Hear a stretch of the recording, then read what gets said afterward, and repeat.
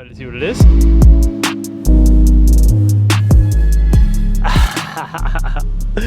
Yes, sir. Welcome the 135 to the channel, my friends. Those are the headlights. They're going out to Bay Optics this afternoon. But let me show you guys what we have here. It is a 2009 135. So basically the story with this car is the old motor was blown, they pulled it out, they bought a new motor, which is inside. I'm gonna show you guys that in a minute, but we're gonna be refreshing that motor, throwing that back in this car, and then I am doing a complete 1M conversion to this car. So this will be a 1M clone, as they call it. If you guys are interested in all the parts that you actually need to do this, I'm gonna have a spreadsheet linked down below that goes through every single part that is required to actually do this entire conversion. The only thing that is still up in the air right now for me personally are the rear arches. There's two ways to do the rear arches on the 1M conversion. You can either do the OEM complete rear quarter panel, which is about $1,300 per side, and obviously will require extensive body work, or there are a couple of people like Jay Meadows,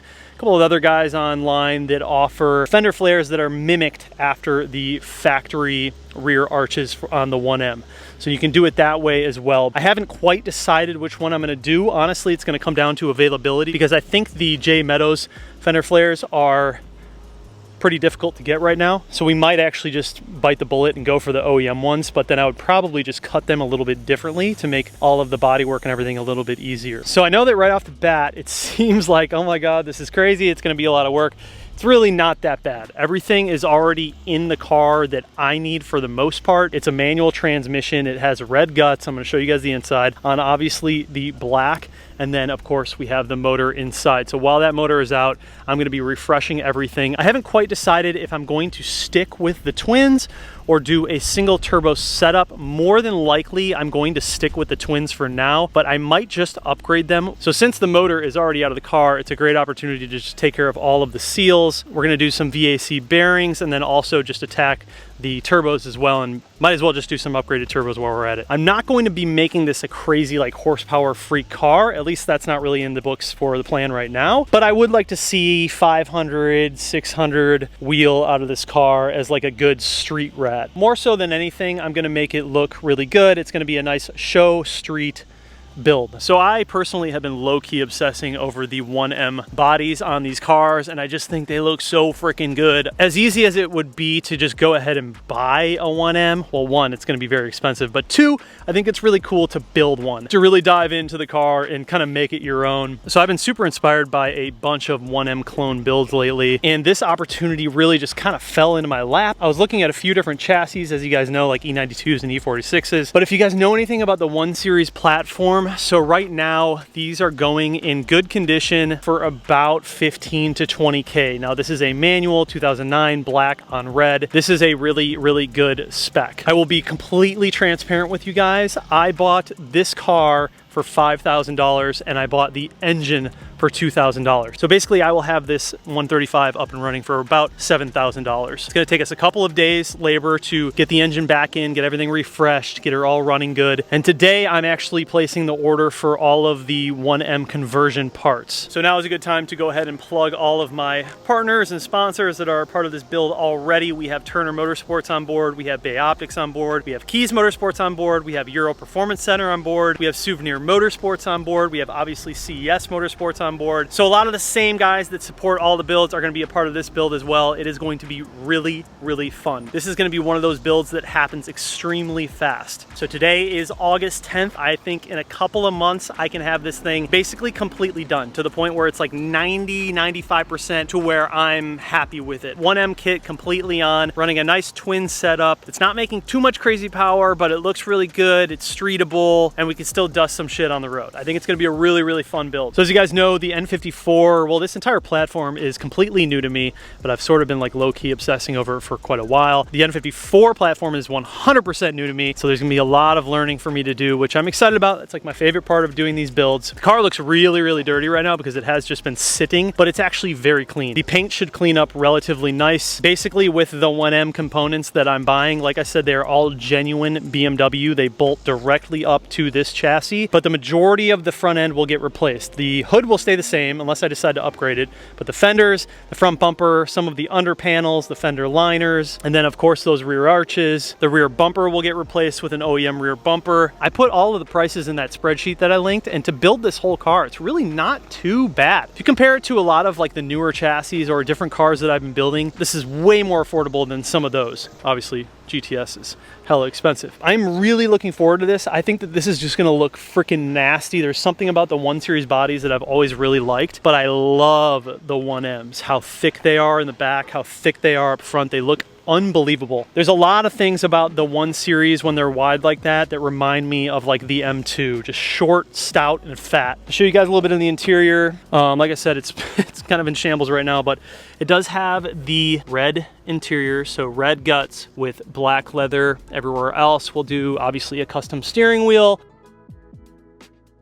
It is manual. We got the trans in there as well. The interior is in really good condition. I'm gonna be able to bring this thing back to life pretty effortlessly. It's going to look freaking insane when I'm done. So as far as what the car already has on it, it is a 2009 BMW 135i chassis M Sport. It's got 150K miles on the body, clean title. The suspension is ST-XTA suspension, purchased new in 2019. So those are fully adjustable coilovers. They're pretty decent. They're like $2,000 coilovers, so they're not terrible. It's got the 1M M3 front and rear control arms, purchased new at FCP in 2020. It's got the new OEM radiator. It's got the new AC evaporator. It's got a 3.46 ratio diff, large pumpkin with bolted ring gear, 6MT rear axles. So it's not completely stock. It's got some fun little goodies, but the most important part, man, is this car is in really good freaking condition.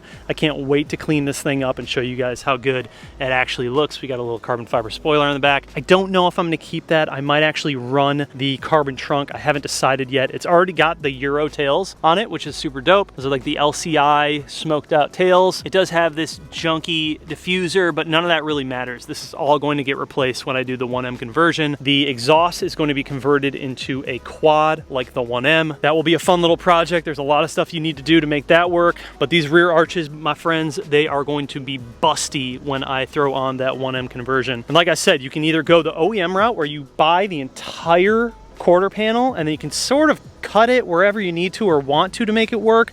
I've seen people cut along there and just use that whole piece. I've seen people cut only on the fender arch. I've seen people cut literally all the way over here and replace the whole thing. It just depends on how much body work you really want to do. If I replace the entire quarter, glass all has to come out. You have to break welds. It's a lot more extensive than if I just basically replaced the over fenders and then obviously the liners and did seam sealing and everything inside. I think that's probably the way I'm going to go. It's going to be the most cost effective and it should look completely fine. Like I said, everything will be for the most part OEM, so it should bolt directly up. So we do have our work cut out for us, of course, but that's how we like it on this channel, and it's going to be a really fun one. And I think the greatest part about this build is it's going to happen fast. Like everything is going to progress extremely fast on this build, which I love when builds are just moving along. So these are the headlights right here. I took these out of the car. They're actually in really good condition. I took these out of the car because they are getting sent out to Bay Optics today. Bay Optics is going to handle a complete redesign on these headlights, and I'll show you guys what I end up doing with that when they return. So now let's head inside. I'm going to show you guys the motor that we picked up. I did have to order a DKM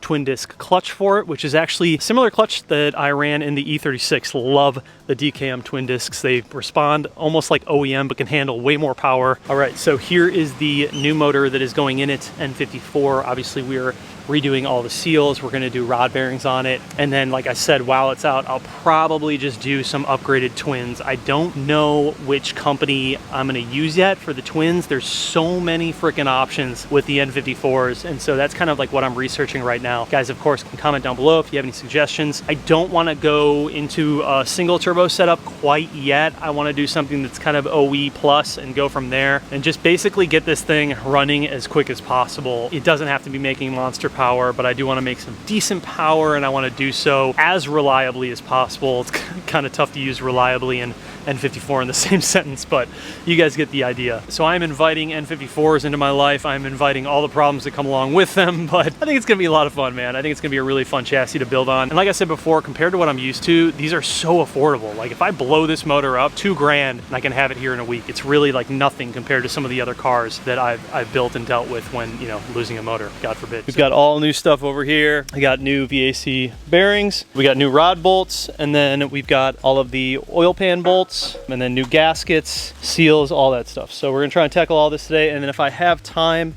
I'm going to walnut blast. If not, I'll probably tackle it this weekend. Good news is on updates, we ordered the turbos. We've got Mosselman upgraded turbos coming for the car. Ordered basically a whole bunch of performance stuff for this car. Figured we're gonna do it. The engine's already out. It's probably a good time to just go ahead and tackle it. So I'll be updating all the stuff. There's gonna be lists down in the description with all the parts if you guys want to check out the links and see what we're gonna be up to. It's gonna be fun. Let's get into this part.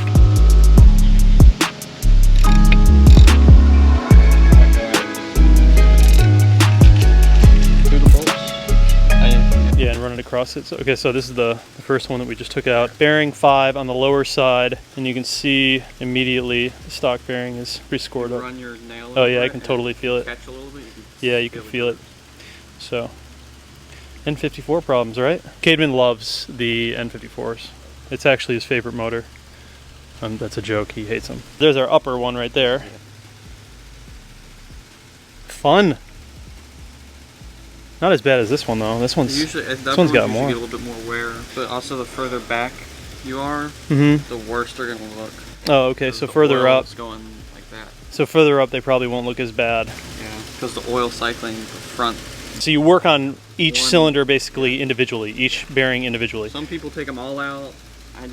Yeah, I think I would like doing it one by one. So what we'll do is, this is the connecting rod right in here, and that's where the upper bearing will go on that. And then obviously the lower part of the rod, the connecting part down there, is going to have the lower part of the bearing, and we'll work on each cylinder. So we'll do 5 first, and then torque it back down to spec. So like I said, this is my first time doing this, so I have no idea what I'm doing. Obviously seen it done a bunch of times, but it's my first time ever actually like getting into it. All right, so we've got all of the new bearings laid out here, kind of telling us what's what. We're obviously working on 5, so he's gonna grab the, what, the top one? Bottom one. The bottom one first? So he's gonna grab the bottom bearing, throw it in, just like so. Make sure it's lined up. Nice and flush. And then some of the grease. assembly lube, oil. Assembly lube. Kind of use really anything. KY jelly. Never oil the bottom. That's how do you spin it. Easy. You never oil the bottom? Yeah, dry, bottom dry, top oil. Okay. Lube or something, anything. So bottom dry, top oil or top lube. You oil the underside, or just spin. That makes sense. Make sure the rod end is dry, which it is, because I just cleaned it. Match your tangs up. These ones are tricky. Yeah, it's a tight fit. Tight fit. So he'll throw that one on, and then we'll put it back onto the crank. So we'll take the cap, which is the bottom side, and then torque it back down to spec. 20 Newton meters, and then 70 degrees, and then 70 degrees. He's lubing it up right now. Sometimes people will put a little bit on the crank. Be safe. Wetter the better, baby. And then they can only go on one way. Right. Put it on backwards, it won't work. But they can only seal one way. And then they like hammer them off or something. Yeah. Like that. But you can kind of see like. Yeah, it's like cracked. It's all uneven. Provides a stronger. So it can only go on one way. So the easiest way to have like a stamp on it, so this is F4. Yeah. You just look like any other rod. They're all pointing the same direction. Oh, okay. Oh, yeah. All right. It's gonna go on like that. So that's what he's talking about. You kind of see how it's on there. So all of them will go the same direction. And that's sort of how you know how to put the bottom side of the rod on. A little bit of oil in the bolt. And then you said 20 Newton meters, 70 degrees, 70 degrees. He's doing this one, then I'm going to do the rest of it. Got to look pretty easy, right? Just fucking slap them and go. Yeah, it's pretty simple. Keep track of. And the hardest part would be if this wasn't out of the car, like getting to it, you know. It's right here. This is like... Well, Cameron would say that's pretty easy, right? This, you can go wherever you want. Right. It'll keep degrees on it. So I can literally just like do this if I want. Oh, and then it'll put you at... I'm at 50 degrees already. 70. It's okay if you do like go a little over. Same thing. 70. Come back again. Do the same exact thing.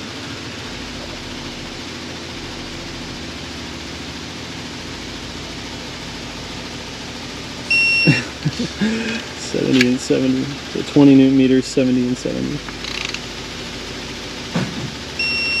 All right, so that is 5, and this little printout here shows you that we just did these 3 stages of torquing. So we did the 20 Newton meters, 70 degrees, and the 70 degrees, so you can check it out. Yeah, so you mark it off, and this way it's easy to remember. Yeah, easy to keep like track of what you're doing. You do like 3 bearings, and then you go have lunch, and you come back. What's for lunch? I don't know. Chick-fil-A? No. How much you want to bet Chick-fil-A ends up in that? I won't be. These guys eat Chick-fil-A like 5 times a week. All right, so here we are, 5 is done. So now we're gonna do 2, right? So now I'll tackle 2. I'm gonna do the rest of them. So I'm gonna do 2, and then we'll spin it over and do 1, 1 and 6. Oh yeah, Just mark it off. Just know which cylinders you've done. Yeah, I like that. I like that. All right, so now It'll. so now it's my turn. The wiring is tough. Gotta worry about this shit right here.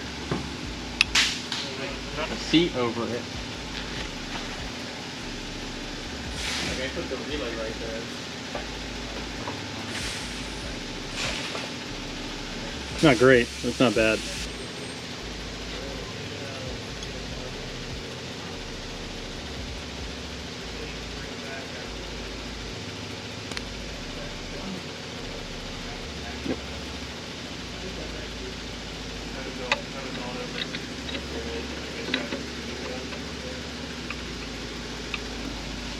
A knife? Here, you have more towels right here. Your knife? My hand.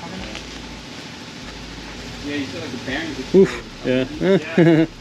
Definitely not great. The main thing is the crank. Yeah, right. Like I can feel a little bit on the crank. These bearings and these bearings that you're putting in, they're kind of softer, and they will absorb A lot of that? any like particles, small particles. Like things like ACL or King bearings, Yeah. they're harder, so they're really cheap because they don't have that soft material in it. I understand. So they're cheaper, and you know, yeah, you don't have to spend $500 on rod bearings, but they're hard bearings. they're not as good. So sometimes the easiest thing to do is like to match the tang up and then kind of hold it right here and just put your finger in the middle and pop it in, and then you can like mess with it. Okay. Yeah, it can be a bitch. Sometimes I have to like go back here and hold it.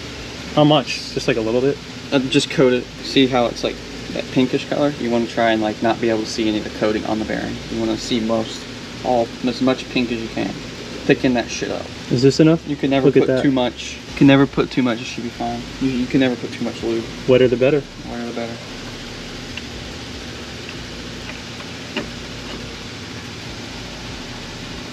So then check your direction. And then check the direction, so it's this way. So sometimes what I do is grab both ends, kind of clamp them together. Yep. Because then that helps seat Yeah, the I bearings. can feel it. Then you And grab then your new new bolts. Kind of already got some oil on it, so it should be fine. Drop them in, and then just thread them in until like they touch or whatever, until you feel it get like. As soon as they get any resistance, stop, get your torque, and start your torque sequence. And then I'll show you how to set this up. 70 degrees, and then go back 70 degrees, 70 degrees, so you won't have to change anything.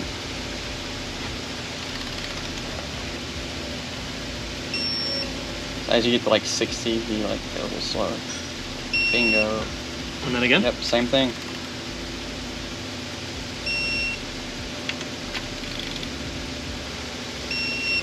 Sweet. That you can usually tell the difference in the color. This one's been oil soaked, that one hasn't. But Just did my first rod bearing. Very proud of myself. So now I'm gonna go ahead and tackle the rest of them. Same process all the way through. Yeah, if I even have time, man, I might go ahead and knock out my S54 once I get my S54 over there for the E30 that I gotta work on too. But I wanna finish everything for the N54 today. When all the rest of the stuff comes, we can literally just throw this in the car and get that thing running and I can bring it home. But a lot of you guys were wondering what is going on with the E30. The E30 is still happening, but that is like, you have to understand that type of project, a restoration build like that, it's gonna take like a year. It's just gonna take a lot of time, and a lot of the parts are really hard to get, but we will still be working on it. This one is just taking priority because we can get it done really fast. So anyways, I'm gonna knock this out. It's the exact same process all the way through, but dude, your boy just did his first rod bearing, bro. I'm proud. I'm proud. Well, obviously a lot easier with the engine out and everything, but yeah, pretty cool.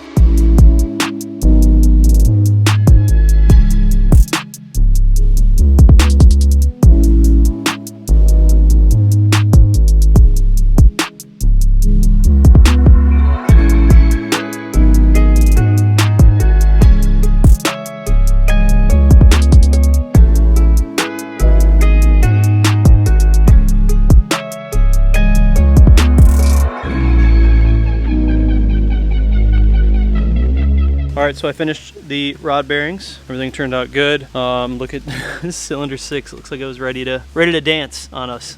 So yeah, 6 is freaking toast. Sketchy. So we finished that. I'm good there. We noticed that the timing chain guide is actually cracked. Oh joy, oh joy. All right, so the timing chain guide is gonna get replaced. We're also gonna do a keyed crank hub, 2-pin. Figured, why not? We're already here. We have the stuff to do it. And then I'll just be protected for life. Well, I shouldn't say that, not for life. But in case we wanna, you know, go a little bit crazy with this engine, we'll be prepared to do so. It is an M54, so who knows how long this thing will actually last me, but it's good that we're going through it and replacing all the seals, all the gaskets, obviously the bearings. A lot of the bolts are getting refreshed. I'm ordering new pulleys as well. So it's gonna be a totally refreshed N54, which is dope. And then I have Musselman turbos coming in full bolt-ons, cooling products, running some bigger injectors, and stuff like that. And then we'll be able to throw that thing into the car and get moving. I got the clutch on order too, so should be able to hopefully have this car running in like a week. Hello again. Welcome back to the shop. We're gonna be working on the N54 today, doing a little bit of nut blasting. No, a little bit of walnut blasting. Walnut blasting, guys, chill, chill. So I've never done this, but it does look like it's pretty simple. Watched a couple of different tutorials. These guys are also gonna give me a hand. Shout out to Jake Spence, had a couple of different videos on this online. We're gonna remove the intake manifold and then we will go ahead and show you guys the carbon buildup on this side. And basically the idea is to walnut blast that and remove that carbon buildup for increased flow and efficiency and just better breathing all around.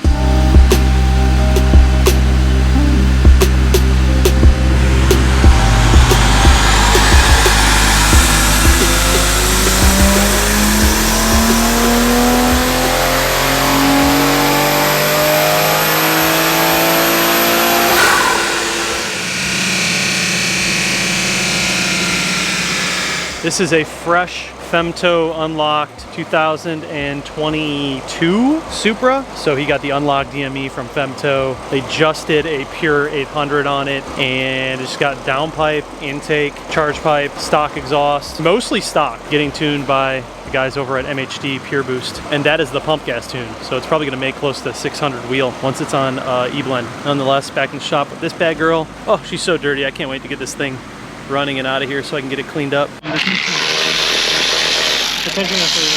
compressed. You want me to pump it off? I'll have to. They're really not that bad. They're not that bad at all, actually.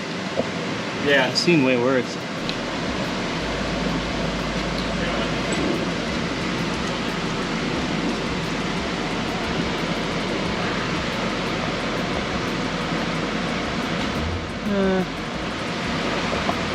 So they're not good, but they're definitely not terrible. I think that we can get it obviously a lot better. It's just gonna be a little bit easier to clean out. This is just all carbon buildup. It happens over time. Like these ones are really clean. I actually wonder if this is already walnut blasted at one point. These guys are gonna teach me how to do it for the most part, and then I'll try to relay that information. We're gonna have to cover up these guys up here for the spark plugs, put a couple of rags in there. And then once we end up getting to the point where we throw the oil pan on, we'll actually do like a full degrease and clean up the engine, kind of like I did with the S54. So all of this walnut shaving, and the idea, we're gonna pour it into here, and then it will spray out of here, and at the same time, we'll be sucking it out. So it's gonna spray in and vacuum out. These 3 have closed valves, so we can work on those ones. Once I do these 3, I can take these out, plug those 3, and work on these because we're going to turn it and close those. Empty. And you just get a scoop, put them in there. How much should I put in here, do you think? As much as we can, so like it's full. This. See the exhaust on this? Back here? Yeah. I haven't cleaned that stuff. Okay.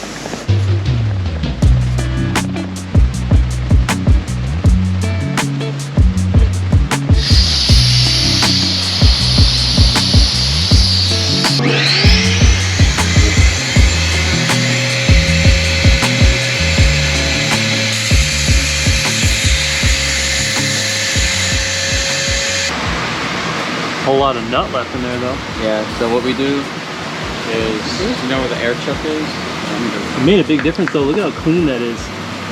Dude, that's crazy. That is crazy. It really works. Wow. So this one was already pretty clean, but the other ones are gonna be a dramatic difference. You can see they start getting dirtier and dirtier. That's how this one looked. All right, here, let me fix it.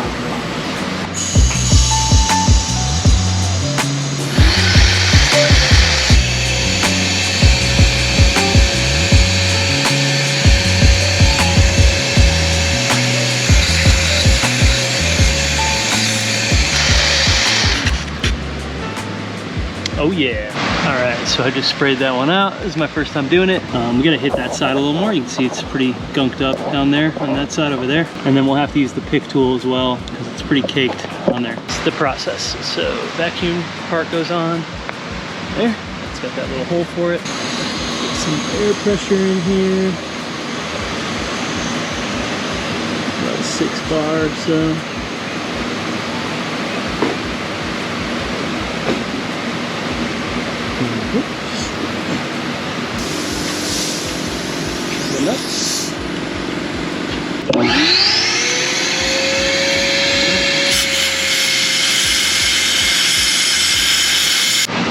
Look at how clean it looks now. This side now needs a little more attention, but this side is pretty clean. So I'll work on this side now a little bit. In order to get that buildup off of this side, because that's pretty caked on there, I'm gonna have to use one of these pick tools and just kind of pick at it until I break it up enough and then blast it again.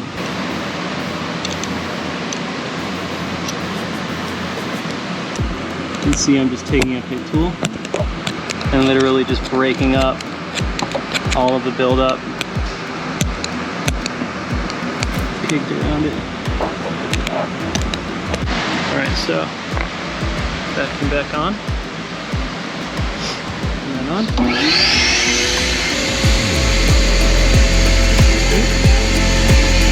Blaster.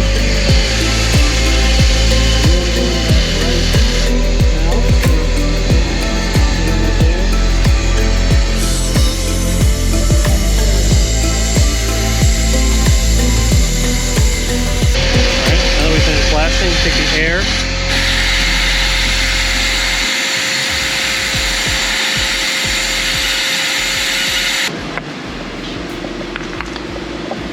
Little.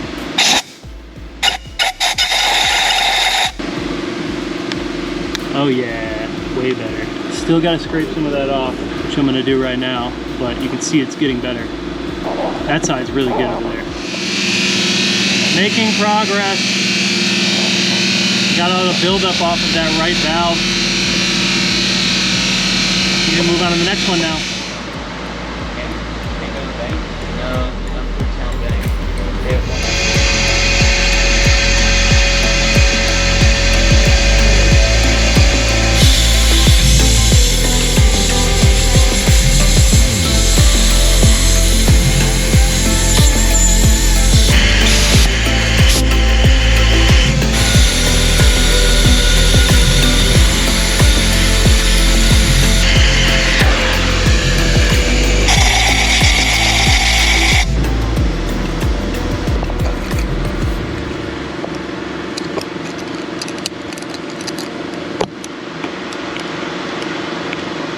Alright, this one is going to be a good one. This is probably the worst carbon buildup on this cylinder than all of them. As are before, and now here's the after.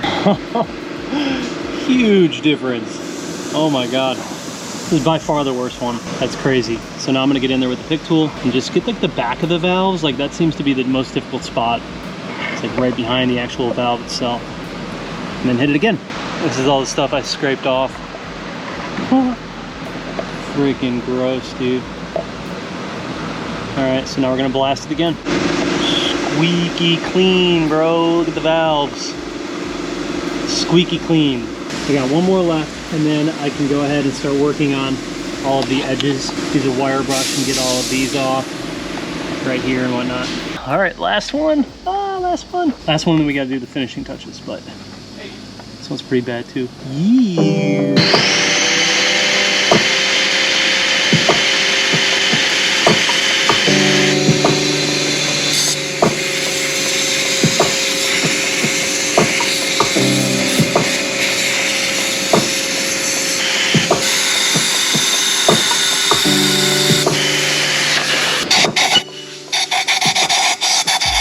Gonna have to do a bunch of scraping on this one. See in the back corner, lots of buildup.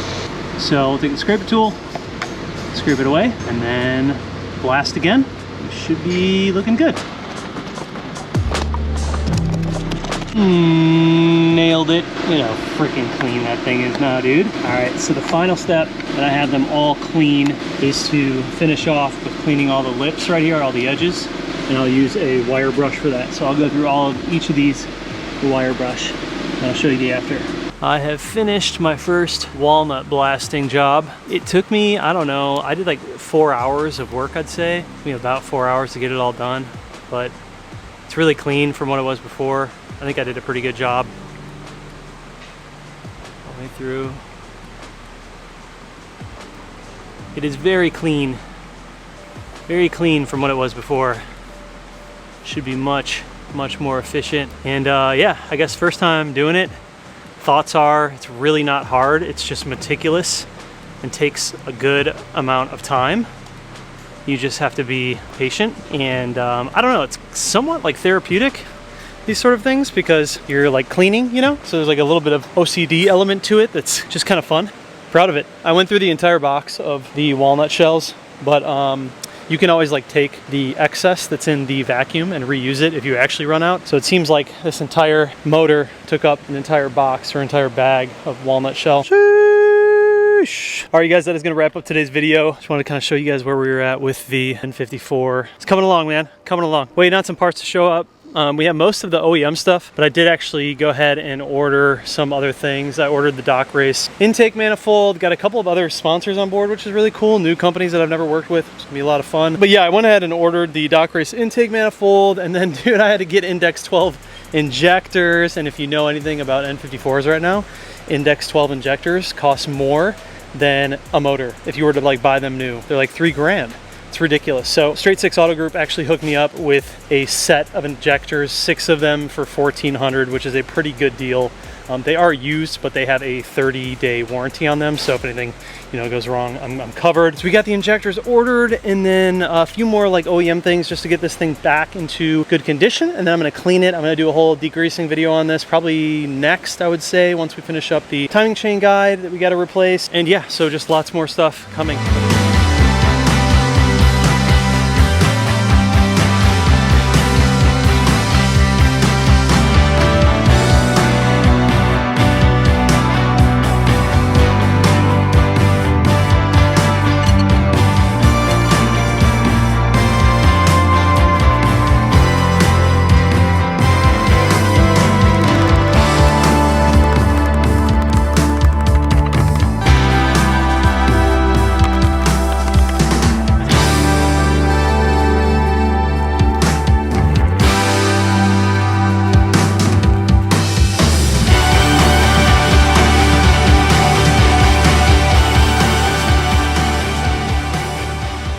These are all my injectors. I got another set of injectors. I have 2 sets of gold. VSOMAR sent from Vader Solution. Sent some nice stuff, some goodies. A low pressure fuel pump, some merch, some fittings. From Keys Motorsports, we got FTP charge pipe with the blow-off valve. Oh yeah.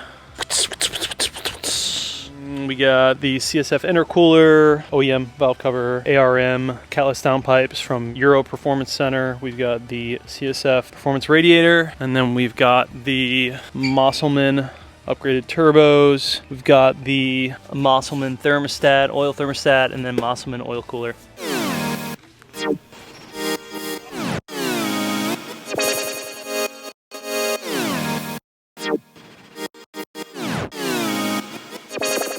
Yeah, nice and smooth. Look at that. Nice and smooth. Should be solid. Love to see it, man. Good job. Oil pan time. There she is.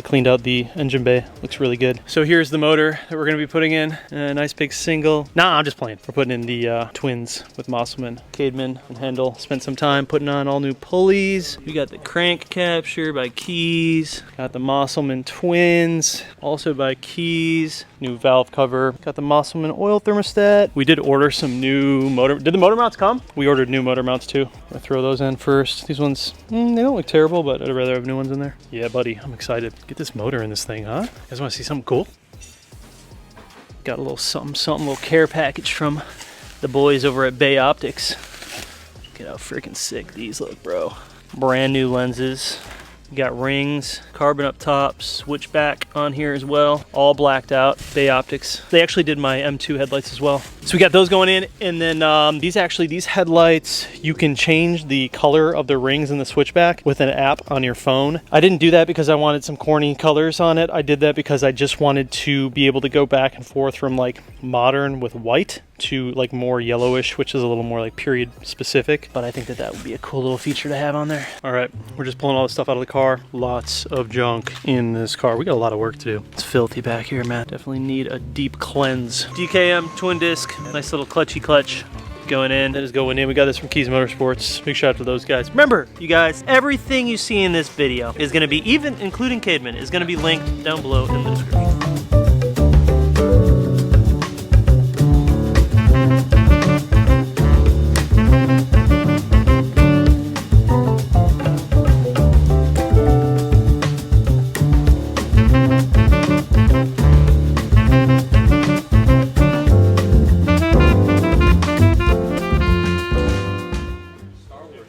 Be drinking, dog. What in the world? All right, new day. Back at the shop. We're gonna get this trans in today. Putting everything in today. Look at this freaking monstrosity. So this is the custom rear section that I was telling you guys about. It's fucking, I don't know, man. It's like, it's so massive for the car. It actually doesn't fit terrible in the rear, but I'm just gonna get a whole new exhaust system. I don't really feel like running this thing. It's just ridiculous and complete overkill. Didn't realize we had that. It's pretty sick. Super clean underneath though, so that's good. That thing just toast or what? Okay. Cademan worked on finishing up the trans, and then we are gonna throw everything in today. Should be fun.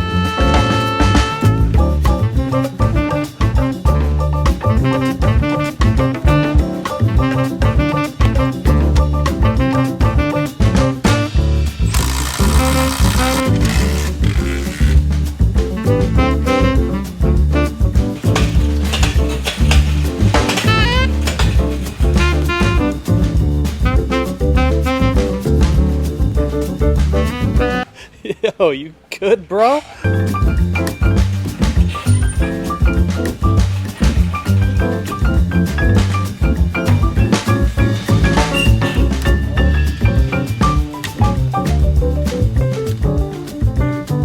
Woo! She's in, boys. In. Sick. All right, throw some oil in, start it up. 30 pounds of boost, send it. No front end, we don't need a front end. Woo! We in, boys! Just leaving shit off. Yeah, we don't need that. Wow, it's their first time meeting. You guys behave. On to the rat's nest.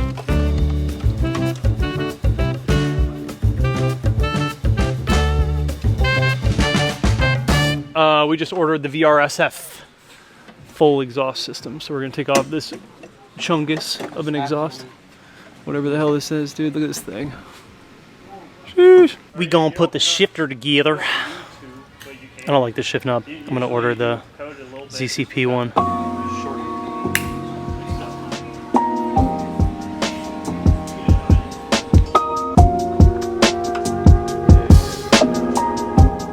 Sweet. We had a bit of a pause.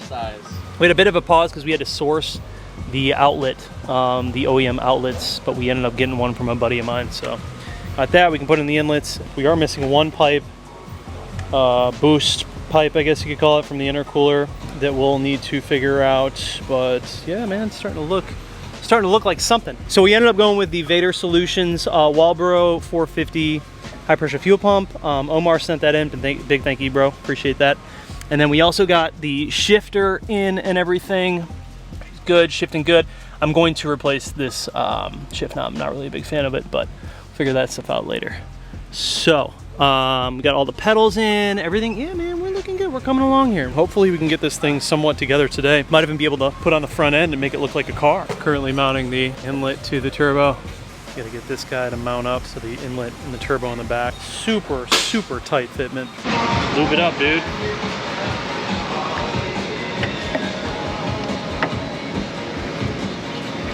We can cut this guy like right over here, I think, somewhere.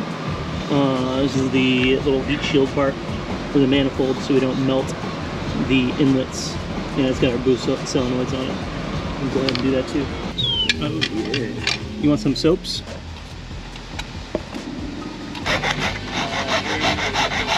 Look at how it's like just everything's sandwiched in here. 54 for you. Jesus.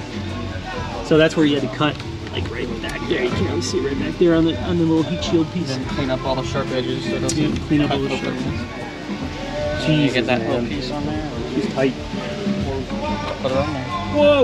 We'll get it Starting to look like a car. Yeah, they actually didn't send clamps for down there. It goes right there. Yep. It goes right Actually, one's here and then the other one's there. For a breather. Yeah. Oh, breathers. Put the lime in the coconut. There you go, dude. There you go, dude. I need these two bolts. That's the bad part about putting together a car that you didn't take apart. We're like trying to figure out what goes where.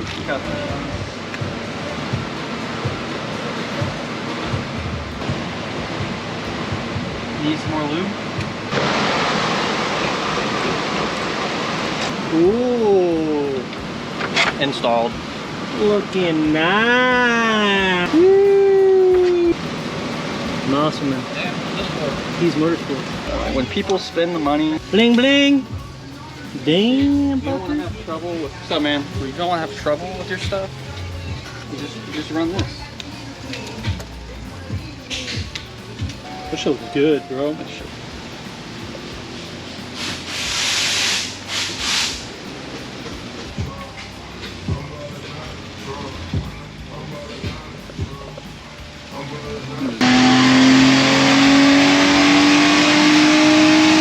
That one tight. On what? There's that double tight. That boost Yeah, button. yeah, that's true. That was holding us up.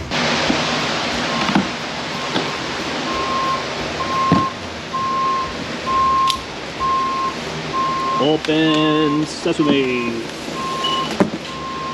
Oh yeah. Josh just showed up. Caden's been working on charge pipe and blow-off valve placement.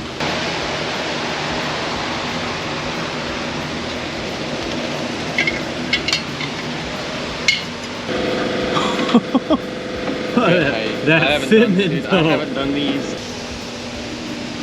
Damn. Oh my god.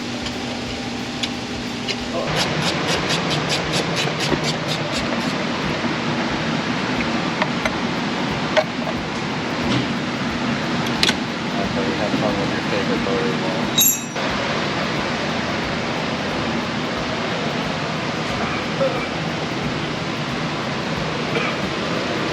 Oil's going in. It's a good sign. It's a good sign.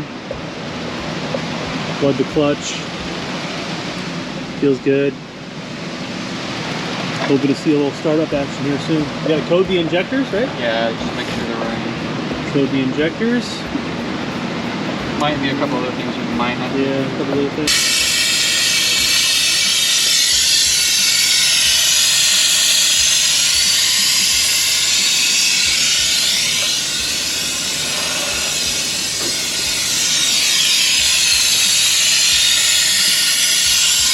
Holding pressure, no leaks. Holding pressure. No leaks. Fill her up. All right, you guys, so here we are at the final stage here. Everything is officially primed. Fluids are in the car, and we are going to hopefully get the first startup, dude. The first startup in 6 weeks of buying this car. If you guys remember the journey, it took a ton of work to get this car to this point. And of course, we have a lot more work to do. If you guys know the plans for this car, it's gonna be a 1M conversion. We're just at the point really where we're getting the car started and running well. But nonetheless, this is a very big day, and hopefully we don't run into any issues. So without further ado, enjoy this first startup. About to go down, dude. The moment of truth. Think about all the little bolts that you might not have tightened enough, or didn't plug in that wire, or... Nah, I'm just playing. I'm sure it's gonna go fantastically well. Remember, I did the rod bearings on this one, so you never know. Can't remember if I torqued the cylinder 5 rod bearing.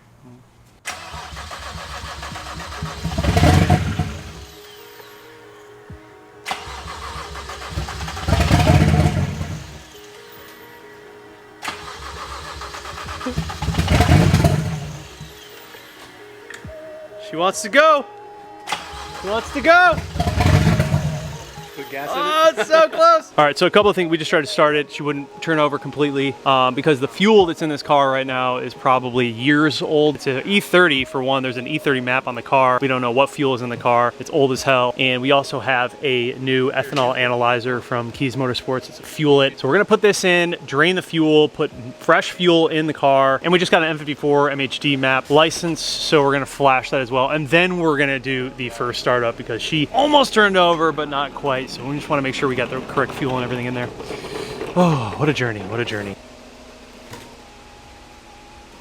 All right, first startup time.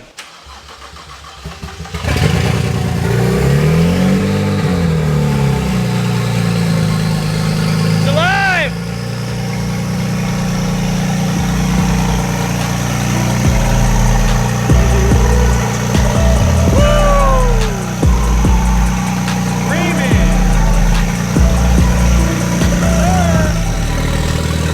You good?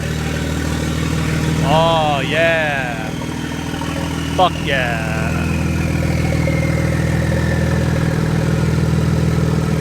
Dude, those turbos are loud. Holy shit, boys and girls. We are good. We got a little bit of oil coming out of here, so we gotta fix that. But dude, the first startup. What a great feeling. Whew, so much work to get to this point. So much work, but we did it. Freaking did it, dude. Checking for leaks.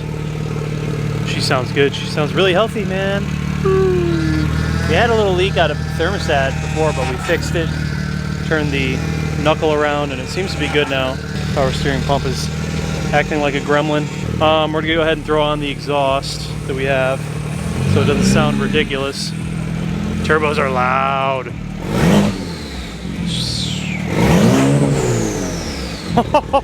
Those are loud. Yeah, those are loud.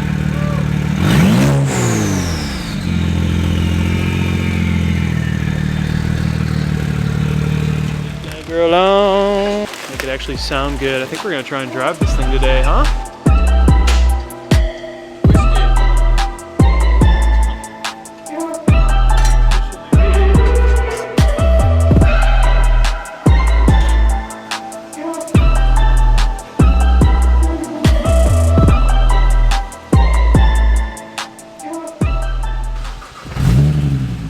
So quiet. This is really the first drive. Unreal, man. Unreal. Cademan's getting the first lick at it. Let's go, buddy. Is the alignment back? Yeah. Dude, those turbos are loud. Spoolies. Yo! No way!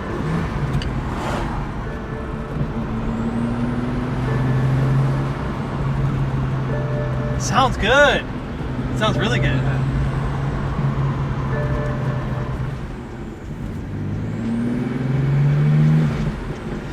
Yeah, buddy. Let's go. This is nice. It sounds really good, man. It's tame, but those turbos are loud as shit. Let's fucking go. I'm gonna drive it next. Sounds really good. It's very tame, but this exhaust has 2 resonators on it, so we could definitely remove those and make it much more rowdy, but the turbos sound amazing. How does it feel? Use some alignment and Well, I mean, like in terms new of tires and wheels, but yeah, in terms of like engine and trans and all that. it feels alright. It sounds good. Sounds like It it's just needs to be driven a little bit more for it to break in. Clutch is brand new too. I can't believe this thing is moving under its own power. And the How long has it been since this car has Dude. moved? I want to say Years? like 2 years. 2 years. This thing sat for 2 years I wanna with no engine in it, no trans, nothing connected, and now we get to drive it without a front end. This is huge. Dude, that blow-off valve sounds sick! Yeah! Fuck yeah! Exhaust sound doesn't sound too bad. All right, it's my turn to drive it. Yo! It's fucking, dude, it's driving. So sick. Hell yeah, man.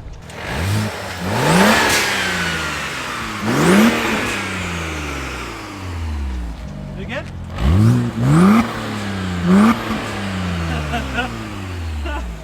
Holy shit.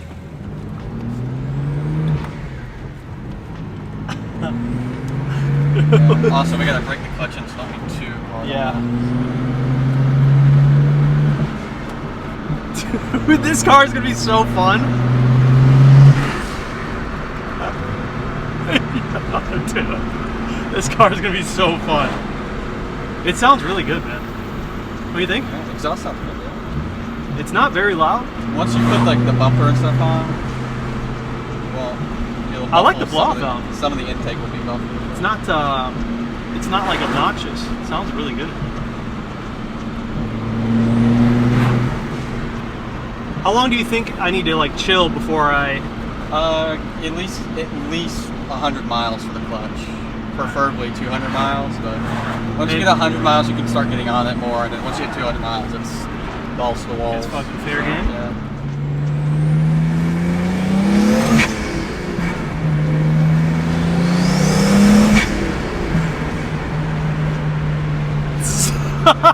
we don't need the braking clutches. This thing sounds really good.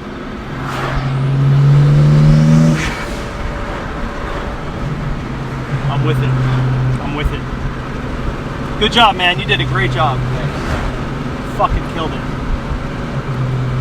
Almost 100% done. Almost. We're like 90. We got a little bit more to do. That's it.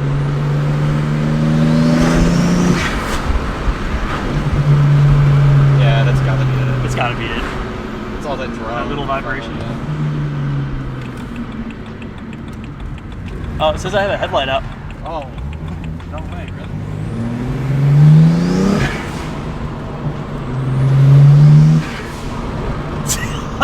Oh, fucking.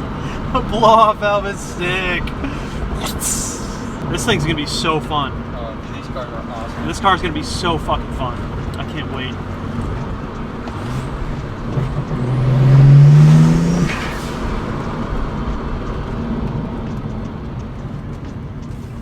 Fuck. I can't believe we're driving this car.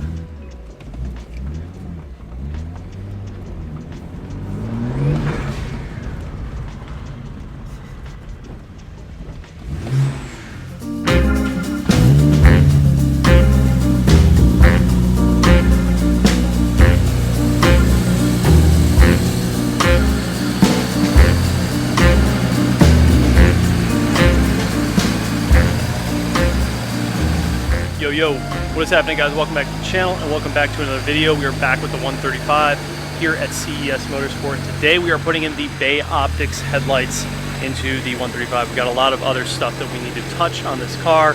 It's far from finished driving, which is good, but we have a lot more little stuff to do. So these are kind of similar to what I ran on the M2. These ones, you have to do a little bit of coating on them. We'll see what it looks like when we actually plug them all in. But you do have to download the app as well in order to change the colors. Now the reason that I have these so I'm able to change the colors is so I can run pure white, and then I can also run kind of like a throwback, little bit yellow, and then Cademan wants pink. So he wanted to see what this car would look like with pink headlights. So we're gonna do all the colors. For us, it's a little bit different. If you guys are installing these, obviously on your car, you would have had to have taken off the headlights, which means the bumper would have came off. We are in the process of reassembling this entire car, so everything is already off for us. We have some things laying around, but what we're gonna have to do is put in these brackets first, and then go ahead and throw in the headlights and then put on the bumper. But this will be the first time that we actually see the car pretty much like all together, so it really does look like a freaking car. It's gonna be pretty crazy. We did a little bit of work this morning, working on a PCV solution until I get a catch can set up. I also ordered the Turner Motorsports coolant tank relocator, which puts it over here, and then it also has a bracket that comes off of the Turner tank that allows for the power steering reservoir to sit on. Just a lot cleaner setup. Then we have some other things coming. I have the BMS filters coming for up top, and yeah, we're just gonna kind of button the rest of the shit up on this car. We have the beauty cover obviously to put on, and then we are waiting on one more thing. We need the master cylinder. We had to order a new master cylinder, so we're waiting for that. Then we have to rebleed the clutch, and we're gonna actually run this coolant hose right here a little bit differently as well, because it's super close to the pulleys.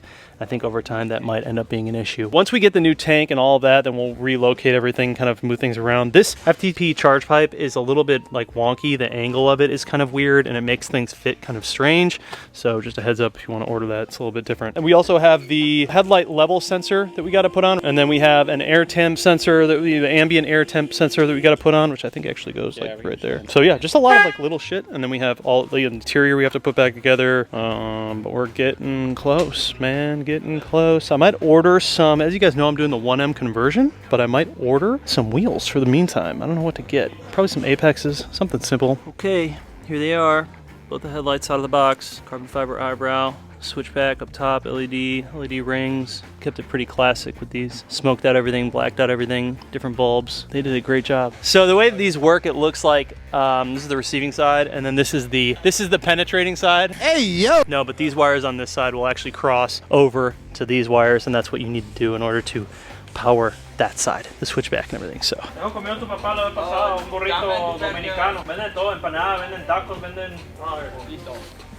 I swear to God. All right, so we are, of course, reassembling the car.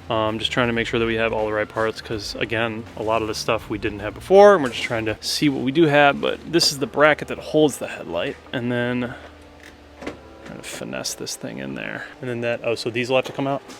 Here. We got a tab that's broken right here, so we're going to have to glue that. They did a really good job with these, though. It's like brand new glass up front, super clean. Very, very nice job. Oh, dude, leave it on, bro. Oh, I see. It's here. There we go.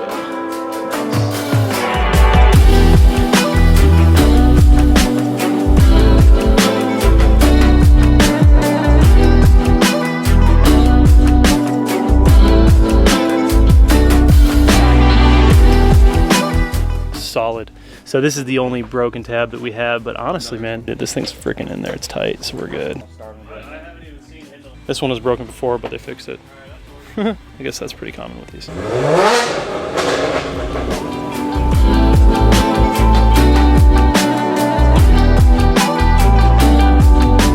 All right, we got the headlights are in and mounted. Probably go ahead and run this wire. We got to run this wire just right in here, over to here.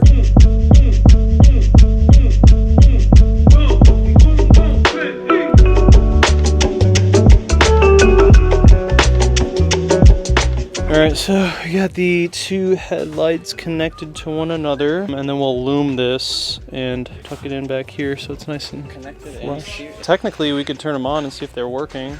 Should probably do that. We'll have to do some coating, I think. These are gonna go nuts for a minute. We get to do some coating. Oh shit! Not flickering or anything. Ooh, those are clean, bro. Yeesh.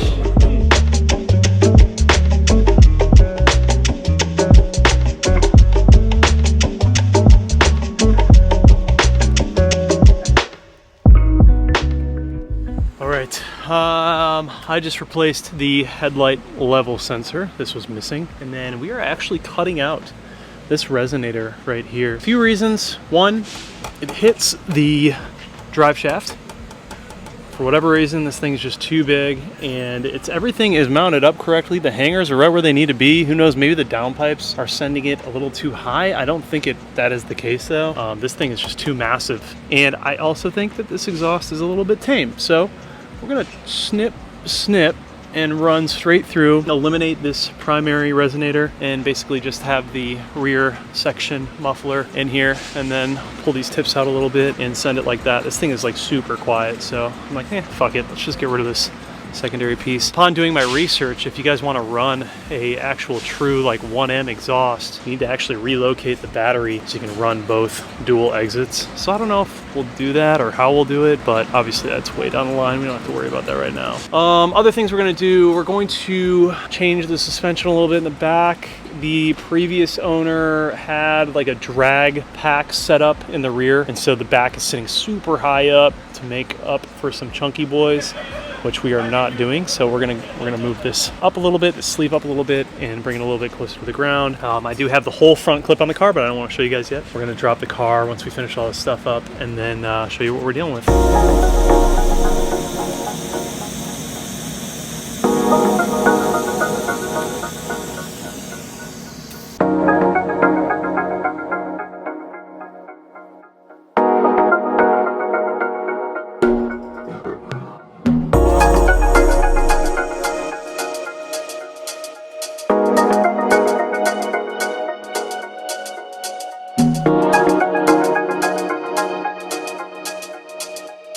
Yo, crazy to see this thing together. I've got the covers right here. I put those on later. I'm gonna wait until I do a little one step on the front. All right, we're gonna see how this sounds now. Just didn't sound that great yesterday with the second resonator.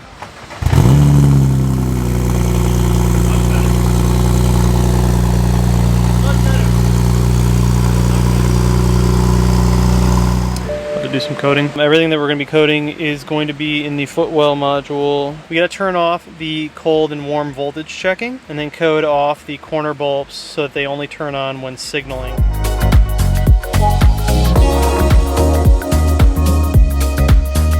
Alright, so I basically turned off the side markers, cornering lights, and then turned off all the check controls, and that should be good as far as like voltage and everything. Should be good then. We shouldn't get any weird errors, and it shouldn't flicker at all. And then I'll show you guys on the app how we can change the colors of the headlights. So we're gonna have to mess with this right now. That's what it's doing. Yellow's kind of dope though. Without all of the weird like goofy flickering, it would be cool. So I'm just messing with it, dude. You can go with your ear and literally just like, you can change it to anything you want. That's Cademan spec, dude. That's the Cademan spec, bro.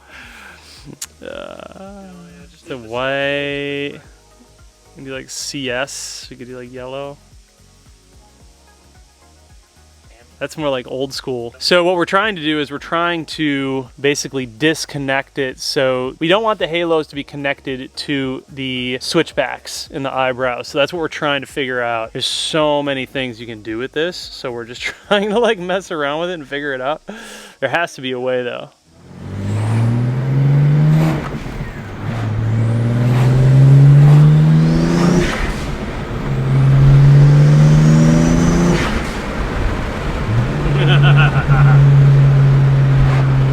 We'll pull over up here and see what it looks like from the outside.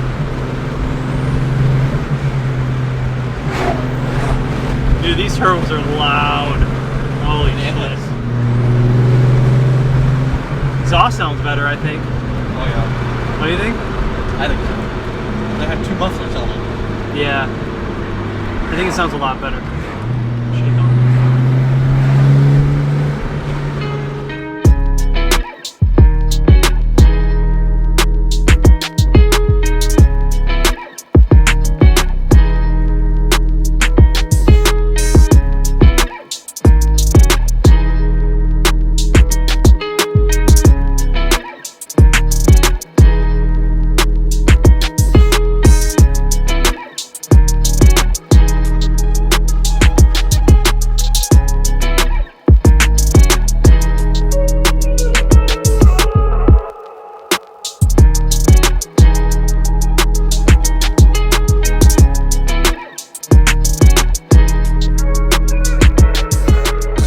What is up, guys? It is a new day. We are home. We have the 135 in the garage with us. We're gonna go ahead and end this video. I had gotten to the point where I just wanted to get the car finished and bring it home. So I'm gonna bring you guys up to speed and show you everything that we've done so far. And then also, of course, show you the new headlights and the whole front end, the whole car put together. And then we'll talk a little bit about what's coming up next. Quite a bit has happened since the beginning portion of that video. So I have been driving this thing constantly. I have to put in a couple hundred miles to break in the brand new clutch.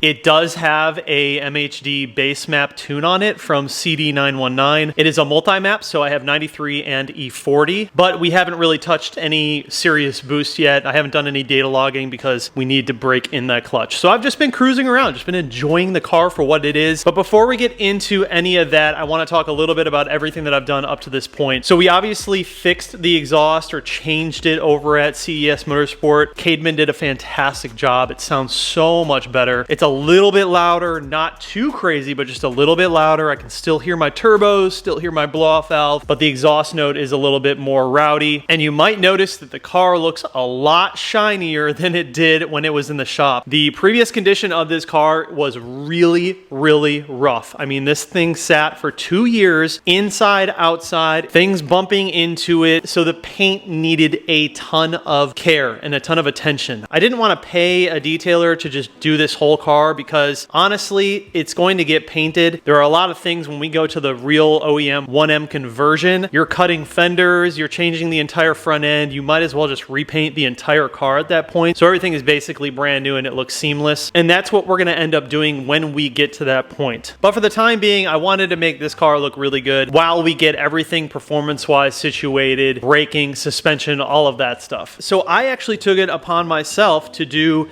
my very first paint correction and full ceramic detailing on my own. I do have a rather cheap buffer and I just bought this online. I think I got it on Amazon. It's nothing crazy, but I bought that and then I went out and got some products for actually polishing the car and just taught myself. I figure if this car is getting repainted, this is probably like the perfect car to learn on. The front end has a lot of little chips on it that are just obviously paint correction isn't gonna fix that. Those are flaws that are gonna be there until I get the thing repainted. But dude, I am really proud of myself. I did a very good job on actually bringing this car back to life from where it was. And I know it's probably not that easy to tell on camera. This thing was in rough shape. I mean, there were surface scratches and swirls all over the entire thing.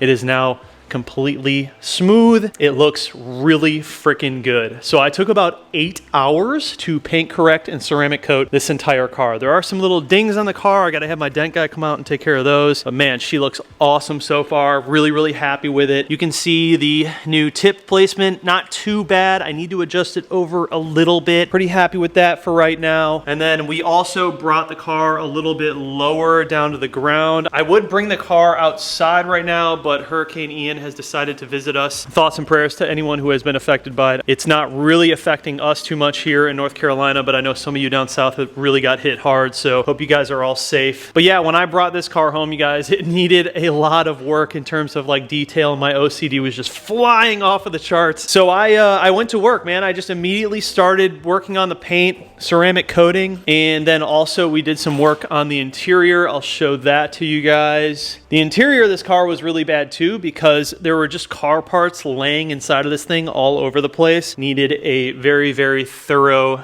detail. There were some things that were just so bad in this car that I threw them away and I just ordered new stuff. So I ordered all new OEM floor mats. I ordered the ZHP shift knob. I ordered the BMW Alcantara shift boot, all OEM. And then I have a custom steering wheel on the way that should be here this coming week. And we'll do some more things. I might even replace all of the vents because they're just showing a lot of wear around here. I'd like to just have like a fresh, brand new OEM setup in here that looks really good. I'm undecided undecided as to whether I want to run some nicer seats in this car, like some Recaros or something. I don't quite know what I want to do yet, but I will make that judgment call down the road. Interior is much better now, in fantastic shape. And overall, everything is looking really good, man. Really, really good. Let me show you guys what we have going on in the engine bay, because it looks a whole lot different in there now as well. We put in the work. I also ordered new grills for the front because those were in rough shape. Oh, look at this, dude. It's a complete engine bay, complete car. Like, I just can't believe I'm standing in front of this car right now and it's complete and we're driving it. It's just amazing to me. It was completely in shambles and we just brought it back to life. I'm just super proud of it, you guys. It took a lot of work, but we got it to the point where everyone's really, really happy with it. So yeah, it's not looking too bad in here. There are some things that are going to change. Obviously, the catch can setup is going to be completely different. And then, of course, on this side, I'm going to be running the Doc Race intake manifold with the port injection. So this is all going to look a lot different. The charge pipe setup is going to change. And then, of course, the coolant tank reservoir is going to be moving over here with the Turner kit. So that'll look a lot different. There are going to be a lot of things that change, but I'm going to try and make individual videos for all of that stuff so you guys can sort of follow along. But she's together, man. She's together and she's running really good. I'm so proud of it, man. I've just been driving the crap out of this thing and I'm so happy with it so far. It's a really clean example of a 135 and it's just going to get better and better. So what I want to do now is I want to talk to you guys a little bit about the Bay Optics headlights and show you the features and kind of what we did. Before we do that, I want to mention that there is going to be a separate video where I sort of give you guys a tutorial on how to use the headlights app and what to code out. It's not going to be in this video because that is going to take a lot of time and I don't want this to be like an hour-long video, and that really will be more specific for people who are actually buying these headlights and doing this conversion. I know not everyone is interested in that. Some of you are just here for 135 updates. So keep an eye out for that video coming up soon, but let me show you guys the settings that I have right now on the car that I think look really good. And this is the reason that I bought these headlights and customized them so I could change the colors. All right, turn the car on real quick here to show you guys. I'm not used to having to put a key in the actual car. So there are a couple of errors here that you guys are gonna see. We got the brake pad sensor that we need to replace. We're actually doing a full brake refresh kit, so I'm getting new rotors, new pads, new sensors, new fluid, all that stuff. So all of this is going to completely change. That'll be gone. You also see the TPMS sensor light that's on. That'll also be changing. I actually ordered a set of wheels just for the time being for the stock body. I'm going to show you guys kind of what I would do with this car if it were a stock body 135 before I go to the wide 1M version. And then the check engine light up here, this dumb thing is on just because of my air temp sensor. I can't find the plug for my actual air temp sensor. It's somewhere in there, or it got chopped off when we did the swap. And so if worse comes to worse, I'm just going to code it out, but currently the car thinks it's 122 degrees outside. So that's the only reason that we have a check engine light. We've ran codes numerous times. So that should bring you up to speed there. Let's show you guys the lights.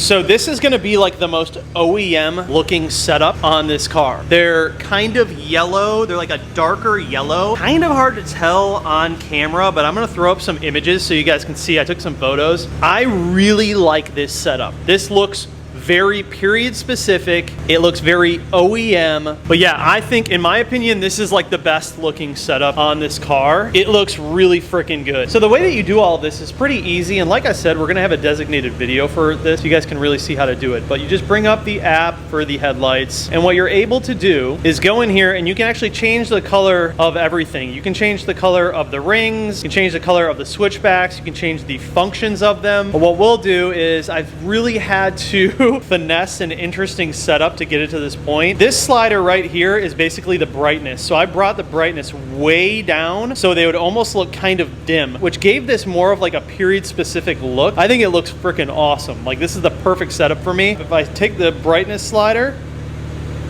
see they get really, really bright. So the reason I bring them down a little bit is I just think that they look a lot more period specific, for one, and they look better in photos, because if you bring them all the way up, it just gets washed out. And then of course you can make them any color you want. So if you want to do like white, super bright, you can do that. Of course, you can do all the corny colors if you want. But that's really not why I bought these headlights. Bought them because I wanted to be able to do that. And I just think that looks really freaking good, man. I really just think they're sleek looking, but they have the nice blacked out housings, and then of course the carbon switchbacks up top. I'm currently not running the actual switchbacks just because, in my opinion, they look a little bit too aftermarket for me, and that wasn't the purpose of building out these headlights. I wanted something that, like, as you guys know, is just very OEM. So this is where I've landed, and I really like it. So when the turn signals are on, the only things that blink are the actual ambers on the side, and they're very dim. I'll turn them on so I can show you guys. But in the beginning, when we first put these headlights on, we had a lot of weird stuff going on, a lot of like flickering, and I had realized that, oh, I had an old battery in the car. So I had to buy a new battery, which fixed everything. We had some weird voltage drops. So this is really all that's happening when the cautions are on, and it looks freaking good, man. It looks really freaking good. So I am very happy with this setup. This is exactly what I was going for. I think the white and the amber both look really good. It's just a preference of whatever you're looking for. If you want white, it's a little more modern. If you want the yellow, it's a little more period specific. But yeah, overall, man, having a blast with this car. Really enjoying the build process and everything.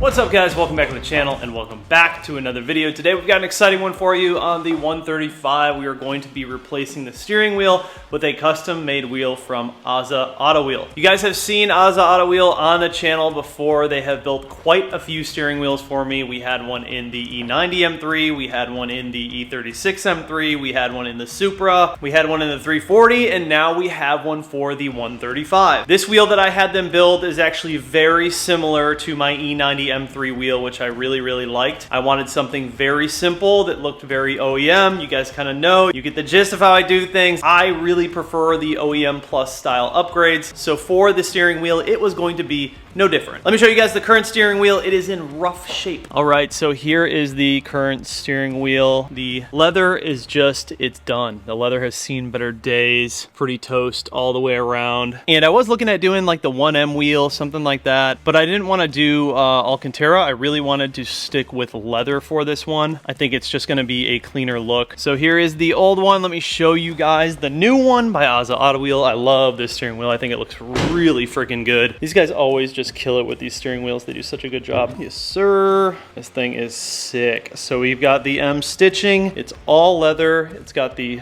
flat bottom, and then it's got the thumb cutouts on the side, and it's just very simple, and that's why I like it. I think it's going to be a very nice upgrade for this car. Nothing too crazy, nothing too loud, but it's going to suit the build quite well. So I'm going to show you guys how to install it. Pretty easy, sort of like every other steering wheel. You're going to have these little indentations right there, and we're going to poke through there with a screwdriver, and then you'll see these little channels right here. That's where the screwdriver is going to come in. It's going to press in a clip, which allows us to pull out the airbag. We're going to go ahead and disconnect the battery first before we do anything, so that thing doesn't blow up in our face. Pop it out, pop out a couple of plugs, swap over the electronics, throw in the new wheel. Let's get to it. All right, battery is disconnected. And so this actually used to be an automatic car, which is pretty interesting. It's got a manual swap. So it used to have paddles. There's like these little block off plates here where the paddles were. Right underneath that, right here, it's a little slit on each side, and your screwdriver is gonna go in there. You gotta finesse these. What you don't wanna do is just start stabbing around super hard. It shouldn't be that difficult. When you're in the right slot, you'll know. You'll feel it, and it will go in there, and you'll feel the spring sort of just gently move in. And I always find that it's easier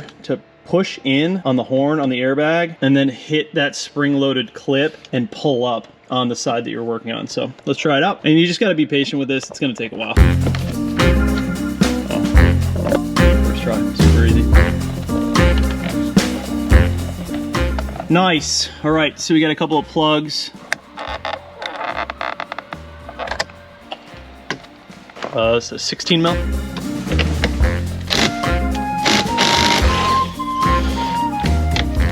Before I pop this off, just remember, anytime you guys are doing steering wheel jobs, Make sure the steering wheel is straight before you remove it, undo the battery, all that good stuff. And if you're ever confused, you have two little marks right here that should always line up. And now you can remove the wheel. So now we'll take this over to the workbench and swap everything over to the new wheel.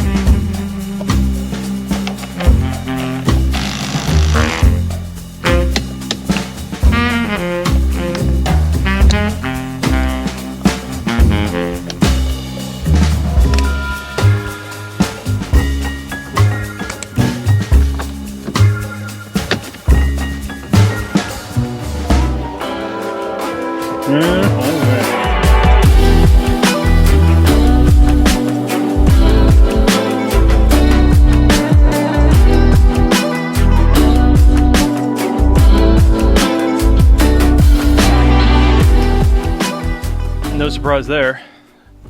Thing looks freaking sick. Dude, look at how clean this thing is, man. It's so simple, but it just suits this interior so well. Me personally, I'm just not a fan of like all the carbon ones. Just give me like the most basic, period specific OEM steering wheel. Yeah, this looks really freaking good. This turned out amazing, man. I'm really happy with this. Tell me what you guys think. Ozza Auto Wheel for the win. Man, I know that people say this all the time, but the steering wheel has got to be the easiest yet most rewarding install. For how simple it is to do and how overlooked steering wheel upgrades are, they are probably the most satisfying because you're touching this literally every single time you're in the car. And this just feels so much better than the factory steering wheel. The leather feels a lot nicer. These thumb cutouts are really nice. It just feels like your hand is just form fit to the steering wheel. And just the overall clean design just makes such a big impact when you're driving the car every day.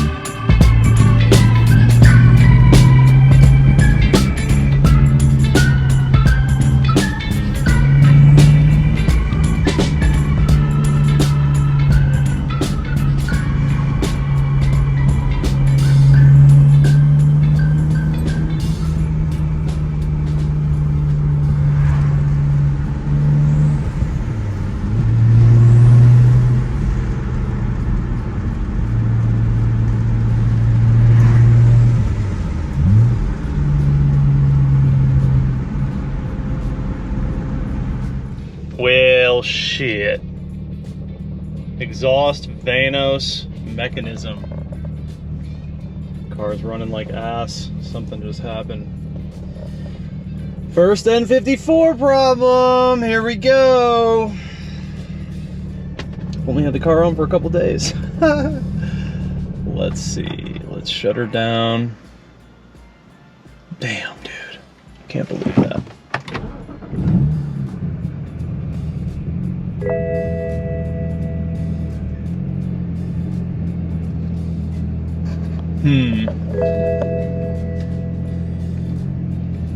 Those are all normal, but the exhaust Vanos isn't. Good morning, family. What is happening, guys? Welcome back to the channel and welcome back to another video. It is a new day and we are faced with our first N54 problem. Kind of getting the feeling like this might be the first of many, but hey, as you guys know, this car was completely in shambles. We reassembled everything. We did some refreshing. However, the Vano solenoids are a rather expensive thing to replace, so we just reused some off of another motor that we had laying around the shop. Probably had over like 100,000 miles on them, but nonetheless, this is a very common issue. After doing a bunch of research, that I'm finding out the Vano solenoids can just get gunked up over time, especially with higher mileage, and in some cases can just straight up fail and they need to be replaced. So this car only has about 100 miles on it so far after the refresh and the brand new clutch. I really haven't even gotten into boost yet. I've just been cruising around and breaking in that new clutch. And over the past 4 days, the car has run beautifully. Haven't had any issues until yesterday. I was on my way to get coffee. You guys saw the beginning footage. Was coming back home to make a video on the steering wheel, and out of nowhere the car goes into limp mode, starts running horribly, and that was the footage that you guys saw in the beginning. So immediately I pulled over, checked the codes. These are the codes that were thrown up, and after doing a lot of research yesterday, I came to the conclusion that it's more than likely the Vano solenoid. So first off, you guys will see that the code that mine is throwing up is on the exhaust side. So what we're gonna do is we're gonna pull out both Vano solenoids before we just go ahead and buy new ones, because they are rather expensive. They're like $150 a pop. They do also have like the aftermarket ones you can buy on Amazon for like $40 for the pair. Some people have had luck with those. Some people only stick with OEM. That's going to be completely up to you guys. But nonetheless, before we go ahead and buy new ones, I want to see if we can get rid of these codes and get the car to run good again. So the first thing I want to do is pull out both of the Vano solenoids, clean them up as best as possible. Then we're going to flip them around. So the intake and exhaust, they are interchangeable. It's the exact same part number, exact same unit. We're going to go ahead and flip those around and throw them back in and see which codes persist. If the car then throws a code for the Vano solenoid on the intake side, then we know that it was that Vano solenoid that it was in fact bad or has just failed on us. If it doesn't throw anything, then possibly they were just dirty and needed to be cleaned. And hopefully after all of this, the N54 in this 135 is running good again. Crossing my fingers, because I really don't want it to be anything major. So I've spent a lot of time talking to a bunch of different people yesterday. Huge thank you to everyone that I reached out to and helped out. But I'm like 95% positive that this is what the problem is. And this really isn't like a major problem, and it's pretty common. So you can just do this at home. I'm gonna try my best to show you guys how to do it. But after we do clean the Vano solenoids and put them back in, if the problem completely goes away, I don't think that just cleaning them is like a permanent fix. I think it's probably wise to just go ahead and replace them with new solenoids. So that's likely what we will end up doing, in addition to just cleaning them today and trying to diagnose the actual issue. 4 days in and the N54 is already showing me what it's all about, but I'm here for it. I do have to say, as much as things like this that happen are kind of annoying, it is nice to be able to learn, because honestly, I wouldn't have learned as much about these issues if the issue didn't happen. So I take this as like an educational experience, and hopefully I can share this knowledge with you guys today. Let's go ahead and pop open the engine bay. I'm gonna show you guys what we are taking out, how we're gonna clean it, and hopefully get this car running good again. All right, so to do this, we're just gonna use a little bit of brake cleaner. And if you guys have compressed air, that's definitely something that you would want to use in this situation. I do not have an air compressor here at the house, so I'm literally just gonna shake them out a little bit and see if we can get them to actually work again. I also see that some people, when they pull out the Vano solenoids, they actually actuate them with a, I believe, a 12 volt or a battery to get them to function and then also clean while they're functioning. But we are not going to be doing that today. Like I said, I am going to be replacing these. In my opinion, I don't know that cleaning would be a permanent fix. I think it's more of just like a temporary fix. So we're just going to see if we can get this bad girl to run again. Yesterday, when those errors popped up and I read the codes, I of course cleared them and made sure that that was in fact the issue, and they came right back. So I knew right away that that was the problem. But let me tell you, she was not happy. All right, guys, so we are in the engine bay, and here are your two Vano solenoids. You got one up top and one up bottom. They have these little clips you just press in and then pull out, and you'll be able to unplug it, and then there's a 10 mil on each side, and you should be able to release the solenoid from the actual engine itself. We're gonna throw down a couple of towels under here to make sure we don't lose anything and that oil doesn't spill everywhere.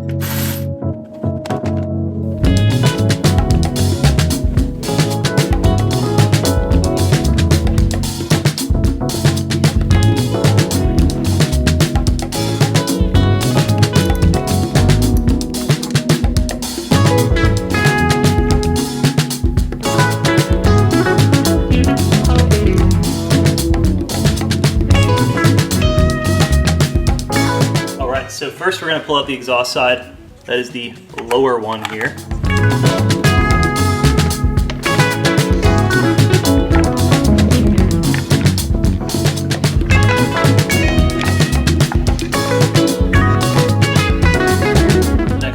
pull the intake side out.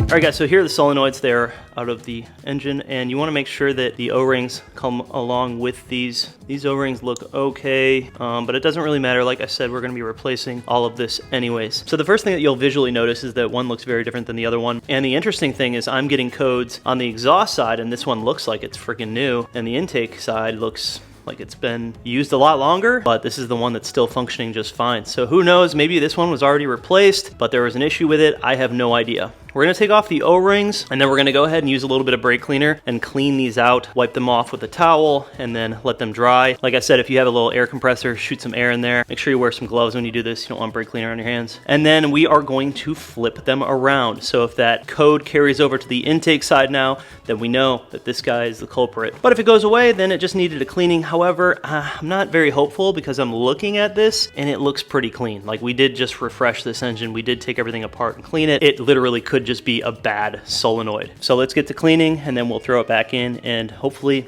we're all good.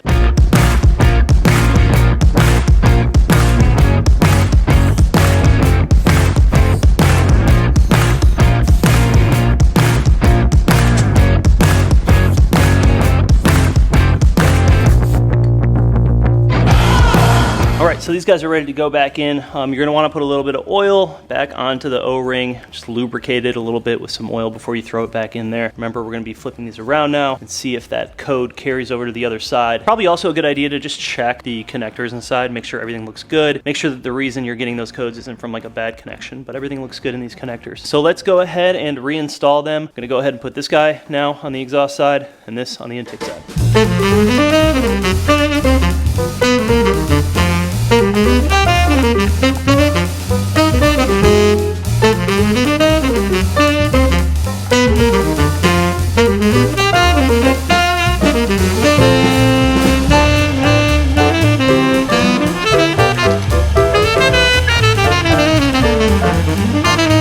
All right, so then you just want to go ahead and clean up any oil that's down there to make sure that, you know, if you do have a new leak, that you can tell where it's coming from, which solenoid. Now, like I said before, it's probably a good idea to just replace the O-ring if you were going to keep these solenoids. But for right now, we are literally just diagnosing. I'm just trying to find out where it's coming from and why we're having this issue, but I will likely go ahead and just order 2 new solenoids or 1 new solenoid. And then when we do that, we'll also grab a couple of O-rings as well. So everything is fresh. So that is good for that. We're gonna leave the beauty cover off. We're gonna go ahead and turn the car on, clear out the existing codes, turn the car off, turn it back on, read codes, and hopefully that solved our issue. Or we will then see if that one solenoid is just a bad solenoid and it carries over to the intake side. Hello, old friend. We're back. All right. Let's see.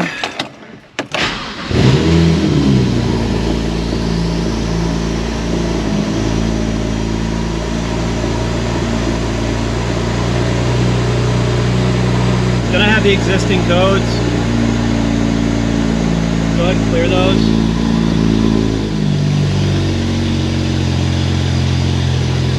All right, codes are clear. Let's go ahead and kill it. Start it back up.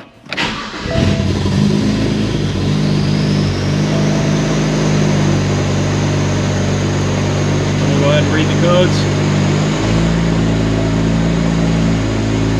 All right, variable camshaft timing control intake cold start. We know that that solenoid has been swapped over to the intake side and we're now getting intake issues. So it's gonna start running like shit. Yeah. Kill it. I don't want to cause any issues. I believe it is going to be our intake solenoid. Hopefully that's it. I mean, that's the only thing that we swapped over. First it was exhaust, now it's on intake side. All right, so we now know that we have a faulty Vanos solenoid. So I actually went ahead and just ordered 2 brand new Vanos solenoids from BMW. However, those won't be in for a couple of days. So what I'm gonna do is I'm gonna run to the shop and they have an extra solenoid for me that I can try out just to make sure that this is in fact the issue. And I'll use that solenoid for now until my new ones come in so I can at least drive the car and continue braking in the clutch. So let me go grab that solenoid and then we'll continue this video. All right, just like that, we are back with 2 solenoids from the shop. Now these aren't new, they're used, but I wanted to grab these and hopefully one of these is good or both of them are good. I'm gonna swap out that intake solenoid and the hope is that that takes care of our issue. So I'm gonna go ahead and clean these up real quick and then we're gonna pull back out that intake side, throw in this, and then we will see what happens. When we reassembled this engine, it actually did not have Vano solenoids in it from the beginning. The previous company that pulled apart the motor ended up selling the solenoids, so we ended up using 2 spare solenoids that were laying around the shop. One of them just happened to be probably on its way out, and the reason it's so clean is it probably sat in an acid bath versus the other one that looks a little more worn. It seems to be the one that's okay. I had a feeling in my particular situation that just cleaning out the solenoids probably wouldn't solve the issue because we just refreshed everything in this car. So the shop actually cleaned the solenoids before putting them in, and once I pulled them out, they were super clean. So I knew that cleaning them probably wasn't going to do anything. So if you are having any sort of issues like this, you definitely want to check your Vano solenoids, but also you'd want to check your Vanos filters. Again, mine were clean, so I'm not worried about that. Pretty much knew that wouldn't be the problem. But you know, if you're having issues at home on your N54 and you have over 100,000 miles, it could be either of these things. And it's probably a good idea to just go ahead and clean out the solenoids, see if that fixes it, clean out the filters, see if that fixes it, and possibly replace them. Nonetheless, let's swap in this new solenoid and hopefully it solves our issue.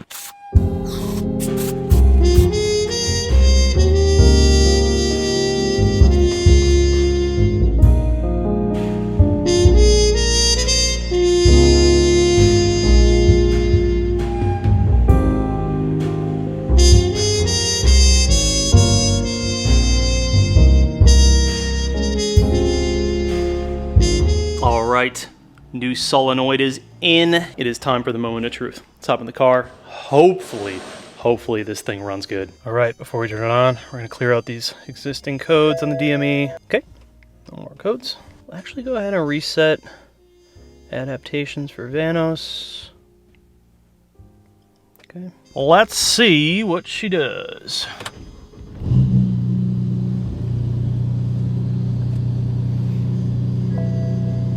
TPMS is normal. Let's read those codes. Ambient air temperature issue is something I'm dealing with right now. I haven't found the plug for it, but you guys, we're good.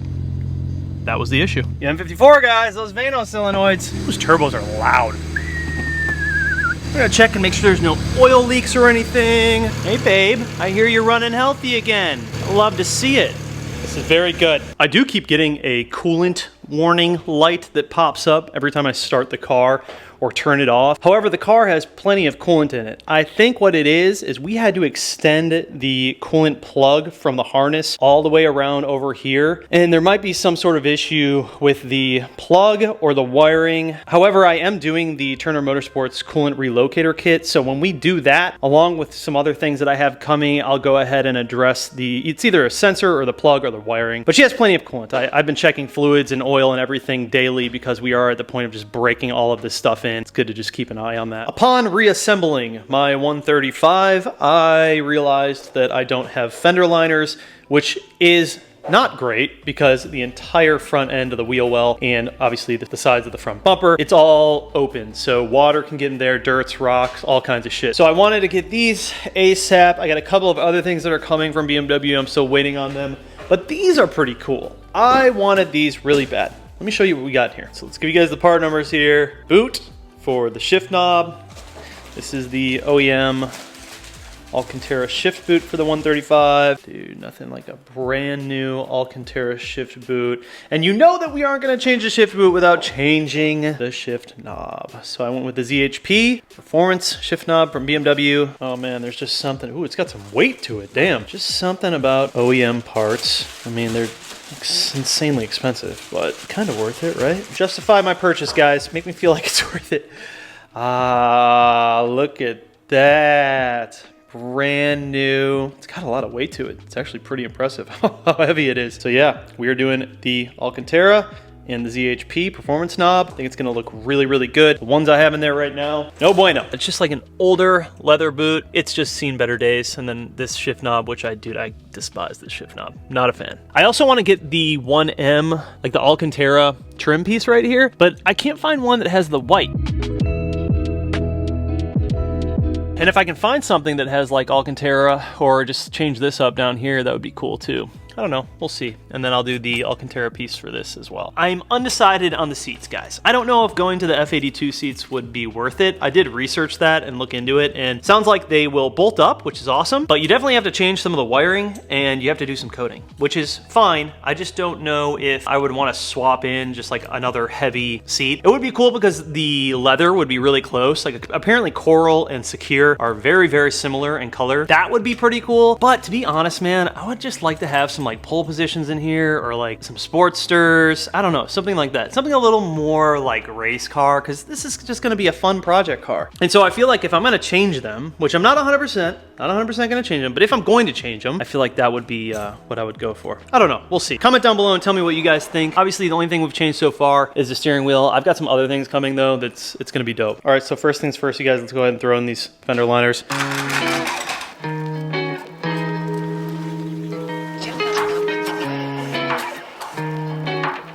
Completely naked in here, exposed to the elements, not good. I also have the brake ducts too, but they're at the shop, so I'll have to put those on later. However, I am on the hunt for my ambient air temperature sensor. The plug is somewhere in here, and yeah, man, I lost it. I don't know where it is. I don't know if it got cut off of the harness when the swap was being done or what, but can't code out the actual error, and it basically gives me a service light. I just need to find the plug. I have a brand new sensor. I just need to find the damn plug.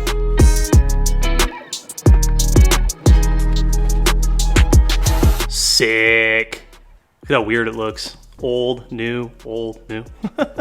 The only bolt I'm missing is that goofy little plastic one that goes over here, but I think I have it at the shop. And then once I put the brake ducts in, this will be covered. Just be straight air through the front bumper. Anyways, no luck on my ambient air temperature sensor. I didn't see it on this side anywhere. I was kind of like digging around trying to find it. I don't know, man. I feel like that's gonna be a major pain in my ass down the road. It doesn't seem like a big deal, but from what I understand, I asked some people to like code it out, and they're like, oh, you don't wanna mess with it because it can mess with other things. I don't know. I was like, okay, so if we're not gonna code it out, we gotta find it. But yeah, it's turned out good.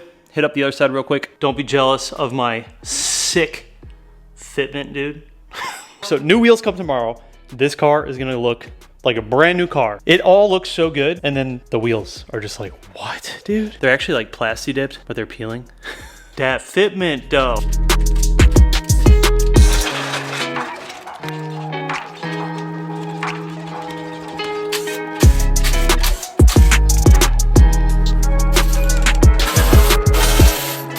See, dude, I'm already thrashing up my new oil cooler, Mosselman from Keys. I wanted to get that fender well in here ASAP. This thing's already getting chewed up. No fucking way. Look what I just found. This is my ambient air temperature. But you know why I couldn't find it? I put it back here because when I degreased and pressure washed the engine bay, I taped it up and hid it so it wouldn't get wet. So like a dingus, I forgot. Oh, that's fucking great, man. Awesome. I'm so glad I found that. That thing has been annoying the shit out of me for the past few days. See, I think I even have the sensor right here. Bro.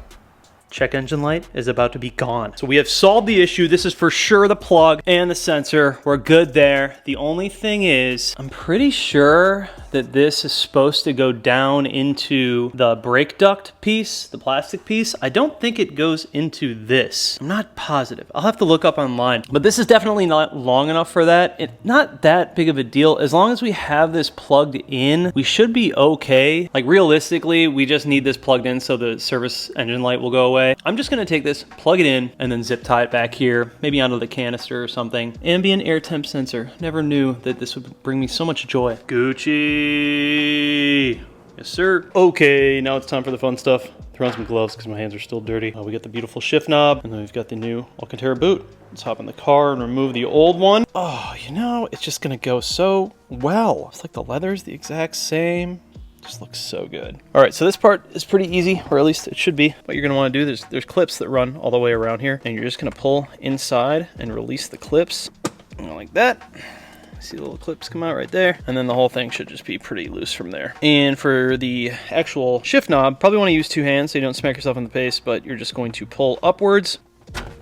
All right, so everything came out. The old one. It already came out from all this. We're not using any of this stuff, so we're just gonna discard it. We can go ahead and put the new boot in. This is going to look so sick. No, I mean, perfect fitment. Oh, this looks super clean. So now for the shift knob. I can't believe we're making a shift boot shift knob install video. It's kind of corny, eh? All right. Dude, what? It looks so good. Let me give her a couple of taps.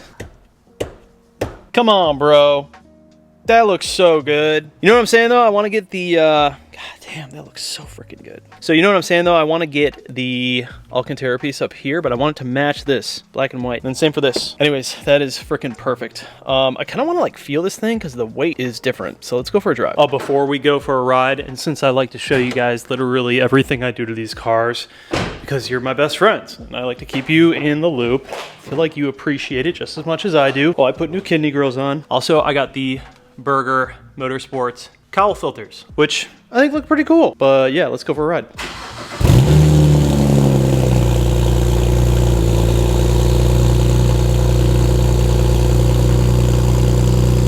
All right, so I just reset the codes. We're gonna see what all comes back. TPMS light is on, but that'll be fixed tomorrow when I get all new wheels and tires and TPMS sensors. And then my brake pad sensors need to get replaced as well, but we have a whole brake refresh kit coming. So hopefully the ambient air temperature sensor fault code doesn't come back on, because now that we have it plugged in, it should be good. And I think that's it.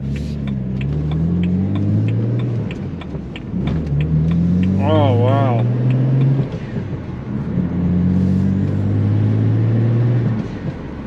Dude, shift knob feels so good.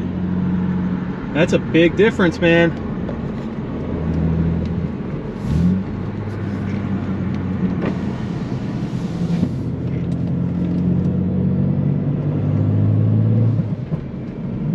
That's nice. The weight is like perfect. Tell me you're an M54 owner without actually telling me that you're an N54 owner. I'll go first. Not the spare Vano solenoid in the glove compartment, bro.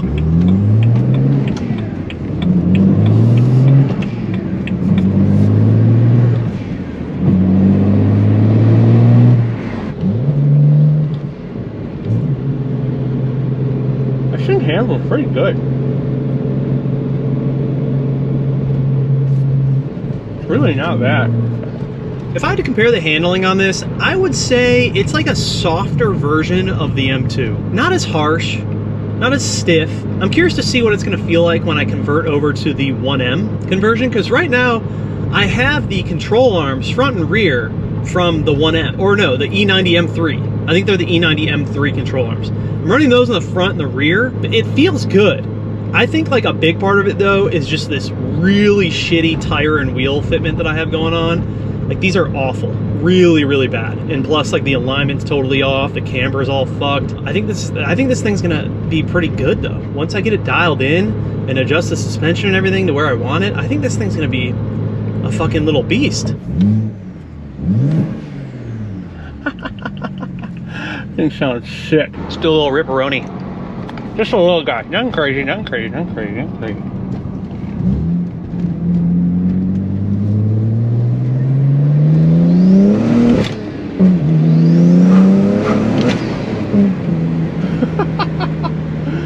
All spinning, dude. Car feels great though. It's the base map. We haven't even tuned. No data log, nothing. I don't know what the boost point is right now. I want to say like 18, 20 pounds, right around there. But it sounds phenomenal. Dude, these almost kind of sound like, N54s almost sort of sound like a 2JZ. I don't know, man. This car's just too much fun. I mean, I get it. I get why people love the N54s and just like that platform. I totally understand it. I was never really like an N54 guy. I just didn't know much about them, and I had never really gotten into like the community or anything. But these cars are fun, dude.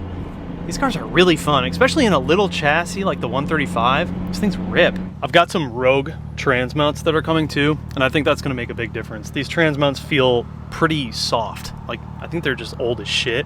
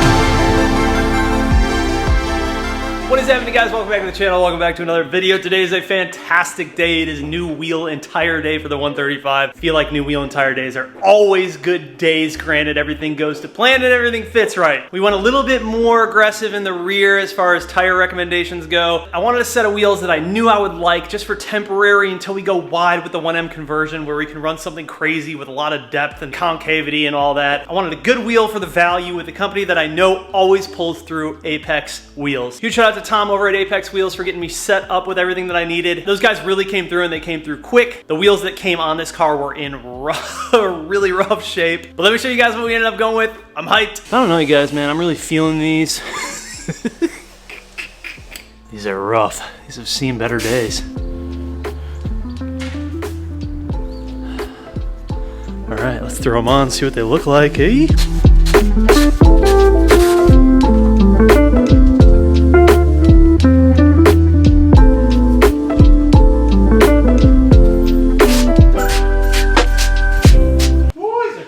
So typically guys are doing 265/35. I think we're gonna be okay. In fact, I think we're gonna be freaking flawless, but I ended up doing a 265/40 because you know your boy likes that chunk. I wanted as much meat as I could possibly get out of it in the rear. So in the rear, I ended up doing 18 by 9.5 with an offset of 58. And then I ended up doing 265/40, 18. And then in the front, I ended up doing an 18 by 8.5 with an offset of 45, and I'm running a 235/40. So I wanted to keep it 40 all the way around. I just like the way that that looks better. I know the sidewall dimensions are only a percentage of the width. I know how all that works, but every time I do Michelins and I do PS4Ss, it always just looks weird to me when I have a 35 and a 40. So Apex is like, well, most guys do 35 in the back. I'm like, well, I'm just gonna go for 40 and see what happens. But I think we made the right call, dude, because it already is looking way better. So for the front, we might have to run a 5mm spacer. Huge shout out to Apex, dude, for sending out spacers as well.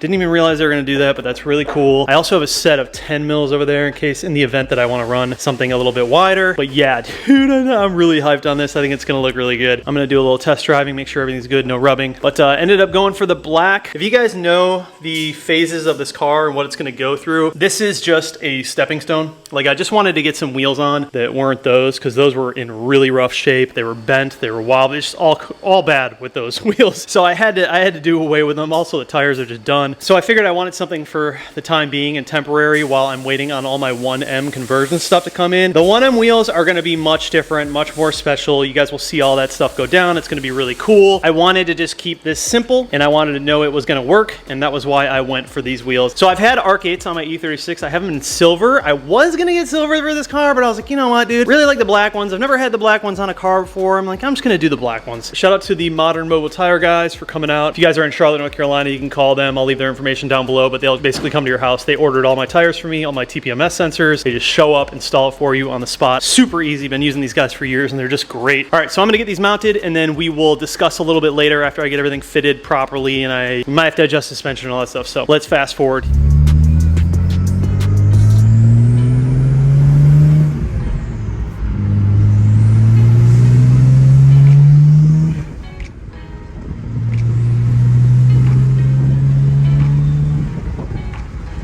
New floor mats are basically like a brand new car. It's looking phenomenal. I mean, I don't know about you guys, but this looks pretty damn good. Pretty damn good. For a little temporary setup, man. Oh my God, this thing looks amazing. This thing looks so good. What a sick little car.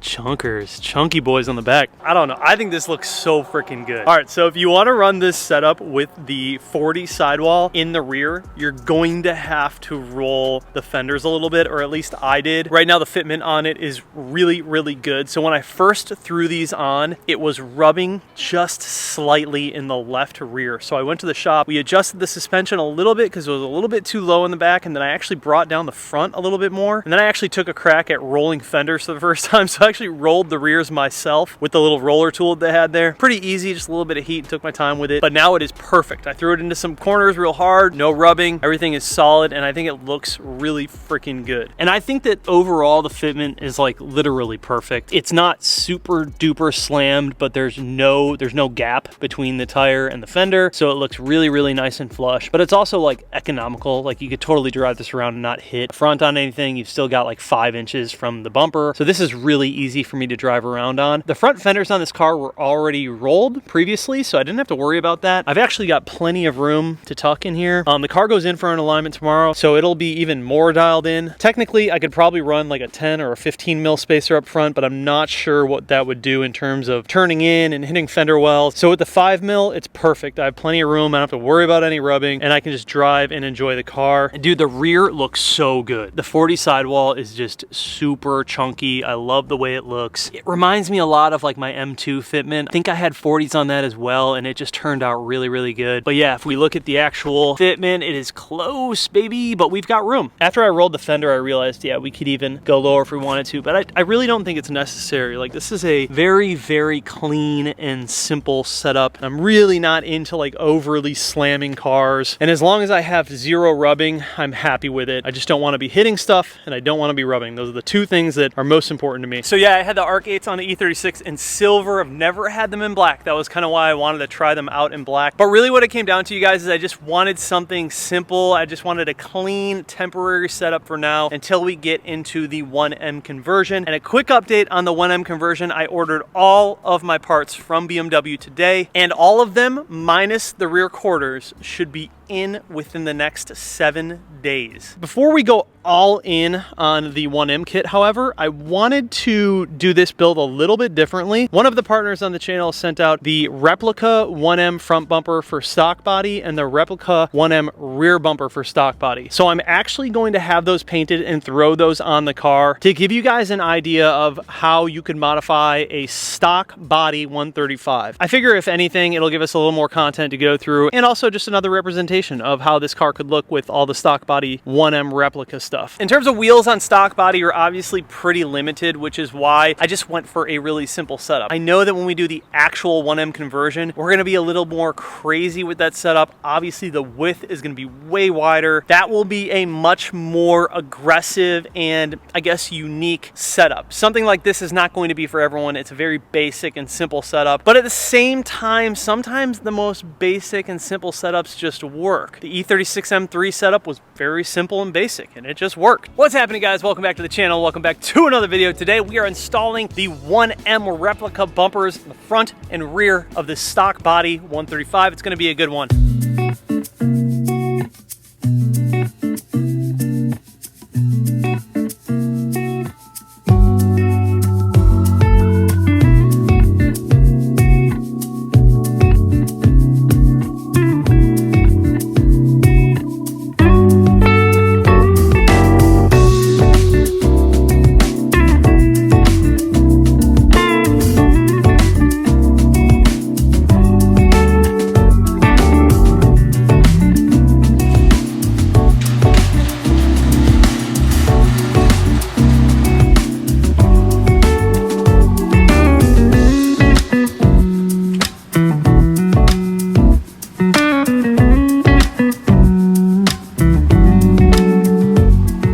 This is a crazy sight to see. So we have the stock body 1M replica by Souvenir that's painted in our paint code, which is jet black. This is the first one right up here, and you'll see that it has the washer nozzle cutouts, which I actually ended up deleting the washer nozzles on this car. I don't use them. Following that, we have the OEM 1M front bumper. They don't really look too much different. I will say that obviously the quality of the material is much better, in my opinion, on the actual OEM 1M bumper. It just feels a little bit more sturdy than the aftermarket stuff, which is to be expected. But in terms of shape and everything, I mean, it looks very, very similar. Now, being that this is designed for the stock body, it's obviously gonna meet up with the stock fenders. This one is designed for the actual 1M body, and it's going to meet up with the 1M fenders. Now, I have all of the OEM 1M 1M parts for this conversion in my other garage. However, if you guys saw in the last video, we're basically gonna set this car up as a stock body replica 1M to kind of give you guys an idea of what you can do and some of the parts that you can order. I'm gonna show you how to install the stuff and then of course show you how it fits. And once my rear flares come in, we're gonna start the process of converting this car over to an actual 1M with the wide body and all the good stuff. So this is the front one. I just had it painted by my guys here in Charlotte at Cosmetics. They do all my paint work. And then this is the rear one. So the rear one, there's a pretty massive difference where the bumper meets up with the rear quarters. So you can just see this is super, super wide right there on the angle, very defined. And this is a little bit more smoothed out and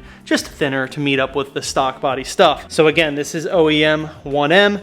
This is replica 1M. Okay, so we have our work cut out for us. I'm gonna go ahead and get the car up in the air on jack stands, start pulling this stuff apart. I'm gonna lead you guys through the process, show you how everything fits. Let's get into it. All right, rear is up on jack stands. So what we'll do is start with all of the undercarriage 8 mils. There's a bunch of them going around here. Pop those out. The diffuser is just held in by clips. Once you get the 2 8 mils on the corners out, there might be a couple over here. It looks like there's a couple under here. And then we got some 8 mils inside of here, 10 mil right here. Probably have to take that off, not quite sure. Probably gonna pull out the tail light.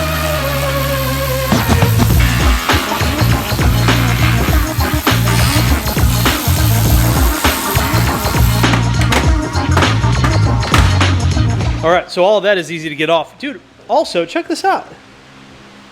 Is this an OEM carbon diffuser? I had no idea that this was, I believe that's what this is, right? Pretty sweet, I had no idea. All right, so before we start jumping into the tail light disassembly, I undid all of the little bolts back here in the fender well. Looks like there is one little 8 mil hiding out right there. Pop that out. I don't feel any more back here though. So that should be all of them. And then the rest of the bolts, I believe, are either under here or back here. So what I'll probably do is just take this out too, and then some of the fabric back here so I can get access to the tail lights, and then we should be good.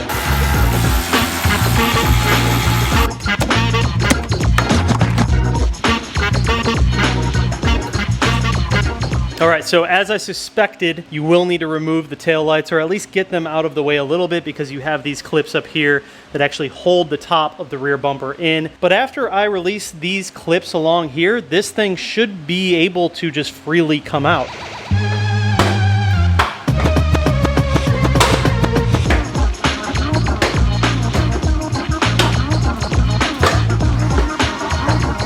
So yeah, you guys, once you get to this point, you just have these clips up top. These guys will fight you a little bit. It seems like the bumper just wanted to come out and over. That seemed to be the best way to pull it out. Doesn't look like anything came out with the old bumper, so we don't need to worry about any stuff with that to transfer over. I think it's just as simple as just throwing on the new one at this point. I'm gonna go ahead and put this one up to it, get things lined up. Hopefully this goes to plan. And of course, we have the stock diffuser over here for the new 1M rep bumper. However, it will look a little goofy because we are only running the single-sided exhaust. Once we go full wide 1M, I am doing the official 1M exhaust system. It'll be an aftermarket version, but it will be the quad exhaust system. So this will be the only like kind of strange thing for now, but hey, it is what it is.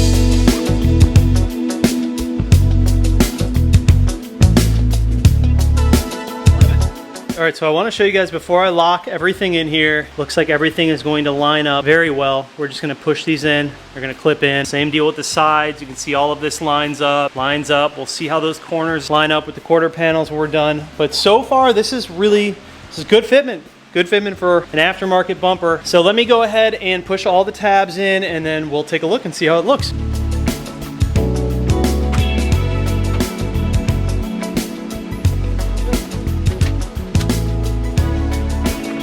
Dude, this looks crazy. It's so much more aggressive. So much more aggressive. Looks really freaking cool. Lines up super good too. Super flush, really, really clean. I mean, for aftermarket, you really can't ask for a better fitment. All the way around, everything locked in, just like OEM. Damn, dude. Great job on the paintwork too. The paint looks awesome. That's it, man. That is really simple. So, boy's gonna be running the This is gonna look so haggard. It looks so rough with the one-sided exhaust, which is just freaking hilarious. All right, I'm gonna go ahead and put everything back together. So basically just reverse order everything, and then we can turn the car around and start working on the front end. All right, so it's been about an hour. I've got good news and I've got bad news, but we're learning. So if you are thinking about doing a 1M style, even replica bumper on the rear of a 135, a couple of things that I want to show you that you might want to take into consideration before doing. All right, so my exhaust system currently on the car is not stock, so I can't say for certain that you guys will run into this issue as well, but you likely will, because this bumper is set up obviously for a 1M. Now, even though that it's a replica and that it's supposed to fit on the stock body, the exhaust placements are actually 1M placements. So if your intentions are to run this with a stock 135 exhaust system, you may want to consider otherwise. So when I was trying to fit this diffuser onto my 1M bumper, the tips were sitting right about here. So I knew right away, okay, that's a problem. We got to remove the tips. The other issue that you're likely going to run into is the under panels are not going to line up with where these factory bolt pieces are. Typically, there's a shrouding like this. That shrouding will come off of the stock bumper and sit like this. However, now that you're running the 1M, your bolt placements are in different places. So this piece right here is discarded. You're no longer gonna be able to run this. Same deal with this guy over here. Now, obviously on the 1M, there's a tip coming out here, so this wouldn't be here. However, you do have some evap components over here and obviously the battery tray, and these are two things that change when you do the 1M exhaust conversion. So obviously with my 1M conversion, I am going to do the 1M exhaust conversion. However, I thought that I would be doing that at a later date. Well, now that we already have the replica bumper on and we're seeing that I'm gonna be faced with those issues anyways, I feel like I should probably just start jumping into converting this entire system over to the 1M exhaust. So that's probably what's going to happen next, because this setup in the back is just super whack. Like nothing fits. This looks ridiculous. It's gonna look so bad, but I'm pretty confident I can get all of my 1M stuff in pretty quickly. So I'll only need to rock it like this for a week or two max. The other thing that I want to point out is if you guys are going to run this bumper, I highly suggest putting this diffuser on to the bumper with the bumper off of the car. This one in particular was a super tight fitment and is very difficult to get all of the little mounting tabs on while this is on the car. The bumper is already being stretched to form to the car, so you end up trying to form the diffuser to the bumper, which would just be a lot easier when everything was off and a bit more malleable. Other than that, everything bolts up really well. Those would be my only two recommendations. This is gonna look super dumb in the back for a little bit, but it is what it is. I literally am just leaving the exhaust tips up. Overall, the fitment is really good. Like everything fits really, really, really nice and tight. The only thing that I noticed that will surely bother some people is if you look inside of where the actual vent is, you can see the white plastic pieces that hold the bumper to the actual car. It's not super visible, but it is something, if I were to keep the car like this, I would solve it. I would find a resolution for it. Whether you put mesh back here or whether you just paint these, like while you have the bumper off, just give them a spray and make them black inside of there just so you don't see them. That would be my only recommendation, honestly. Other than that, I think it looks really freaking good. If you didn't want to do all of the OEM panels underneath, you could just have like a custom exhaust fabricated to make that work with everything, but it's still gonna be kind of janky. And this build in particular is just gonna be on another level and we're not skipping phases. So we're gonna be doing all of the OEM stuff. I didn't think we would have to do it so soon, but hey, if that's what we have to do, then that's what we have to do. The rear end is officially complete though. For now at least, we can go ahead and throw the wheels on, and then I'm actually gonna turn the car around. We're gonna jack up the front and let's start working on that front bumper.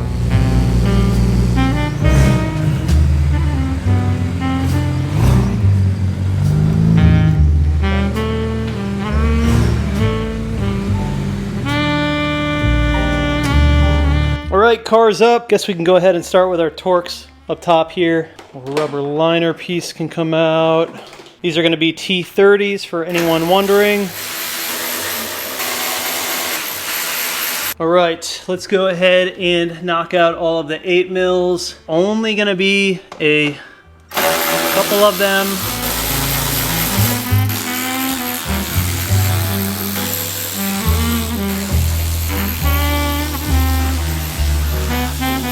brass bolt is going to be right there, and that's the one that actually holds on the bumper. Other than that, I should be able to pull it off. If you guys still have your headlight washers in there, just remember to unplug those. I basically deleted that from the car because those are stupid and I don't want them on my car. Okay, so the first thing we got to do is probably go ahead and put in our grills. We also have the air ducts that are for the 1M bumper. However, I don't know if they match up to this. I guess we'll find out. I also have my oil cooler over here, which I can imagine is probably going to create some issues with routing and whatnot because you have these fat oil lines now in the way. So I don't know if we'll be able to run these. Not really the end of the world, considering we are gonna do the original 1M conversion eventually, but I will try. I will try. So I'm gonna go ahead and put the grill in. I'm gonna swap over the kidney grills while everything is out.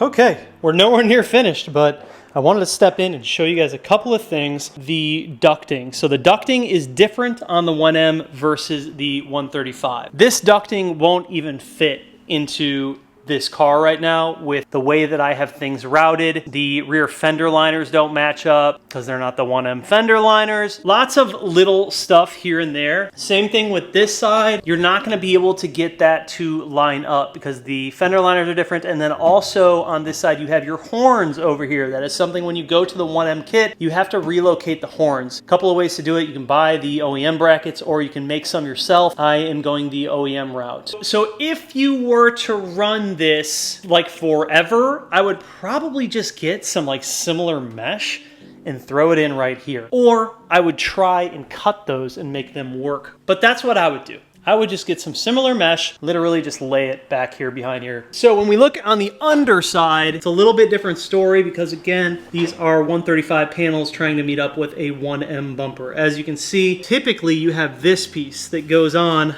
right here. And these holes would line up with your factory 135 bumper. Obviously, that's not going to work anymore now that we have the 1M. So in the other garage, I actually have all the 1M parts. We're not going to put them on now because there's really no point. Again, when I go to the full 1M conversion, it's going to be all 1M parts underneath here. Nonetheless, this piece would then need to meet with this piece. I mean, you could probably concoct something to make it work.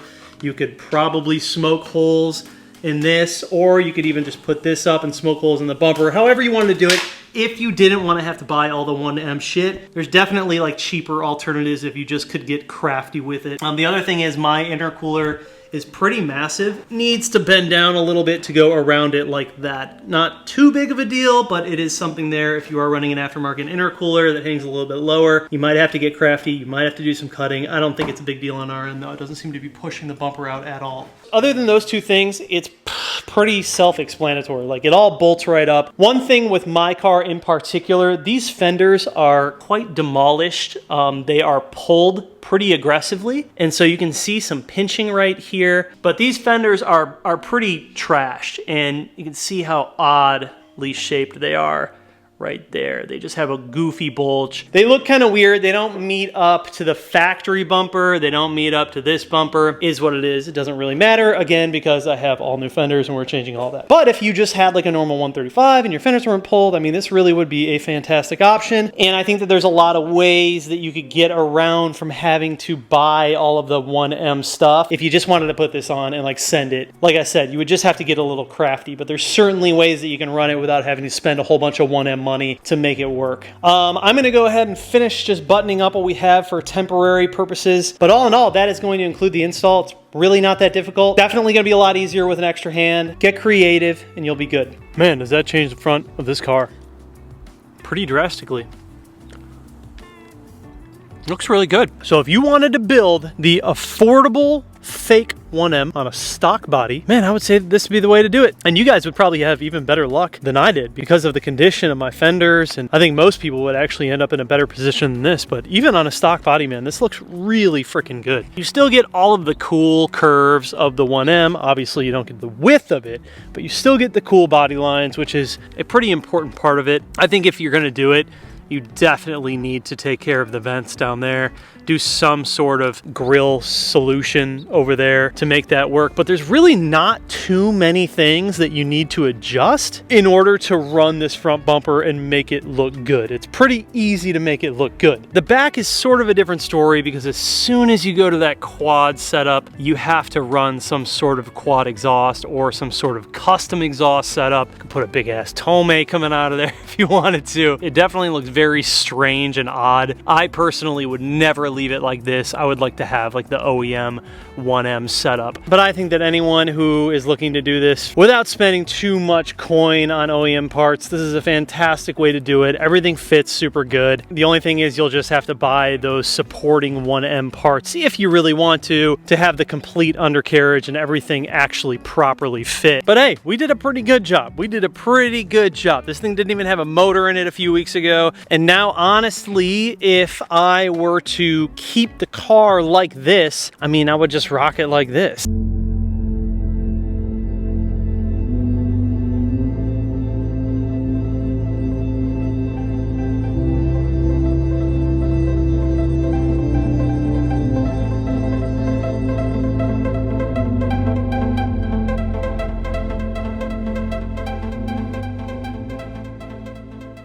Good morning, what is happening, guys? Welcome back to the channel and welcome back to another video. Today we are back in the garage with the 135 and we have an interesting little upgrade or modification that we're going to make to this car in the instrument cluster. So I ended up ordering these from Vinoxy online, and I found out about these guys in the One Addicts forum, which is like a BMW 1 Series forum. Saw a couple of other people were running these gauge faces, and I thought that they looked pretty good. Now you can actually customize these to be pretty much anything that you want, but the fonts are almost identical to OEM, and you can change the colors. You can do solid colors, you can do two tones, kind of like I did. You can remove the kilometers also like I did. I think it's just a cleaner look. Or of course you can keep them. You can add in the M emblem like I did because I'm a ricer. Lots of options for customizations on these gauge faces, and they're pretty easy to install. So I'm going to show you guys how to do it today. They will come with a protective film on top of them. I just removed them for the video, and then it's got a film on the back. So it's a pretty easy install. If you guys are confused at all, they have a little manual here to show you how to do everything. The two torques to remove the actual instrument cluster are a T10. One thing that I do want to mention when you guys are doing this is likely have to recalibrate the needles on your instrument cluster. So you're going to want to pay attention to where your needles are currently at. So you'll see that's where my fuel is at, but everything else is dead set at 0. So you want to make sure that when we put the needles back on, obviously everything matches this. There's a couple of ways to do that, and I'm going to show you in the video how we can make sure that everything is accurate and correct. But the first thing I'm going to do is actually take a photo of everything how it is right now, so I make sure when I put the needles back on that it's identical to where it was at before. So let's start with the removal. It's pretty simple. You have two T10s right up top there. We're going to take those out. We're also going to lower the steering wheel. Right here you've got a lever. You pull that down, pull it out a little bit. So down and out will give you probably the most amount of room. Also, you don't need to worry about disconnecting the battery for this install. Unplugging the instrument cluster won't throw any sort of errors or codes or anything like that.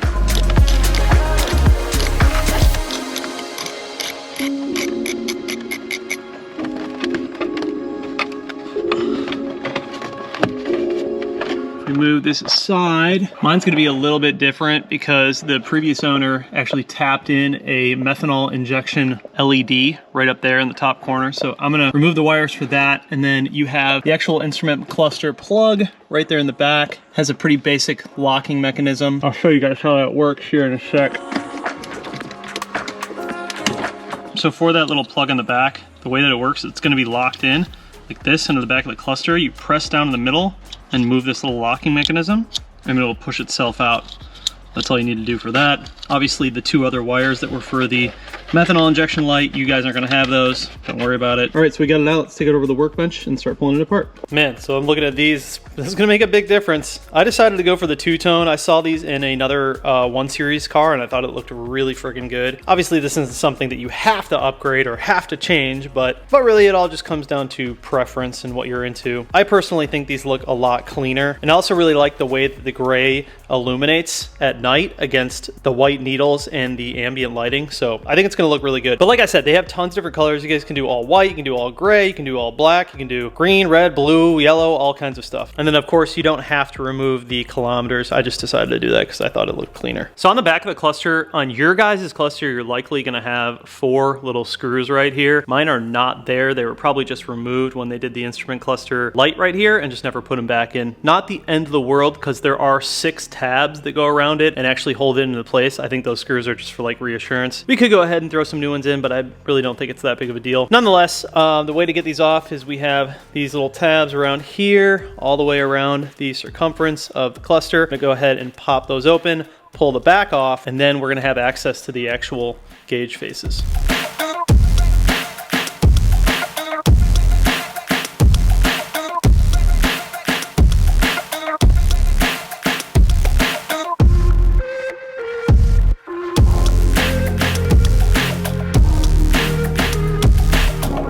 All right, so at this point I've seen this done a couple of different ways. For one, we do have to remove the needles. You're gonna wanna get a trim tool piece like this that we can stick underneath and slowly pry up. Just be very gentle with everything. You can move these, so also be wary of that. But no matter what you do, from what I've seen and what I've read, you are gonna have to recalibrate these because the car is gonna kind of throw them around and put them in different angles, even if you try to match them up to how they are now. We'll see what happens in our situation, but I took photos of everything to know exactly where they need to be, and it's just kind of like a trial and error thing once you remove them and you put them back on. And then what we'll need to do is remove the actual gauge faces right here. Now, one thing to keep in mind is yours will probably be glued down. These ones do not seem to be glued down. So someone probably already replaced these or changed something in here. But in your scenario, you'll likely need to use some heat and then go ahead and pull these off and glue them back down. There are 2 holes to make sure that everything lines up properly.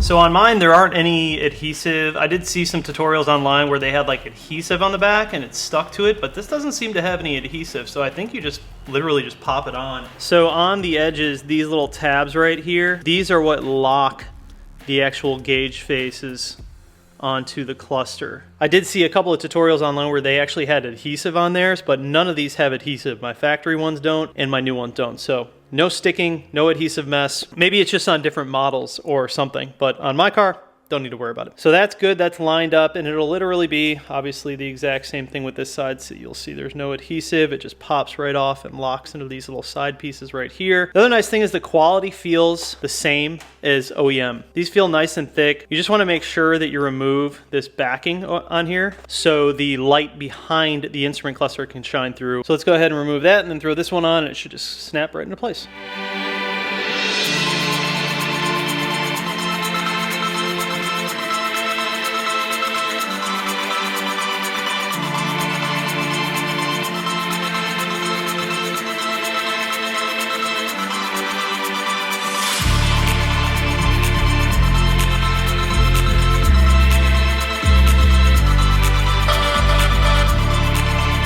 All right, so we got the new ones on, and I have just gently placed the needles on. I didn't actually click them all the way in. You can insert them and then you'll need to really push down and click them in order to like permanently put them on. But I didn't do that because obviously we're gonna have to recalibrate these. So before you put the cover on, we'll go ahead and plug this in the car and see where the needles end up. I did obviously take photos of where everything was before so I can line it up perfectly. Obviously, everything is at 0 except for my fuel. So I want to make sure that these needles line up once the car turns on and calibrates to the old needles. All right, so I'm obviously going to be very careful with this and try and hold this as sturdy as possible and plug it in. I'll go ahead and do it. All right, so the needles are already freaking out, which we already knew was gonna happen. So what we're gonna do is we're going to zero these out. I'm gonna turn the car on into accessory mode, and then I'm gonna pull the needles back off and put them where they need to be so everything is calibrated correctly. All right, let's do it, let's go. Let me do this one first.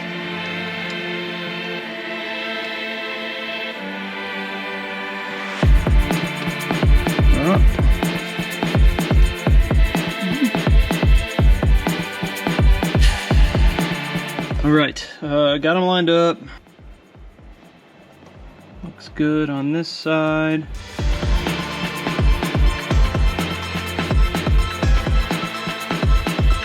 I think we're good. Looks pretty good to me. So now what I'm gonna do, I'm gonna disconnect the instrument cluster, and then we can go ahead and reassemble everything and actually pop the needles in so they are permanently on, and then we'll go ahead and reinstall. All right, so now that everything is calibrated the way that we want it, we're gonna go ahead and snap these in fully and click them all the way down. All right, so let's go ahead and reassemble. It's the same way you pull it apart.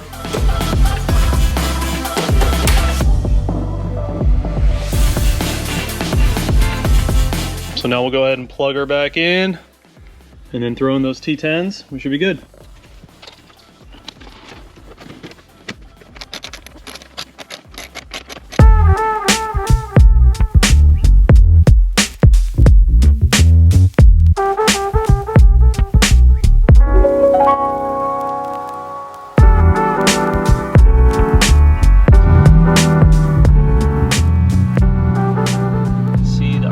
Work. I love the color, man. The two-tone is cool. It's definitely a little bit different. And the M even lights up. Pretty sweet. One tip to make this a little bit easier if you guys are doing this, so you don't have to sort of guess on like the values for my fuel. Obviously, everything else is going to be 0 when you're in accessory mode, but for the fuel, you could just go ahead and fill the tank all the way up, and then you know for sure that it's going to be at the 1 when you put the new ones on, so might make it a little bit easier for you guys. The gray and black is cool. I saw someone else's car that had this, and that's why I went for the two-tone like that. But you guys obviously can do whatever you want. They have all gray, all black, bunch of different colors. I think I'll also order like an all white set. I think that would look really cool. And then have like the M in black or something like that. Just something a little bit different. These ones are very OEM. They look very, very OEM, like the car could have came from factory with these on, which is kind of why I like them. But if you wanted to change it up, you could definitely go another route. I think these turned out really good. Super, super easy install. Like you guys can do this in probably 15 minutes, 15, 20 minutes. Just take your time with it. Gotta realign my steering wheel here. But yeah, I think overall they look really good. I wasn't trying to pick ones that made a massive difference. I just wanted something subtle and just a little bit different than stock, and I think these are good happy medium between OEM and something just a little bit more appealing on the eyes. These aren't like crazy expensive gauge faces, so I don't mind buying another set and just having them show up whenever they do. They took like 2 weeks to get here, but yeah, you guys, hope this helped you out. Pretty easy install today. Shouldn't take long, and as long as you get the needles recalibrated correctly, shouldn't have any issues.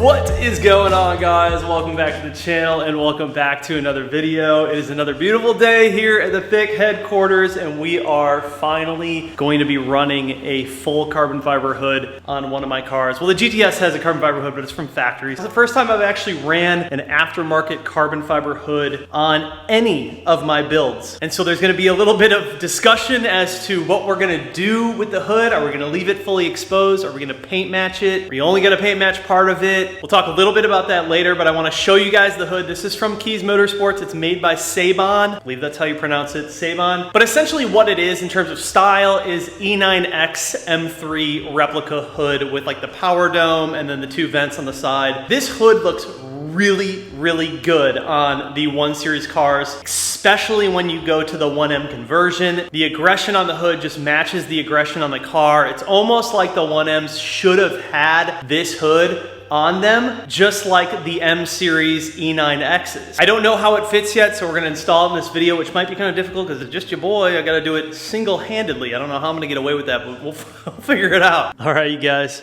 this thing looks amazing. I've actually never owned any carbon fiber parts from Sabon, but this looks really good. The quality is phenomenal. Excuse my fingerprints everywhere, but sometimes when you get carbon parts from other manufacturers, they don't use as high quality of a clear coat. Sometimes they only use like a gel coat, and they just don't look as good. This, however, looks really nice. This thing is going to go on the car and directly over to the PPF shop, and we're gonna get this thing PPF'd and protected immediately. But this is the hood that I decided on. I think it looks really freaking good, man. It's got that E9X M power dome, which I just think is gonna match the aggression of the car really well. And then it also has the vents right here with the carbon pieces around them. Now, my original plan was to just paint match the entire hood except for the vents, kind of keeping this like very OEM theme. But since then, I've had a lot of friends who are like, no, dude, you gotta keep it exposed. You gotta run it exposed because on black cars, you can sort of get away with the carbon fiber working with black. It sort of blends in. It's pretty dope. You could also do something like a tinted dyno shade PPF that would even darken this more, but would also provide a layer of protection. So there's some things we can do, some things we can play around with. What I might actually do is when I go to the PPF shop, I might have them lay down just a little bit of like the darker PPF, the dyno shade PPF. And depending on how that looks up against the black, we might do something like that, which would be just a little bit different than your average, normal carbon fiber that's up next to black. But we will determine that later. You guys drop a comment down below. Tell me what you think. Should we go ahead and paint match the entire thing and just leave the vents exposed? Should we leave the whole carbon hood exposed? Should we try running like a darker PPF on it? See if it darkens it up a little bit. At this point, I'm sort of up in the air. I think that it's wise to just run a PPF setup or a darker PPF setup first and see how I like it. And if I want to paint match it down the road, I can do so. But nonetheless, you guys, this hood overall just looks freaking phenomenal. I'm gonna have it linked down below. Huge shout out to the guys over at Keys Motorsports for making this happen. Took about 3 weeks for me to get this hood. So very thankful to have been able to get this. That power dome looks so freaking good. I'm gonna show you guys the underside as well, but it looks like it has pretty much everything we need in order to install it. It's got the holes and everything for the hood latch, and if we go to the back, it's got everything for the window washers as well. Got the nubs for the hood struts. So really what this is gonna come down to is fitment. How is this thing actually gonna fit when it's all said and done? I think regardless, we're gonna be able to make it fit really good. Obviously, everything's changing on the car, so we have a lot of room for adjustment and a lot of things that we can tinker with. But most importantly, I'm just glad that this hood made it here safely. You guys know how it is anytime you're buying like large carbon fiber parts, especially hoods or trunks. They have a tendency to get pretty chopped up in the mail, and this thing looks perfect. I think I lucked out. Let's bring in the 135 and get this thing on, man. I'm excited. It's gonna look good.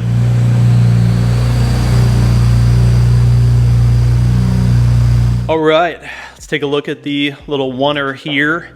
So obviously stock hood, 135, shares the same hood as the 1M. They are no different, they're identical. However, mine has seen lots of miles, 151,000 to be exact, and it is in rough shape. So I knew that we were gonna obviously be replacing everything else on the front end with the 1M kit. It didn't make sense to leave the hood just blank. I mean, of course we can go ahead and repaint this hood, but you'll have the factory standard hood, which is always an option, but I really do think that this one's gonna be a better fit for the car in general once it's wide and aggressive, and it's not too aftermarket, being that it's just a replica of like the E9X M3 hood. All right, so looking at the factory hood, we obviously have the latch system that needs to come off. We have this part that needs to come off. Looks like it's just a Phillips head, a couple of Torx. The stops need to come off as well. I'm pretty sure there's holes for all that stuff. These guys are easy. You just pop them off with a flat head and then pull, and they'll come right out. And then we also have obviously the hinge mounts, and of course the windshield washer nozzle system. This is definitely the part that you want to be the most careful with. This plastic is really dry and will crack super easily. So when I get to that part, I'm going to take my time. It looks like our hood also has the little holes for these guys too, which is nice.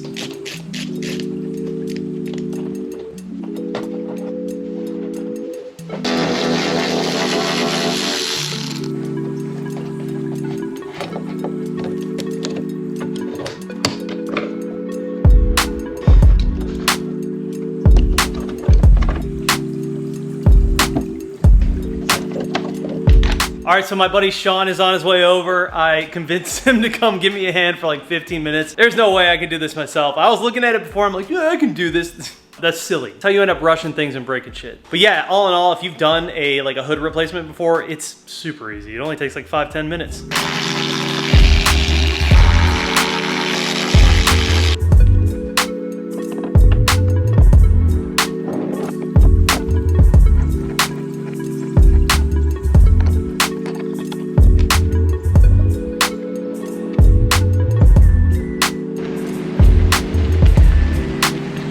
Reserves have arrived.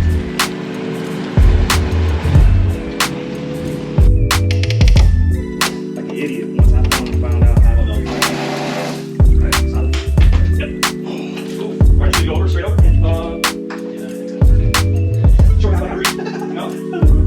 It's light. Like so fucking light, bro. God, this. What? Yeah, what I do though? Is that like a paint? We can supposed to paint like around the house. A small flash strip around it. You know?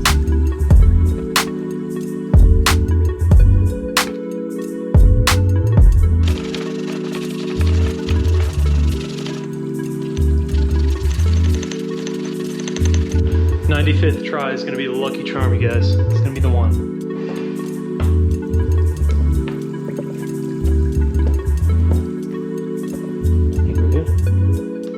Okay, so we got the hood on the car, and I'm gonna show you guys where I have it at right now. It's pretty much perfect. But as you guys know, I mean, all these panels are gonna be changing anyways, so I didn't feel the need to go too nuts into making it absolutely perfect, but it looks really freaking good, man. And to be honest with you, I might just leave it exposed, but I have an idea of running some darker PPF to really make it sort of mesh in with the black, but just check this out. One thing about this hood is I was shocked at how well it fit just right from the get-go.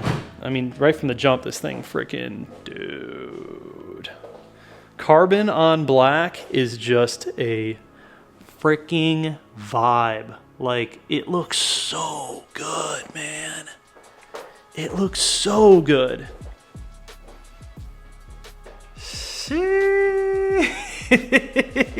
dude. Once we're wide, oh, just, it's gonna be so good, you guys. It's gonna be so good.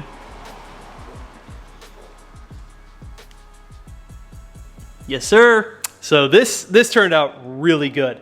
So I did make a couple of little adjustments, but I'll show you where we're at right now. I mean, dude, the fitment is freaking nice on this hood. Fits better than any other hood I've had. No doubt, no doubt. Gaps along there. And then gaps up here. It's very even, consistent. Same gaps over here.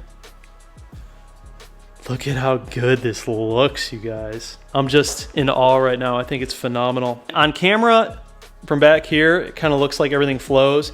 But once you get up to it and you really see what's going on, the carbon does sort of clash with the black because jet black is so dark. It's like such a deep, deep black that I think if we darkened this, because we're gonna run PPF on this anyways, if I run like a shade, like a dyno shade PPF that has just a light tint to it, it'll deepen the carbon. And I think it'll mesh really well with the black. Like, it'll still be carbon and you'll still see the carbon, but it will be just a little bit darker. And I think that that's gonna be the ticket. What I'm gonna do is have them lay down a couple of different dyno shade PPF tints, and we'll decide from there and see which one looks the best. But I have decided on definitely not painting the whole thing. At least not right now, because I really like the way that this looks, and the carbon fiber is just such good quality, and it just looks so good on black that yeah, I think that we just run it exposed. I think that's the way to do it. So yeah, this turned out really freaking good, man. I'm gonna show you all the things that we kind of messed with, or I was adjusting. Big shout out to my boy Sean, who came through and helped out. Definitely could not have done that without him. So one thing you got to keep in mind is, you know, obviously with carbon fiber,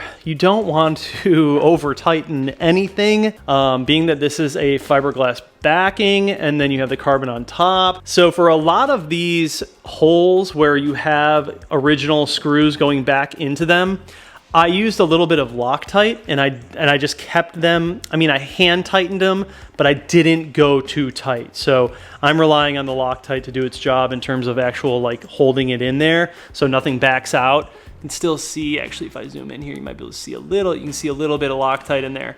So, and you can also see right here sort of the adjustments that I made. So I went inwards with the hood. I did that on both sides, and then I also adjusted back here. You have one 12 mil, I believe it's a 12 mil right here, and then you have one on the other side of this as well, and that allows you to lift the hood up and down.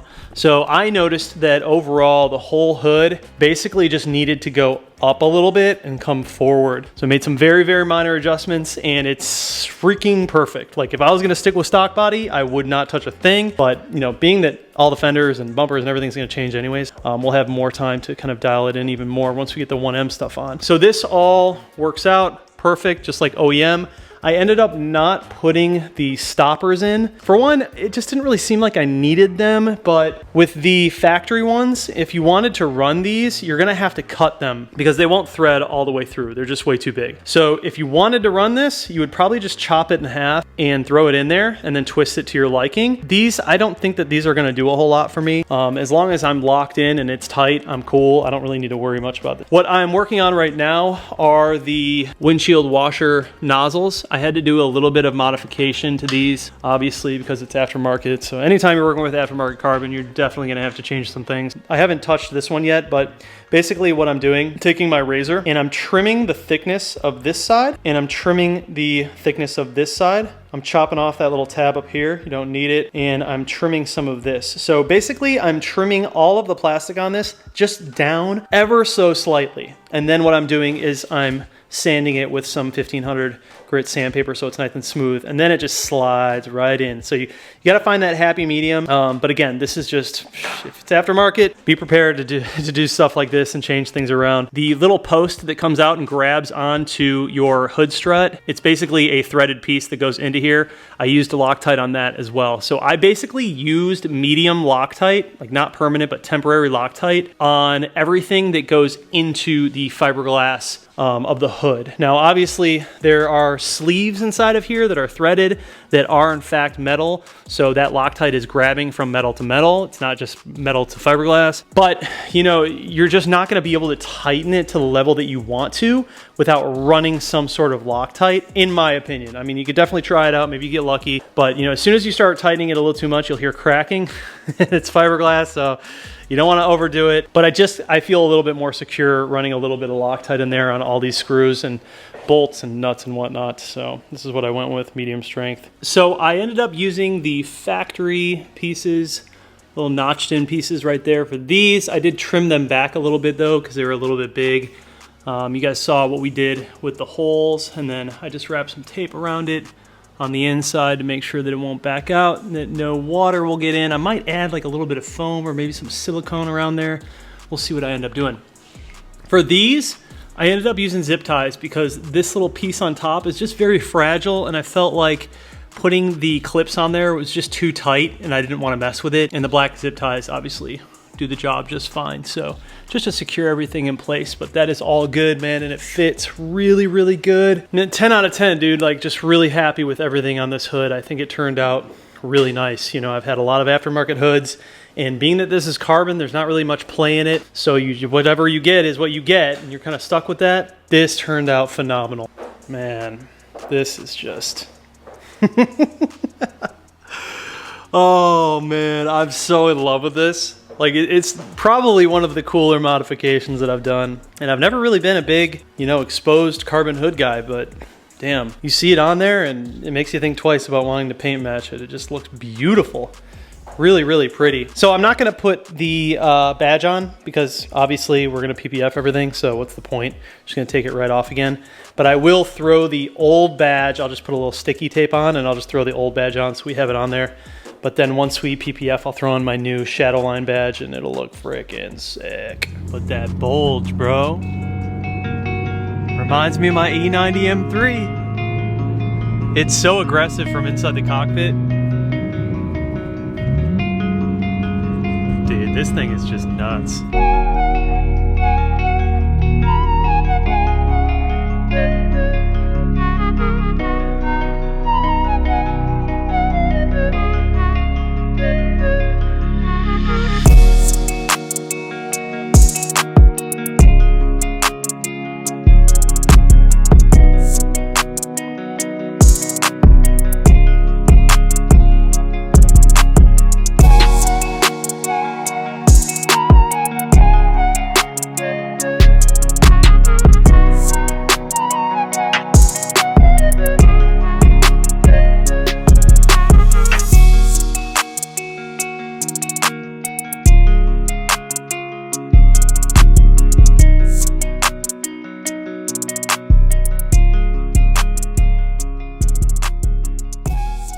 This is my first time seeing it out in the actual daylight, like out of the garage. Dude, it looks so freaking sick, dude. Oh my God. Those injectors are screaming. 1054, damn, bro. I don't even think video does it justice. Like, it just looks so good in person.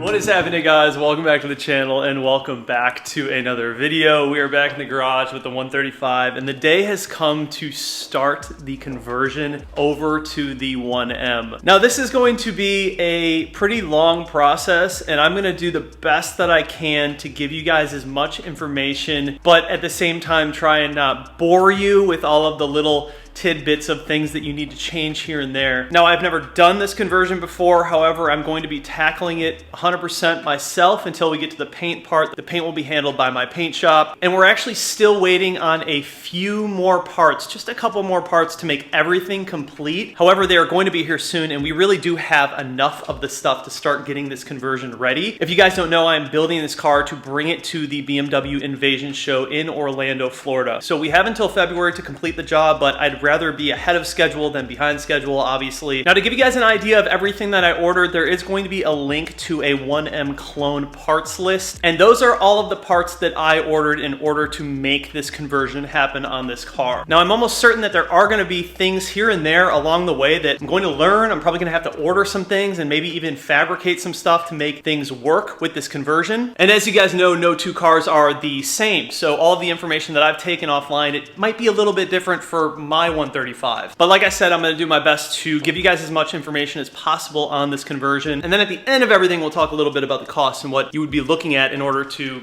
convert your 135 to a 1M. So I think what makes the most sense for right now is we're gonna start with the front end of the car. Now, none of the parts that I have are actually painted yet, but that is okay. I want to test fit everything because I do have a larger front mount intercooler, so things might have to be shaved a little bit, and I don't want to have to do that after the parts come back from paint. I think what makes the most sense is putting all the parts on and then actually taking everything with the car complete to the body shop and then letting them do their paint work, because more than likely they're gonna have to blend fenders into doors if you want like a really good match. As far as color is concerned, I am gonna keep the car jet black. I really do like this color on this car. It would be really cool to do something out of this world and crazy, but super, super expensive. I'm not trying to spend like 20K on a paint job. And I think that jet black is a very cool color. In my opinion, it's a very, very deep black and it looks really good. So I'm gonna go ahead and turn the car around and then we're gonna start disassembling the front end. Let's get into it.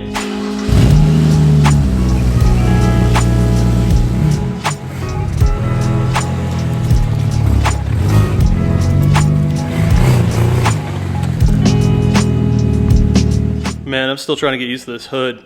It is just mental on this car. So I'm gonna be honest with you guys. I'm considering doing OEM headlights. These are cool, don't get me wrong, but I'm kind of just like feeling the OEM style lately, and I might go back to OEM. We'll see. I haven't completely decided yet. I think these are really nice headlights, but they're a bit too aftermarket for me, in my opinion. So I don't know. I might actually buy a set of OEM headlights and do that, and then just get rid of these or whatever, you know. You guys tell me what you think down below. There's nothing wrong with these. I think they're cool for like certain style of builds, but they're just a little too aftermarket for me, in my opinion.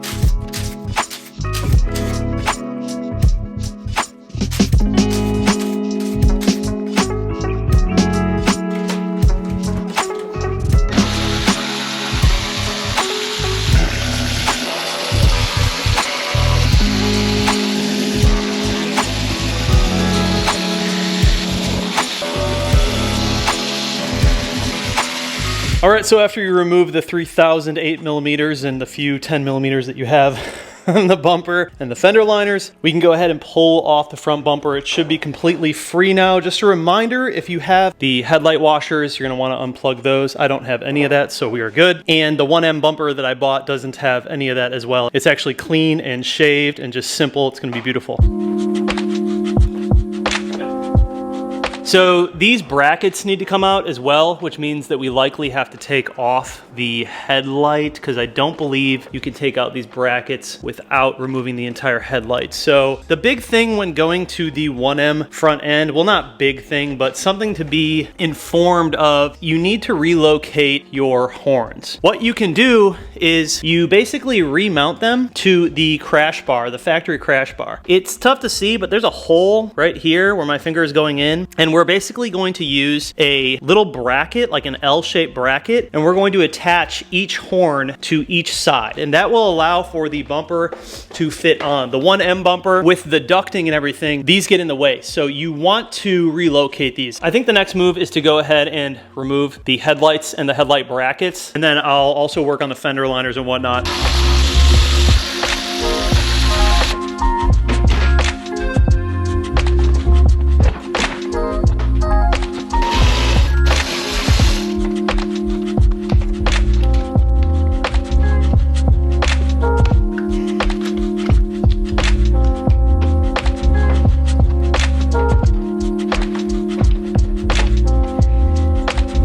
The side skirts might actually have to come off first in order to access the bolt down there. I'm not sure, but I'll figure it out when I get into it. The other thing that we need to take into consideration is we are running the Mosselman oil cooler on this side, so I don't know how things are going to work. Obviously with like this oil line sitting here and our factory 1M fender liners, we gotta take off the inside one as well, because that is going to be changing also. Fenders look pretty easy. I mean, we got a 10 mil right here and then 10 mil all along there. And then if I had to guess, I'd say there's probably one down in here, and then we got to remove the washer tank as well. Ours is going to be changing with the 1M.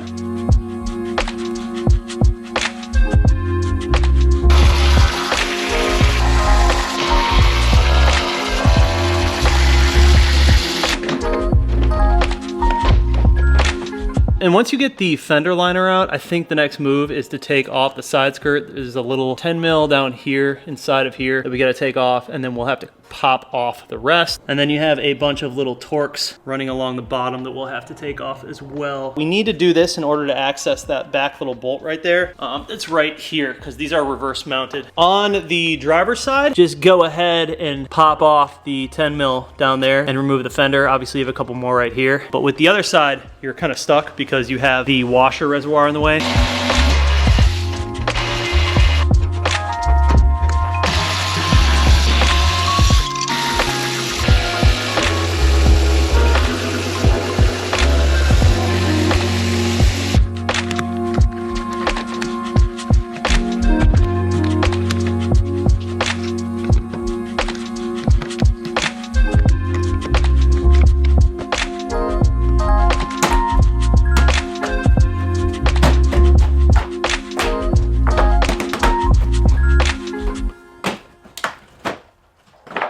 Okay, so for this side, pretty straightforward. That fender is ready to come off. Everything is off of it. I just gotta remove one bolt. This side is gonna be a little bit more complex with your windshield washer reservoir going up right here. There's a bolt right in here, just barely able to get a wrench back there. So I think what we'll do is we'll loosen the reservoir. There's like 10 mil right here, and we should be able to move this around a little bit to get in there and get that 10 mil that's back here by the fender. And then there's also one 10 mil, the one that we couldn't get to before, that's all the way through there. So we're gonna have to like snake an extension with a flashlight and just finesse that little 10 mil that's in the back. Yeah, it's just a little bit different than the other side, a little bit more complex.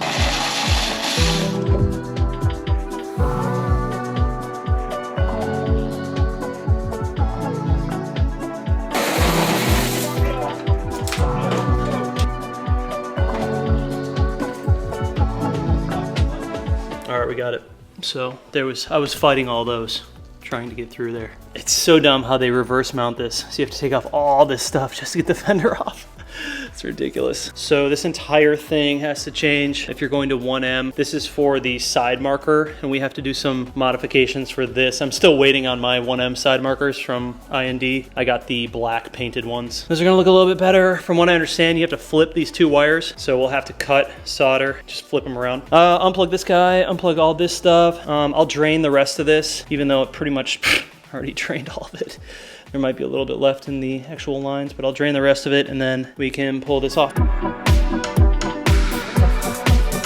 So what I will say is don't be like me and make a big mess like this. I would say before you even start unbolting the fender, just pop this line out and then drain it into a bucket. I didn't think that I would have to drain it until I had like the fender off and everything. And then one hose came out and it just fucking leaked everywhere. So I was like, well, that's that. I think at this point, what's gonna happen is we're gonna probably end up working on these guys. I might even just go ahead and start doing that now because they're gonna have to move anyways. So this one, I guess, would probably go right here. This one that's plugged in right here, it looks like the line actually travels all the way to this side, so we don't really need to extend anything. If anything, we just need to shorten it because that one is now going to go over here.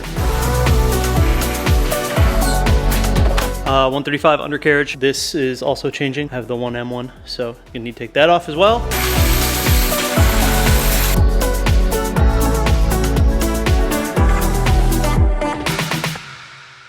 So since this guy will live over on the other side, we can remove the clips that hold this wire in. The nice part about it is it's super long wire, so we don't need to worry about extending it. That makes it super easy. And then it'll actually end up going into the horn right here.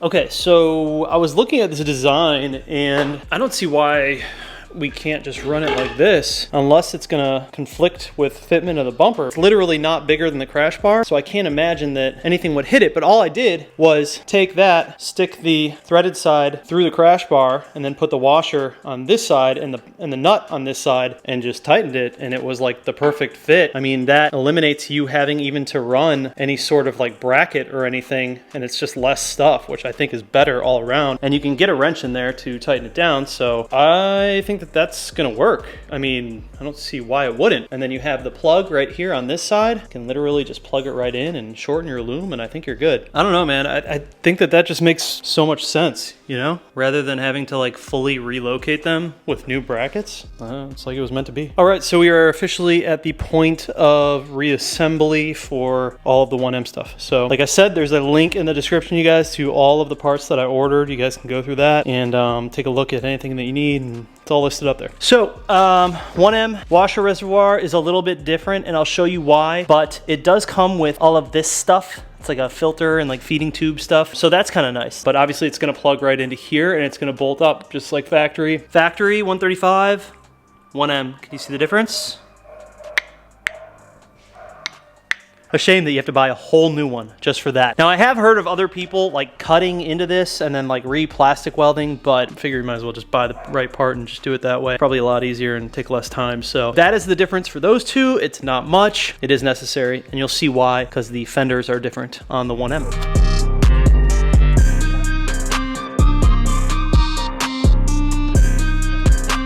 so I got it loosely set on there. I just put a screw in just to hold it for the moment, but we're gonna have to loosen it back up again because of this super fun 10 mil when we put the fender back on. In case you were wondering, BMW fenders come in body bags like this. When I say that these are thick, dude, this car is gonna be so wide. So this is why over here you run the new washer reservoir, because you have this indentation over here. So this now makes up for that indentation.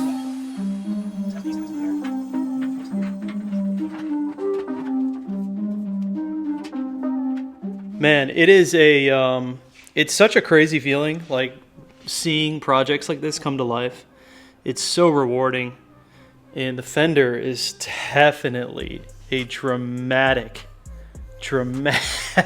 difference. It's so wide, man. We'll even throw these stock wheels back on in the end and you'll see how much room we've gained on this car. But yeah, I mean, OEM fitment's freaking perfect. I'm gonna throw on the other side, and then I think what we'll do is start putting the fender wells in, the 1M fender wells, and then we can do the headlight assembly with the new headlight assembly brackets, and yeah, just keep working forward. So.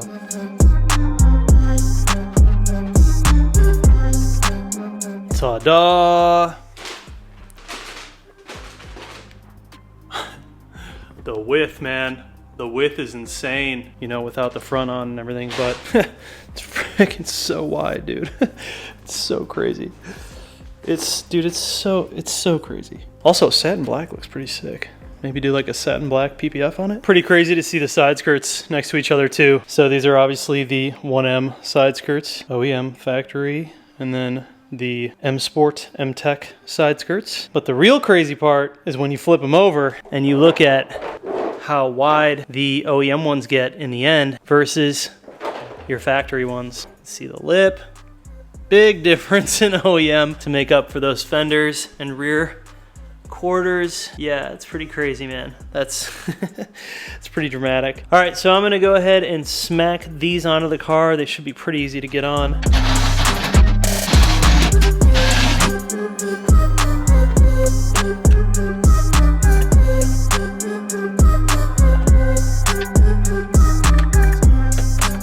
So you'll see where it's gonna get wonky, obviously, because of this. And then we'll go into the rear bumper. There's probably a different bracket for the back. I might have it. If not, I need to order it. All the rest of this looks good. Lines up. Yo. All right, so I'm gonna put all the hardware in for this.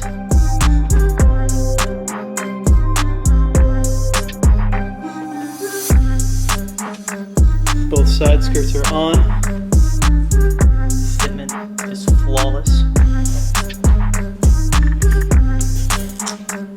This windshield washer reservoir is the gift that keeps giving. You'll have to loosen it, move it around every time you want to do anything over there. All right, we are moving on to the fender liners. We have the two front fender liners, so you can see where they have the opening. That will go up to these, and then you'll see E82M right. So this will be on this side, E82M left, and then these are the rear pieces, not the rear of the car, but the front rears. So these do fit the 1M. These are from the E90, so E90 left M. And what you have to do, unless you want to take out your entire strut assembly, which I don't think was worth it, basically just make a slit right here, and then you have to sneak this around the actual strut assembly, and then you can slide it in. So that's what we're gonna do, and then we're gonna fasten everything down. I have the rear ones as well, and those are from the E92 M3, so.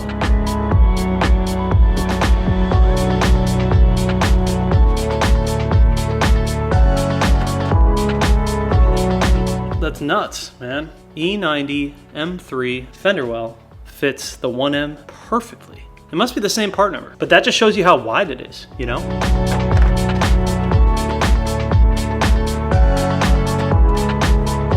All right, so the front rear fender liners are all in. Everything's secured. They fit really nice. Now, before we do the front fender, we can't do those quite yet. We got to do those probably near last. But what we will work on are the new headlight brackets. These are a little bit different on the 1M to support the 1M front bumper.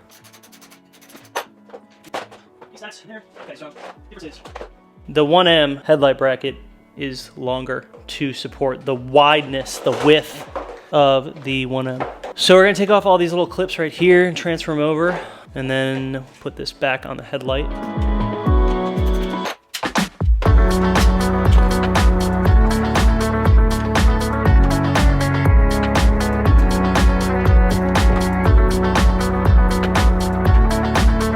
Brackets are in. And we go on to car.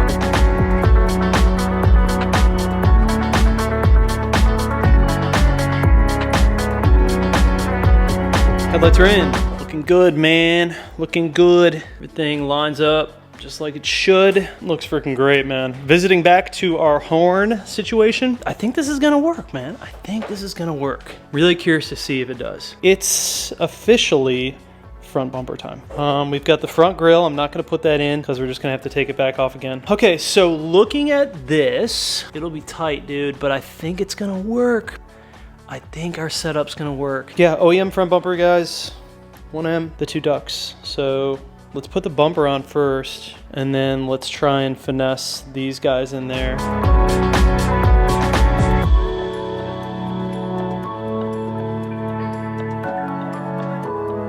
This is so nuts, you guys. Like seeing this for the first time is just, wow. It's really cool. Good news.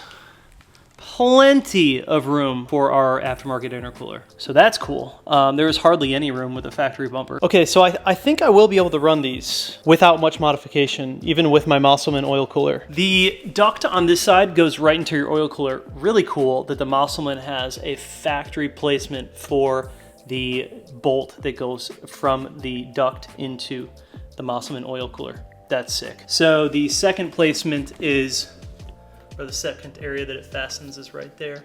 So that's good. This should then, once we throw everything on, line up with that. And then the other side, this one's a little bit more peculiar because I think what happened is you have this mounting point right down there, but when you put this up, and this is like how it should be, right? There's nothing really for the back piece to fasten onto. And I'm looking at the fender liner and I'm like, is there anything on here? Like, the only thing that I can think of is that we moved the horns, which was necessary for the 1M bumper, but this bracket probably gets replaced with something that then fastens onto that, because that's the same area that that bracket was in. So there's ways around it. You don't have to run it like that, but I'll have to see. Maybe I have to order a bracket or something to make that fit like perfect, like OEM. Okay, so yeah, that worked out great. That boy's scooping directly into my oil cooler, just like factory. And this side, as soon as I lifted it up, it just hugged the bumper, like it went right onto it. So I didn't really have to do too much. I would still try to find a way to fasten it a bit better in here. There's gotta be a bracket that I'm missing or something that goes here.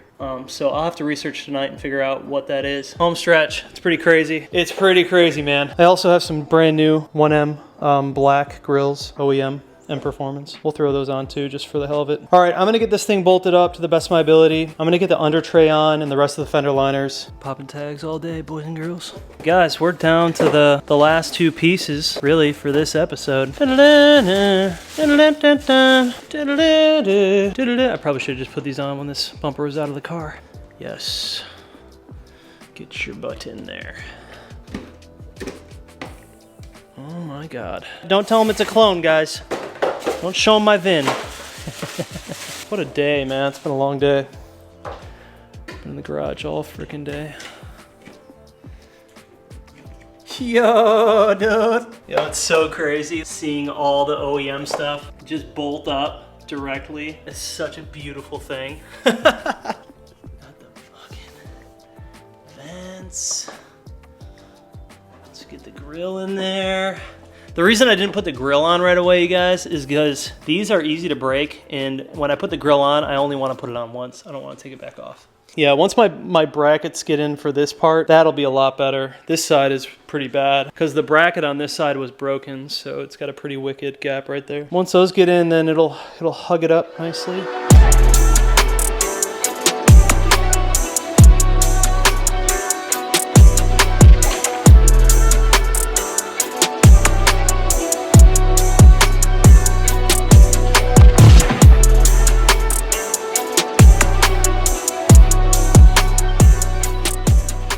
It's so crazy seeing it come to life, man. Oh my God. It's so crazy. Y'all jealous of that fitment or what? Oh my God, man. It's so cool. It's so wide. You guys can begin to see how thick this car is going to be, man. Like, oh my God, dude. And then you can see where it's gonna come up over here, go out. It's gonna be so good.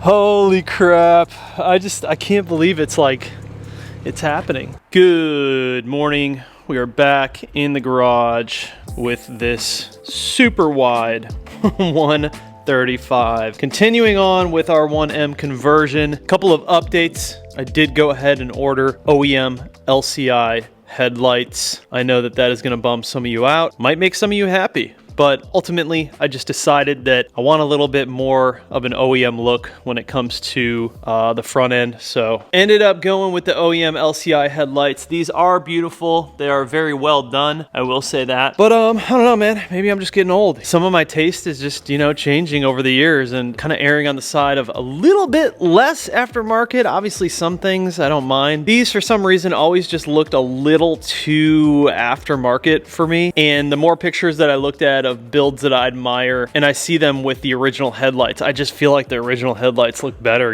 So I ended up finding a clean set on eBay, OEM LCI headlights, low mileage. They look pretty clean. I think that these might already be sold, my Bay Optic ones, so just letting you guys know they are not for sale. Also, since the previous conversion video, I've learned a couple of things. My favorite part of doing all this is, the things that you get to learn along the way. But I learned that the 1M has a dual oil cooler system. So if you guys recall in the last video when we were putting on the whole front end, we noticed that obviously on the driver's side, when you remove that horn bracket, there was nothing there for that duct to grab onto. Well, turns out the 1M has 2 oil coolers. So what I ended up doing was doing a little bit more research, and I found out that Mosselman actually makes an extended oil cooler kit for the E82 going to the 1M conversion. So I ended up ordering the other Mosselman oil cooler as well. So we will have 2 functional oil coolers that will all bolt up directly to the 1M ducting system and front bumper. It is going to be sick. So do you have to do that? No. But with this build, I really want to make sure that I'm kind of just taking it to another level and doing things super proper. When I'm done with this whole thing, I want to be very proud of it. So I might actually also do a little bit of wheel fitting testing today. As you guys know, I have those 513Ms and I'm a bit concerned about the size of them. I don't know if the fronts are going to be wide enough. I don't want to get this thing painted and then throw wheels on and just have it be completely off. So I'd like to get that sorted before we go into paint and all of that. So yeah, we have our work cut out for us. Today is going to be a kind of like a hodgepodge of stuff that we're going to be doing to the car. Obviously we have to do like the whole rear end conversion. I have everything for the rear end minus diffuser. I'm doing a carbon diffuser for the quad exhaust, and I also do not have, obviously, my rear arches yet. However, before we do any of that, we need to do all of the exhaust and battery stuff because I am doing the 1M exhaust conversion, which requires you to do some modifications to the battery tray, the heat shielding underneath. Some of the evap stuff needs to change. Battery cables get extended in the rear as well. It's a bit of a process to really go in and do all of this 1M conversion stuff. You don't have to do the battery relocation and all of this if you want to run a quad exhaust. You could do like a custom quad exhaust and make it work. I'm not trying to make this a 1M. I'm not trying to make it a real 1M. That's kind of like the joy in having a clone, is you can kind of go nuts and do whatever you want. But I do want certain things to fit like OEM. And I have ordered an aftermarket 1M exhaust system. I'm still waiting on that, but I want all of that to bolt up as if this were like a 1M. I think that that's just the proper way to do it. And in the long run, I'll be happier with making those decisions now than trying to fix them later. So I don't have everything for the conversion. I'm still waiting on a few things. I also need to buy a different battery, which sucks because I literally just bought this battery. And there are a few of the cables that I'm waiting for, but we can at least get started. So today we're gonna start disassembling the car. We're gonna pull off the stock 1M rep rear bumper, and then I'm gonna start disassembling the axle back exhaust system, and then we're gonna start pulling out the battery tray and all that stuff. And if you guys are interested in any of the parts that I'm doing for this conversion, I have made a spreadsheet. I basically took all of the stuff that I read in the forums, put it into a spreadsheet, made direct links, gave you the pricing so you can see exactly how much all of this stuff costs and where to get it. You guys can get it at your local BMW dealership. You can order it through Turner Motorsports. Lots of different options there. And there are some things that you don't really have to order, but you should. Everyone is going about these builds a little bit differently. Some people are really trying to do them like OEM, which is cool, but in my opinion, I don't think you quite need to go that far and spend that much, considering that it's not a 1M. It's a 1M clone. The VIN will never be a 1M. So if you're gonna build a car like this and you're gonna spend like 60 grand, you might as well just go out and buy a 1M, because at that rate, you're already spending about what it's gonna cost you to just get a 1M. And then you have that car that you're trying to replicate, but it's the real thing. With mine, I'm basically trying to buy all the things that I think are necessary for a quality 1M clone build. But the fun part of having it just be a clone is that we can do some crazy shit down the road. Big single turbo, some aftermarket stuff on the interior. Like, I'm not worried about modifying a 1M clone, whereas like a 1M, I would sort of be tiptoeing around it and not really wanting to devalue it. So that just makes sense for me. But of course, you guys can decide what you want to do on your own builds. I'm just putting all the information out there and kind of showing you guys how to do some of this stuff. Nonetheless, let's start disassembling, get the car up on jack stands. You know the deal.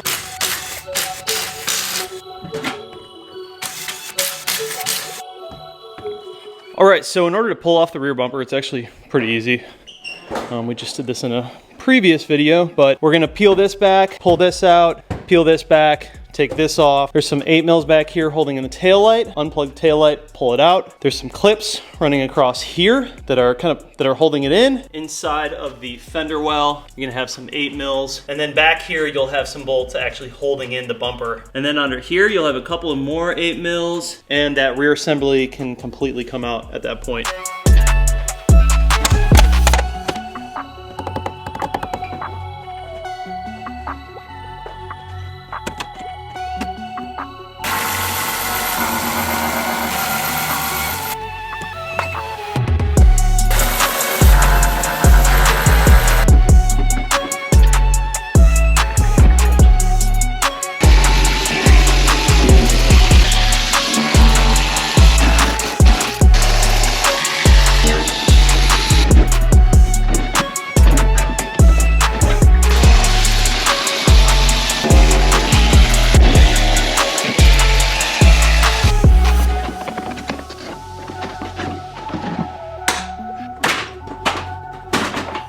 All right, so some of the rear is disassembled, obviously the rear bumper and then the fender liners. Something I wanted to point out, when you guys are going from the 135 to the 1M, you're actually gonna end up using the E92 M3 rear quarter fender liners to make up for the new width. It's also kind of nice because this is like that felt that just disintegrates over time, and these are now going to be plastic, so they'll match the front, a little bit more durable. However, we're not gonna put those in right now for obvious reasons, because we don't have anything cut yet. Some things that we will need to take off are these rear bumper guides. These will have to come off. This rear crash bar is going to be coming off. We have a new one. Reason being is this is set up for a 135 exhaust system. You have 2 hangers on this side on the 135. The 1M will have a hanger over here and a hanger over there. So this will need to change out as well. Before we do that, we'll start taking off the exhaust. Other obvious things to point out, the entire tub is going to come out. We're going to disconnect the battery, pull the battery out. Some of the things that I'm waiting on, I am waiting on my leads, my positive and negative leads, the updated ones, which are going to be on the 1M. They're a lot longer. And I also need to go ahead and buy a new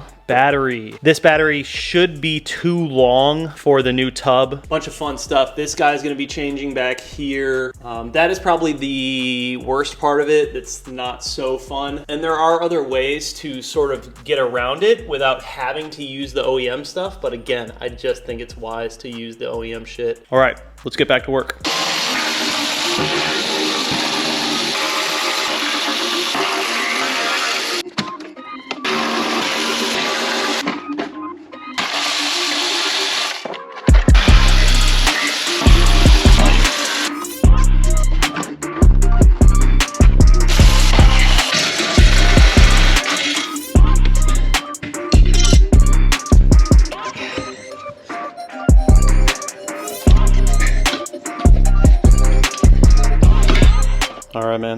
Success. So we have all that off. Now we can remove the crash bar. It's gonna be 18 mils for the crash bars.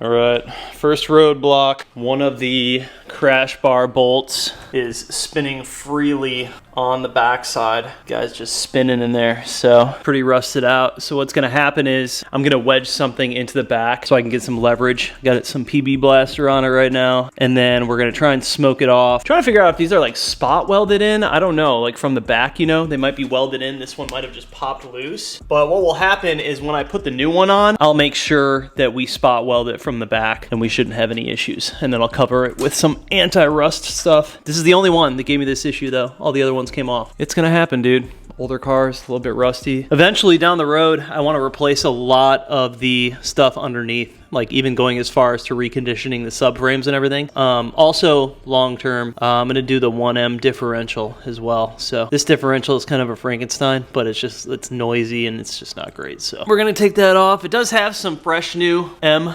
control arms and whatnot, which is pretty cool. I think those are from the E90 or E92. Anyways, I'm gonna work on this and see if I can get it off, and I'll update you guys. Yeah. All right, got her off. All right, I think now is a good time to go ahead and start removing all the battery stuff. So I'm gonna pull the battery, pull the bracket right here, and then there's a little mount down here that you need to remove, and the whole thing should come right out.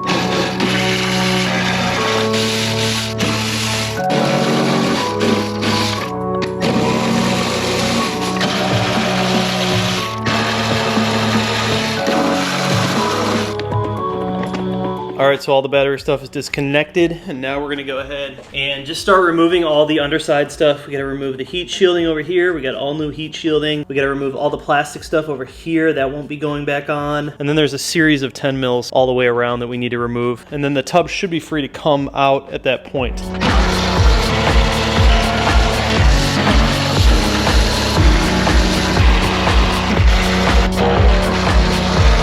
Your batteries connect to the terminals inside of the tub through here. So these are the battery cables that are running from the front. Got to disconnect those too.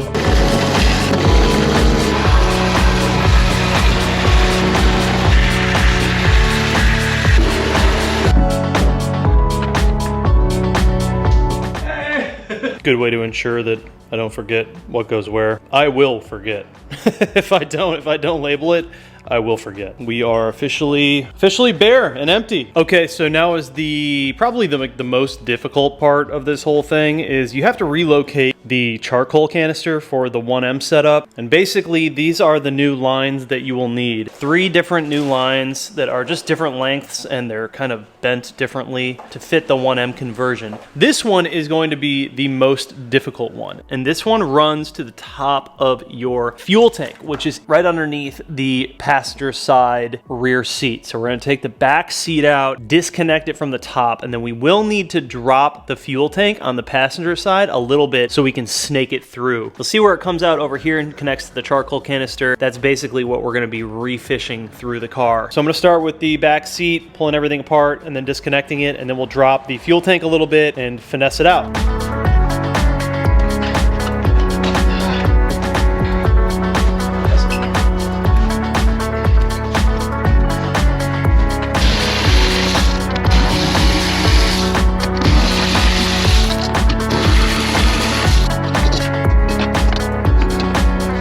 All right, so this is the line right here that we need to disconnect. I'm just gonna unplug these to get stuff out of the way. All right, so that is disconnected. Now for the fun part, we gotta go under the car because we don't have enough room to pull this out. And we gotta drop the fuel tank a little bit. There's gonna be 2 bolts. One that we're gonna completely remove, and then one that we're just gonna loosen so we can finesse this guy through. But this is the sucky part.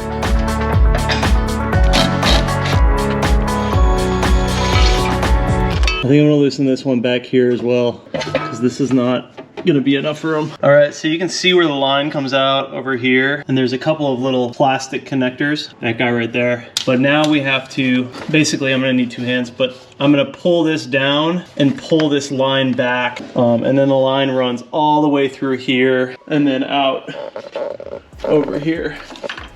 So, and it's pretty rigid, man. There's like not much flexibility to it. So we gotta pull that out and then put the other one in. So I removed the bolt on this side as well, holding the tank on, and then I might loosen that little bracket as well. You really need to drop this thing as far as you can in order to get this line out. So I think I'm far enough down now, like I've got some movement in it, and I'm gonna start working this line out. There's a couple of clips back here that you need to take out, and obviously it runs all the way back there, so.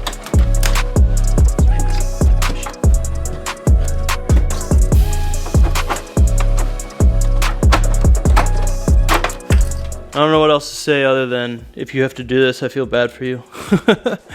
I feel like that sucked getting that out, but I feel like getting the new one in is gonna be even worse. All right, so here's the new one. Not too different. It's just a little bit different in the rear. You can see it's a little bit shorter. So realistically, like if you didn't want to go through this, you could just reuse the other one and bend things around and make it work. But as we have discussed, I decided to be the kid who gets extra credit and do the OEM stuff. So it's not insanely different, but it does have a little bit of a different shape to it. So now I gotta snake that thing back up into the top of the fuel tank where the fuel pump is and everything. I gotta snake that back into there. I don't wish that upon my worst enemy. That pry bar is like everything. You're gonna have to pry against the fuel tank in order to get enough room to get that thing to come through.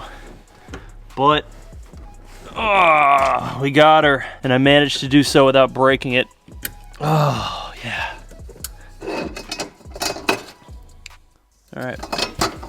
That is for sure the hardest part though. You guys are not gonna have fun with that. So yeah, here is the new one. So yeah, it's just not like a very flexible line. So you have to snake it through this really weird passageway over the axle and then above the fuel tank. And that's why it's such a pain in the ass. So I removed this bolt right here. And then I removed the center support brace. And then I also removed the other side of the fuel tank over there. And then I also removed the bracket bolt up there. And that was enough for me to push this down. I mean, you really only need to push it down a little bit. The best way to do it, 100%, is to just, with two hands, take the pry bar, pry down so you can get room under the fuel tank, and then use your other hand to fish it. And that is the best advice I can give you. All right, so the next step is to install the new gas filler vent pipe. Now this line actually plugs into the line that we just removed. So it goes into this guy right here. So being that this is the new 1M line, it's a little bit shorter than the 135 line. And you'll see obviously that these two won't connect. So this is the old gas filler vent pipe. This is that line. Little blue guy right here, and it runs up there to the back over there. So we're gonna unclip it from there and then pop it out of these and pull it out and then just throw in the new one. Hopefully it's longer.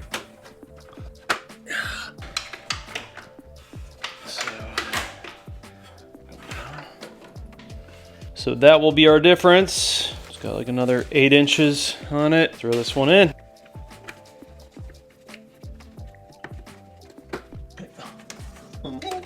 And now you will see that that line effortlessly connects to this line. Last line is the exhaust steam pipe with dust filter, and you'll see it right here. So you get a couple of 10 mils, and it should come right out.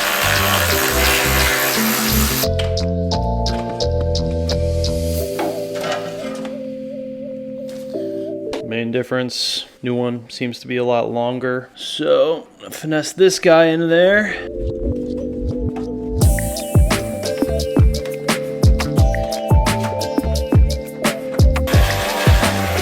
So the last line that you guys are gonna see here that is untouched is this white line, and this is the scavenge air vent line. This actually goes to the high pressure fuel pump all the way up into the engine bay in front. The 1M piece is actually not available from BMW for whatever reason. So what we're gonna do is we're going to put everything back together. We're gonna put the tray in, and we're going to see what we need to do in order to make this work. We can possibly heat it up and bend it, or cut and extend, and then just obviously pop back into here, into the canister and everything. But right now we're not gonna worry about that. We'll figure that out once we put everything back into the car, once we have a better idea of where it needs to go. But all these lines are good. We can start working on some of the reassembly, which is putting the actual battery tray in. So to give you guys an idea of the difference with the trays, you have the 135 tray, battery was right here. You have the 1M tray, battery's now over here. So it is technically a relocation, but not by much. So we can go ahead and throw this in. Everything is pretty much ready for it. And then we're gonna start working on the underside, fastening the things back on. The terminals for the battery, we'll fasten those on right over there. And then we can start working on reinstalling the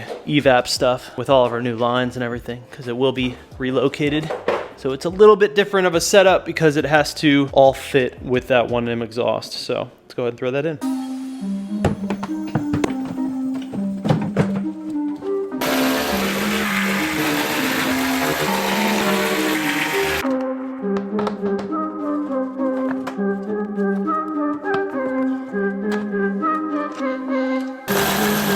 All right, so now we should be able to install this guy into the new location, which is gonna be right on the side of the tank here.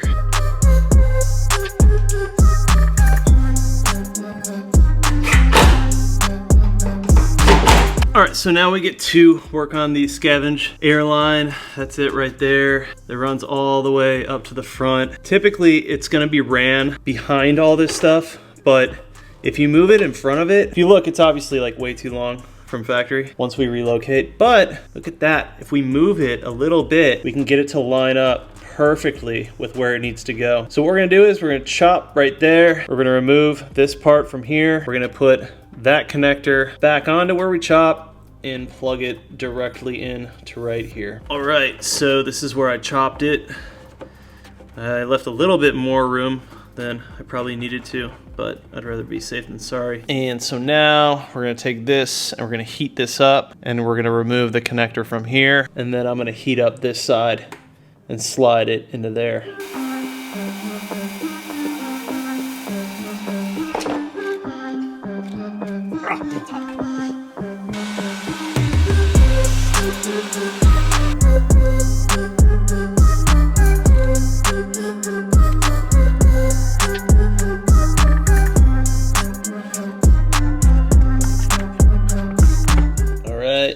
There's our new line. Everything tucked away quite nice. I think that worked out pretty well. It's a tight fit, man. Like that plug, all of this, very tight fit, but it works. All right, so that is the most tedious part of the job, dealing with all the evap stuff. Now that we have all of that situated and connected to our 1M tub, I'm gonna go ahead and throw the exhaust hangers. I'm gonna go ahead and throw the new heat shield on. This is made obviously for the dual exhaust, 1M. Pop more tags. What I do for this?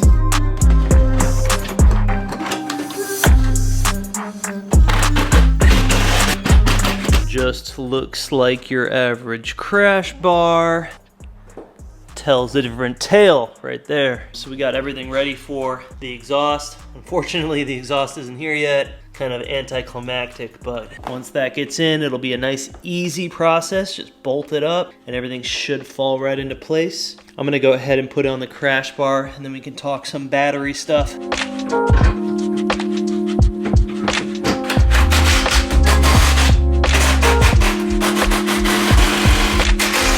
All right, so now we are at the part where I'm gonna talk a little bit about battery stuff, but the battery that I have, this is the 135 battery. It's going to be too large for the 1M setup. As you see, you have two post areas right here.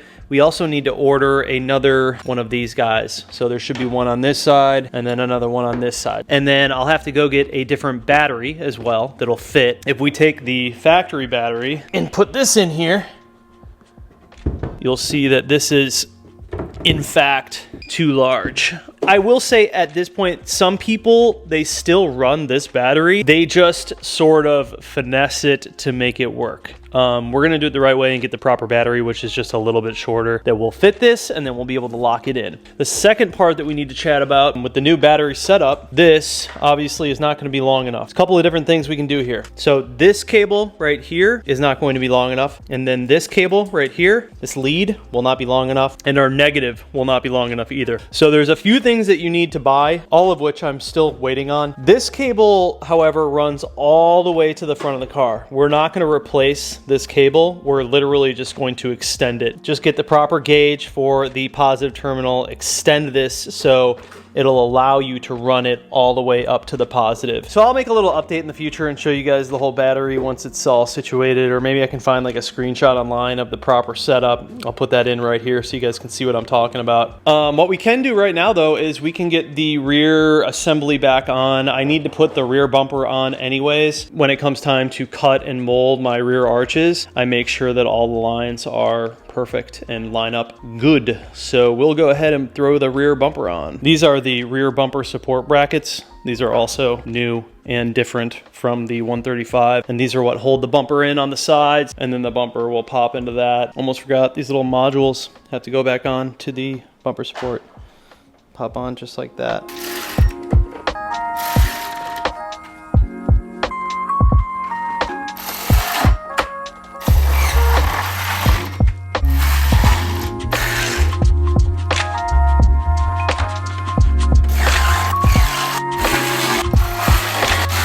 All right, the OEM 1M rear bumper. It's gonna look absolutely ridiculous on this car.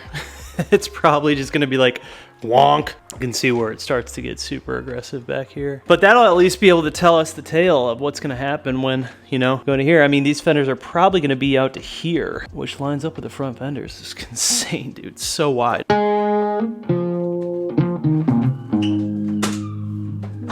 Holy shit, dude. Wow.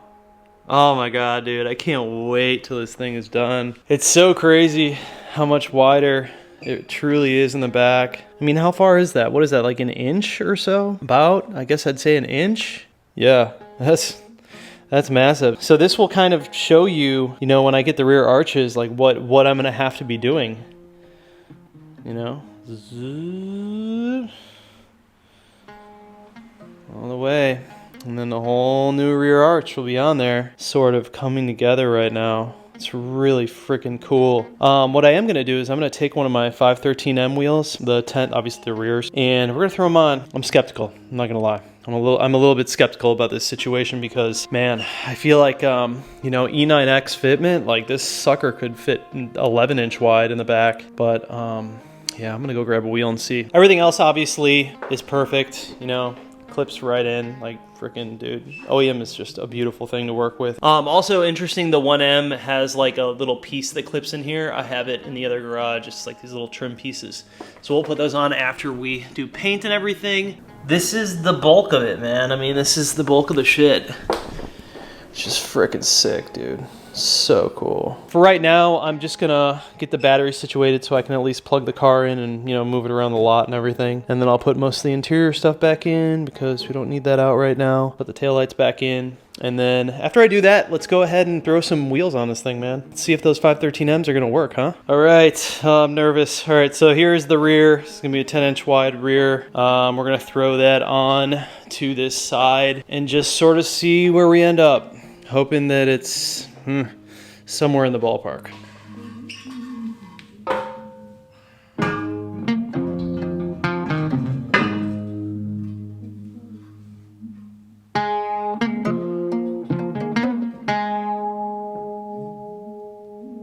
Oh, it's gonna be perfect. It's gonna be perfect, guys. Dude, I think it's gonna be freaking perfect. Do you see that?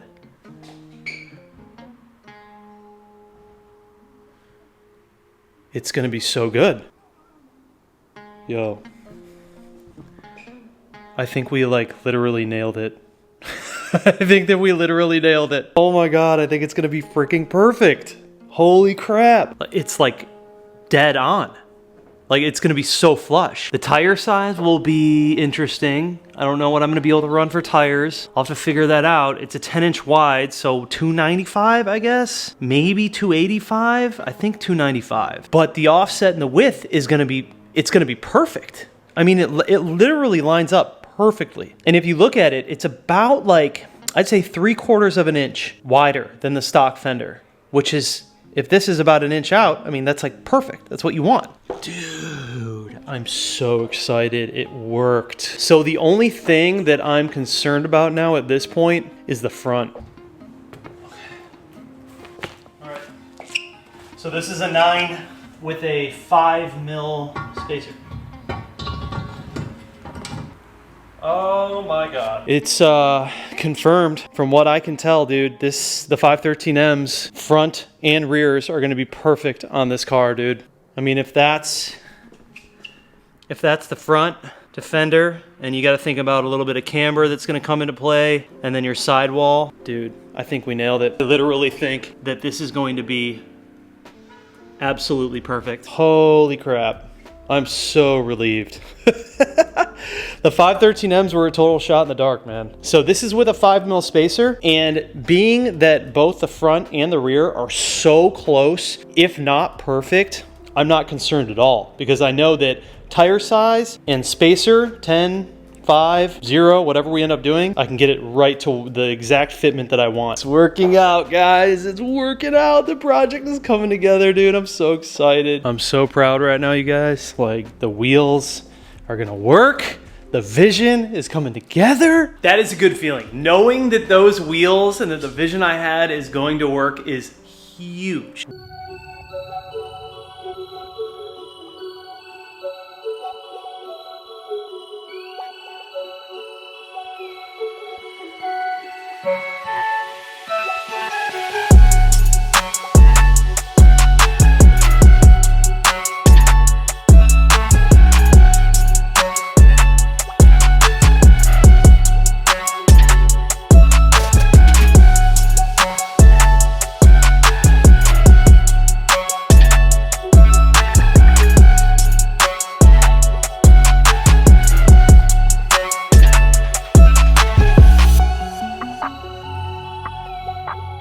Good morning, what is happening, guys? Welcome back to the channel and welcome back to another video. We're back in the garage with the 135. Today we are working on the interior and we just got a nice little package from Colorado N5X. Let's check it out. All right, big shout out to the guys over at Colorado N5X for sending this out. They have a ton of E82 parts that I'm actually working with them on a bunch of different stuff, but this is just the beginning. I've been wanting to do a Alcantara themed interior on this car. Originally, you know, the 1Ms, they had that Alcantara with the orange, but I didn't want orange. I wanted to do something a little more custom, so I decided to go with white stitching. Now, one thing I do want to mention is when you guys order from them, you can decide to do whatever you want. You can do no stitching, you can do blue, yellow, whatever you want. But I thought that this theme was cool, being that it was on the 1M. It's just a little bit different and a little bit more unique for my car. Personally, I've kind of been over like the whole interior carbon theme stuff lately, but I really do enjoy the Alcantara, and I think that all of this looks really good. So if you guys are interested in buying something like this for your E82 or E90s, they got a bunch of different stuff for BMW, so I'll have a link down below. Make sure you check out their website. I'm sure you guys have heard of them. They have plenty of products for our cars. These guys are the GOAT. So what we're going to do is go ahead and start this install. I'm going to show you a little bit about what we have going on inside of the car right now. So I currently have the black trim, which it's not bad. There's really nothing wrong with the black trim, but again, I just kind of wanted to move into more of like a 1M stylish interior or themed interior. In general, there's going to be a lot of stuff that changes in this interior. For one, the front seats are likely going to be swapped out for something different at some point. And lastly will be the pillars and this headliner. Man, the gray clashes so incredibly hard with everything else in this car. Everything is black or red, and then you get to this like super light gray headliner and the pillars. It just looks really goofy. So we will be swapping everything over to the black interior, black headliner, black pillars, all of that stuff. However, that will be at a later date. So today we're gonna be focusing on this guy, these guys, and of course this entire surround section over here. So one thing that I will be forfeiting is my cover on this. I don't believe I can run that anymore with the new setup. However, that's not really that big of a deal to me. But all in all, this should be a really, really easy install. These all just pop right out just like any other BMW.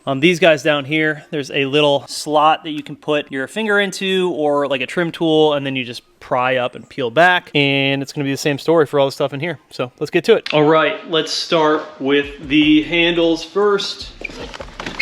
And like I said before, there's a little slot down here on each of them, but you basically just pry up like that, and you'll start to hear it come out. Pull it towards you, whole thing will come out just like that. So when you're inserting these, you're gonna see these two slots down here, and then you're gonna see this tab up here. Nice. It feels it feels great. I don't want to get it dirty.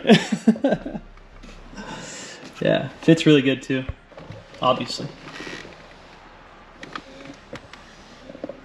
Super clean, man. I like the theme. I think it goes really well with this car. The shift boot was white from BMW, so that's kind of just why I went with the white everywhere else. Like, it just sort of made sense to run with that theme, you know?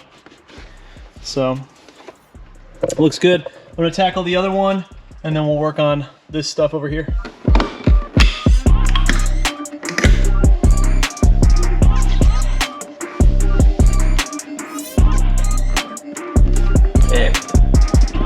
There we go. Damn. Nice. All right, same deal for this trim piece. Basically just pops up. Once you get started, you can put your hands in there and pull it out.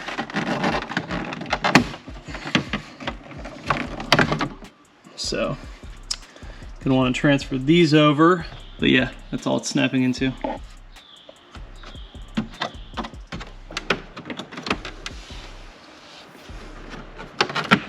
All right, let's put it on.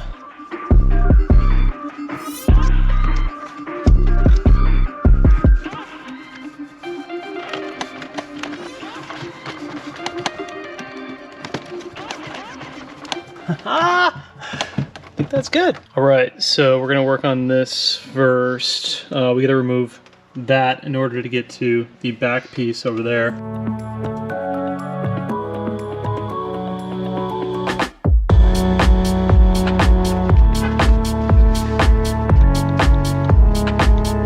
The way that this whole thing comes out, unfortunately you have to take all of this out in order to just get to the trim. So we'll pop off the shift knob, we'll pull up the shift boot. We got those two little Torx bolts out. There's a little plastic, well, there's supposed to be, mine's missing. There should be two little push pins on each side. Typically you'll have them right there, but mine are missing, so we don't need those. And then you'll have a couple of, I believe they are 10 mils right in there. So we'll pull the foam out of here too.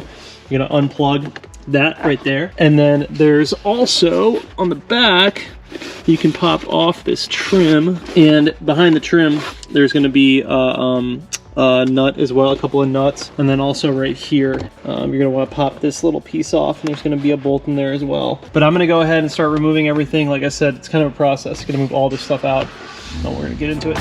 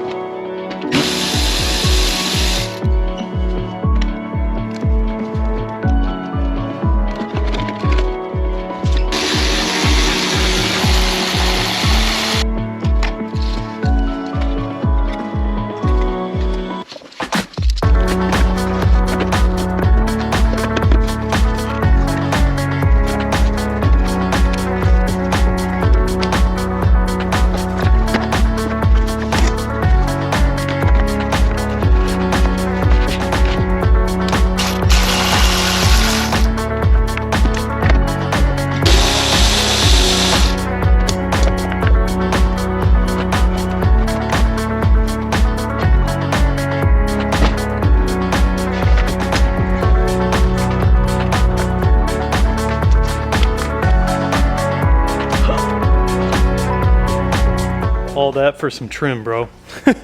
That's crazy. A couple more little screws we got to address on the back here. We got this guy right here, a couple Torx, and then this should all drop out. I really came in here thinking that this would be like a 10-minute job. I guess not. This trim then just comes right up. You release all those tabs. Okay, this should come out too. If I wanted to retain all this, I could.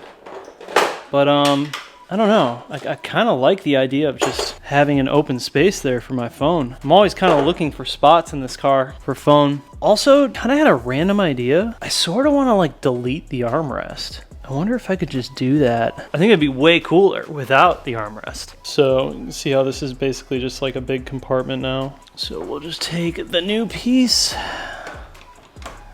and set it on. The rest of the stuff should snap into place. Good, all the way around. Really good fitment all the way through on this stuff, man. It's like really snug. Okay, cool. So I'm gonna grab the back piece for this in the car and see. So I think you have to run it regardless. I mean, unless you want just like openness in the back, but I think it's way cooler without it. I think it's way cooler without it. Someone should just make like a block off plate, you know? I should have one like 3D printed that would just cover it so you wouldn't have to run it. And then it would just be like this super clean, kind of like the CS and like GTS. Super clean setup. Anyways, we're gonna have to run it for now, so we'll put this back on and then put everything back together, and we should be able to throw it in the car. Looks really good. I like this. I really like having this open like this. I think this makes way more sense.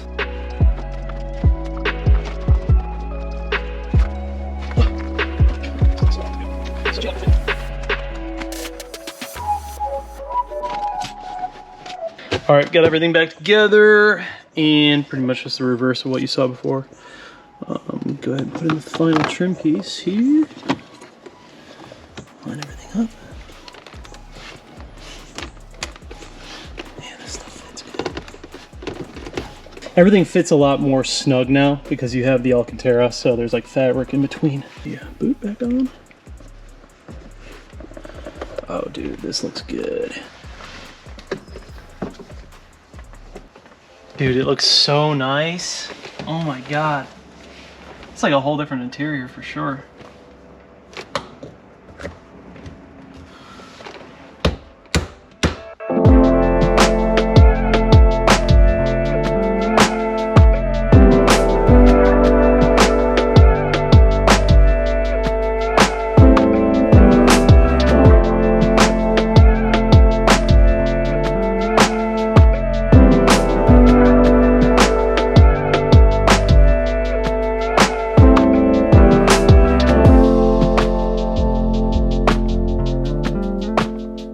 What a pleasant surprise that this worked out so well. So first of all, it's really, really beautiful. Like the trim is just, it's gorgeous. But at first I was concerned about losing my cigarette lighter and stuff over here, but I already got one. You know what I mean? So it's like, nah, dude, that's chill. Just like that, that'll work. Just overall, like a great addition to this car. It feels totally different in here with all the Alcantara and everything. It's super nice. Completely changes it. I love it, man. It's really clean. Really clean. So next I want to find a solution for this. Either I get an Alcantara one that like kind of goes with this theme, or I just delete it. I also have a shift boot, an Alcantara shift boot, and a cover for this guy too, so for the e-brake. So we'll do that in a future video. But dude, these turned out really freaking good, man. Super happy with this.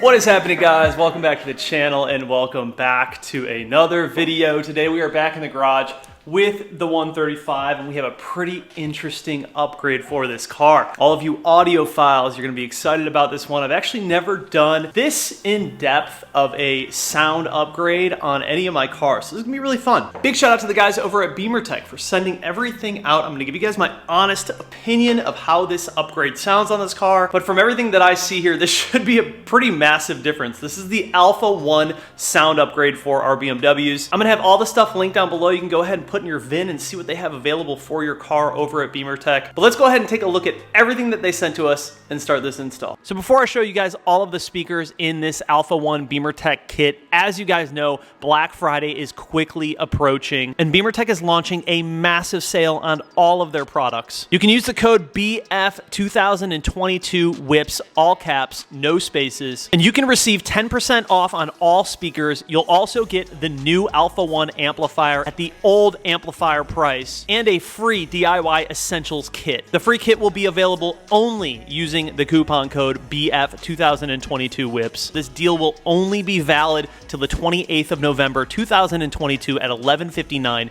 p.m. This is going to be the best Alpha 1 deal of the year. So if you guys have been thinking about upgrading your sound, make sure you take advantage of it. You can get discounts on audio upgrades and a free kit of the DIY essentials with the coupon code BF2022 WHIPS, all caps, no spaces. I highly recommend you guys take advantage of this deal while it lasts. All right, so the first portion of this upgrade will be the actual amplifier itself. This is actually the new Alpha 1 amplifier, and it's even easier to customize than BeamerTech's previous amp. It comes preloaded with several tune sets that you can switch yourself using your laptop to adjust the music to your preferences. It also comes with custom mounting brackets for your exact vehicle. It remains fully plug and play, and it has an increased power output of RMS 710 watts. This is really what's going to be the brain, the heart of all of the sound. And as much as these speakers will help, this is going to make a massive difference in this car. Next, we have these guys. These are the subwoofers that actually go underneath the front seats. They are going to be responsible for delivering all of that bass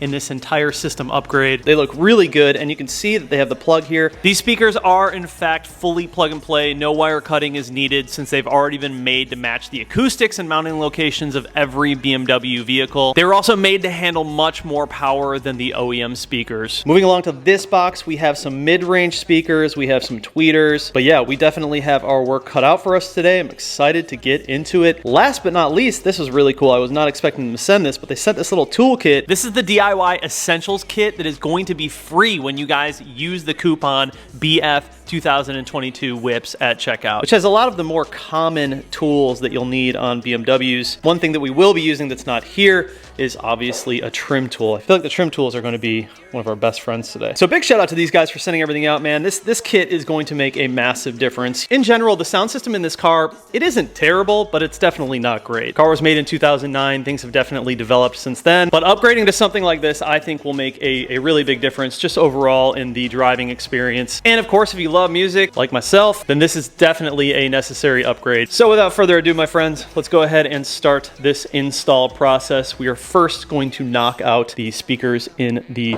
door cards, and then of course we have a little tweeter right up here. You have this guy right here, which is a mid-range speaker, and then we'll slowly go ahead and work our way to the back of the car and lastly knock out the amp. Let's get into the install. All right, so first things first, we're gonna start with the driver's side door card. So starting with the handle, you're gonna want to get underneath the bottom side over here. It should pop out like that. And you can sort of just work it all the way out from the clips, and it should just pop right out. You'll see that some of these clips stayed on the door, not a big deal. All right, once we pop that off, you're gonna have one little T20 buried inside of there. Go ahead and remove that. You're also gonna have another T20 right up here in the top. Take both of those out, and then you should be good. All right, so once we have that all the way loose, we've got this little clip down here in the corner. This little piece is just a cover for a bolt that is behind here. Go ahead and pop that out. This is, again, a T20. So those are actually free now. What we can do now is pull up the electronic cover for the windows right here. And we just need to get this out so we can unplug the electronics, and then everything will technically be free from the actual door when we start popping it off. So when removing this part right here, there's a series of clips that go around it. However, on this side, there's these little tabs that stick in over here. So you don't want to lift up from the back or you can break it. It is going to be pretty firm and difficult to get out, but you just need to work it with a combination of your trim tool and then your hands. I'm going to start here and kind of work around this way and then slowly just pop it out and push out this way and then unplug it. All right, so this guy's definitely gonna fight you, but once you get it up on this side, it should pop out. There's these little guys running around. That's what's holding it in. They're very, very tight. And for this plug right here, we're gonna push this in and pull this back. So once you push that in, you should be able to pull that. Pulls the whole plug out just like that. All right, so now this should be completely free. Basically, there's a series of clips around the door card and they are extremely tight. So I'm just gonna work my way around and pull the whole thing off. One thing to pay attention to is there's going to be a rod that goes up into the locking mechanism up here. So you're gonna wanna make sure that that comes off. And then also there's gonna be a line running up to the door handle itself, and you need to undo that one as well, so.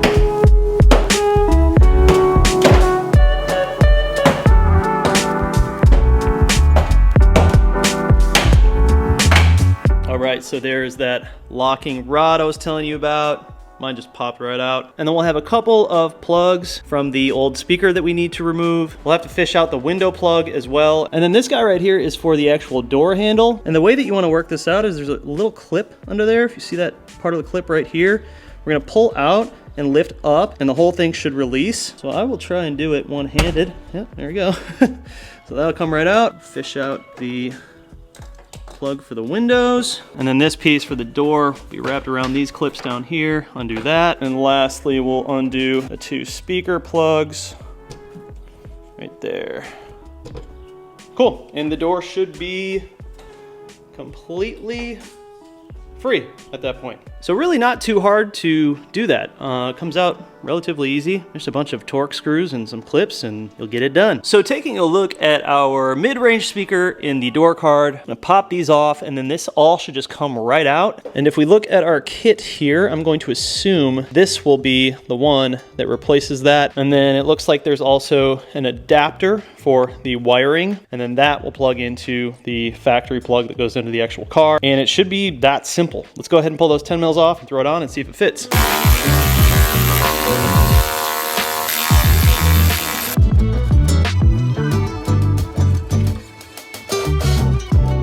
All right, so I'm learning as we go along here, but once we throw in our new speaker, before you do so, if you try to just put it on like this, it's not going to sit flush. And what you need to do is, this kit comes with some spacers and new hardware. And the way that this is going to work, you're basically no longer going to be using the factory 8mm. They now have these Allen head nuts that are kind of like spacer nuts. And then you have two different size spacers. You're going to have the larger one, which is going to go underneath the speaker. And then you're going to put the speaker on. And then you're going to put the smaller one on. And then you're going to use the Allen nut. So what we'll do is we'll work around all of these screws, throw on the bigger spacers like so. Now we'll go ahead and place the speaker on, and this only lines up one way, so it's not like you're gonna be able to put it on incorrectly. You'll see what I mean when you do that. And so once you have that on, we put these smaller spacers up top all the way around like so, and then we take these guys and throw them through and let them thread onto the existing bolts.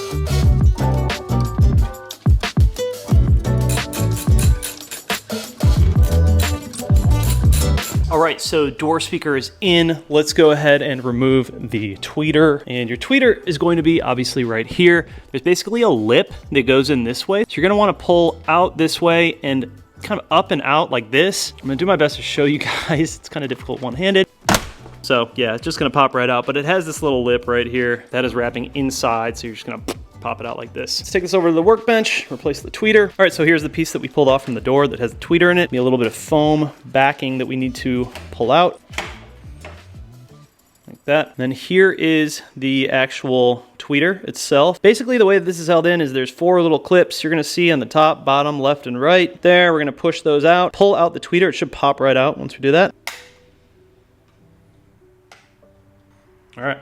Came loose pretty easily. And so now we can take our upgraded tweeter and install it the same way we removed the other one. You're gonna see a little notch right here. And if you look on the tweeter, there's a little notch on the end there. And go ahead and line those up. And that should pop right into place, just like that. Let's throw our foam back on. And we can go ahead and throw this guy back in the car. All right.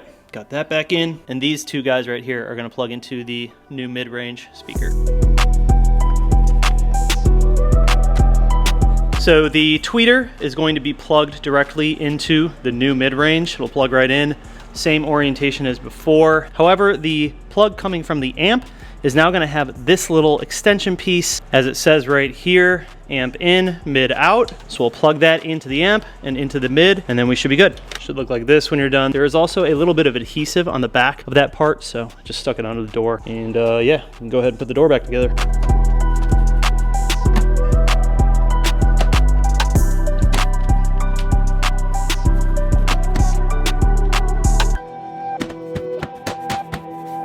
All right, got all the clips in. Everything's back together. Plugs popped right back into place on the new mid-range from the tweeter and the inside of the door card. And now we can go ahead and put everything back in, all the little Torx bolts. Silver one is gonna go here, two black ones on here. Pop our window controls back into here, cover on, and we're done.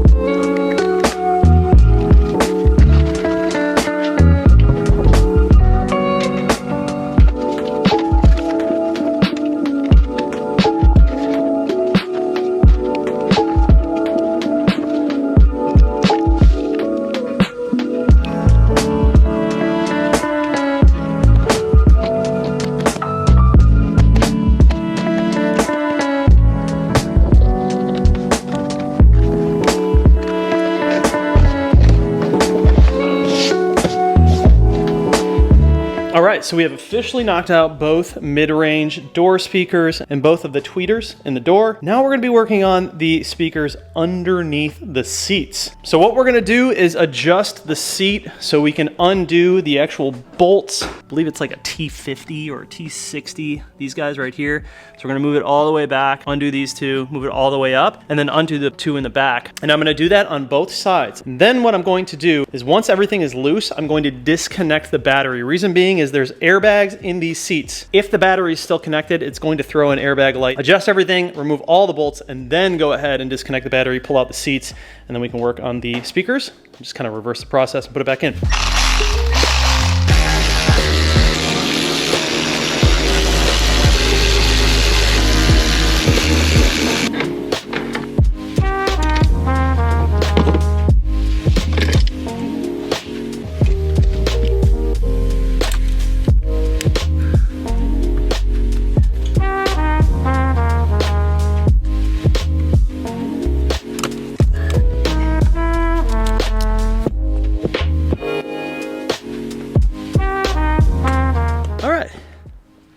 Not too bad.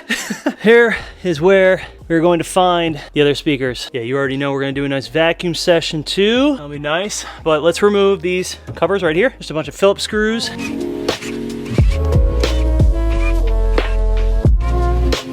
All right, so once the sub has been revealed, you're you're gonna have some more suppress T10s running around. So I'm gonna pop these out, and then I believe we have the plug that we need to fish out as well. All right, so once we're in here, you can obviously see the entire sub right here, or speaker under the seat. We have a couple of 10 mils on each corner right there. We'll pop those out, and then we have a plug on this side that we'll undo, and we should be able to release this entire thing.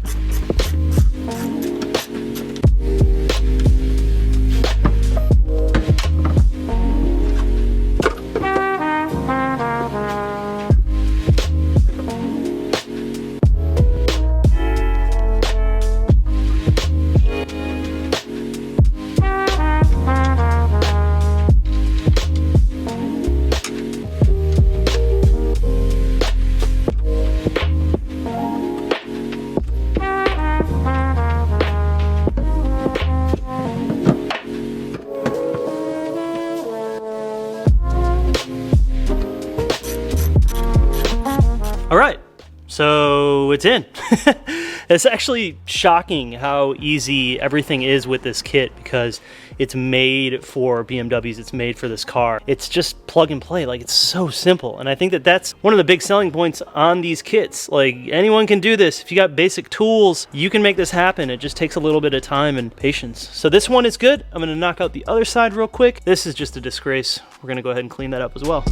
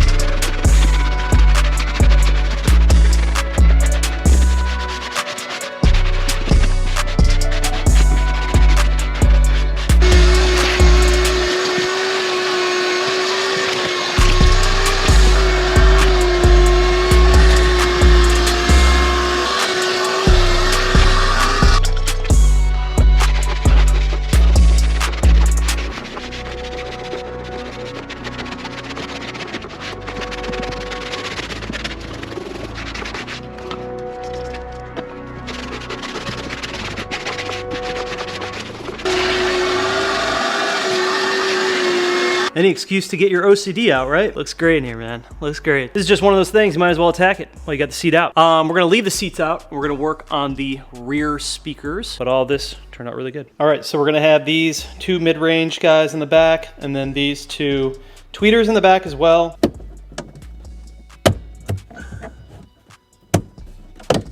I suggest just putting it up like that so you can work through it. But here we are, we've got 1, 2, 3, 4, 5, 8 mils. We're gonna pop those out, release the plugs, and then throw in the new one.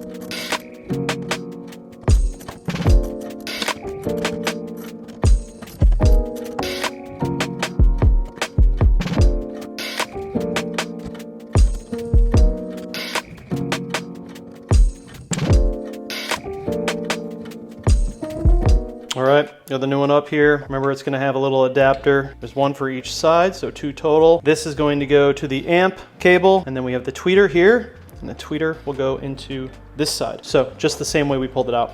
So let's go ahead and throw these in the car.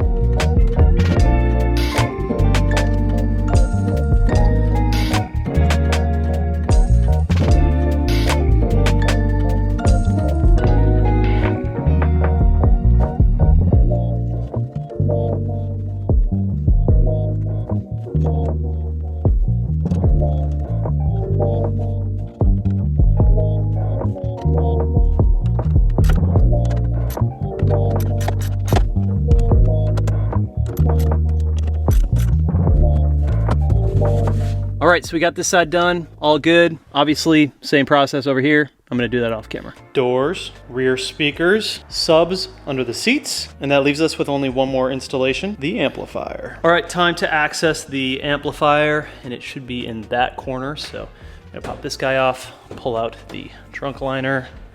Like that. Cool, so once you have this covering off, fold this back. In the back left corner, there's going to be a plastic piece that you remove.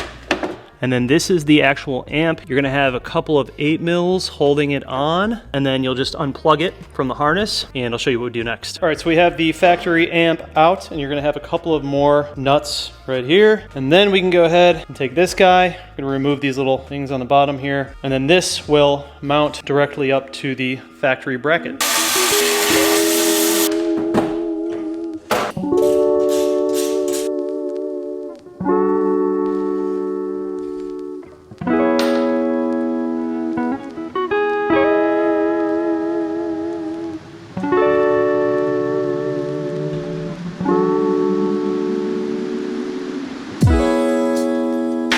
So there are a couple of other wires here. One is for remote and one is for like USB if you want to do all that. If you need all that, we don't really need that, so we're not going to worry about it. We are simply just going to power this up. We're going to plug it right back into the car and power it up. We have our adapter onto the amp, and this should plug directly into the factory harness. And of course, everything will bolt directly back up into the factory mounting places. So I'm gonna need 2 hands to get in there and do this, but I'll show you when I'm done. All right, so everything popped right back into place. We've got the harness ran, tucked away quite nicely, and I think we're good. I think that's it, man. I gotta put the rest of the car back together, but other than that, it's music time. And that, my friends, was a job well done. There's only one thing left to do. All right, I tried not to listen to too much because I kept the volume super, super low because I was trying to find like a good song for this. So here's a copyright-free song by Oi. It's gonna be Siren Screen, and I didn't even turn it up, but the bass is insane. It's so nuts. But this will actually be like my initial reaction to playing the song and hearing it. Yeah, from like the small little snippet I heard, dude, it sounds nuts.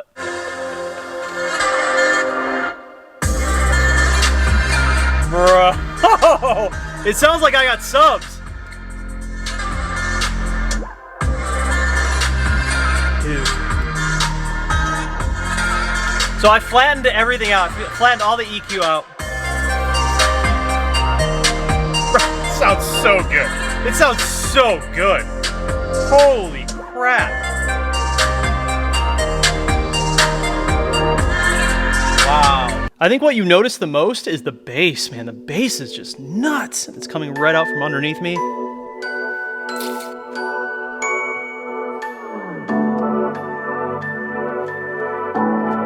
So I try to just flatten everything out, and then I'll tune it later. The bass is so good.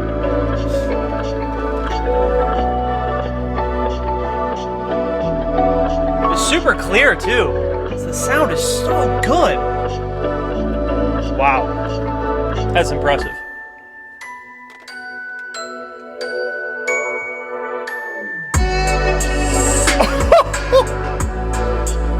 Yeah.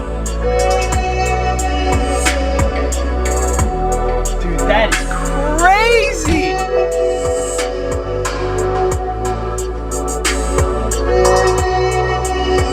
I have goosebumps, like. Wow.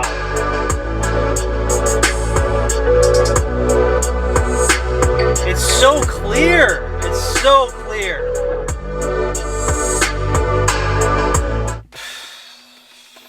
Dude, I don't even know what to say. Like, that is just such an insane difference for how easy that is to put in. It just takes a little bit of time, but damn, dude. I did not expect it to be that much better.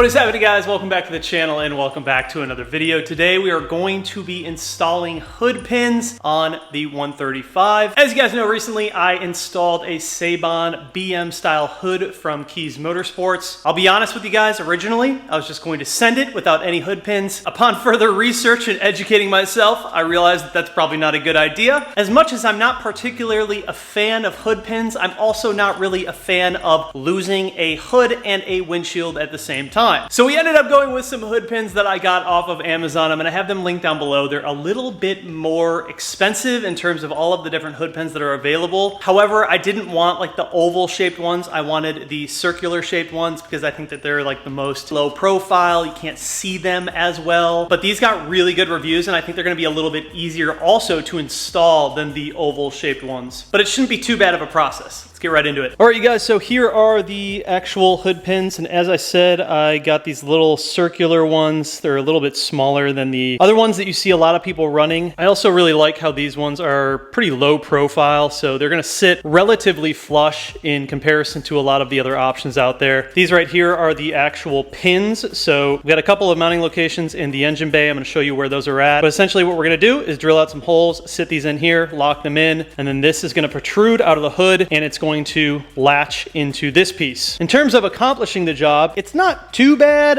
There are going to be some things that I do a little bit differently, and there are going to be some things that we don't do completely at this point in time because we do still have to go into paint and get things PPF'd. So we are going to have to take these back off. But once we get to the end of this project, we are going to fasten these in so they're a bit more on the permanent side. Walk over to the hood so I can show you guys exactly my plan of attack here for taking care of this. So I was kind of looking around to find the best location in order to fasten in our actual pins themselves. Made a little mark right here. Seems like this is where the majority of people place these. It is a support bracket running across the front of the car. I sort of chose this location based on what was going on the other side. So if we look at this spot right here and over here, we're gonna have the most amount of room for this pin to slide all the way down. But basically we want that to sit something like that, obviously through this hole. If you try to go through any of the other spots, there's just not enough clearance to get the pin all the way through. And we do have to be able to do a little bit of work on the other side to put these nuts and washers on. So I sort of landed with this area right here, and on the top of the hood, that area sort of puts us right about there. We're going to have a pin right there and a pin right there. Some people like to run them really far out to the edge. I think that that looks kind of weird in my opinion. So I wanted to keep it a little bit more centered without going past this crease. I also didn't want to put it too close to the crease because then the top of the latch system will sit uneven. So you wanted to pick something that is relatively flat in an area that's going to secure well, that's going to give you enough space to drill through and fit this entire pin in there without having to make too much modification. So first things first, I've actually marked both sides evenly, and these should be completely symmetrical as this support bracket is completely symmetrical with the hood. So what we are going to do is we're going to actually drill these holes out first, large enough for our pin. We'll start with a smaller hole, move up to a bigger hole. Then we will go ahead and lock the actual pins into place. And then on top of the pin, we'll throw a little bit of anti-seize lubricant on each side. We'll go ahead and shut the hood, and that should leave a little mark on the hood as to where we need to be drilling into the actual hood itself. So when we do the actual drilling, we will start with drilling on the underside, but we're gonna use a very, very small bit. I don't wanna use a large bit going from the bottom up through the carbon. Once we have that very small hole, we'll go ahead and put it down. We'll then have our actual drilling locations on top of the hood. And then at that point, we'll lay down all of our tape, and then we'll eventually end up using a hole saw. I ended up getting an 1.25 inch size hole saw. That measured out to be just a tad larger than the circumference of these threads right here on the bottom of this latching system. So the latching system is pretty self-explanatory. On the top, you just take off this nut, it's gonna slide in, and then the nut will go on the bottom side of the hood and it will hold it in place. When we go for final fitment, we will use some thread locker as well as a little RTV on the inside of the hood where we cut. You obviously won't see any of this, but it will keep water out and it will also lock all of the nuts and threads in place. In between there, we'll also do a little bit of sanding to make sure all of the edges are clean and smooth. Here is the actual hole saw that I'm using. As I said before, it is 1.25 inches for the size of this guy. That seems to be just perfect, especially taking into consideration the little bit of RTV that we will have on the inside of the hole on the hood. I want this to sit snug, but I also want it to be sealed and I don't want water to get in there. First things first, we are going to drill out the holes for these pins. We're going to start with a little bit just like this, and then we'll move up to a larger bit just like this. Looking at the bit size, this is just a little bit larger than the actual pin itself, which should be just perfect.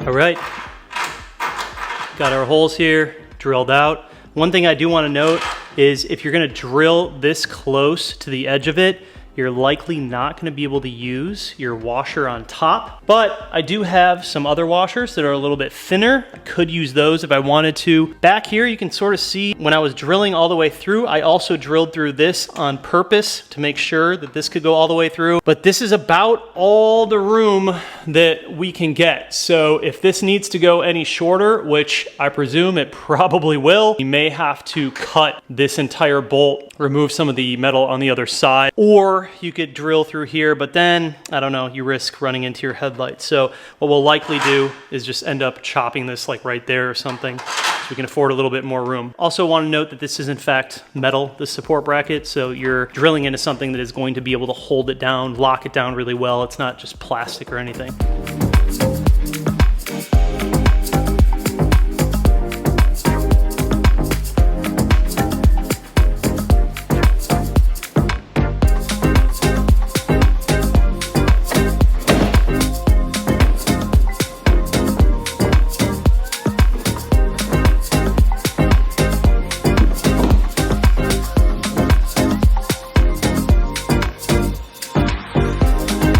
All right, so we have our little spots here. They look symmetrical. I'm happy with them. I will do a little bit of measuring from there to there, from there to there, from there to there, there to there, just to make sure, but I'm pretty certain that it's gonna be in a good spot. So here comes the scary part. We are gonna have to drill through here. Keep in mind, this is fiberglass and carbon fiber. So I'm gonna throw on some gloves. Don't wanna get this stuff all over you.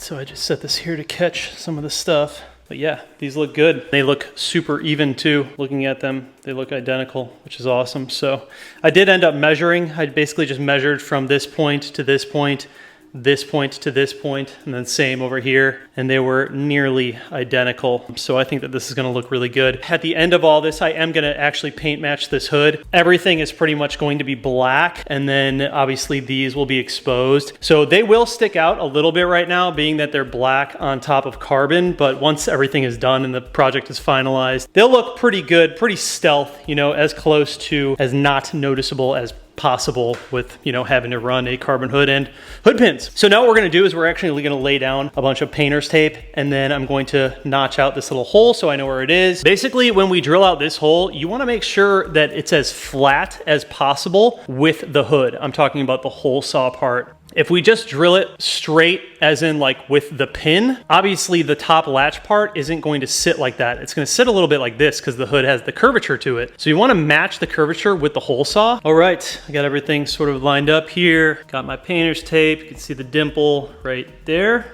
That is where the pilot hole will be going into. What I've done underneath here is simply just put a 2x4 where this piece is hitting. And if we're gonna drill into anything, it's gonna be a 2x4. This will also give us enough leverage to go ahead and pilot that hole in.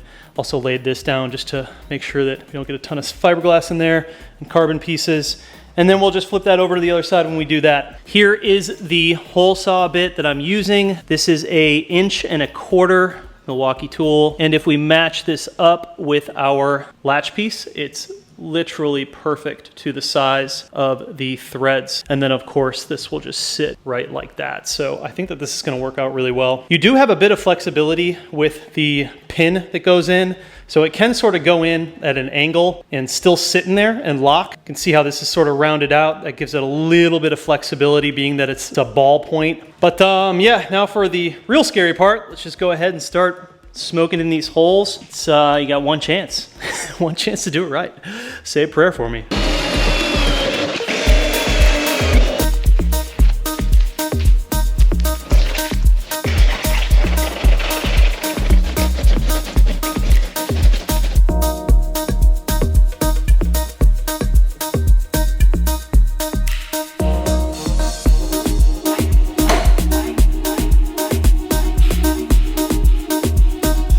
So I'm just sort of test fitting everything, getting these all lined up, and we're gonna make sure that everything latches. These might have to come up a little bit, but we will find out. One thing we are gonna have to do, as you can see, hitting that lip on the fiberglass on the inside right here. So once I find the correct spot that these latch into, we're gonna end up making a mark around here, and then we'll just Dremel out this corner right here so this can move all the way flush with the hood. Just gonna have to be very careful because we really don't have a lot of room to get in there.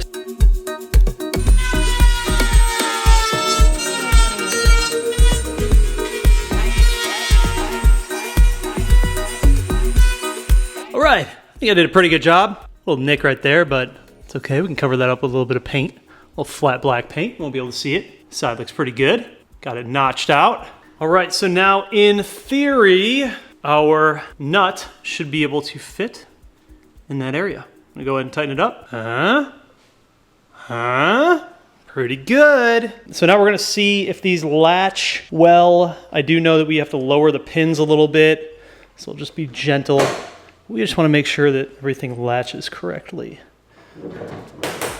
Oh, there they both went. You can see these pop up when you do that.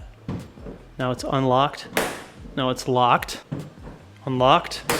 Locked. Everything is nice and flush. Looks really good. Very, very good. I'm happy with that install job. But, however, you'll see we are latched. We are completely latched on the pins, and we have about a ½ an inch that we need to make some adjustment to. All right, so now what we want to do is we want to shorten these pins a little bit. It looks like we have about an inch or so that we need to shorten them because we are hitting the inside of here, and I don't want to drill into there. I'm just going to hit the headlight. So what we're going to do is I'm actually going to cut this pin and just chop off the bottom of it so we have a little more room. It's also going to make it a lot easier to work back here when putting in the bottom nuts.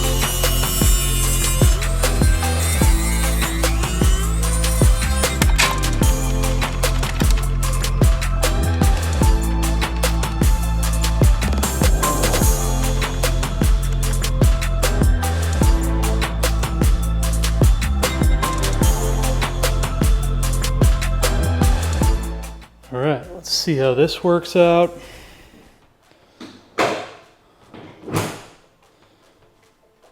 I think it's perfect. I think we nailed it. I think we nailed it, guys. Oh, wow. Yeah, it's not going anywhere.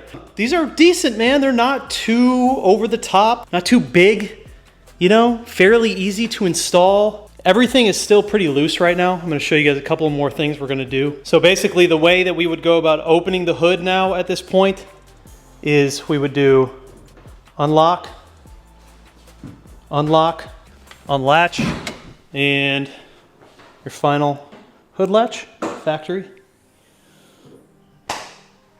Good to go.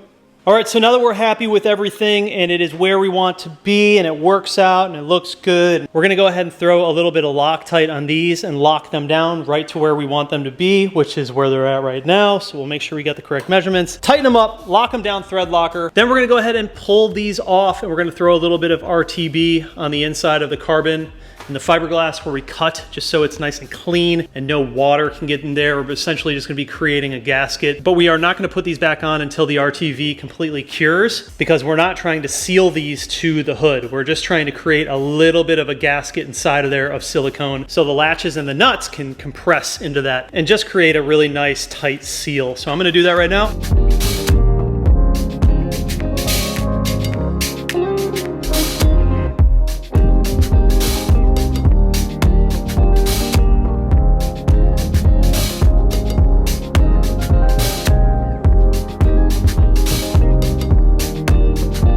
That silicone is also going to help keep any water from getting in between the fibers where we cut in the fiberglass and the carbon. It's just going to seal that off a lot better, just in case water were to get in there. I have one other thing that we're going to do on the top of the actual latches themselves, but I have this very thin adhesive foam that I've used in the past for certain things like wing risers, and you can sort of just cut it to whatever shape or size you need. I'm gonna lay a strip of it around the edge in here. So basically it's gonna be creating a foam lip on the inside going against the carbon. Again, making sure that no water will get inside and also creating a very, very tight bond. The other good thing about this foam is it compresses all the way flat, so you're not gonna see it. This isn't gonna lift up above it because of the foam. It's gonna be completely flat once we tighten it down with our nut.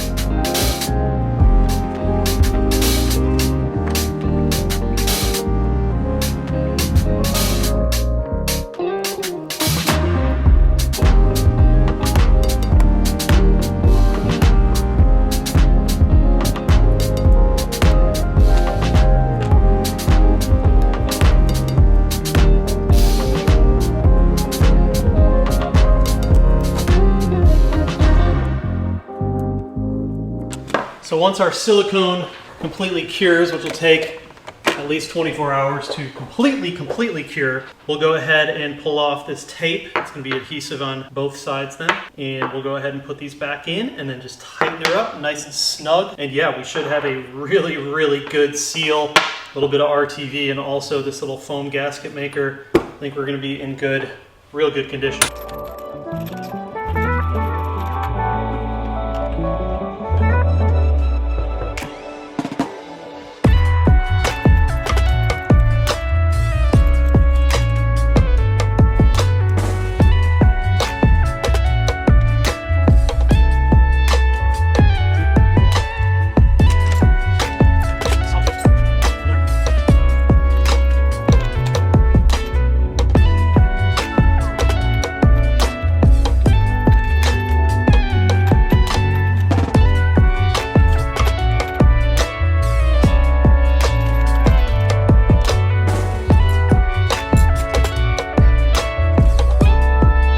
All right, so we got those locked in. Super tight. A little bit of thread locker. Exact same stance. Should be good there. Put a little bit of RTV on the inside as well. Just make sure that we were cleaned up and that no water could get in there at any point in time. I think that's gonna work out well. 4 hours later. All right, been about 4 hours. It's not completely cured, but it's definitely gonna be okay to reinstall everything for us. So everything is locked in, nice and tight. Let's go ahead and finish these off.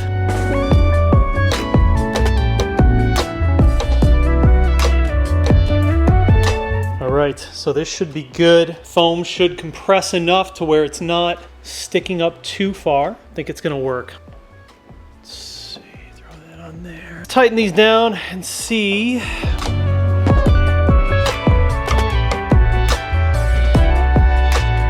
All right, so I just locked everything down and I didn't put any thread locker on these yet because again, the car is gonna go into paint and then also get PPF and these are gonna have to come off. But once everything is finalized, I will put a little bit of thread locker in here as well. All right, so you definitely need 2 hands when closing it now. Apply pressure to both latch sides. And obviously you don't wanna like have it be off center or anything. But yeah, it's good. Freaking tight, man. Got confidence in this hood now. This thing ain't going nowhere. I think these look really good. They're just perfect. I'm quite happy with this. Super clean install job. Looks really good. Subtle. Just get used to having to close the hood with 2 hands. Pressure on that side. pressure on this side, and yeah, you're good.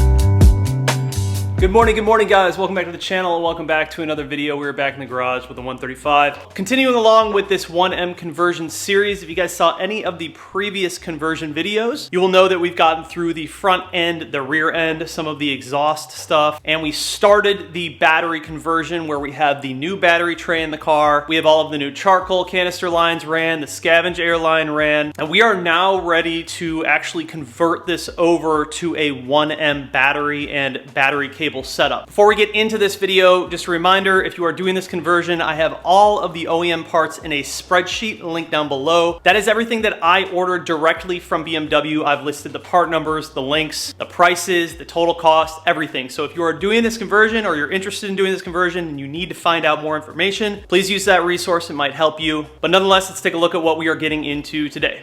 All right, so we have our new battery tray in here, and this is for the 1M. And if you didn't see any of the previous videos, basically what that allowed us to do is run our new quad exhaust system, and we had to relocate some of the charcoal canister lines and all that stuff. So now we are ready to accept the 1M battery and battery cable configurations. Now there's gonna be quite a bit of stuff that we need to convert over for the 1M battery conversion, and that is why I'm making a dedicated video for it. All of this right here is for the 135. So if we are using the 1M battery tray and we use the 135 battery wiring and cables, this is about where this is going to sit, and that is not going to work. You're gonna see that we have a hole all the way over here for one of the battery secure posts, and then another one right here. Basically, the battery needs to sit right here. You also have to buy a different battery itself in order to make it fit in this tray. Can you get away with running the 135 stuff? Maybe. You're still gonna have to change a few things in order to make it work if you ran the 135 stuff, but these secure points would no longer match up to your 135 battery in the length of these cables. So then you would have to be like stuffing a bunch of stuff in here to make the battery secure, which is just not smart overall. So we're doing it the right way. We're doing all of the OEM conversion stuff. If we take a look at the actual batteries themselves, we have the 135 battery. Unfortunately, this is like a brand new battery. I just bought it. And here is the 1M battery that we are going to be using. Now, I did a little bit of research in the forums, and that's how I landed on this battery. You can see the obvious size differences. The 1M battery is much smaller, and that is so it will fit in this corner over here and be able to be tied down. Now, in the battery list on the Google spreadsheet, there are going to be some things that are optional and some things that are going to be different depending on your setup. On my setup, you'll see that I have the IBS system for this battery. IBS stands for Intelligent Battery System. So if your negative battery is black and it has some wires coming out of it like this, well, that means that you have the IBS system and you have to buy the more expensive battery cable. If you do not have the IBS system, it's likely going to be a brown wire, and it's just going to be a negative battery cable without all of the wiring and whatnot. There's a pretty large price difference between those two pieces, but it is what it is, and we don't want to delete that IBS system, so we ended up getting the right part. This unfortunately has to be special ordered from Germany, and it takes a bit of time to get here. So it took about 2 weeks to get here. We were just waiting on this in order to finish this whole battery project. I also went for extra credit and bought the foam insert that fits over in the, I think it fits like that in the corner. You definitely don't need to buy this, but I think it's just going to look better in the end that we do have it. So pretty much everything on here is going to be changing, and I'll tell you what, it's not cheap. It's definitely not cheap to do it the right way, to get all of the functional battery pieces, the different wires that you need, cables, all that stuff. But like we said a million times here, I'm just trying to do this the right way, and I don't want to have to make any changes, and I want to be proud of it in the end. On an unrelated note, I did actually get my auxiliary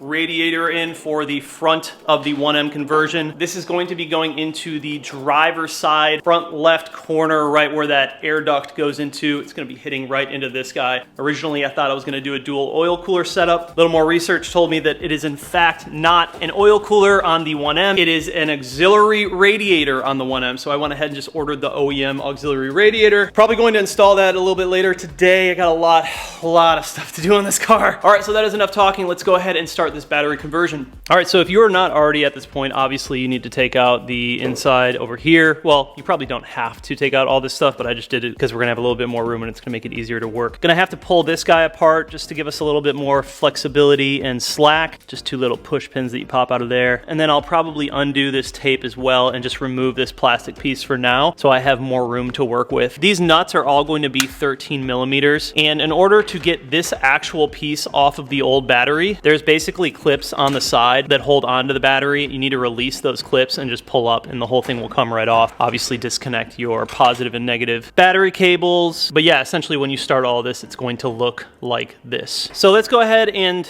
just remove this guy right here and then take off this negative back here, which should also be a 13 mil. And we'll just work on this piece by piece so we don't get confused as to what goes there. There's also a little plug right here that goes into there, and we should be able to take this off completely.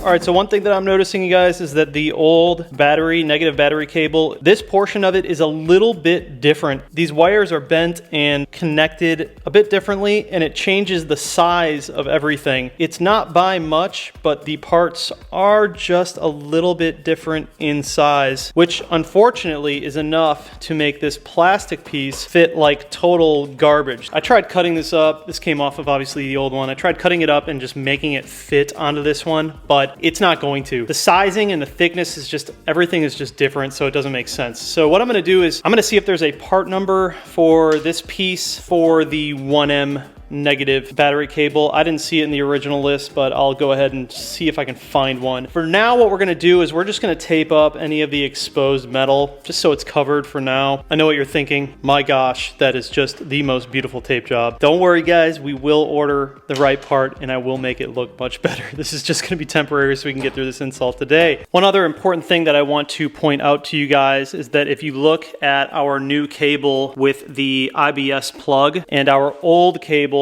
with the old IBS plug, they are in fact 2 different types of connections. And BMW makes a part, it's going to look like this, which actually converts that connection to this connection. So we are going to need this as well. It's literally just going to plug into that and then plug into our old wiring system. And here is the plug for that. So you're actually not going to be changing any of the IBS wires themselves. It's just literally an adapter connection to go from this to the new negative.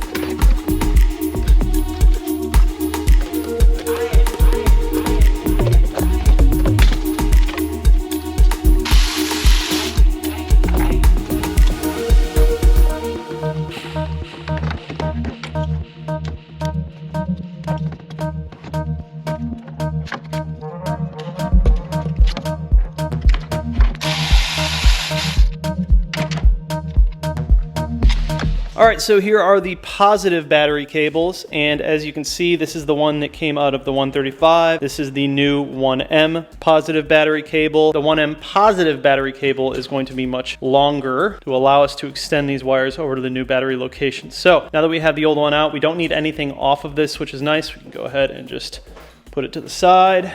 And we can go ahead and put this in. So what I plan on doing is just sort of getting everything loosely connected to this, putting the battery in, and getting a general idea of location. So what we can do last is actually extend this piece, because we're going to cut it right here and then extend it so it fits over here. That seems to be the most obvious way to do this. If you wanted to go nuts, you could go ahead and buy an entire positive battery cable that goes to the front of the car and just reroute the entire thing. You have to take out literally everything from the back, front in order to fish that through. Seems a little bit excessive in my opinion. New positive battery cable, and then we also have the new positive battery lead as well. So this, just like all of the other cables, will now be a longer lead cable. Here's our old one, there's our new one, obviously much longer, so we can go ahead and put that in as well.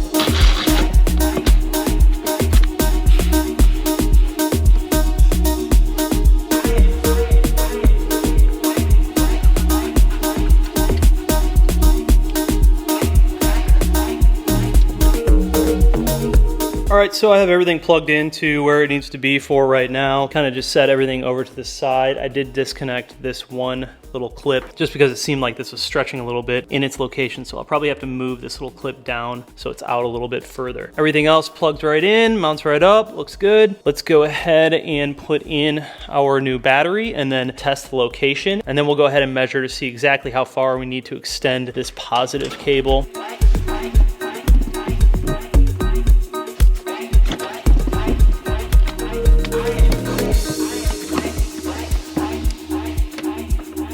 Well, this will give you an idea of how far we need to extend it. It's really not by much. So let's do 6 inches, and that should be plenty. So we'll literally just chop right here. So this will be our extended wire, which is the same gauge. Everything sits in here nicely, it fits well.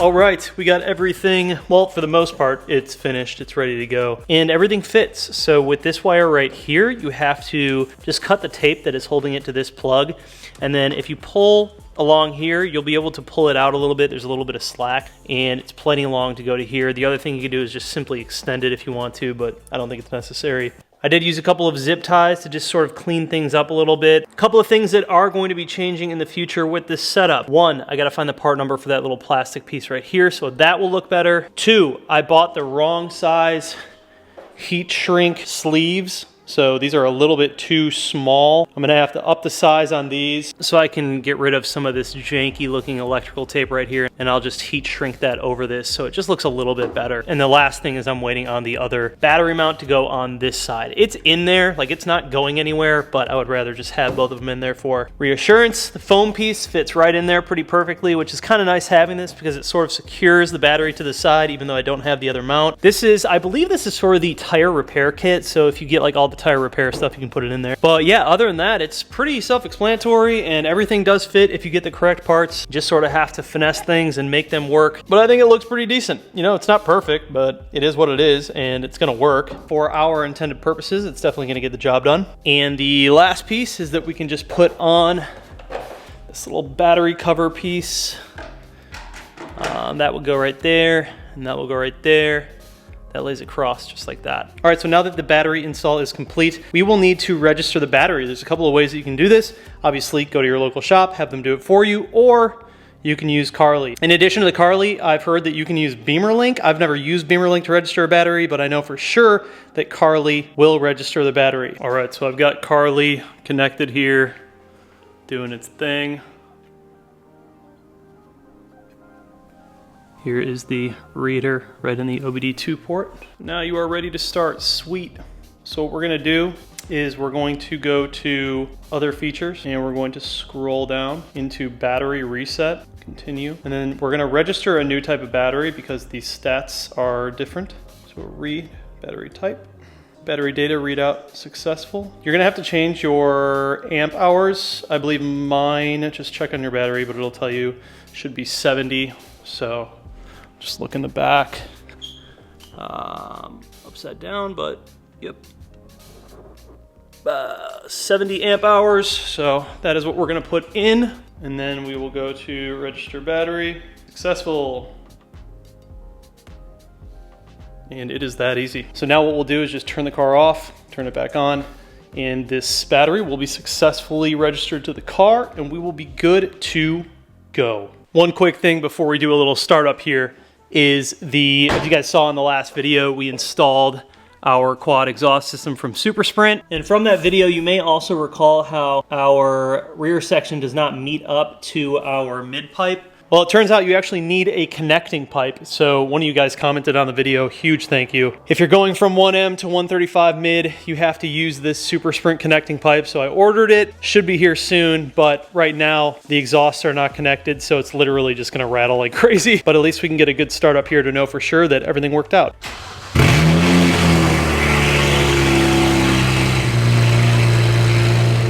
Well, that's a little loud. Essentially, we're just like downpipe straight out right now. Freaking loud. But she starts right up.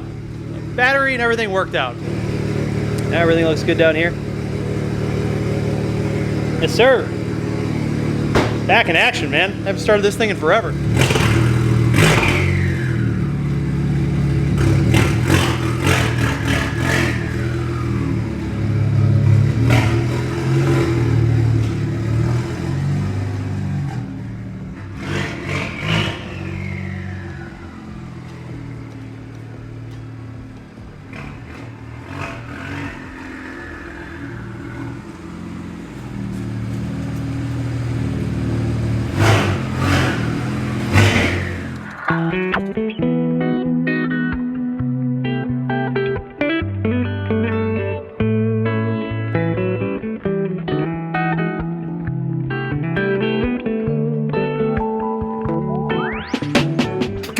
Good morning guys, welcome back to the channel and welcome back to another video. We're back in the garage with the 135. I've been working on this car a lot lately, but I do have to admit, it's been a lot of fun. So today's little DIY or modification is a relatively easy one, and also I'm finding out it's a pretty popular one in the N54 community. Let me show you guys what we're getting into. All right, so here we are with the 135, getting into that 1M conversion. One of the biggest things to me that sticks out that was always kind of strange from the beginning of owning this car was the way that this cowl was designed. There's like this big shelf up here that covers up a good quarter of the engine on the backside. It also makes working back here a little bit more difficult. So the first thing I did was actually look up how to convert this to like an E90 or E92 M3 cowl. There is a way to do that. You can actually order the OEM parts, but I think it comes out to like $650 with all the parts included. In my opinion, that's a little bit much to be spending on just like a cowl modification. So I did a little more digging and I found out a lot of guys actually just modify their factory 135 or N54 335 cowls and basically just recess this piece back here, remove this center section, which does a couple of things. One, it just looks a lot better, cleans it up a lot more in my opinion, and then two, it makes it a lot easier to work back there, you know, for things like manifold, spark plugs. So I'm gonna do the best I can today to do a very clean DIY on this and just make it as good as possible. The only thing I am waiting on is the actual seal strip. You gotta buy a longer one because now this will have to travel all the way back here. So that is one thing that I may not have in this video, but I will have it in the future. Another thing I wanted to show you guys is I also have the BMS cowl filters already on the car. I installed these like almost immediately when I bought the car, but I'll have them linked down below. They make them in a couple of different colors. I just went for black, keeping it as OEM as possible. So yeah, those are a great addition as well. You're gonna see some things are happening over here.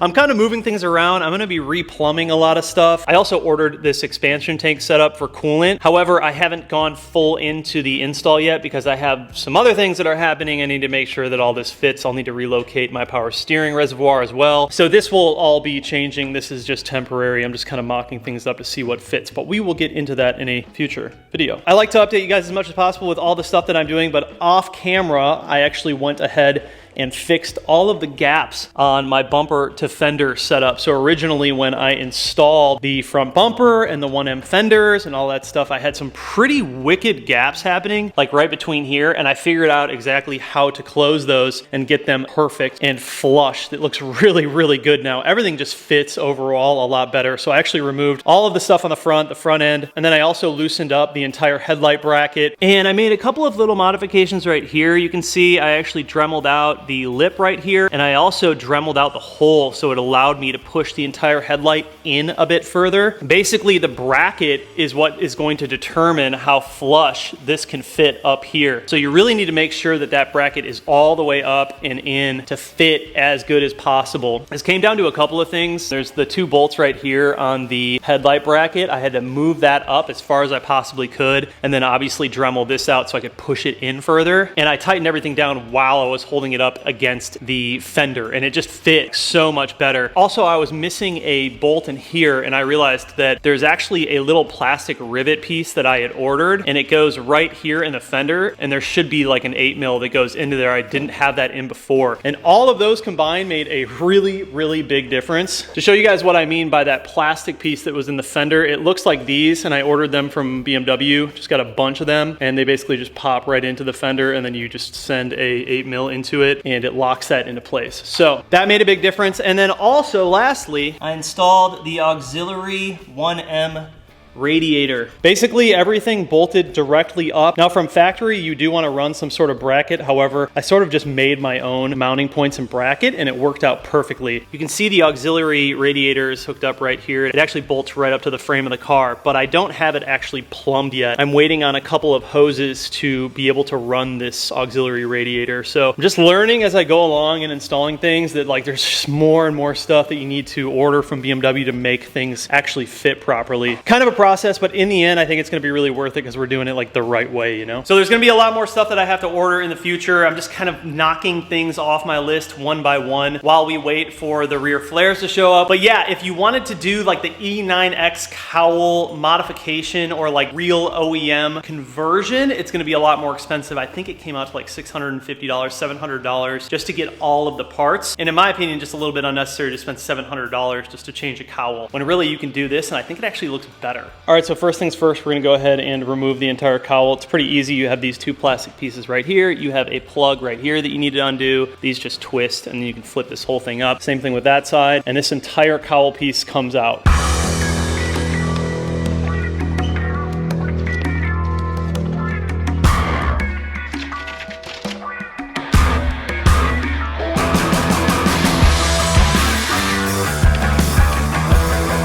All right, so we got it off. This thing is like surprisingly heavy. Not sure what it's made out of. I guess just plastic, but it feels like it's enforced or something. We gotta pull off our sensor as well right here. One thing about mine is I'm actually missing a seal, so I gotta order that. There should be like a little gasket seal that goes across here. I'm gonna have to find the part number on that and order it. Definitely don't wanna leave that off. That's how you get water in the back of your engine or on top of your engine cover. I'm gonna go ahead and pull this sensor off real quick.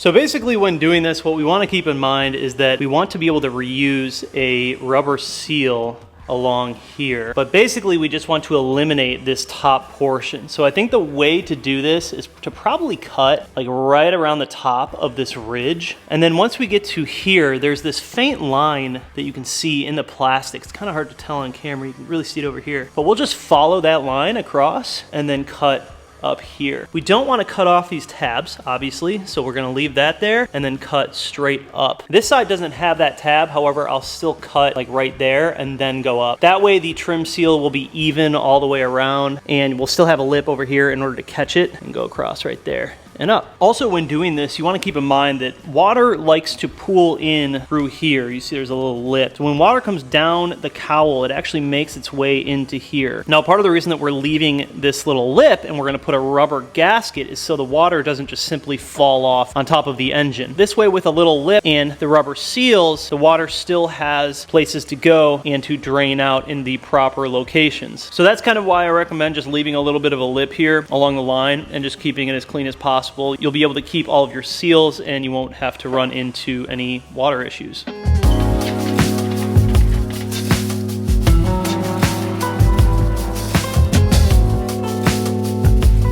All right, so I just did some rough measuring, and I think that this is gonna work pretty well. I am gonna try and round that off right there so it's not like a harsh corner. That way the seals will fit better. And then following it along here, I also did just a little line above it to where I'm gonna try and round it off again so these seals fit better. And then same thing over here, just a bit of a round off, make it fit better. And then we'll cut right before this tab right there. So this should work out pretty good. We're gonna go ahead and use a Dremel for this. I'm hoping that the Dremel will work because this thing's, it feels like a very thick piece of plastic. We'll see if it makes it through it.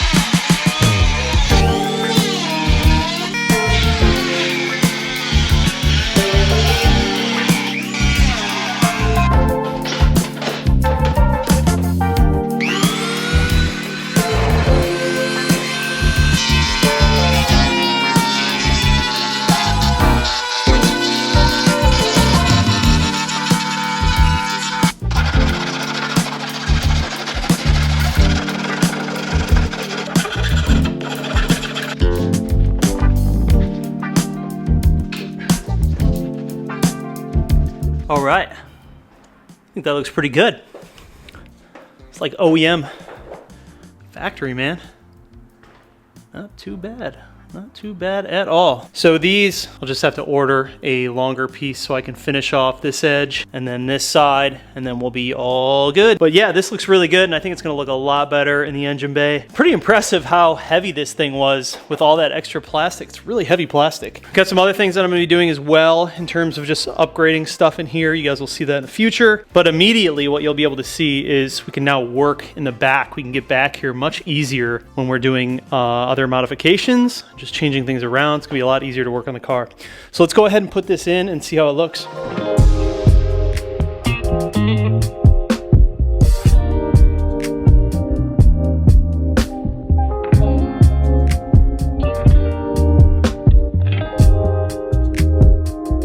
All right, considering this is basically free compared to the $700 OEM upgrade, I think this is the way to go. It looks a lot better. And look at how everything is now accessible back here. We're not gonna have any problem getting this off. Yeah, this is most definitely the way to go. Super clean. Lots of stuff over here is going to be changing. This is my next project. I gotta start working on this and mocking things up and see what's gonna fit and see what's not gonna fit. You know, when we originally put this engine in, we sort of just plumbed things however best we could and made them work. But yeah, this location is trash back here for the coolant reservoir. I'm really hoping that I can keep this reservoir, the new one that I got. This is from Turner Motorsports. It's made for a 335, but it bolts right up to the factory locations. Looks really good. It also has a bracket for the power steering reservoir, which is nice. So that just makes everything fit so much better. Really hoping that I can retain that with my new intake manifold, but we'll see. I might have to adjust some things. I might have to make some custom brackets. We'll see, we'll see. My strut braces are just destroyed. They look horrible, but I got something coming for those as well. I'm gonna be doing a pretty cool little DIY retrofit.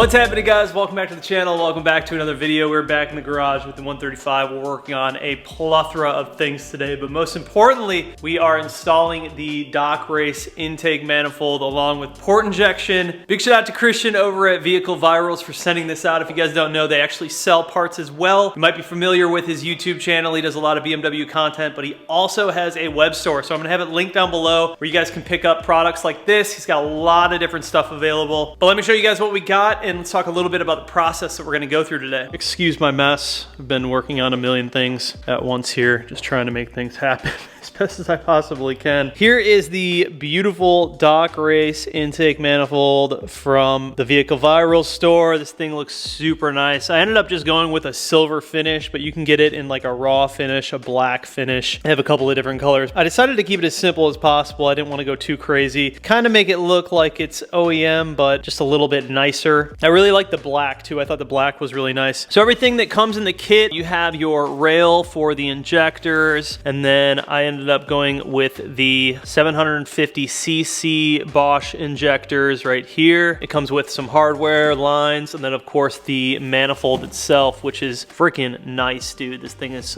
super sick. Can't wait to get it in there. It's gonna look really good in our engine bay. Obviously, we are doing port injection too, so to control the port injection, I have reflex, motive reflex coming as well. It's not here yet, so we won't have everything hooked up today, but we can at least get some things into the car because I have a lot of other stuff that I'm working on at the same time. As you can see, I have no coolant in the car right now. I drained all that out. Test fitting a bigger intercooler, which is just a little bit nicer. I was running this thing and it's just kind of clapped out and old, probably not very efficient. So the 1M front bumper can eat a lot bigger intercooler. So I ended up upgrading to a nice big CSF front mount intercooler, which I think looks really good. And then I ended up pulling out a lot of the stuff already. The charge pipe, the throttle body, which is all pretty self-explanatory. And of course, I'm just like labeling stuff as I go along here so I don't forget what goes where. Did pull off this vacuum line for the brake booster, which I think I'm actually gonna replumb. And then obviously over here, I have my coolant expansion tank from Turner Motorsports. I'm trying to see what's gonna fit, what's not gonna fit. I drained the coolant because I'm gonna be running new coolant lines to our new auxiliary 1M radiator over here. So I need to rerun coolant lines. I'm actually still waiting on one of the coolant lines from BMW. And then furthermore, obviously we're gonna be running new lines to this expansion tank. So the big thing today that I wanna do is I kind of want to get things installed and mocked up and just kind of see what's going to fit where, because the power steering, I'm hoping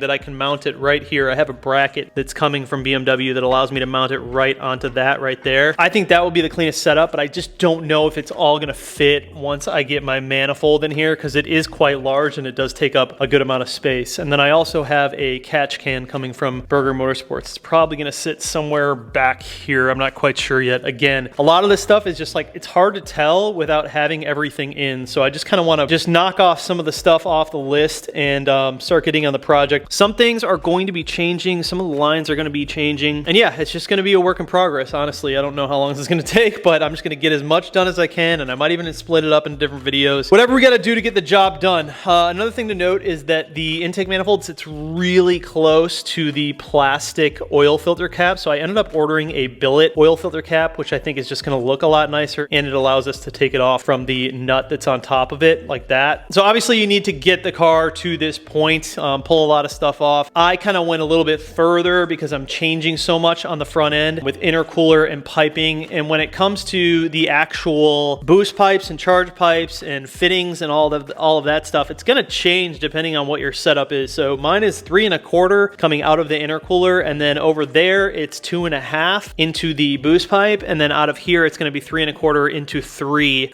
into the charge pipe that comes from Doc Race. I did order a couple of different silicone couplers, but I think that this one's just going to be a really hard 90-degree angle in order to make this work. It's super tight in here with that. This one shouldn't be too difficult. I ended up getting a 6-inch long coupler just straight right into the boost pipe, so I can run that one like that. And yeah, so a lot of this is just going to depend on where things sit and how that charge pipe lines up. It is a tight fit though, man. I started mocking things up and I'm like, man, man, this is gonna be a super tight fit. But we will make it work. We will make it work. In addition to that, I kind of went crazy, cleaned up my throttle body. Now, I didn't want to like polish it. However, it did turn out really freaking good, man. This thing was in rough shape, and I took about 4 hours on this thing and just kind of went through it. I didn't get all of it. Like, you can still see it's kind of grimy over there, but the reason I did that is I was looking at photos of the Doc Race manifold and how people have it set up in the car, and this is really all you see. So I didn't want to spend, you know, another 4 hours just trying to get the whole thing polished when it didn't really matter because you're not going to see the other side of it. So might as well just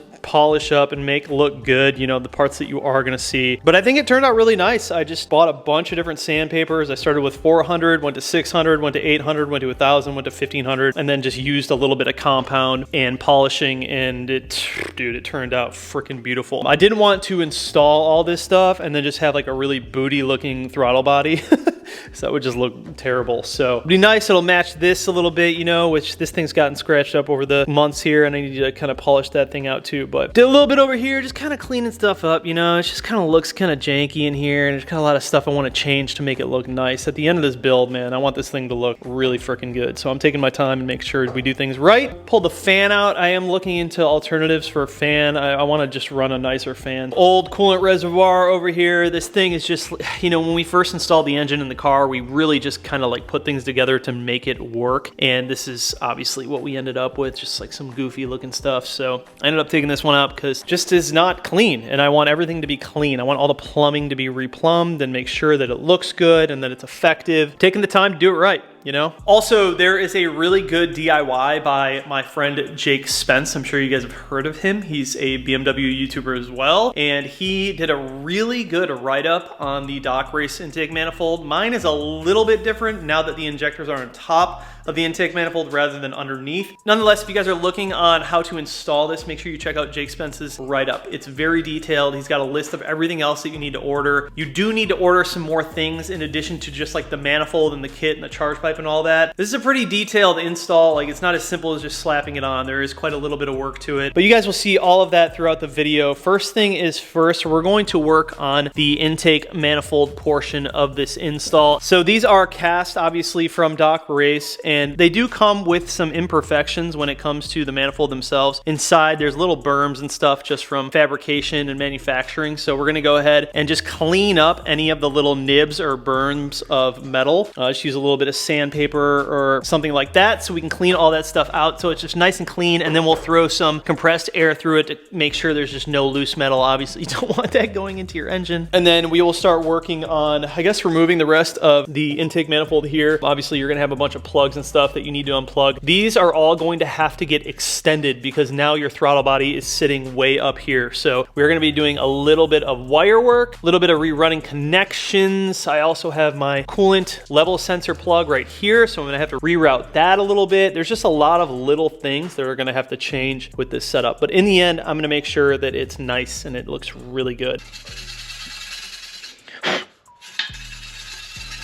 So just to show you guys, there's a lot of like little garbage in there, and I'm gonna go in there and remove all of that. You sort of have to, you know? Like, you don't want that to just come loose and go right into your engine, so. All right, so we got her all cleaned up. That's gonna take a little bit of time. I ended up using this like long ruler to get in there, and it's flexible, so it allowed me to hit the walls and everything.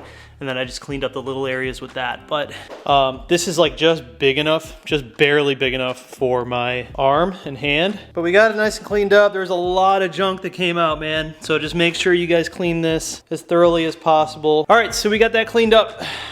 Looks good. I'm comfortable with that. I don't think any of that is gonna go into my engine now.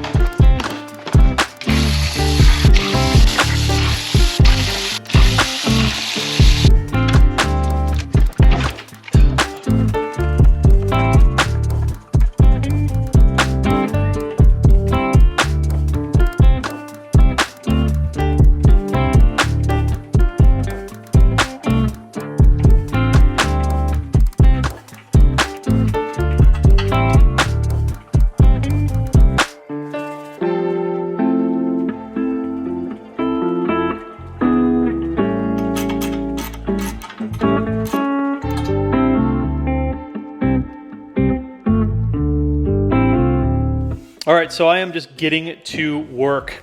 This is pretty much ready to go in. I'm not gonna put the fuel rail or the injectors or any of that stuff in until this is in the car. That way we'll be able to get in the intake manifold bolts and the gasket and all that stuff. So what I'm doing is I want to do a bit of a wire tuck here. So I'm actually gonna be moving some things around. There's a Vano solenoid cable right here. These two I'm gonna be moving probably down here. So I'm gonna be extending these wires, running them along here and then back here. I already moved some of the cables that were up here and moved them down here. I'm trying to put everything under the intake manifold so you can't see it. Not like a crazy wire tuck job, but something that will land me with just a cleaner setup overall.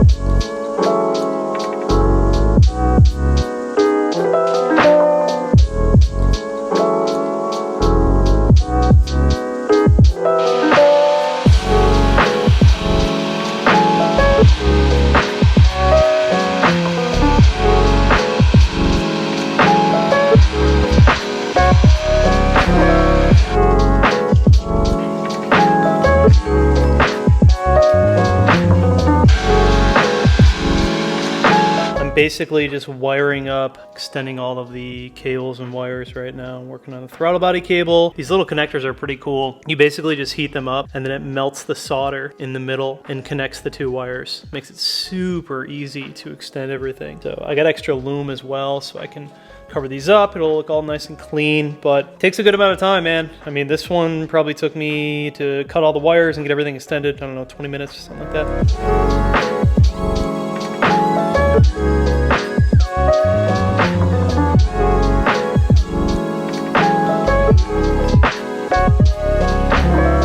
Alright, it's update time. I want to show you guys what I've done so far. So you saw in the last clip, a lot of the wires were running on top through here. So what we've done is kind of like a little wire tuck situation. I basically rewired everything to run underneath so you don't see anything above. It's gonna be a lot cleaner in the end. I did the coolant temp sensor, I did the Vanos over here.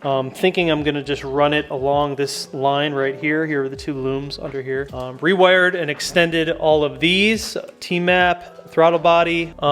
This is for the intake manifold sensor. Don't need to extend that because it literally just stays in the same place, so we can plug it in right there. Here's the new gasket that goes onto the engine, so I'll throw this onto the engine and then we'll go ahead and we're ready to mount in the intake manifold, which is dope. Basically, like all of this nest under here is where we want to hide things. So you just don't see anything on top. Yeah, also extended this wire as well, so I just have a little more room. Basically extended everything that I needed to in order to make this as clean as possible. Gonna be doing the same back here with all that stuff once we get into catch can territory. That's gonna be my next little project, but I got the coolant sensor wire being ran. I'm probably gonna run this a little bit differently, like back here. Oh, and then also this goes to the throttle body as well. So that is everything I'm going to throw in the intake manifold, and then we can start sort of putting stuff back together. I don't have everything to finish the job today, but I do have most things to kind of give us an idea of what it's going to look like and what's going to go where.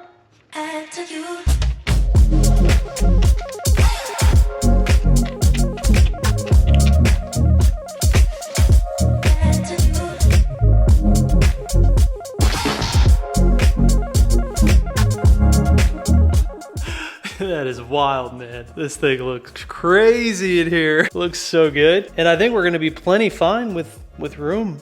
Well, I hope everything lines up really well. It's super, super tight fitment. You just got to work it around. You might be better off just taking off this top cowl, but I didn't have to because I have mine cut, so made it a lot easier. Just remember you have that sensor underneath here that you need to plug back in. And don't forget you do have that vacuum line also that's coming out of there. We're gonna have to tap into that as well. This is looking really good, man.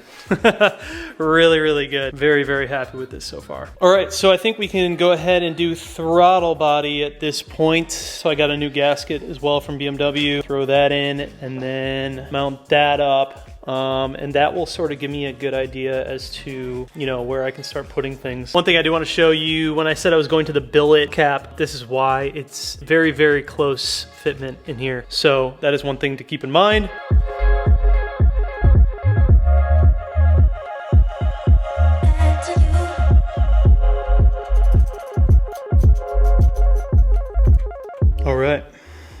It's looking pretty good, man. Make sure you don't over tighten these guys. Obviously be very careful, you guys, when you have all this open. So you're not dropping stuff into there, but you guys know that. I don't need to tell you that. Let's start running some plugs and wires. Oh my God. It's a little short. Definitely want more slack out of this. So I'm gonna rerun this. Get things mocked up. Good news and bad news.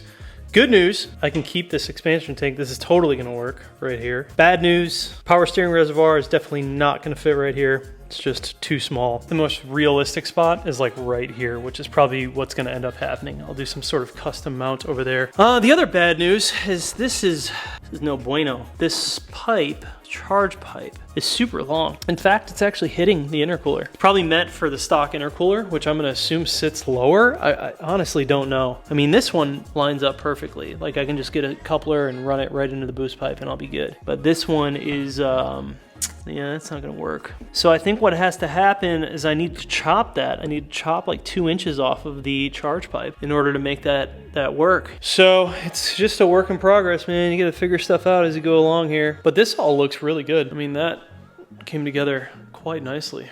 I mean, it's okay. I'm not trying to get everything locked in today because I still have to run my coolant lines for this auxiliary radiator and I'm waiting on a hose. So I don't want to like button everything down when I just have to, I'm going to have to move everything again. So it doesn't really matter. So I think what's next for me is 1, figure out how much of this I need to chop off. 2, figure out where I'm going to relocate this and how I'm going to do it. More than likely, I think I'm going to use something probably off of here. Make some sort of mount under here to just mount it right here. That would be like perfect. It looks crazy though, man. I think it's sick.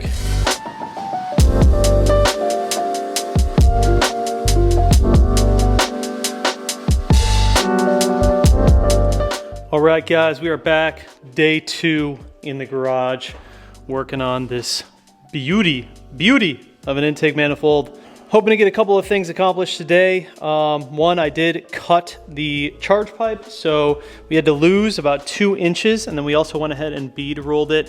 I'm gonna take off some of this paint from the bead roll, but file this down so it's nice and clean. I'm still waiting on my couplers and everything, so I can't quite go crazy yet. If you guys remember yesterday, I also mentioned how the power steering reservoir basically was not gonna work right over here. It's gonna hit the charge pipe. So what we're gonna end up doing is mounting it right there. That's kind of what I'm thinking. And so what I did was I had an old power steering reservoir mount, but it had another bracket coming off the side of it. So I ended up just cutting off the other bracket, sort of see where it was right there. And then I just sprayed it with some black engine enamel paint, which should be decent, kind of letting that dry for a little bit longer. So that should be good.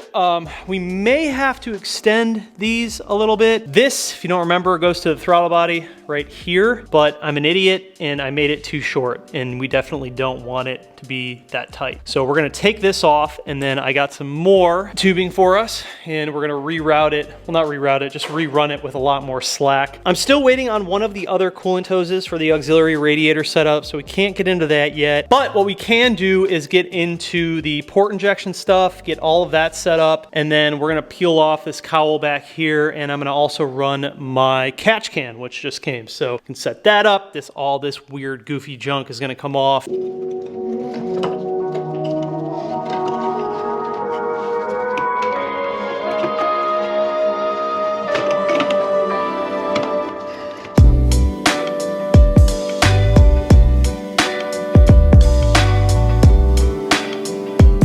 So I've just got to wait until my right angle coupler gets in, and I think that's going to be, yeah, it's going to be right on the money, man.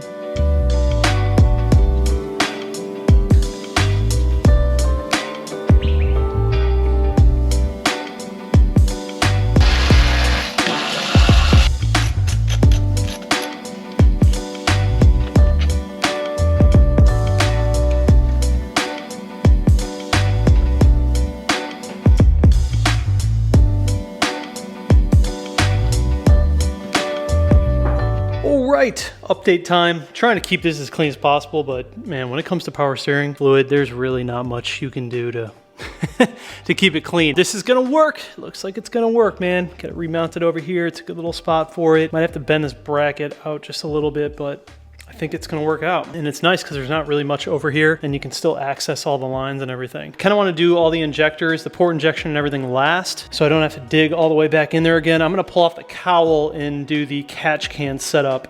Catch can, I believe, is, I'm gonna put it right here. So we got a little spot for it, but yeah, making progress. Oh, got the catch can here. In goes to the valve cover, out is into the intake. It's labeled too, which is kind of nice. In, back of the valve cover, out, intake. I think I want to mount it like right there, you know, like back in the corner. I think that'd be like pretty clean.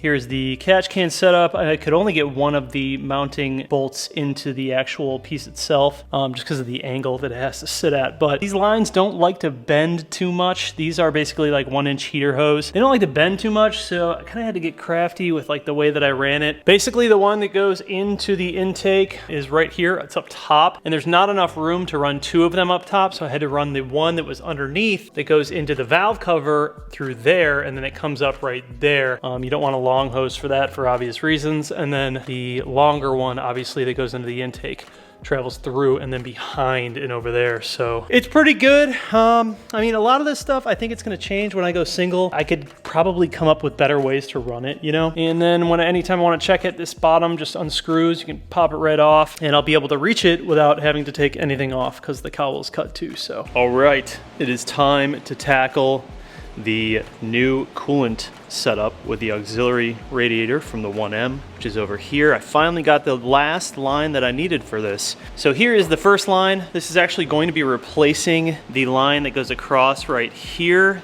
and goes into the radiator right there. So it actually lays in just like that. You're gonna have to take off the old one. And then this line over here will now connect directly onto our auxiliary radiator. So rather than feeding into the coolant reservoir tank, it's going to go directly into the auxiliary radiator. And then what happens is we use this guy right here to replace the line that goes from the back of the car to right up front, right through there. So now it's going to connect one side to the auxiliary radiator, and then the other side is going to go into our coolant reservoir. So basically we're just replacing two lines that has an extra outlet for the auxiliary 1M radiator to be functional. So I was waiting on these to get these done first before we finished up everything else, because in order to put stuff back in, we got to get the coolant situation figured out. And then we're going to wrap up the port injection stuff today. I still have to do the fuel line out of the high pressure fuel pump, which honestly probably would have been a lot easier before I put the manifold in, but it is what it is. We can still access it. It's right down there. So slap on our rail, throw in our injectors, and yeah, we should be good. We won't be able to start it in this video because I got other stuff that we're doing on top of that, but at the very least we can wrap up everything and make it actually look like a car again.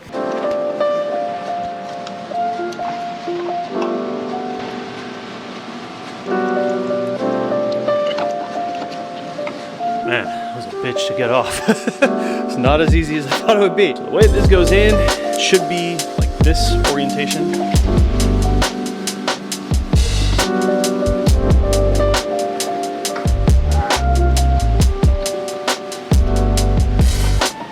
It's always the things where you're like, oh, this is only gonna take 15 minutes.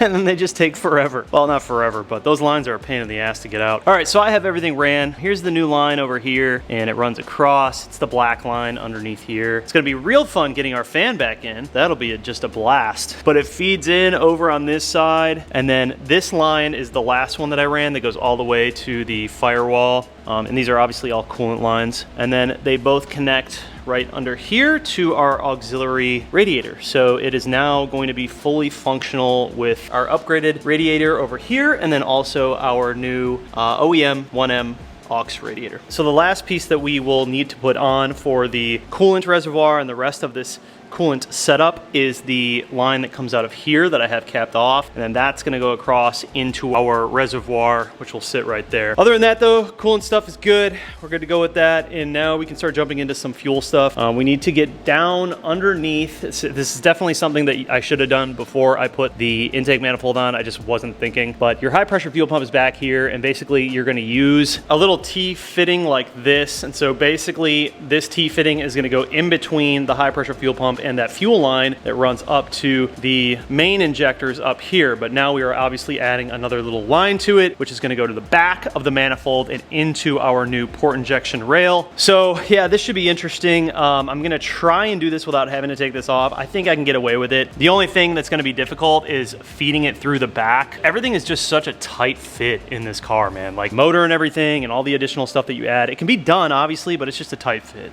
All right, so to show you guys the access line for the little T-fitting that we're going to use, it's going to come in and out of this. So we need to undo this guy back here, and then the line is going to feed up through the back of the manifold and then over the top into the rail. So in order to get this line off, you're going to need a 13 and a 16, and then you just twist and it should pop out. The car hasn't been on for quite a while. It's just been up on jack stands, so there's probably not much fuel pressure in the line, but there probably will be a little bit of fuel that comes out, so just be wary of that. After an intense battle with a bunch of wires and cables, I got the fuel line sorted. Runs on the T section right there. And as you can see, feeds right up through here, which will go into our port rail, feed our new injectors. All right, so I haven't found a ton of resources on this section of the install online. Being that this is the V2, things are a little bit different. But you have these little mounting points. This is the orientation of the rail. An easy way to tell how this is going to fit if you're just putting this on for the first time is look at where the injector holes are and then look at where the mounting points are for the actual manifold to the rail. So you'll see that you have these little spacers on here that allow you to mount it to the manifold like that. So it'll kind of mount just like that, and there's hardware. And what we need to do is a couple of things. On the back side where the fuel line will be leading into that guy, we're going to add on this piece, throw it in this side, and then the fuel line will mount up to the other side of that, right? And then the front here, we will cap that off. And then on the inside, this is the part that was a little bit confusing for me, but you also have, obviously, your injectors. Anytime you guys are using anything with rubber O-rings like this, make sure you're using silicone in between it. So we're gonna lube all of these little guys up very good. And these spacers are gonna go into the rail itself. And then the injector will come out of the spacer and into the manifold. So that's the orientation of it. And then when we have reflex, we can plug directly into the injectors, and that will control that whole system separately, aside from our normal injectors, our stock injectors.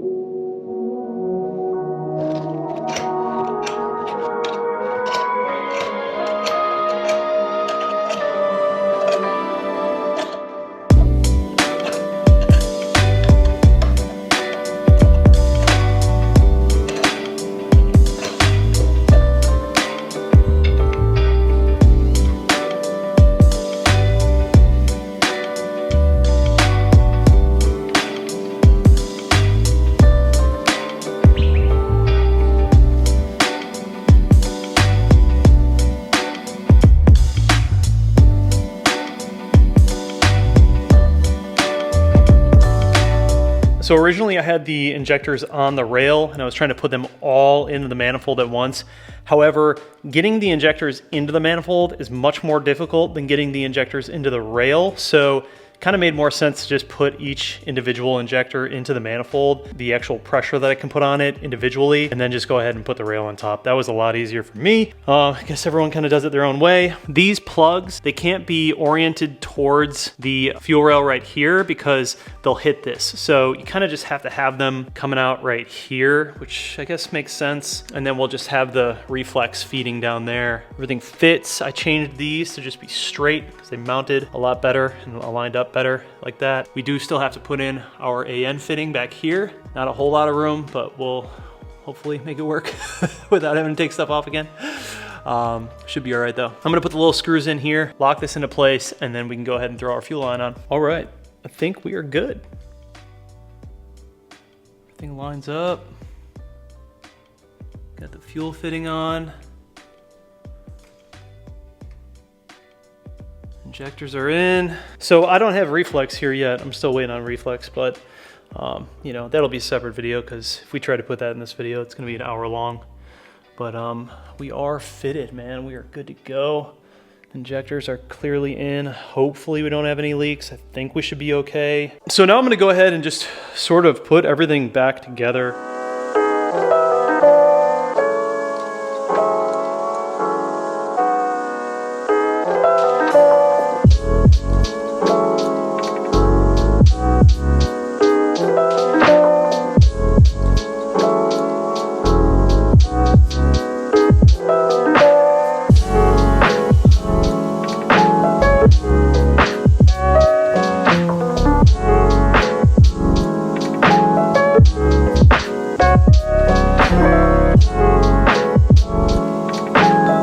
Holy crap. We did it. We freaking did it, man. That was a ton of work. Oh man, there was just so much rerouting and replumbing, and yeah, still not completely finished. I have a couple of clamps that I'm missing for the couplers that go to the charge pipe. I'm waiting on one coupler for that side to go to the boost pipe, but for the most part we're done. I just gotta get the fan in after I do the couplers tomorrow. But yeah, man, it's turned out really good. So everything is rerouted. I've got the new expansion tank. I am running the fully functional 1M auxiliary radiator. Things get really hairy in here now that you have those 2 extra lines feeding out. It's just a lot to pack in. But yeah, all this turned out really good. Got the rail on. All the injectors are in. We just need to wait for reflex to come, and then we'll do that in a separate video. I've been working on and off like for 4 days on this thing, just when I can and when I have time and when the parts arrive, because I didn't have all the parts in the beginning. So it was just like as they started coming in, I would just add them onto the car. Got the catch can in a location where I'm happy with it. Power steering reservoir is now mounted in a location where I'm happy with it, and it's nice and even and straight up. Got our new expansion tank in. Got all of our new lines ran. We've got the fuel line going into our new port injection. Obviously the manifold, freaking beautiful manifold, now fits perfectly. Got the throttle body, you know, a little bit of polish action in. Charge pipe is now in with our blow-off valve. The last thing that is really gonna be the struggle is just getting the last coupler on right there. I'm gonna have to drop the intercooler again, which I already did like 12 times today, and then put on new clamps and then get our fan in, which is also gonna be super difficult because you now have this auxiliary line in here too. It was already tight before, but now you've got this in there and you've got like no room over here. All the wires are now tucked going underneath rather than above. Just cleans it up a little bit, makes it look a little bit better. They're all extended as well. And when I go single turbo, I'm actually gonna run all of these wires around the hot side of the car, but I'm gonna run them in like a heat sleeve so they obviously don't melt. But there's just more room over here that's like kind of untouched territory when it comes to being able to tuck stuff in. I think it turned out really good. I'm proud of it. Really proud of it. CSF front mount intercooler in right now, so it's a little bit larger. 1M front bumper OEM one can eat a little bit more of an intercooler.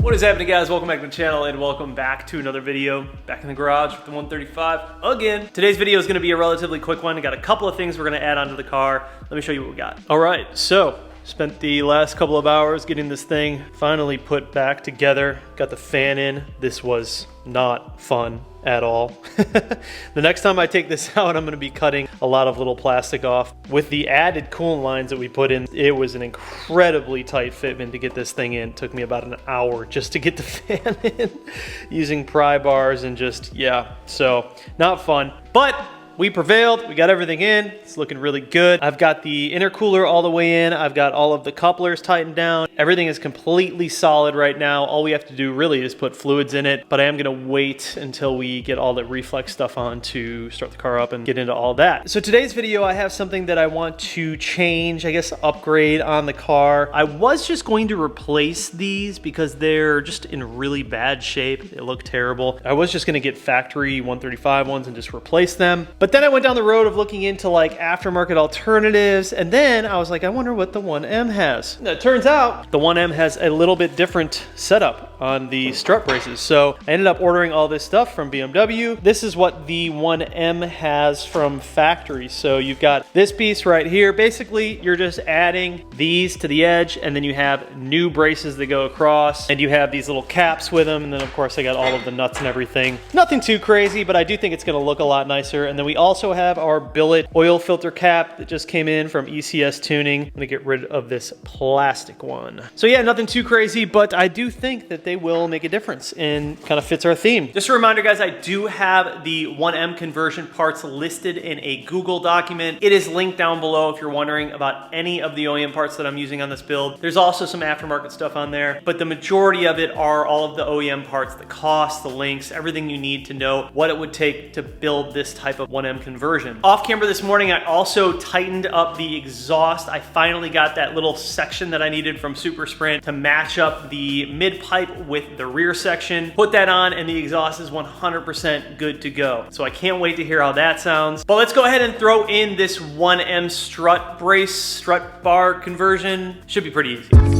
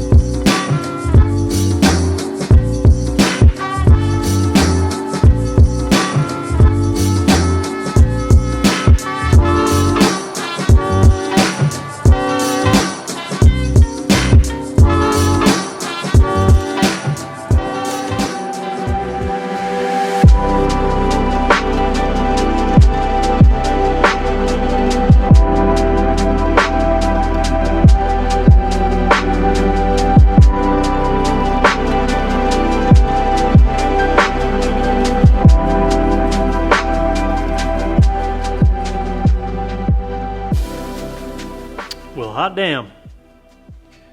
That looks pretty good. Look at how nice these look. So yeah, I mean, they're just obviously a lot more appealing, a lot nicer on the eyes for sure. And I'd imagine that they'd make a pretty significant difference in terms of rigidity. You're not utilizing all three of these points with this strut bar. It just seems like it would be much more rigid and stiff up front. This upgrade was just for obvious reasons. Factory one just looks terrible. Also, now that I'm running the manifold, you really don't have much room to take it off. So, and I didn't want to run into issues with scratching anything.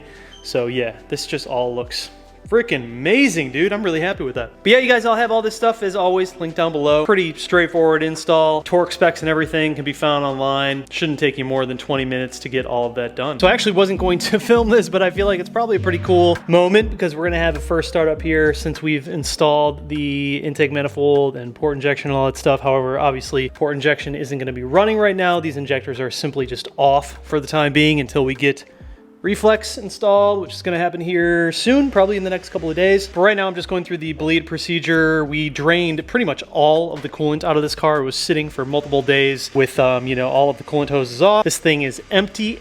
So I've been going through the entire bleed procedure, which is actually pretty easy. You just fill up the coolant reservoir and then you hop in the car, turn it into accessory mode, turn the heat all the way up, turn the fan all the way down, hold your foot on the accelerator pedal for 10 seconds, and then you're gonna start hearing the water pump do its thing. It's gonna start flushing coolant throughout the system. This car right now, adding on the auxiliary radiator, it's gonna take a little bit more coolant, so I've had to do this procedure a couple of times now because every time that I check the reservoir after the procedure, it's empty. So we have to keep filling it up with a couple of liters every single time, let it just go through its process. We'll probably have to do it, I'd say 1 or 2 more times until that tank fills up to where we like it. I haven't heard this car with the exhaust connected and everything. Now that we have the mid-pipe connected to the rear section, I actually haven't even heard how it sounds. So that'll be fun, and hopefully we don't run into any issues. Then we also need to fill up our power steering reservoir. There's also a little bleed procedure for that, where basically you fill it up, you go full lock left, full lock right, and you just keep doing that, add it in, full lock left, full lock right. And so yeah, that's the plan for today. Hopefully nothing goes wrong, but so far so good. There's no obvious leaks in any of the hoses, which is a great sign, and yeah, everything seems to be working great. So I think it just went through a bleed procedure. Let's go ahead and turn the car off. If you guys are doing this, you probably just want to put it on like a battery tenor or something, but let's go ahead and turn it off for now. And then what we'll do is we'll check the level in the reservoir. Getting close. It's a little bit different with this expansion tank.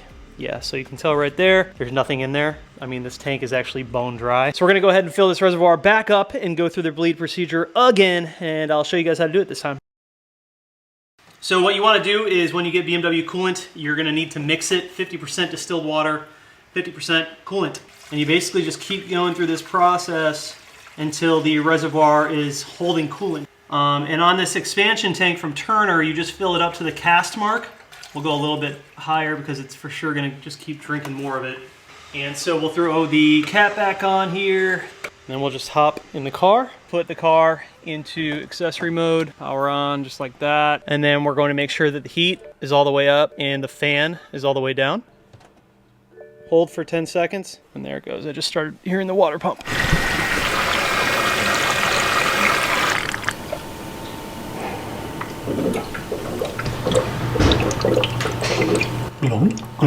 And yeah, that's basically the process. So it takes about 8 to 10 minutes for it to go through this bleed procedure. But obviously now that we have this auxiliary radiator over here, you'd have to imagine there's probably even more coolant that you need to put in. Not by much, but a little bit. All right, we are on what I believe is to be the last bleed through. The last one that we just did was almost full. So we're gonna do one more. One thing I did want to mention to you guys is that I had a little issue with my port injection rail. Well, it wasn't so much the rail, it was actually these little mounts right here. So when I first connected everything, I hooked the battery back up, I noticed that we were leaking out of injector one. This thing was just like pissing fuel. I'm like, okay, well, I probably ripped an O-ring or something stupid like that. I ripped off the fuel rail, checked out the O-ring, and it looked fine. So I was kind of confused as to why that was happening. So I started just looking everything over and seeing what it could possibly be, and I noticed that every time that I tightened down these little mounts, the actual rail would seem to move out a little too far. Basically, long story short, the holes that were pre-drilled in these little mounts were off just enough to actually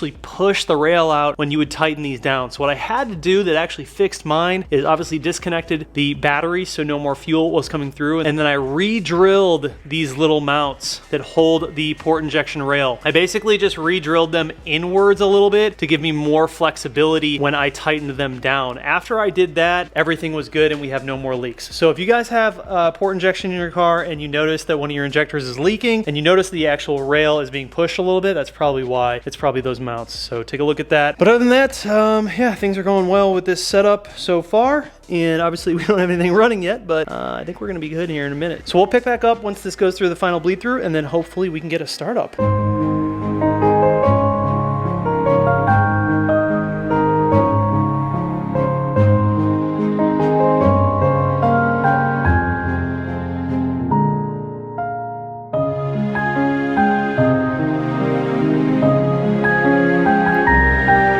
I don't know know, guys. I'm pretty undecided on this one. This is the anniversary logo from BMW. So I think what I'm going to do is have my painting guys shadow line black out the edge there on this one. And we might rock it. We might rock it on the oneer, dude. I don't know. It might look cool. Something different, you know? It's for startup time. I'd be lying if I said I wasn't a little bit nervous. I'm a little bit nervous. Oh, God. Pray for me. Pray for me.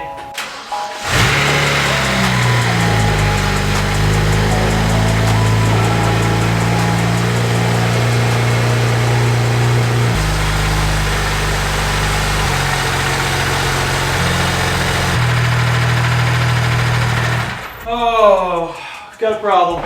It's not a giant problem, but it's a problem. Basically what we have happening is, you guys saw in the manifold video, I added in that extra line, that hard line that goes across from the left side of the radiator over to the right side to plumb into our auxiliary radiator. Now that is a stock line on a 335 IS and a 1M. Those are the two that share that. On this setup, it's so tight. Like there's no room. Currently, that new line, that new hard line that I put in is rubbing up against the harmonic balancer and crank pulley. Don't want anything rubbing on that. So this big ass pulley right here is going to be that crankshaft balance pulley. And then right there is that hard line right next to it. That hard line, it wasn't originally touching it when I put all this in. If it was touching it, I wouldn't have started the car. But it moved. As soon as I started the car, everything moved towards the balancer and then just started getting eaten away. You can see it starting to eat away on the corner there. So if I had kept running it, it would have eaten all the way through it and then I would have spilled out coolant. It only fits in there one way. So like this is definitely the way that it goes, but who knows? Maybe it's just like a little bit different on the 335 IS and the 1M, but on this car,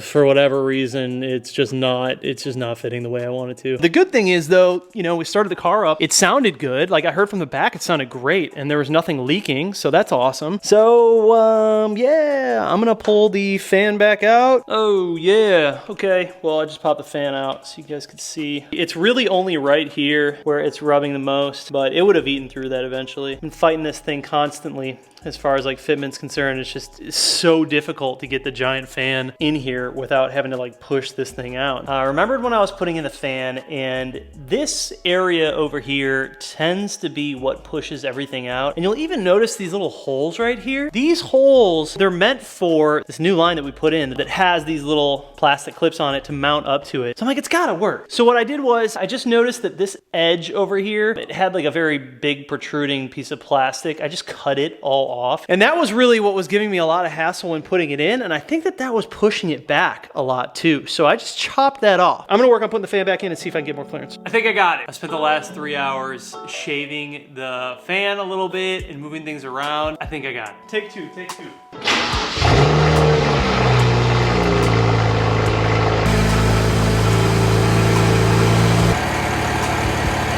I think we're good. The clutch is super loud. These twin discs are just freaking loud, but she's good. Nothing's rubbing. I moved everything around. Injectors are obviously louder than hell. Pretty normal. I don't have any fuel leaks. I checked under here. I didn't see anything weird. No fuel leaks under there. It all sounds good. These clutches, man, these twin disc clutches are so loud. Holy shit. We're back in action, boys and girls. Did it. Exhaust sounds good.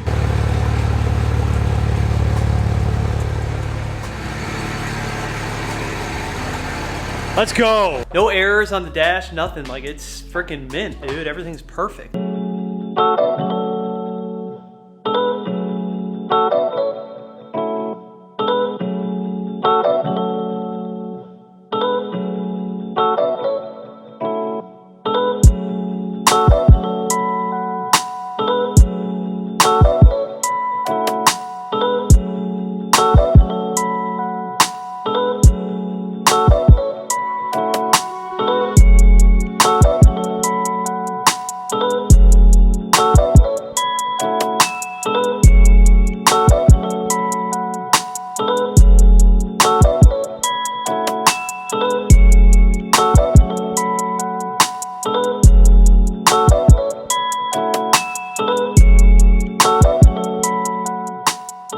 What's up guys, welcome back to the channel and welcome back to another video. We are back in the garage with the 135. We got a couple of updates that we're gonna talk about today, as well as a fun little install. Sort of a controversial product from what I'm understanding. We're gonna jump into all of that in a minute. Before we do that, I wanna tell you guys about a giveaway that I am collaborating with Aza Auto Wheel on. I have a custom made steering wheel that I designed and Aza Auto Wheel built, and I'm going to be giving it away to one of you guys. It is 100% free to enter. I will have the link down in the description. All you have to do is put in all of your information and you are officially entered. This is a worldwide giveaway, so it does not matter where you live. Anyone can enter. All right guys, so here is the steering wheel, and it's typically how I do the majority of my steering wheels. I go with the perforated leather with the M stitching, a little bit of Alcantara on the top and bottom. It's got the flatter bottom, and then this one has the CS style, GTS style stripe up top. So this wheel that I'm giving away, you guys, is going to fit 2, 3, and 4 F-Series M and non-M models. It will not come with an airbag or paddles or electronics or anything like that. You will be responsible for getting that if you want to keep the wheel. Typically these wheels custom made go for over $1,000. The craftsmanship on these is next level. They're freaking beautiful. They basically look like OEM, like they were made from the factory. I've done like half a dozen steering wheels with Aza Auto Wheel and all of them turn out incredible. They just do really good work over there. So yeah, like I said, if you guys want a chance to win that steering wheel, just enter your information down below in the link. I'm going to be announcing the winner on Instagram. I'll also post it on YouTube on December 17th, which is a Saturday. Like I said, there's no catches. It is free to enter. Anyone who wants to enter, just go ahead and throw in your information, and all of those names get entered into a spreadsheet. And then once we have all of the entries, I will use a random number generator to generate a number, and that will officially be the winner of the steering wheel. So make sure you guys enter, and good luck.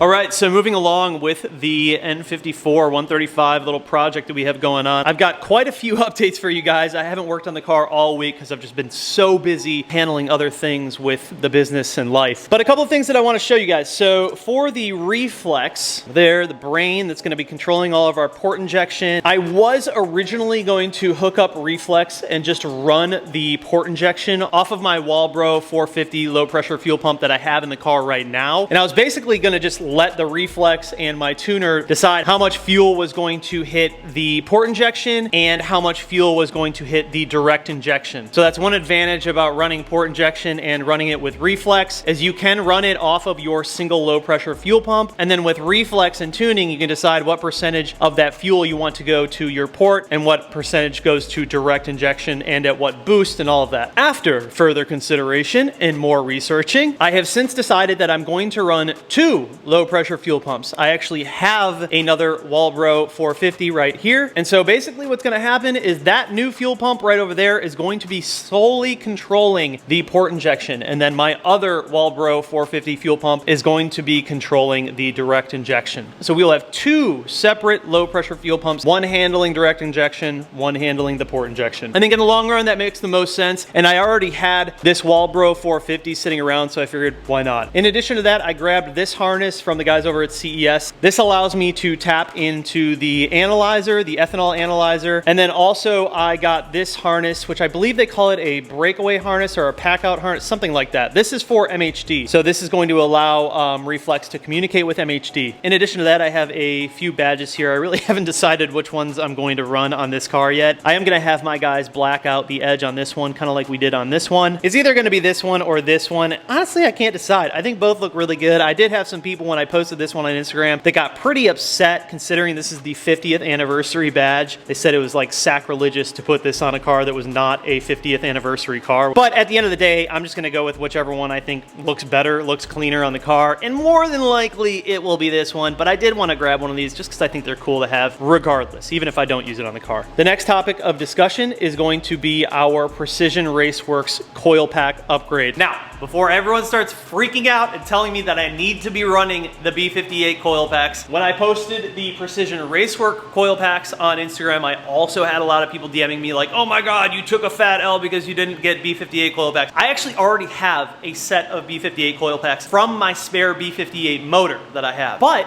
if I'm being honest, I've heard people that are running Precision Raceworks coil packs and they have 0 issues, no misfires. And then on the other side, I hear the guys who are running the B58 coil packs and they're like, God, the Precision Precision Raceworks are the worst, don't ever use them. It's been very split, and I think what it comes down to is just me trying it out myself and deciding from there. No matter what route you decide to go with a lot of these builds, if there's one thing that I've learned, the internet has a lot to say about it, but most times people are just generating those opinions from their own personal experience, and sometimes that can be flawed. Even my own. We just learn as we try out these things and further educate ourselves from the experiences that we have from building our own cars. Now, it's not to say that these Precision Racework coil packs are going to work for me. I could very well down the road have some misfires, and it could be because of these coil packs. But at the end of the day, for me personally, I would like to try them out myself so I have firsthand experience. And then when people ask me in the future, I don't have to tell them, well, other people say they misfire. I can say they misfire. At least for me, they did. Hopefully that makes sense, but in my opinion, having firsthand experience with a lot of these parts is one of the most important tools you can have when recommending those modifications to other people. I've also heard of some people who are running the R8 coil packs in their N54s. Haven't done a ton of research on those, but who knows? Maybe that's an option in the future as well. So to put it simply, for now, we run these, we try these out, see if we like them. If we have issues, then I throw in my B58 coil packs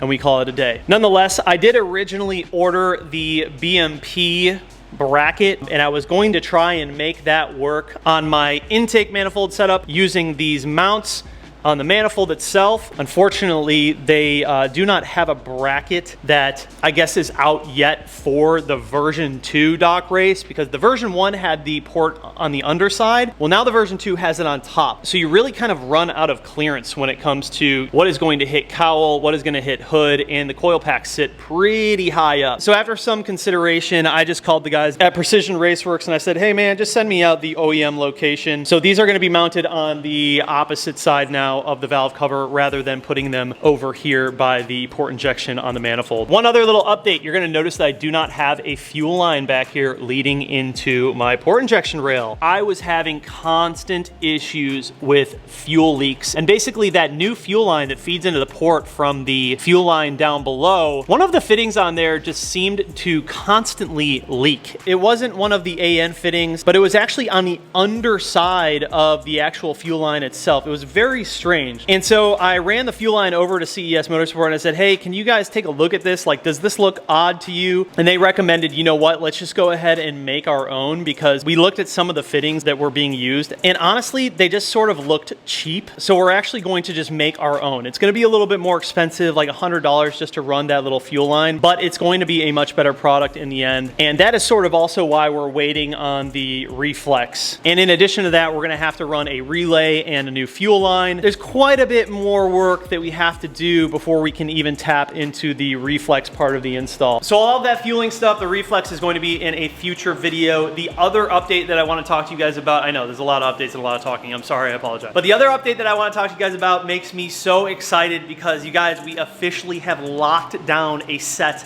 of flares for the rear of this car. Now you guys know that the only thing I have been waiting on are the rear flares so I can finish this project. YouTube is an incredible tool to reach a lot of people, but I just have to give a massive shout out to this person who DM'd me on Instagram. I'm gonna throw his Instagram up right here because he has such a sick build going on. Make sure you guys check it out. But essentially he went full beans and went with the OEM rear quarters. He's doing it the correct way, glass out, full repaint. I mean, it's definitely like another level build. He's doing the S65 engine, lots of really cool stuff that I want to do in the future, but it's just a very pricey project to go that route. But the awesome thing is he saw my last video where I said, you know, I don't know when these flares are gonna come. Jay Meadows, zero communication. It's been over 3 months. I have a lot of people who actually DM me and they're like, hey dude, I ordered flares too. I haven't heard anything in 4 months. This is just one of those things, like when you order them, it's just kind of throwing the money into space and hoping that you get something back because he's like the only person that makes them. Nonetheless, this dude on Instagram reached out to me and had a set that he didn't install because he went with the OEM rear quarters. And so I actually bought the set off of him so I can have them immediately. They're already shipped. They're coming from Australia, so they'll be here in about 8 to 10 days. But that means that we can finally get into cutting the rear arches and doing the rear bodywork. I know we had talked about doing the real OEM rear quarters on this car. It's just not feasible at this time. If I want to do it down the road, we can still do it. It is still an option. You're gonna have to cut the entire rear quarter off anyways, so it doesn't really matter. So that is super exciting. That means that this project is going to be moving along. I know that this is sort of like a split decision, but I finally found a set of OEM headlights. They should be here in the next couple of days, and then we can start putting this front end back together. Basically, I'm waiting to reassemble this car until I have the headlights, because what's the point in putting the bumper back on if you're gonna swap out the headlights anyways? Really do like these headlights. These are cool, definitely a great aftermarket option, but I just feel like the OEM ones are gonna fit this build so much better. So I actually did not buy them new. I found them used, which is saving me about $1,200. But from what I can tell, the ones that I found look like they're in pretty good condition. And if anything, they would just need like a light polishing on the lens and we should be in good shape. Whew, okay, that's a lot of information, I know. But I had to update you guys. I kind of keep you guys in the loop constantly when I'm doing this. All right, so let's go ahead and throw in the Precision Racework coil packs. So basically it is going to be mounting on this side over here, and we're going to be obviously removing a lot of this wiring. These are pretty easy to take out. You can just pop them up like that and then either use a tool or your finger and just pull up and the whole thing will pop right out. And some additional plugs as well as a harness that you need to remove.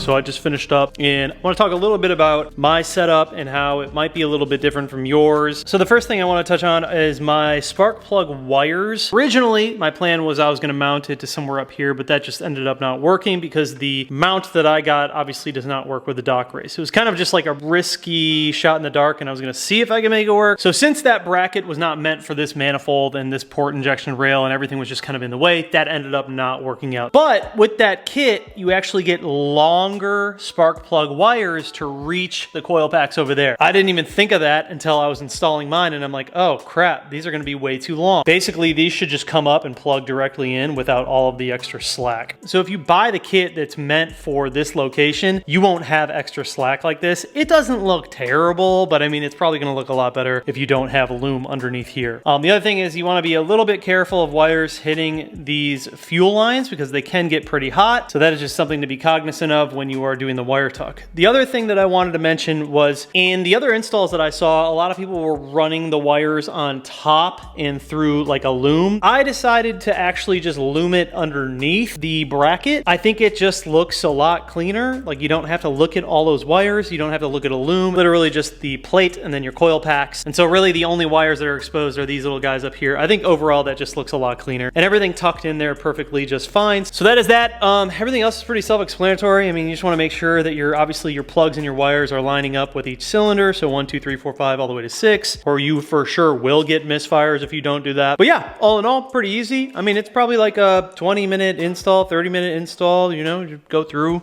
take your time with it and pop everything in. I wish these would stay connected to the top so you didn't have to see like the wires sticking out. I tried to make them stay up there, but the solution, I had some tiny little black zip ties and I just used those to hold the wires up. I think it looks really good. And the thing about these coil packs, you know, I just see so many mixed reviews about them. I know people personally that are running them that aren't having any issues. But then again, at the same time, you know, I've also heard a lot of people who are running into issues. So we're really just gonna have to figure it out. And if we have issues, if we're getting misfires, worst comes to worst, we're just gonna go to the B58 coils that I already have. But I figured this would be a fun little DIY to at least show you guys how to do it. You know, I wish I could have been able to mount it over here off of these areas, but the original bracket just wasn't going to work. I mean, this isn't made for this manifold, so it's not like it's their fault that it wouldn't work. I'm the idiot here. I just took a shot in the dark, but it would have mounted like that, and then your wires would have ran over like that. I don't know though. Actually, like looking at it now and thinking about that with wires running over the top, I think this looks a lot cleaner because now all you have are these fuel lines going across, and it's kind of just simplified, you know?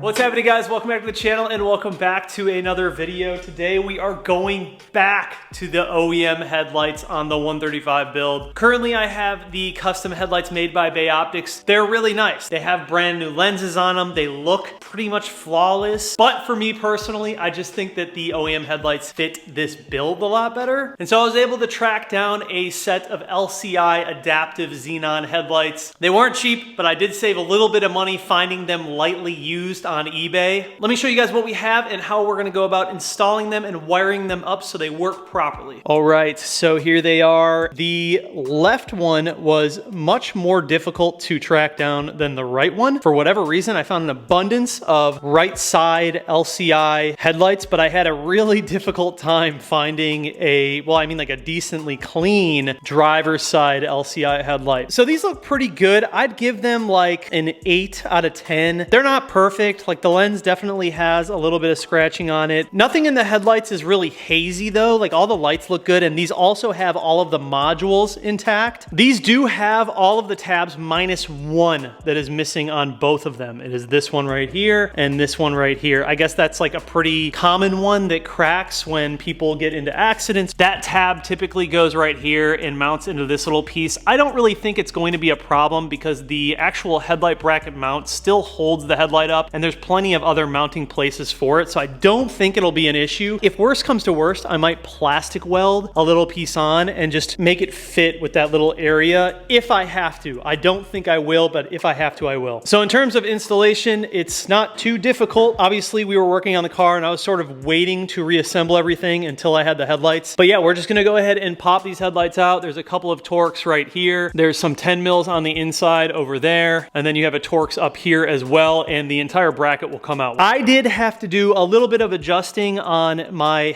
original headlights because I wanted them to fit better. Typically, you see that a lot of the 135 headlights just kind of sag and they leave really big gaps over here. So what I actually ended up doing was just dremeling out the hole up top so I could push everything in further. That allowed the headlight to just sort of sit a little more flush with everything. So I'm probably gonna end up having to do that on my OEM headlights, my new OEM headlights as well. And then in terms of the actual wiring, because obviously this car did not, this is a pre-LCI, so it didn't come with the LCI headlights. Now, in order to get these LCI eyebrows to work on this car, we will need to tap in to the original plug harness. We're basically going to be using these little BMW connector pins and wires, and we're going to be filling slot number 7 on the plug itself and tapping that wire into the wire that is in slot number 1. So 7 into 1. A couple ways you can do it. You can either solder it on, or you can use a little crimp connector, which is probably what we'll end up doing, and then we'll just relume everything so it's nice and tight. But yeah, it shouldn't be too difficult, pretty straightforward. One thing I will do down the road, being that these just aren't perfect. I mean, they're not terrible, but I know that some of the pitting on here is going to annoy me down the road. After we go to paint and everything, and once we go to paint correction on the entire car, I am going to wet sand these down, and then I'll polish them. And then we're also, of course, going to lay down S-Tech PPF on top of it. So they will look pretty much brand new when I'm done.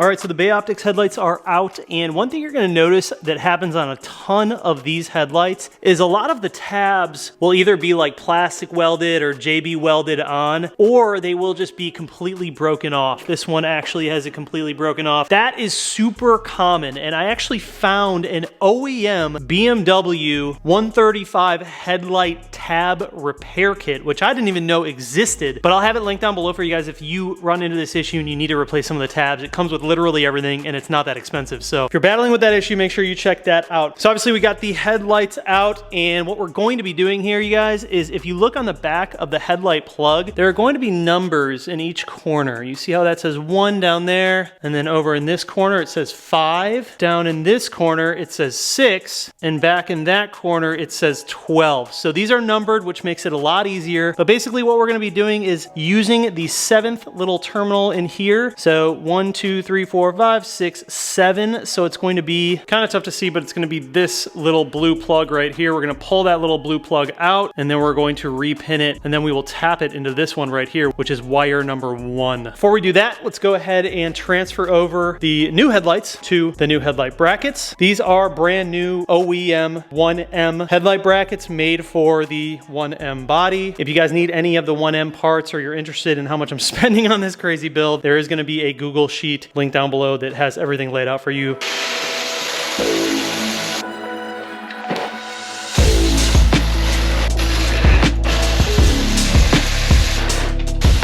All right, so let's work on the driver's side first. It's gonna have this little cap on the back, a couple of little clips in the back, a couple of little clips right here that we just need to lift up on.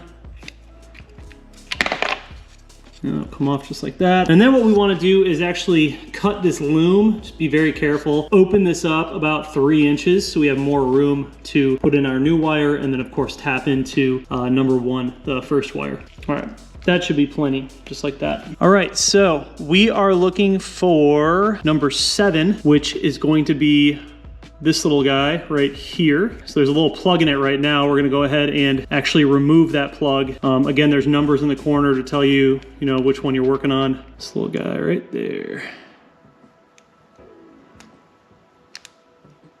Pull that out. So once we've pulled that out, we actually do want to take off this little cover right here. And the way we do that is there's 4 little clips in each corner. I'm gonna push those up. And then once you undo all those, should be able to pull that piece off just like this. And now we're gonna take our wire. You can buy this from BMW with these little connectors. I actually just found like an old plug off of a piece I wasn't using in the garage, spare parts, and pulled these out of that. And they're all the same, so you can just use them. It's got everything you need. We're gonna go ahead and insert this into number 7. The white one was 6, so this would be 7. All right, so that should be all the way in. You can see the little connector right there. So now what we have to do is tap this into number 1. So remember, this is 6 up here. And if you look at the actual cover right here, you can see 6 would have been up here and 1 would be down here. So 1 is going to end up being this gray and purple wire right here. But I have these little connectors that work pretty well, and I've never had an issue with them. They're like little contact connectors. I'm gonna use one of those. So this is what the connector looks like. Pretty self-explanatory. You're gonna throw the wire in one side, the new wire in the other side, and then crimp this down, and then it's going to splice into both the wires and create a contact between the two. So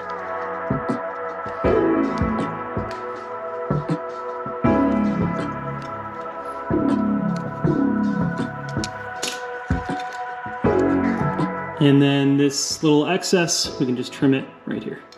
Let's go ahead and throw our cover back on.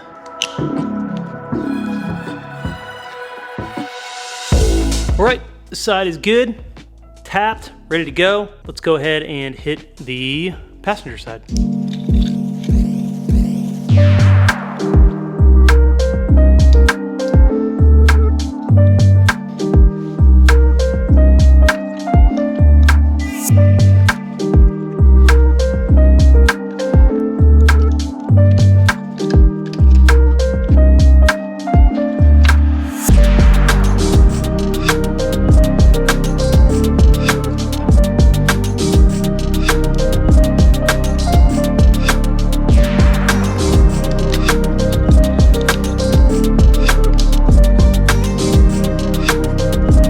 Forgot to throw on the little cap here.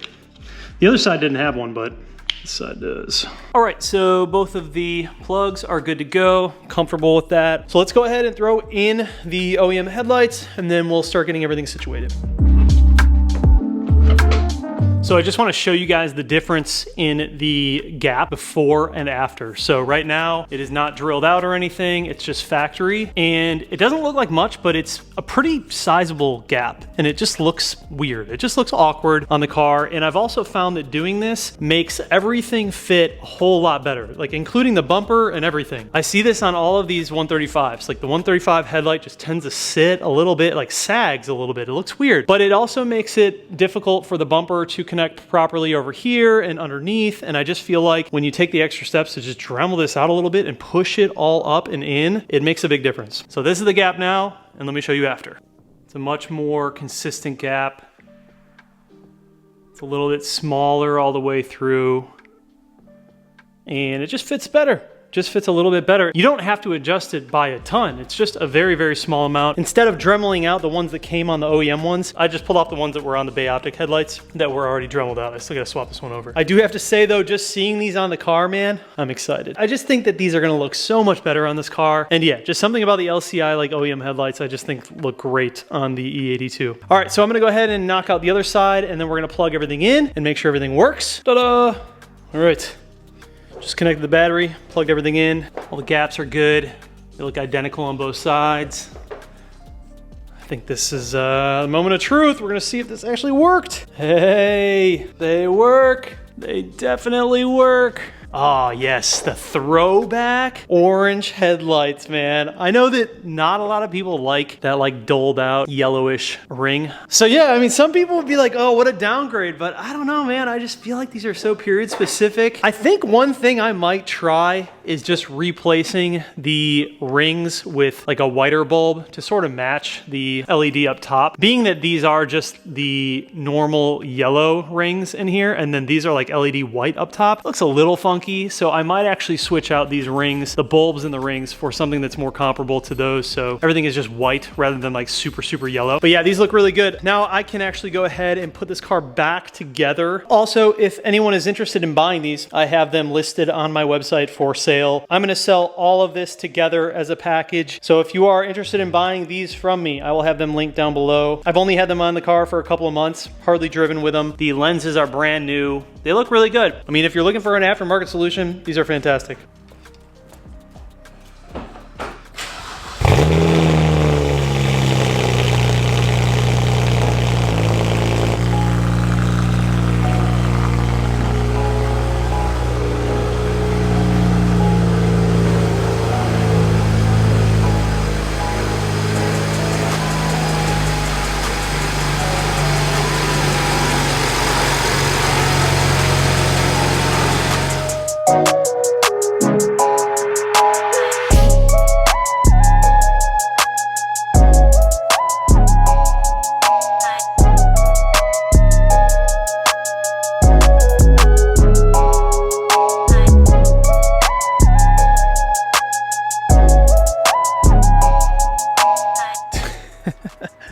I'm so happy with this car so far, you guys. Oh man, it's turning out so good. Sounds really good too. So I think after looking at these, once we go into paint, I'll definitely swap out the ring bulbs so they're just a little bit whiter to match the top. But overall, the OEM design and styling I like way better, in my opinion. I just think it's gonna fit this car so much better. And once we have the mesh in there, this is my first time seeing the car with like the bumper and the new intercooler in and everything, and it just, oh dude, it all looks so good. This car is gonna look so good when we're done. So happy with the progress on this. So yeah, these turned out really good. And you guys can see what I mean by like fitment. It just fits a lot better all around when you push those tabs up and make a little bit more room. But I think this turned out so freaking good, dude. I just moved the car. This is the first time I've driven or like moved the car in like a month or even over a month. I just topped off the power steering, got her feeling good. It's really coming along. We're so close to, once we get the flares, we are gonna be in really good shape. Apparently one project car isn't enough, so you know, let's just throw another one in the mix.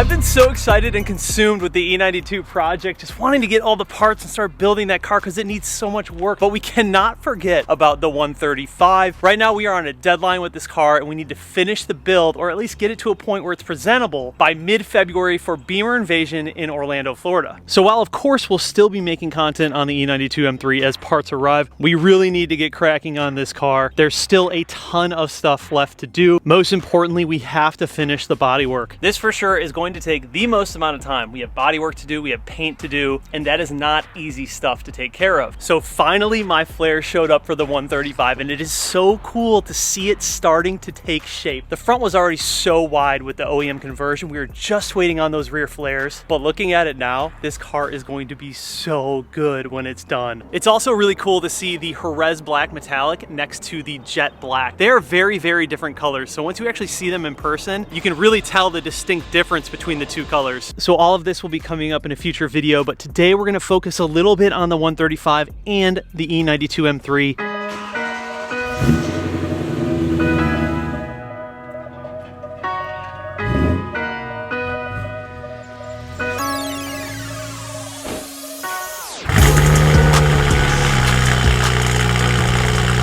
Time to throw some brakes on the Oneer. The brakes that the 135 came with aren't terrible, but I figured we could probably upgrade them. So I went with cross-drilled rotors from R1 Concepts as well as their ceramic street performance pads. Should reduce the brake dust a little bit and at the same time help out with performance. This will give you an idea of what they look like beforehand and of course what they look like after.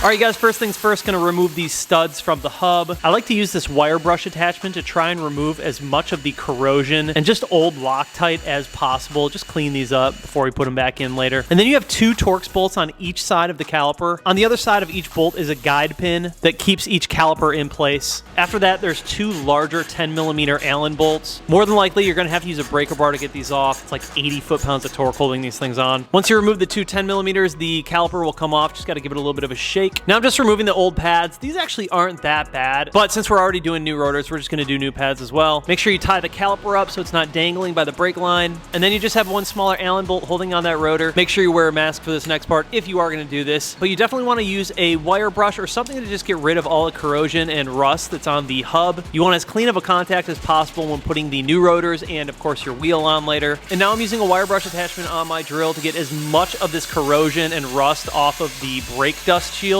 I sort of feel like if you're going to be putting on these nice new pretty rotors, you definitely don't want some filthy dust shield right behind it. It just makes everything look super dirty. Extra credit, clean up the little bolt that's holding in the rotor. Use a little bit of brake cleaner to clean everything off. Now you want to throw on a little bit of anti-seize lubricant onto the hub. This will make sure that in the future when you have to do brakes again, your rotor isn't actually seized to the hub. Time to throw the rotor back on, throw in that rotor bolt. Now I like to use a little bit of brake cleaner on a rag and just clean up the inside of the caliper. Now I'm just throwing on a little bit of brake pad lubricant anywhere I feel like this brake pad is going to be making contact with the actual brake caliper so we don't hear any squeaks. And now we can throw on the actual caliper onto the rotor. And then lastly, I can throw in my caliper guide pins. And then all we have left to do is throw back on the stud conversion kit.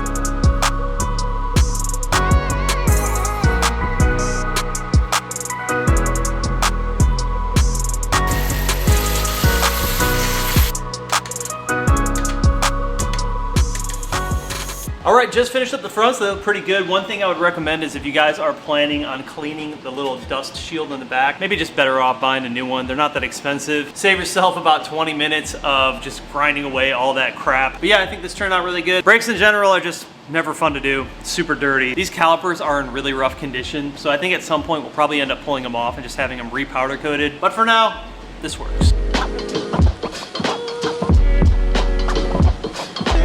And brakes are done. Front left looking freaking spicy. Rear looking good. All right, so everything is good there. Now it's time to throw the wheels back on, torque everything back down, head out in the car, and of course, bed in the brakes. All in all, a pretty easy process, not too difficult to do.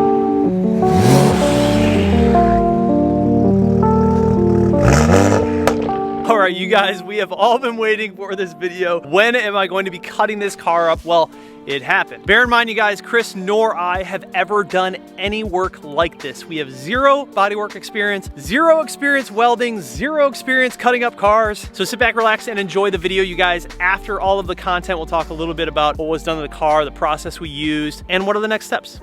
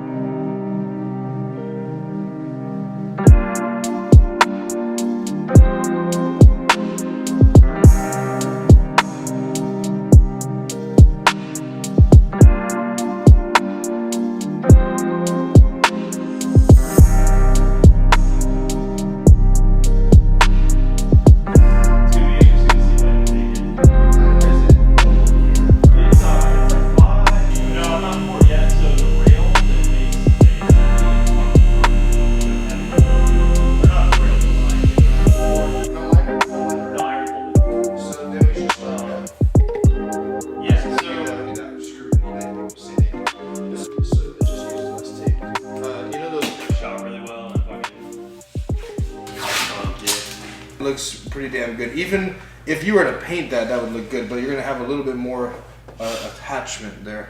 See, the only thing I would do differently here is I might take, if I were you, I would just scrape away a little material right there, unless we could bring this out further. Okay. Does that have movement in it? Does this come out further if you wanted to? The like skirt? the bolts? Yeah. We're gonna have to do we'll have to do body work. Yeah, this right here to me, I mean, once we attach it, maybe, but I feel like we need to go a little more in. I think that we want to save as much material as possible. You know what I'm saying? Yeah, on the outside, don't you think? Because like we're gonna countersink and then shave away. I'm kind of with you though on this because of this lip right here. Like you sort of get a weird contour. Just see it as glossy paint. So this is actually pretty nice. Like once you attach this, yeah, it's not bad. This just needs to. Yeah, and all that's really leaving it out right now is because of that inside fender well that will be cut. If we cut like straight up, like boop, and then just right over that arch, you know, the original arch along there, that I think that that's what we need to do. Yeah. As far as like drawing the line so we know where the top of this guy is. Oh yeah. Are you good right there? Yeah. I think. All right. So draw. This is not a final line. This is a preliminary, so we know how we don't cut past that. Yeah. Which we won't get close to that, but I'd rather have something to look at because we do not want to cut past that. Yeah, that's good. That just gives us an idea of, hey, that's way too far. Yeah. Like, don't cut past that. And so what I was thinking is like, if this is the edge, you know, kind of like that. I would even go like. Because all of this needs to go 100%. Yeah, I would even go in the middle of all this right here if I were you. Follow the arch, just an inch above the arch the whole way. Mm-hmm. Here and then here, right around here, I would go down. Yeah, right around there. Yeah, that's good. So slow down here to see where we need to go here. So, and then like that. Or I would come a little more like I would just exaggerate like this. So you're getting into this ledge. You're going. So maybe bring this down like that, and then like that. Mm-hmm. But I would, when you're cutting, cut above that line just a little bit because you're still really close to that edge. And here, see how high you are off of the edge here, and then you kind of dipped in. Yeah, that's good. That part's good. But I would just Like if I were you, I would make Higher? this one. See how you like Oh, see yeah, that yeah, edge? yeah. That's what I follow with the Okay. fingers. You want to be Yeah. like this and then A little bit shoot higher up. down. This is the edge right here. I think that's good. That's actually what I would go with. Yeah. And then just get that hole.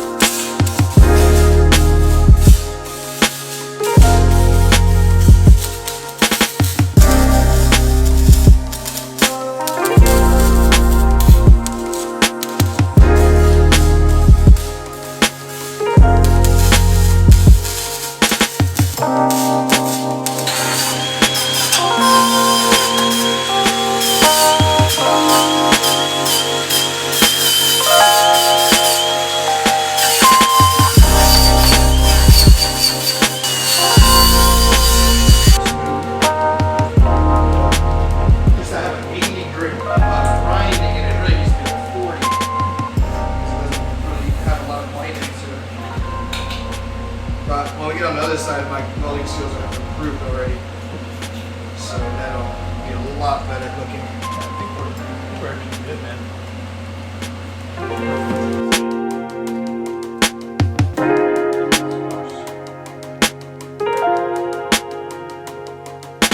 I think that when it comes down to it, you just try to hit your edges to make sure that the edges are accurate. You good? Yeah, I think. Here looks good. Yeah, it looks good down here. Go for it, dude. Line that shit up. Yeah, I think you just gotta shave away right here, you know? Fiberglass. Got it. She's in.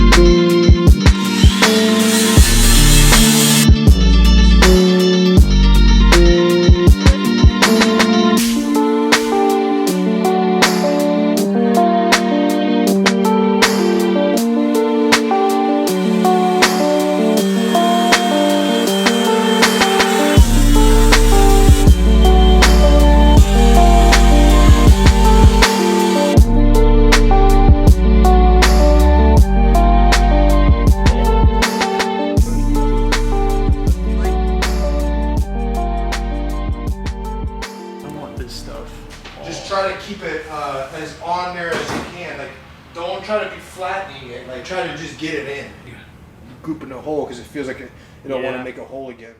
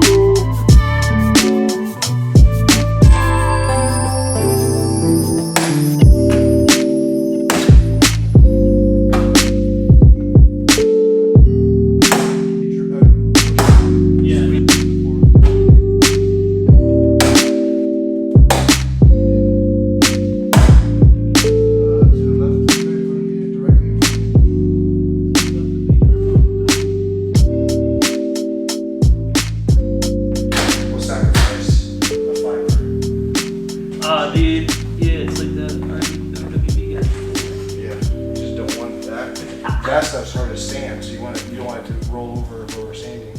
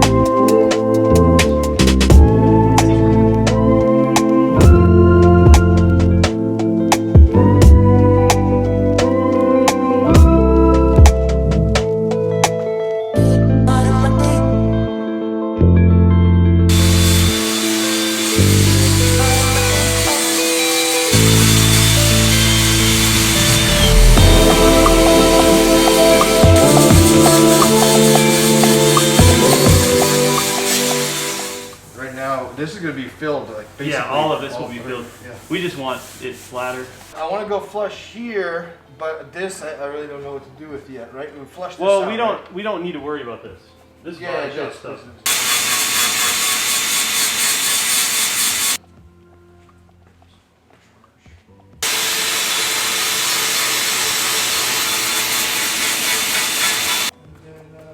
Start the process.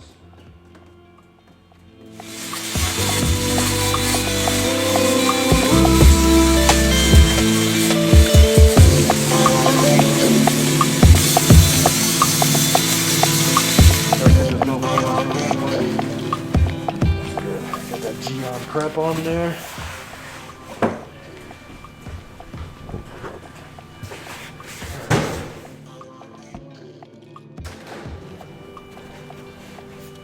All the good stuff. Now it's going to be putting it on and taking it off. On to at the very end.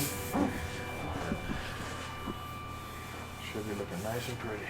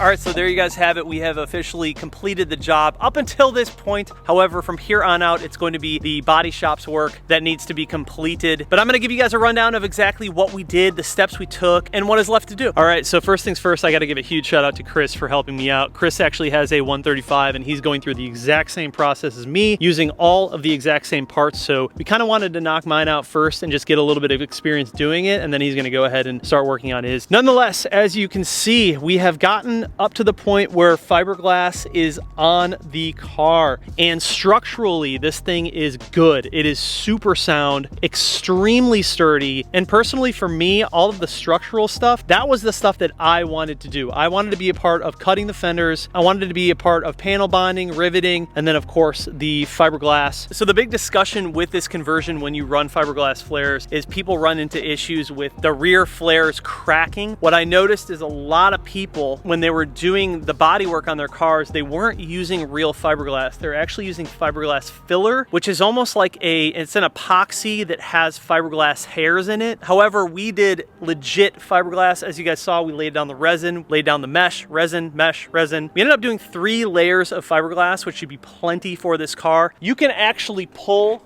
on the rear quarter, the flare, and it moves the entire car. It is extremely sturdy. I would be shocked if anything happened down the road with this actually showing a line in it or even cracking at that point. So Chris and I did our fair share of research before jumping into this, but we really wanted to try and tackle it ourselves. This was our first time doing any of the stuff you guys saw in this video. We have never done any of this. I've never cut a quarter panel. He's never welded. That was his first time welding. We've never done body work like this to this extent. We've of course never used fiberglass. So really we did as much research up front as we possibly could. And from there on out, it was just a matter of trying it and figuring it out as we went along. If you are anything like me, I learn by doing. So as you guys saw in the video, talking a little bit about the process, there's obviously quite a few stages to make this happen. The first thing that you obviously have to do is prep everything. Make sure everything is clean. In terms of where you cut, you sort of just have to feel that out. You have to figure it out when you get the flares onto the car. But you guys saw us draw lines, decide where we were going to cut, and then really what it came down to in terms of like the bonding from the fiberglass to the metal, you have to keep in mind that metal and fiberglass, 2 different types of materials, will retract, expand, and heat and cold at different rates. And when that happens, that's when people kind of run into issues with lines being shown or cracking or just that bond not being as strong. So we really wanted to make sure that we tackled everything that we could, and we did everything possible to make sure that we didn't run into that problem in the future. So this was sort of the combination that we came up with. First, you're going to cut, then you're going to weld, then you're going to seam seal so nothing can get into that metal. Now, of course, we will be running a fender liner. I actually have it in the back here, but it's an E92 M3 fender liner. That will be in the rear. We do have to manipulate it a little bit to work, but we won't do that until everything is painted and finished. But after you do the cutting, after you do the welding, after you do the seam sealing, then it's time to shave everything down so you're down to bare metal. And at that point, we used an epoxy called Panel Bond by 3M, which is what a lot of body shops use when they're actually bonding certain materials to the car. And Panel Bond takes about 24 hours to fully set and cure. So basically, we panel bonded the fiberglass to the metal, then we riveted. So the rivets are still in there. We just shaved them down so the contours are nice and smooth. After we let that cure overnight, we then shaved everything down so it was nice and smooth and sort of removed some of the shelf that was between the flare and the metal, just to make that as good as possible. Really, the final forming and the final contouring will be all in the end. The body shop will be handling all of that, but we wanted to get structurally, we wanted to get this car to this point so we knew it was done well and everything would be very, very tight and rigid and firm, and I just didn't run into issues down the road. So after you get through that and you let that set, that's when you're going to go ahead and start putting on your fiberglass, which brings us to where we are now. Also, before we did all the panel bonding and everything, because you do have exposed metal, we used primer so no rust or corrosion could get in between there. So right now there is a little bit of a shelf on the flare itself that's just made out of fiberglass. It probably goes into like right there, and what happens is a lot of guys, when they run these, they don't shave that down, and if they run a super aggressive tire or wheel setup, it hits that and then they crack the flare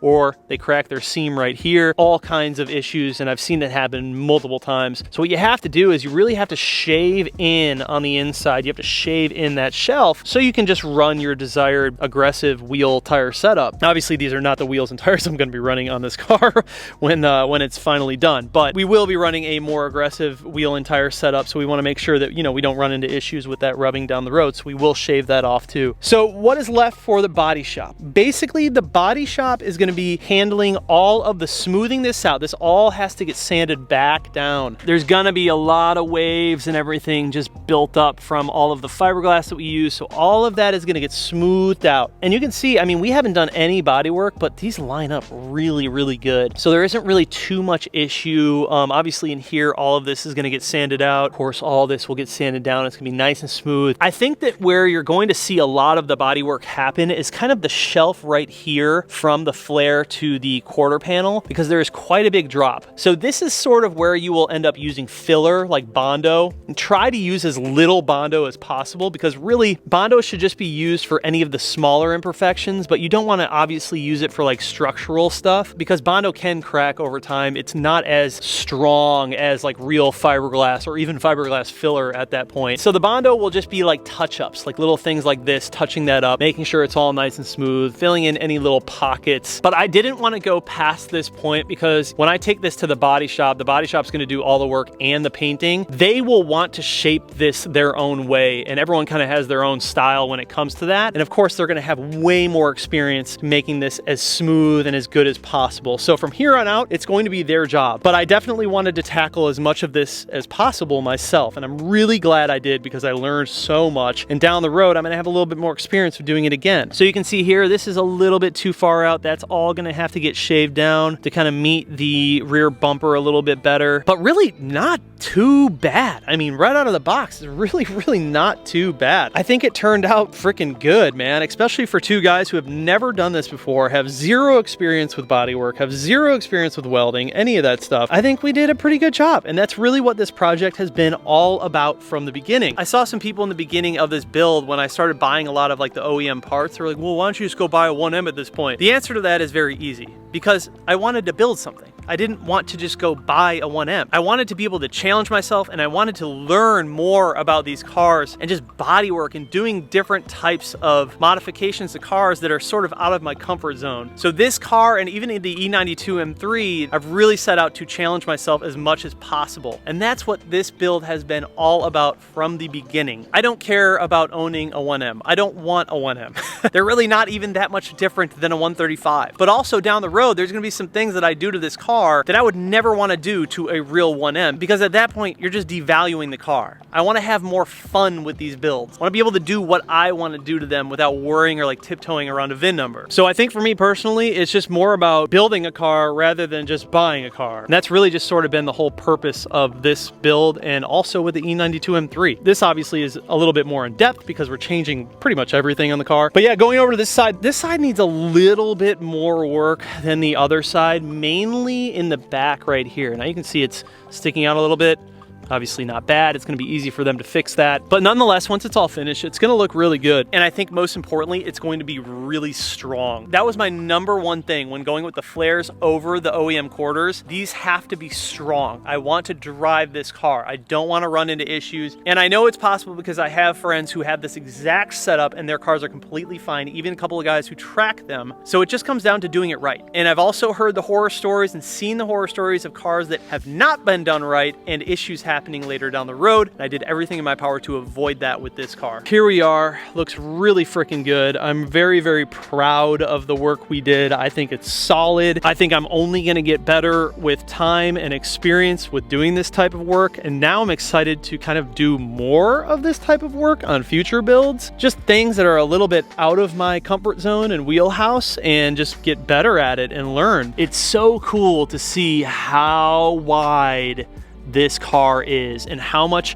wheel and tire it's going to be able to eat with these super wide arches in the back. It's hard to tell with this car on camera, but I mean, it's such a short, stubby car that when you widen it like this, it looks extremely wide because of how small it is. So it's really cool to see it in person, just sort of coming to life slowly but surely. So if you have made it this far in this video, thank you so much for watching. It's been a longer one, but this is a long overdue video. I was waiting on these arches for over, I think it was like right around 4 months, so it took a long time to get these. But yeah, I'm happy with my decision. I think this is gonna be the perfect setup for this car. You know, it's not a real 1M. I'm not trying to make it that, and that's kind of why I didn't go the OEM quarter route. I wanted to be able to do this stuff myself, and if I did the OEM quarter, it would be a glass out job. It would be a lot more body work, way more expensive. The quarters alone are $1,500 per side, and they're special order from Germany. There is no telling how long it takes for them to get here. Could be 2 months. Really don't know. And that was straight from BMW. That was what they told me. So that was kind of why I just went for the flares. I was like, we're gonna make it work. I'm gonna learn. I'm gonna do the best that I can and just enjoy the car. And if worst comes to worst, and let's say that these fail,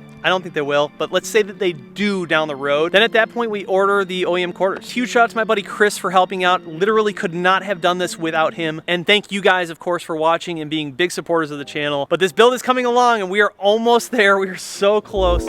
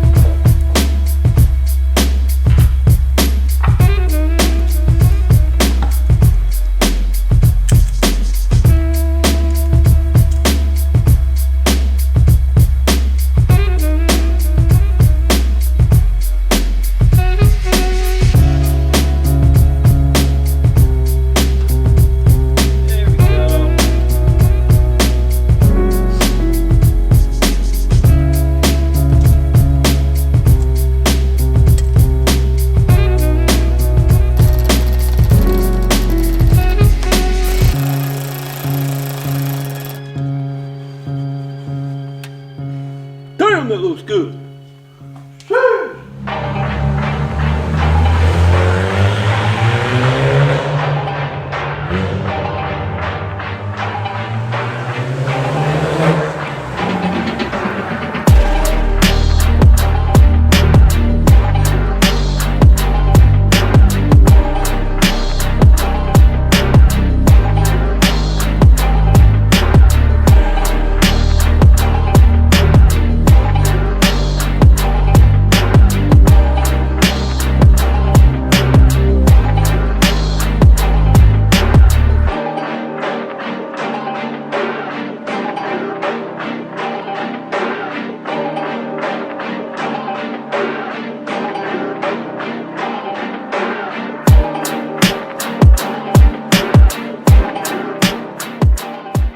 Yo, what is up, guys? Thank you so much for watching today's video. I'm going to talk a little bit about everything that you guys saw installed in this video, and of course where I got the products and sort of my vision for this interior. Okay, so when it came to the 1 Series interior, I'm still working on stuff up front, like the front seats. I'm actually pretty happy with everything other than the seats up front. It's basically just Alcantara, some custom details done, but this all looks really good. I'm very happy with it. Now in the back, I wanted to do something just a little bit different than your average rear seat delete, and I found this company online. They're called Stern Performance. They make some really cool, interesting parts for different cars, including BMWs. So while we could have just done like your average rear seat delete, I just wanted to try something new and something a little bit unique to this car. So this took about 5 weeks for them to make it and ship it out to me. They are out of the country, so you can assume that it does take a little bit longer. I ordered this from H3R Performance, basically just a fire extinguisher with a billet mount. However, in order to mount it where I mounted it, I had to make this custom bracket, which is basically just a bunch of small little parts that I found over at Home Depot. And then of course I used some hardware, and I just sort of measured everything up, drilled some holes, and used the factory mounting holes down here. And yeah, this actually turned out really good. I'm very happy with this. And it also looks really clean in this interior. It's not too over the top. I didn't really have to cut up the carpet too much. I just had to put those 2 little holes in there. But let's talk a little bit about the entire rear seat delete kit. So when I ordered this, I did not know anything about this company. I really didn't know a lot about the quality of the parts I was getting. I think everything was right around $500 shipped, which isn't too bad. You can change out the colors of the net. You can order just the net and not the carpet. You can order just the carpet and not the net. So there were some options there. I wanted to keep things sort of uniform, so I didn't want to go to a red because that red might not match the red seats on the interior. This BMW red is just a little bit dimmer. It's a little more flat compared to like a normal red. So I just decided to keep it simple, and I went all black with everything, and I think that was the right move with this. I think overall it really blends in well with the interior setup on this car, just sticking red and black basically throughout the entire theme of the car. It looks super freaking clean, man. I am beyond impressed with this and very happy with it. All of the piping is leather piping all the way around here. As you can see, everything is custom fit just for the 135. It fits absolutely perfectly, and it's heavier, so it's not like it's just gonna lift up on you all the time. This was rolled up in shipping, so it does have to flatten out a little bit. I'll probably just leave some like boxes right there and right there to make sure that it just flattens out overnight. But yeah, as far as fitment, man, it is absolutely perfect, flawless, could not get better. As far as the net, again, I really didn't know what I was doing. I didn't see any installation resources online for this, so I just sort of winged it. There was a bolting point over here, as you guys saw in the video. Also, I love that this retains the factory side bolsters right here. I think that looks really freaking good. It just looks more complete rather than unfinished. Again, in the back, everything fits super, super snug. I am gonna have to leave something heavy in the back to just sort of hold this down for now, because again, this was rolled up in shipping, so it just has a tendency to want to roll up again. But yeah, they got their tags all over. It looks really nice. But these bolts that are used over here to actually hold the top of the net up, they have a little spring on them, so you can compress them all the way down, but it still gives you a bit of flexibility. And if you need to move things around, you can sort of do that. There's no noise from the net. It's literally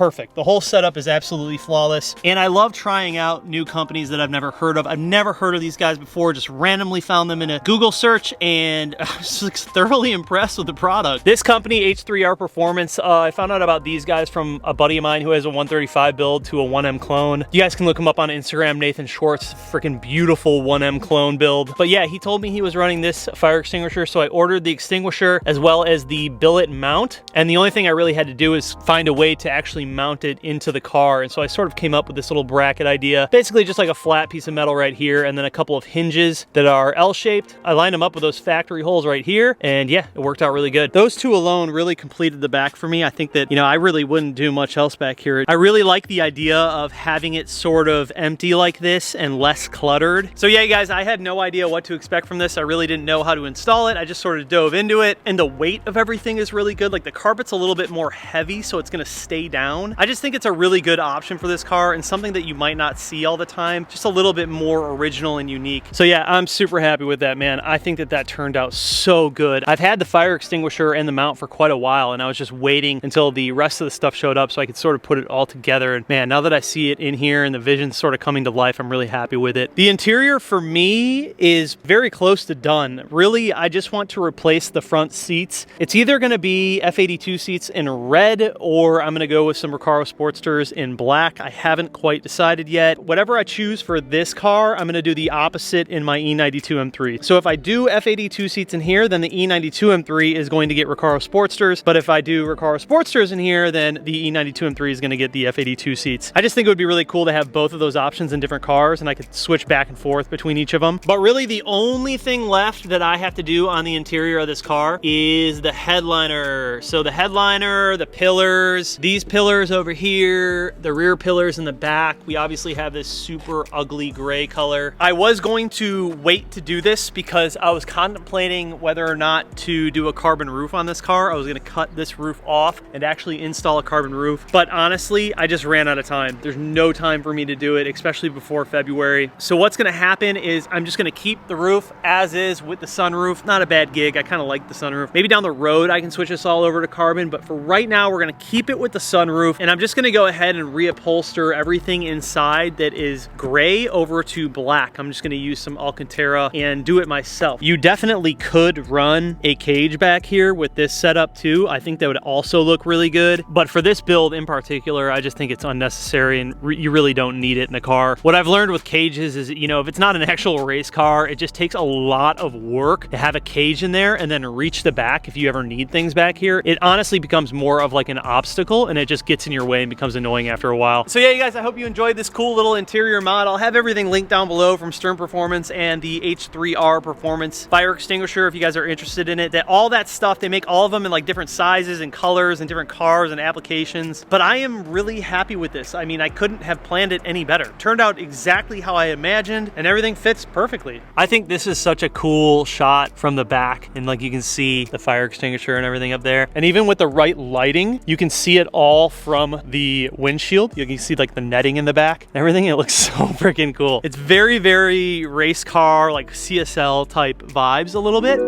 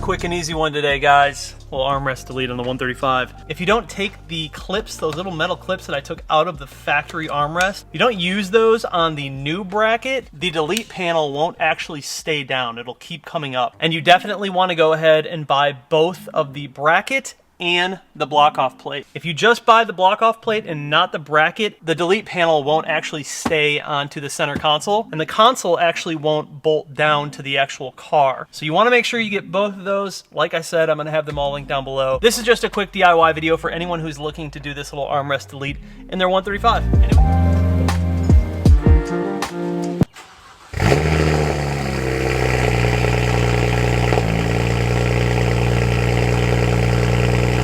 Good morning. I woke up at like 5 a.m. and I think I figured out my boost problem in this car. The two canisters that are usually over underneath the intake, when I did the manifold install, I actually deleted them, but I was reading up that that could create some issues with no boost. And it was basically the car was creating zero boost with no codes. So I was trying to figure out why. A little bit more research. I think it has to do with that. So I got everything rerouted this morning, and we are officially taking the 135 over to the body shop, dude. Found a shop, WRG, here in North Carolina, like 5 minutes from me. And these guys are working on cars like LaFerraris, Performantes, McLarens, very, very high-end cars. Talked with the owner, and they're gonna knock this out for me in 3 weeks. So I'm super excited. The next time I see this car, it's going to be completely painted, completely done, and we'll just have to put the wheels on and that'll be it. And dude, oh my God, I'm so excited. So much work has gone into this car. I'm just anxious to get it finished. So I just had to get it running right before I dropped it off. I just didn't feel good dropping it off knowing it wasn't running right. So hopefully, we're gonna take a drive now, drop it off at the shop. Hopefully it's all good. Let's get into it. Oh, it's so good to hear these turbos again. Holy crap, dude. I forgot how loud that blow-off valve is. It sounds insane.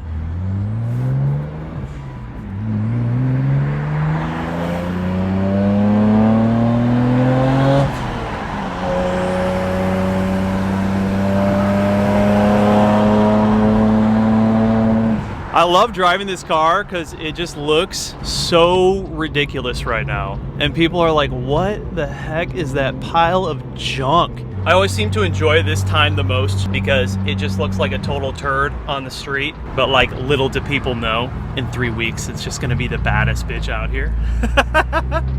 I love this part. Like, I love driving the car when it looks ridiculous.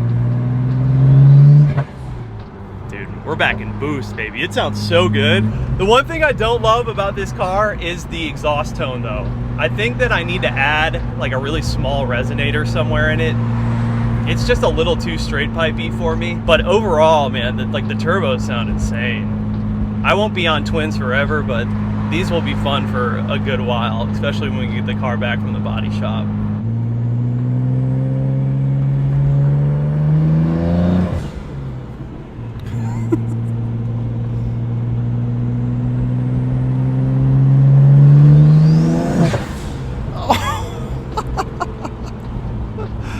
That was sick, dude. This thing's so nuts. It's just such a rowdy car.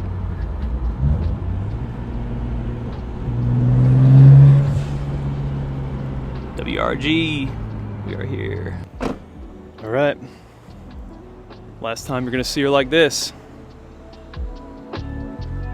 That's crazy.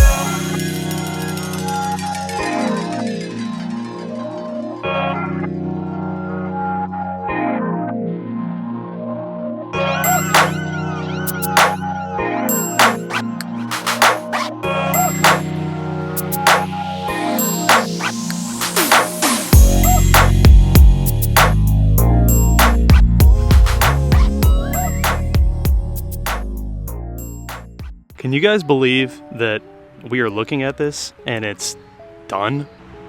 We did it. No project is ever done, but to this point, it's amazing to me. We bought this car 6 months ago, tons of parts just missing. Obviously it was a stock body 135 and now it is officially a 1M clone.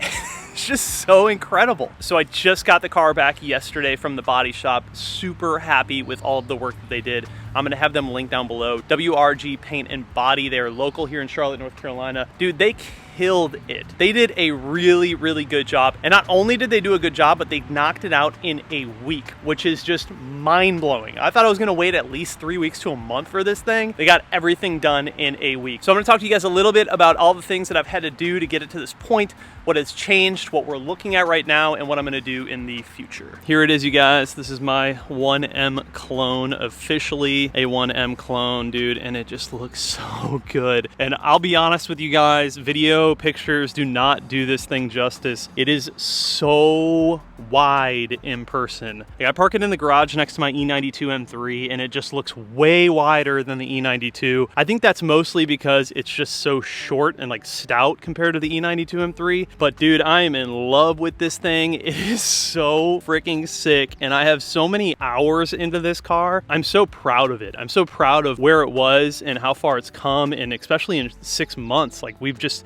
accomplished so much with this car. So we'll start with the entire body. These are all official BMW OEM 1M parts. So the front bumper is 1M, the fenders are 1M, the side skirts are 1M. The rear arches are not, those are aftermarket. They're fiberglass, basically replica rear 1M arches. Me and my friend Chris did all of the body work up to the point where they did sanding and then paint. They look freaking amazing. You would never be able to tell that these are not OEM, and they're extremely strong. So the way that we bonded everything, if you guys haven't watched that video, I make sure you check it out, because we made sure that no matter what, these would never crack and never fail. Unless you got into like an accident or something catastrophic like that. As long as I'm smart and leaving clearance for the tires and everything, we're gonna be completely fine with this setup. We'll talk a little bit about that later. Rear bumper is 1M, rear diffuser is 1M. Now, I didn't do anything with the trunk yet. Basically, everything that the body shop did is they painted the entire car, minus the trunk and minus the roof. I do have plans of doing a carbon fiber trunk and a carbon fiber roof, and that's sort of why I made the decision to not paint those. They're also not really in bad condition, so it wasn't really necessary to go ahead and do that. You guys can really get an idea of how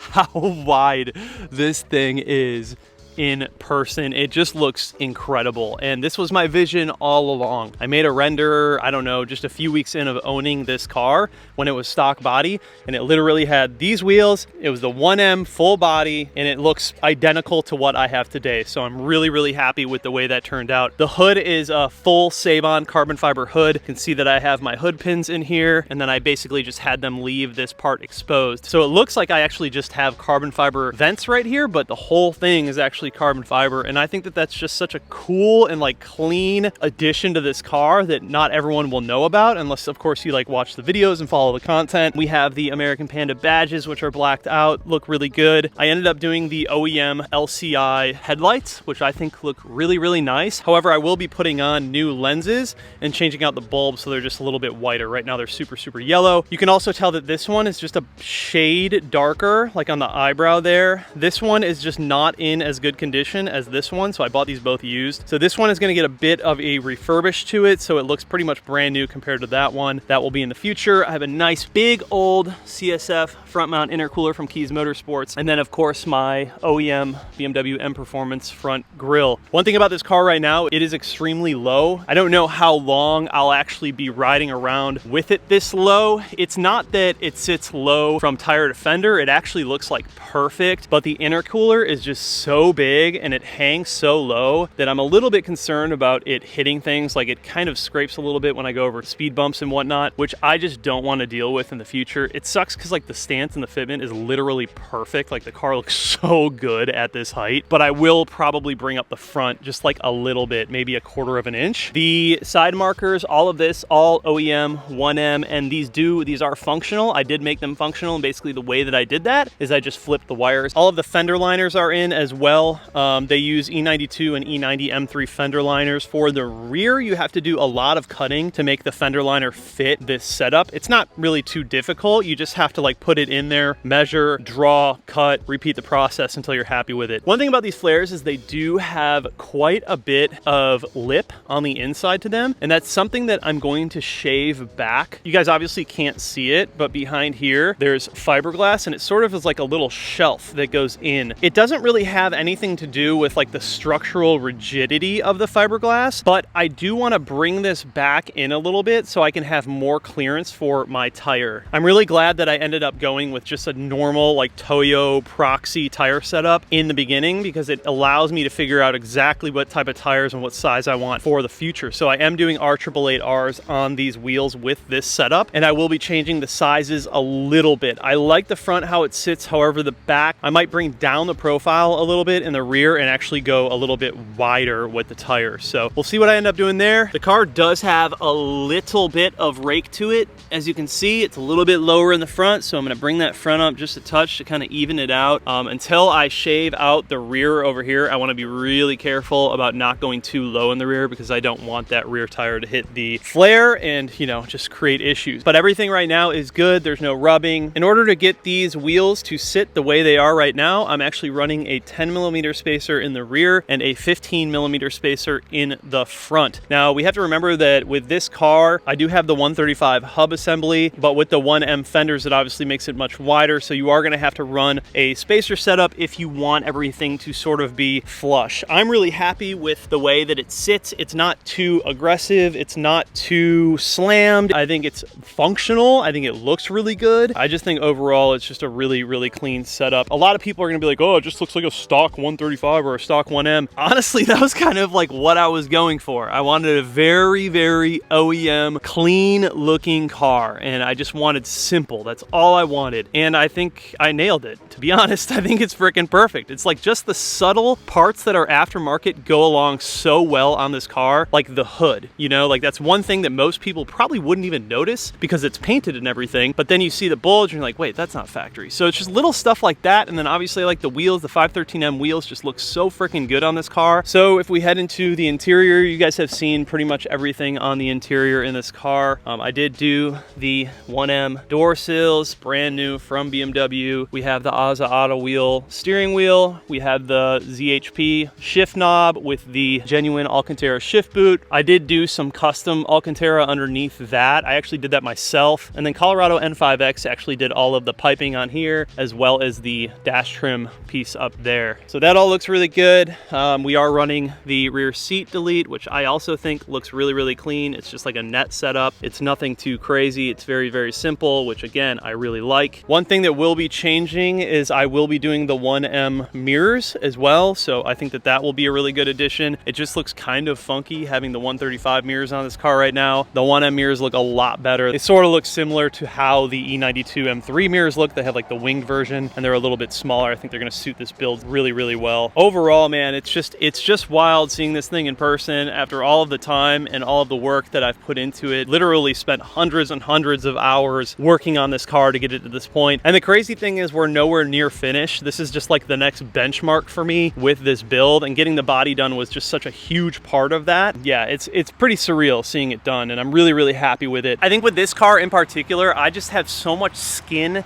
in the game on this car that it really just makes me much more proud of this build because of the amount of time I've spent working on it, and like the vision that I had for it just seemed so far out of reach when I first started, and to see it now is just, it's incredible. Like, this is the feeling that us car guys strive for every time we start building on a car, is to see it at that one point where we had this vision in the beginning and then we finally see it come to fruition. It's the best feeling in the world. Knowing that you worked your ass off on this car, it is the most fulfilling feeling ever, seeing it finally where you envisioned it from the beginning. And it's not often that you get to fulfill that or actually see it happen, but to say that I'm happy with this would just be a massive understatement. I just never thought that we would get it to this point this fast. So 6 months ago, bought it, and here we are now. So I do have a complete carbon fiber package for this car. I have the rear diffuser, I have the side skirt extensions, and then I have a front like splitter lip setup. The splitter I'm probably not going to run just because I don't really like the way that it sits. I'll probably buy a different front lip, and then I will do the side skirt extensions. I think that they look really, really good. It's kind of hard for me to like throw everything on right now because it's just so fresh and clean and like virgin. It doesn't have any holes in any of the panels. I really just don't want to smoke holes into this thing yet because it's just so clean and perfect right now. And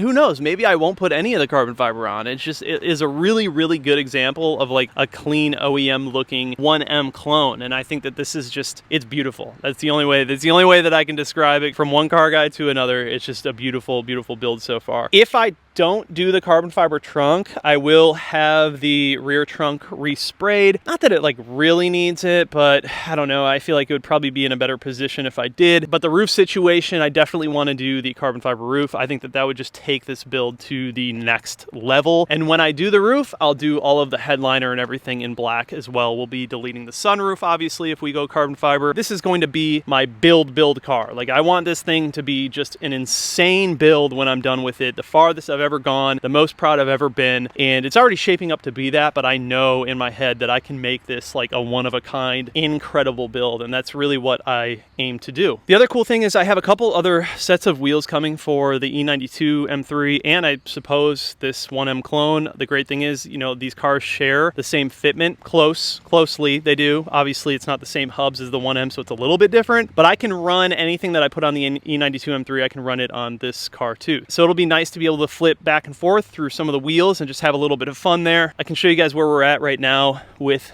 the engine and everything. Things are just sort of where I left them off. Like last I did the intake manifold and the coil pack.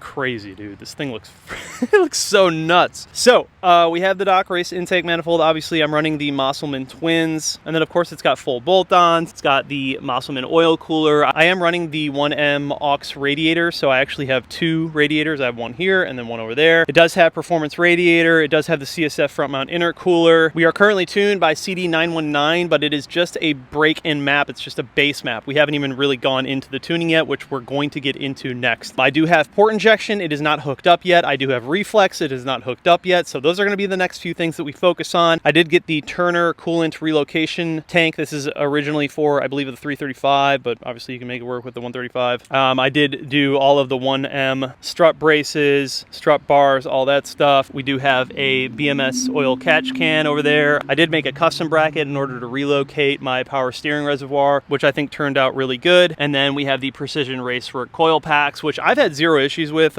Some people complain about those, but I've had no problem. The car's been perfectly fine. We'll find out really once we get into actual tuning and logging and dynoing. Being that the car was just in the body shop, it's pretty filthy right now. It definitely needs a good wash. And then in a few weeks, we're actually going to take this over to Parks Detailing. We're going to do a full cut and polish on the car. We're going to do a full PPF on the front end, and then we're going to do a full ceramic coating on the car. And at that point, we'll be able to just send it. Right now, it has completely fresh paint, so I'm being very, very careful about where I drive it, when I drive it, how I drive it. I'm just trying to preserve as much paint as possible before I actually get into Parks Detailing to get everything protected. So lots of work left to do on this car, but I sort of just wanted to bring you guys up to speed as to where we are at now. As always, you guys, I have the sheet that is linked in the description. It goes to a Google Drive where I actually built out a sheet of every single thing I used to make this car what it is today. Links, prices, everything. So you can quote out your own build if you kind of want to make it like this, or if you want to use some of the parts or not all the parts. That's like a really good directory if you're interested in doing this sort of build. So make sure you guys check that out. My main point here is to just show you guys the car, show you where we're at. I'm really, really happy with it. I think that this car is just one of a kind build so far. You know, it's very unique and it's very special to me, obviously, because of the amount of work that I've put into it. My main thing was when building this car, I wasn't trying to build a 1M. I was trying to build a fun project car that had the body of a 1M. I wouldn't want to buy a 1M and then go absolutely crazy with engine mods and interior stuff and ripping out seats. I've tried that path before and it's not fun tiptoeing around VIN numbers and all that. I think it's much cooler to build them yourself, and then you really get to be proud of what the car becomes in the future. So all right, you guys, so if you are converting over to the 1M from a 135, you actually need to make some changes to the wiring setup in order to run the 1M side markers. All the parts in this video are OEM, and I'll have them linked down below for you guys. So first, you want to locate the actual side marker wiring harness with the plug on it. You're going to need to cut that wire. Just make sure that you leave yourself a few inches on each side of wire looms so you can strip some of that wire back. We're going to go ahead and actually flip the wires around. So there's a blue yellow wire and a brown wire. Basically, you're going to be connecting that blue yellow wire to the brown and the brown to the blue yellow. So you're literally just flipping these around. So you're going to want to strip each wire back a bit so you have exposed wire. And when you connect the wires, there's a lot of different ways that you can do this. You can straight up solder them together. You can twist them together and use electrical tape, or you can use these little connectors that I really like using for wires. I just picked them up off of Amazon, and basically you just twist the wires into the connector, and then you actually melt the rubber with a heat gun, and it has a little bit of solder inside of it, so it crimps each side of the wire, holds it in place, as well as makes a connection with the melted solder. They are super convenient, and I use these all the time. I'll have them linked down below. Finish it off by wrapping everything up with some electrical tape. This little bracket piece is needed if you are going to run the 1M side markers. It's basically just a little bracket that allows the 1M side marker to connect to the fender. There's some little tabs that you need to push in, and then you just slide it towards the front of the car. It should click right into place. And then lastly, just go ahead and plug in your side marker, and then the side marker actually pops right directly into the little bracket piece that we just put on, that plastic bracket piece. You'll want to put the front of the side marker in first and then slowly snap in the rear section, and you're done. That's it. No coating required, and your 1M side markers should be fully functional.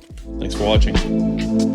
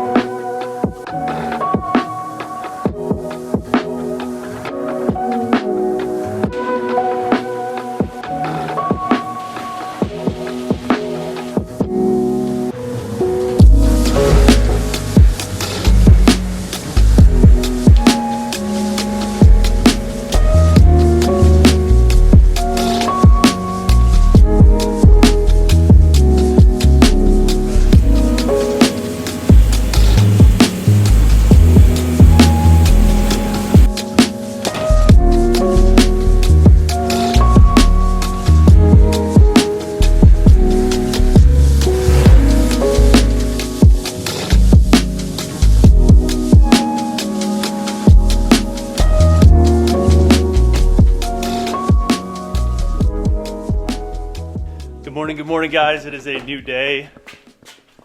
And both of the cars are finally winged. So I think these actually turned out really good. It's one of those things where the majority of people probably don't even notice the mirrors on the 135 versus like the 1M. But once I went full 1M conversion with this car, just looking at it with the regular 135 mirrors was such an eyesore. They looked so out of place and weird, and I think that even the like M-style mirror caps, in my opinion, look kind of odd on this car. They just don't really have the same appeal as the actual OEM 1M mirrors. So that was the entire install for the mirrors. It's pretty easy, very straightforward. For the most part, it's plug and play. Looks a heck of a lot better, in my opinion, just like suits the car's body way better than the original ones. And of course matches the E92 now, which is dope. So a couple of things that I do want to mention, depending on what features your car has, you might have to buy different part numbers. There's basically two sets of part numbers that you can buy, depending on whether your car has the standard mirrors or the full functionality mirrors. So the standard mirrors would still be electronically adjustable, but they would only have heat. And then if you had the full power mirrors, you would have heat, you would have auto dim, you would have folding, and then you would obviously have full adjustability. So just pay attention when you are ordering these that you get the correct ones so you retain all of that functionality. The difference will be a 3-pin or a 5-pin setup. But other than that, it's really straightforward. Unfortunately, you do have to take the door card off in order to get these in. Not too difficult. Really happy with it. Probably the most expensive mirror swap you can do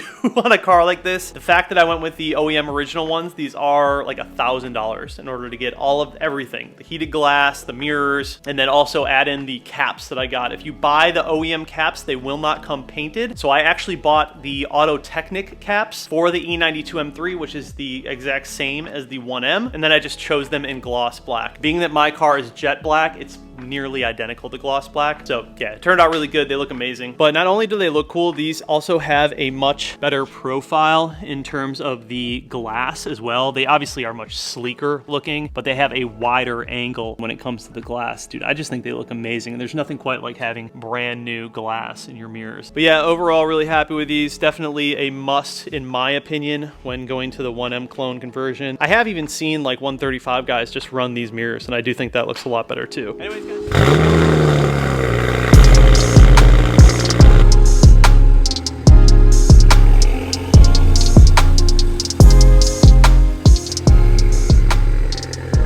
What is going on, guys? Welcome back to the channel and welcome back to another video. Today we're going to be working on the 135, the 1M clone. Got something pretty cool. We're going to be changing some stuff up. Finally got the new plate in for the 1 Series.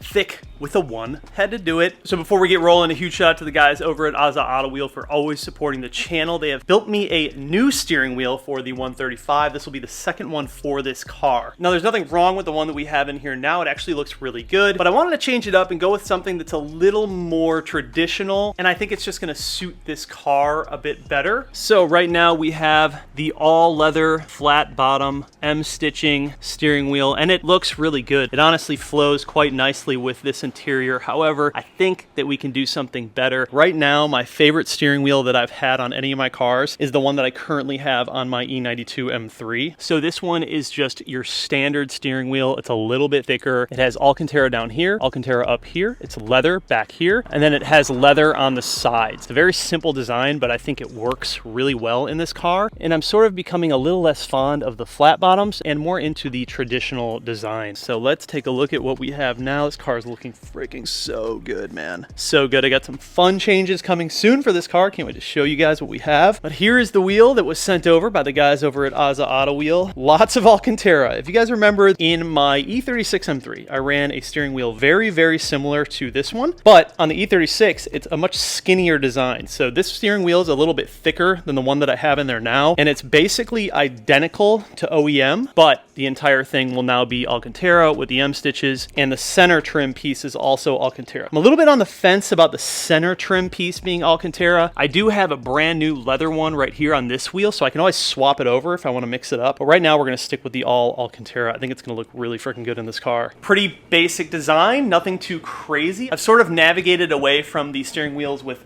carbon fiber all over them, hard edges. I just really like this traditional design. Doesn't mean that it's right or wrong, it just means that that's what I'm into at this point in time. So again, big shout out to the guys over at Aza Auto Wheel for making this steering wheel happen. I will have them linked down below if you guys are interested in buying a steering wheel from them. You can build completely custom wheels, whatever you want. They also have some more traditional designs up on the website, but they have built so many steering wheels for my builds. I don't even know what we're at now. It's got to be 10, 12 steering wheels we've done so far in all of my cars. And when it comes down to it, they really do a fantastic job, and the materials they use are top notch. So everybody loves the little steering wheel install. Very, very simple. We're just going to disconnect the battery, take out the old screwdriver, get into the sides, pop out that airbag, which is always just a blast to do. And yeah, it shouldn't be too painless. Let's get into it. Okay, so battery's disconnected. We're gonna try this with this Torx screwdriver. Sometimes I use a flathead, sometimes I use a Phillips head, and then I've also heard that these work pretty well. I think the Phillips head works really good, a lot better than the flathead, but we'll try this out and see how long it takes. You'll find a couple of little slits on the sides where you can puncture into the leather, and then there's basically a little channel, and you're just gonna try and find the spring mechanism that holds in the airbag, and once you compress that, you can pop out the airbag. Whew, okay. Not gonna lie, that took a while. Doesn't matter how many times I do it. Sometimes it just takes a longer time. Sometimes it's right away. Never know. So once we pull the airbag out here, you're gonna have a couple of plugs. There we go. That one out. A little lock and clip on it that you just pry up. It should release the whole thing. Remove the airbag. And then you'll have a couple of plugs on the inside here. Self-explanatory. I'm gonna take those out. One right there. Little gray plug, have a black one as well. In order to remove this center bolt, it is a 16 millimeter. Probably have to use an impact or a breaker bar to get it off initially. Being that I already have removed this one, it's probably just gonna come right out. So when you re-torque this, it's 45 foot-pounds of torque. And then obviously before you do any of this, make sure the steering wheel is dead center before you go ahead and do this. Pull right out. We're out. So you can really see the overall thickness. Like, this is way thicker than this steering wheel. This is gonna feel really awesome in the car. I also love the way that this looks. I love that it's all Alcantara. And again, if I want to change it up and have like a little bit of leather on it, I can use this centerpiece and throw it into here, which is nice. So that'll fit on there perfectly. Fun fact, this is actually the exact same steering wheel as the E9Xs. So the E82s and E9Xs actually share a lot of the same parts, like seats, for example. You can actually fit F8X seats into E9Xs and E82s, which is pretty cool. I'm not gonna bore you guys with the switching of the electronics and everything. It's basically a few smaller Torx bolts to get all the trim off, a couple plugs, and just move it all over to this side. Quick and painless, my friends. Dang, that looks good. All right, time to get it on. There's a little notch at the bottom and a notch on your steering column. So you'll know where to line it up. Oh, this looks so much better in this car. So putting the 16 millimeter bolt back in, like I said, that's 45 foot-pounds when you torque it. So nice and tight. Get all your connections back in. Connect our airbag. They're color coded, by the way, so you can't really screw them up.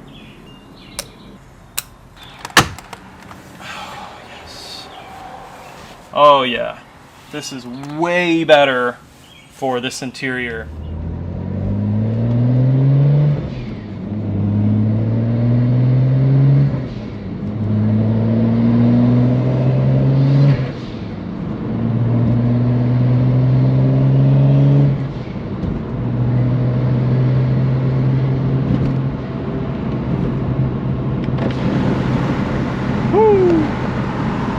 What a vibe this wheel is, man. Completely different than the old one. I love it.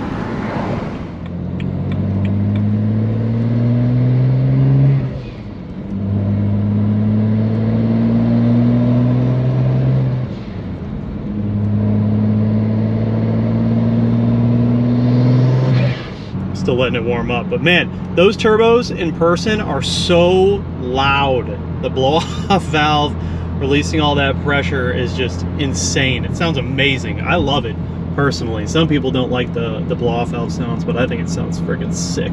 Makes the car rowdy and fun to drive. You guys tell me what you think about this wheel, man. Are you into it? I really like it. Reminds me of my E92 M3 mixed with my E36 M3 with the all Alcantara design.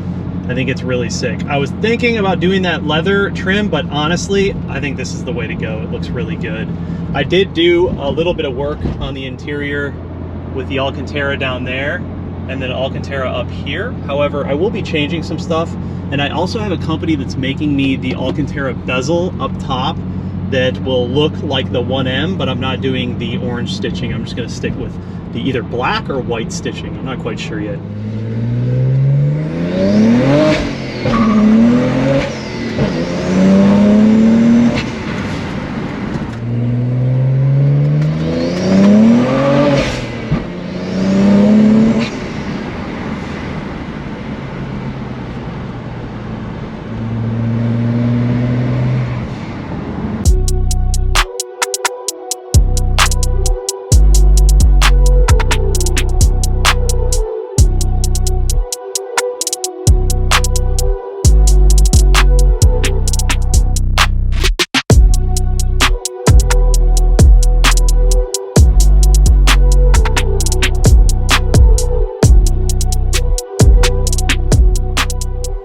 I love the side profile of this car. It's just so good looking. It's very dirty right now, so we're gonna go home and have a little wash after this. But dude, this car is just looking so perfect. It's so simple. I've decided to not do any of the side skirt extensions or rear diffusers or carbon trunk or any of that. I just think it looks so good as it is. It's all performance oriented from here on out. Maybe some different wheels, definitely some different tires. Tires are gonna make a big difference in this car. But you guys tell me what you think, man. Are you into it?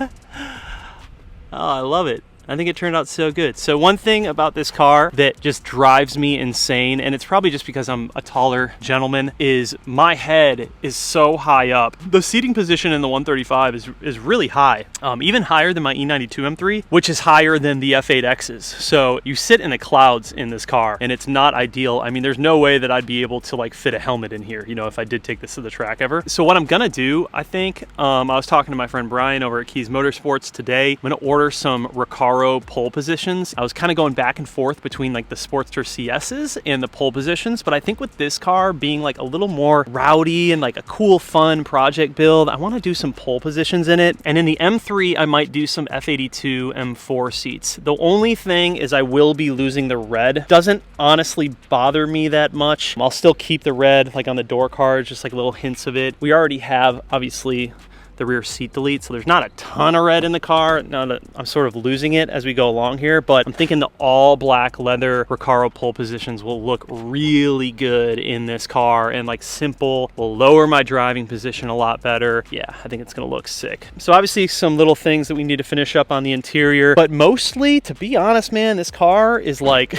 it's pretty much where I want it, other than the carbon roof, which I'm still sort of on the fence about. Like, I don't know, man. I do like having a sunroof sometimes. Carbon roof would be sick, but I do like having the sunroof. The one thing I don't want to do is have to, you know, cut the roof off and then have this car sit in the body shop for some time to just make everything perfect and put the glass back in. But I don't know. I'm on the fence about it, so I think I'm going to hold off on that for now. Definitely entertaining some different wheel options, and then R888Rs on these wheels for sure. We're going to go a little bit more meat on them. I think it's going to look really good. And then the last thing we need to do is just really finish off all of the performance stuff on this car, because I do have the Mosselman upgraded twins right now. I do have the port injection. It's not hooked up. And I do have Motive Reflex also not hooked up. So we need to do all that, finish it off, put another low pressure fuel pump in. I have a Walbro 450. We'll be running 2 low pressure fuel pumps, one for the direct injection and then one for the port injection. And this thing will be getting plenty of fuel for the power that I want to make. The guys over at CS are going to help out with that. And then we hit the dyno, and then we just have fun with it, man. We just enjoy the car.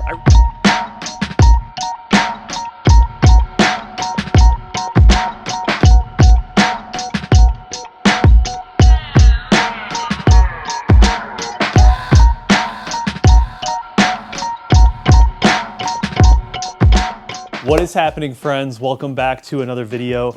It has been a little bit. I have been busy, and we'll do a life update video talking about what I've been doing. coming soon. But today's video is super exciting. I have these Recaro Sportsters that I've wanted for so long on any of my builds, really. Finally got my hands on a set from my good friends over at Keys Motorsports. I'm gonna have everything you need to do this, link down below. This seat setup works on both the E82s and the E92s, so if you're interested in running this, and probably some more, but those are what I know. So the good thing is these work in both my cars, which is great. They were on back order, but to my surprise, they showed up in less than 2 weeks, which is awesome. And yeah, so I ended up going with the black leather with the black Alcantara. I think these look freaking amazing. My interior is red on this car. Not really married to the red, if I'm being totally honest. I think it's okay. I wouldn't mind actually converting this entire interior to black. I know that some people are not gonna like that. It's probably an unpopular opinion, but I do prefer the black interior on this car. I might just leave the door cards with a little bit of red just to offset it a little bit. I don't think it looks terrible like that. I do have the rear bolsters or the rear side pieces that are also red. Other than that, this car does have a rear seat delete though. So, you know, it's mostly gonna be black, and we are doing the black headliner and everything. But nonetheless, let's talk about these seats, dude. I am so freaking pumped to put these in the car. So I went with the Recaro Sportsters because being that this is a coupe, I didn't want to have a fixed back, and I do want to drive this car as often as possible. However, I do think for my E92 M3, I am gonna order some pole positions. I think that would be a good alternative to these seats. And the great thing is, if I want to swap them, I can do so.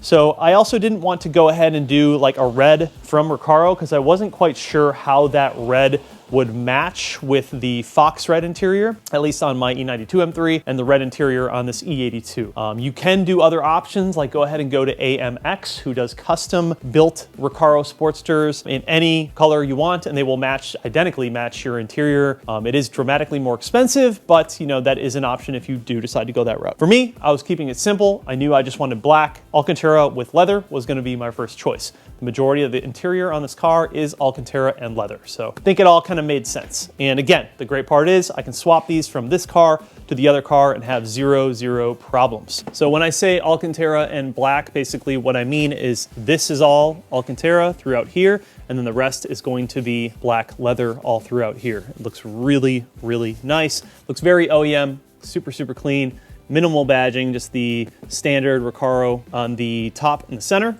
And then you also have a latch in the back to lean the seat forward if you want to be able to get into the rear. Probably won't be accessing that too often, but it is there if we need it. All right, so first we'll talk a little bit about why I went with these seats rather than going with like, you know, Sparcos or just keeping these seats that are in here or doing some E9X seats in here. I've always wanted Recaros in one of my builds, and finally I have the opportunity to do so. So I sort of sprang on it. The seating position in the E82 drives me insane. It is incredibly high up. I'm 6'2". Don't know if that has anything to do with it, but it is a, yeah, you're in the clouds on this car, and you're pretty much right near the headliner, and it's just a very awkward seating position for what I deem to be a now sports car. And these will also lean me a little bit lower and put me in a better driving position, and they're obviously way more comfortable than these stock seats. The side bolstering in these seats is much more aggressive, and I just think they're gonna look freaking amazing. So it was an obvious decision, and now I get to try them for the first time and really compare them to the QRCs that I had, the Sparcos in the E36 M3, and then I also had some very cheapy Sparcos that are just,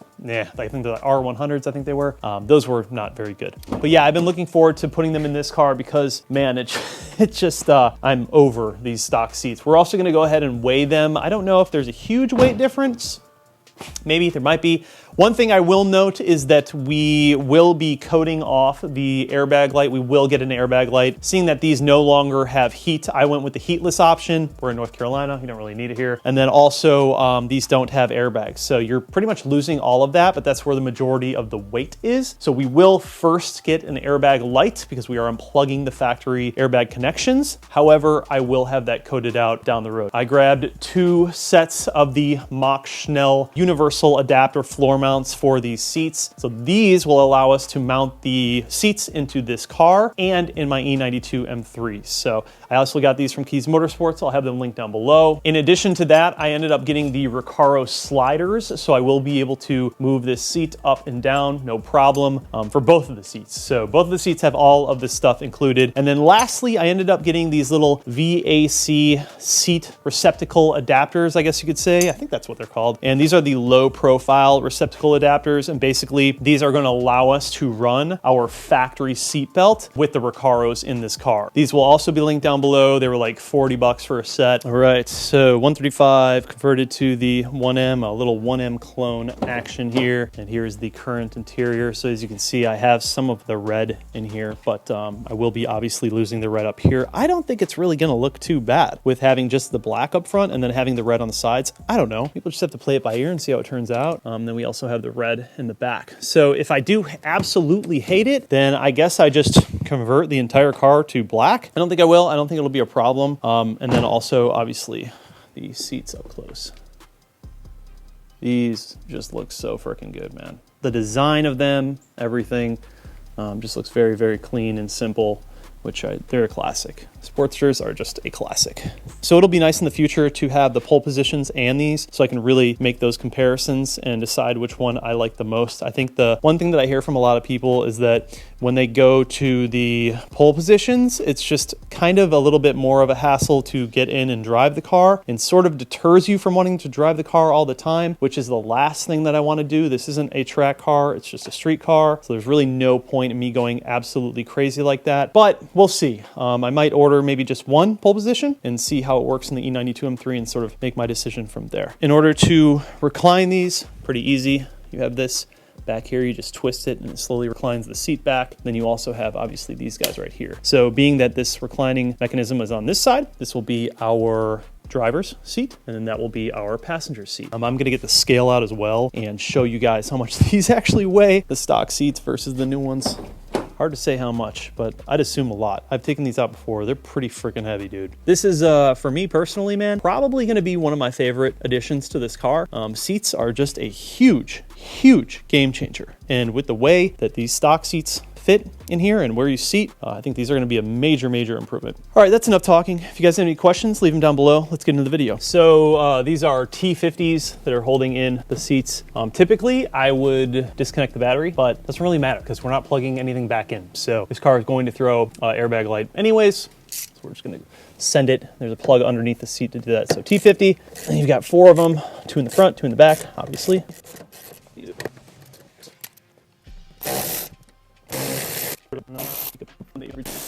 So this little tab right here, this black tab, you pull it and it removes the actual plug. We get to pull this behemoth out of here. Just be careful of your paint and everything. You don't want to damage anything when you're moving this. Here we go.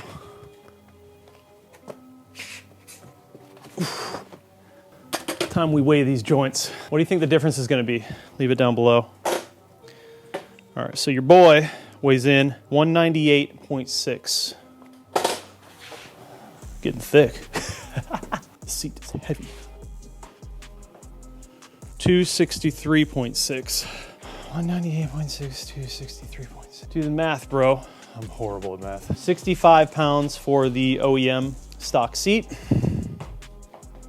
233.6. Wow. 30-pound difference between our OEM seat and our Recaro Sportsters. That's quite a bit. 60 pounds throughout the entire car that we're losing. I'll take it.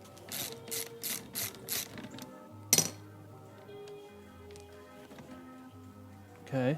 All right, so I was kind of looking at all this, and you know, that's how it sits from factory, like that. These would be our new mounts. Essentially are just like, it's like replacing this piece right here, but for our Sportsters. So it'll just bolt up like that, or on the inside, we'll see which one. We need to keep this entire assembly and I guess plugged too, because we would want the car to know when the seat belt is plugged in. So my thought is, let's undo everything from this harness here, because you still have these plugs in here. So obviously anything to do with the airbags or the heat on this seat, we can just sort of discard or just leave on the seat. There's not like too in-depth of a write-up on this, so I'm just kind of like learning as we go along, guys. So this now will plug back in to the car. All right, so here is the piece that we just pulled out and the plug for the seatbelt.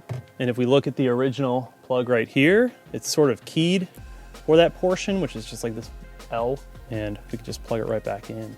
All right, so I'm just kind of looking at everything here. And before we go ahead and jump directly into installing the entire seat and all of that, we're gonna go ahead and put in the floor mounts. which are the Mach Schnell universal floor mounts. So this is the alignment for these, the way that I have them set up. I also have 2 sets, so one for that side, one for this side, and they're oriented this way, and then everything lines up right there. So those are the factory mounting holes. So we'll take our factory hardware and obviously put that through, and that will lock the mounting plates into place, and then our new seats will go into one of these holes. These are all threaded, by the way, so it just makes it super easy to install it. I've seen people put these seats in cars a lot of different ways. You can use like planted, I think makes one. I'm gonna go ahead and tighten those down, torque them in, and then we can move on to assembling the slider onto our seat, and then the seat will go in the car.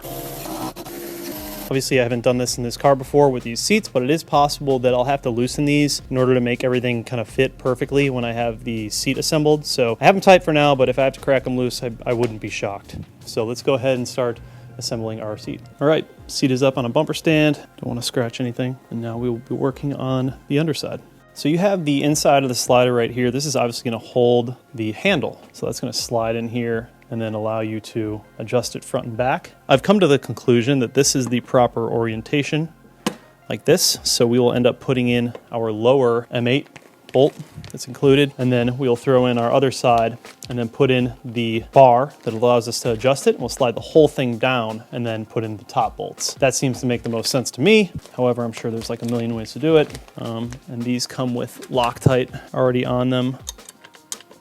Yeah. I remember doing the Sparco ones and they were just, they were so confusing to me.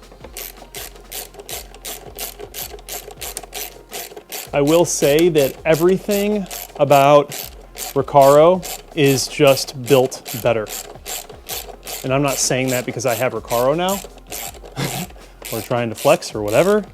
I've just noticed that like all of the parts and everything seem much, much nicer. Yeah, so it sort of like press fits in here. Yeah, so it pops in. Cool. So looking at their website, it looks like the seatbelt mount bolts in directly to the Mach Schnell floor mount. And here's the hardware they gave us. However, there's no nuts. We're gonna have to come up with a different solution for that. Shouldn't be a problem. I think I have hardware. This, however, I don't know how I feel about it. If the seat is going directly on top of your floor mount, well, it's not gonna sit flush if you have a giant head of a bolt sticking up. So I think I've figured out how I wanna do this. I took this back off and basically I'm mounting it on the underside here. So it's reverse mounted. And that way you don't have to worry about, and this isn't the way that other people do it. They mount it on top. But I mean, looking at this, like, wouldn't you just want that below here so you didn't have to put washers up here? I don't know. That just seems like the most obvious way to do it without messing with your seating position, even if it is just a little bit. Okay, so here's where I'm at. Got this one in, pushed all the way that way. And then got this one in, pushed all the way this way. And I remounted the seatbelt a little bit forward on this one right here from the bottom up. So you can't see anything. It's nice and flush. Now it's a little bit forward from where the factory one is, but I don't think that's gonna be an issue. But now nothing is gonna be lifting up weird and it should be flush and good. Then we have our seatbelt plug plugged in. Yeah, I think it's gonna work. So let's put in the actual seat and see how things line up.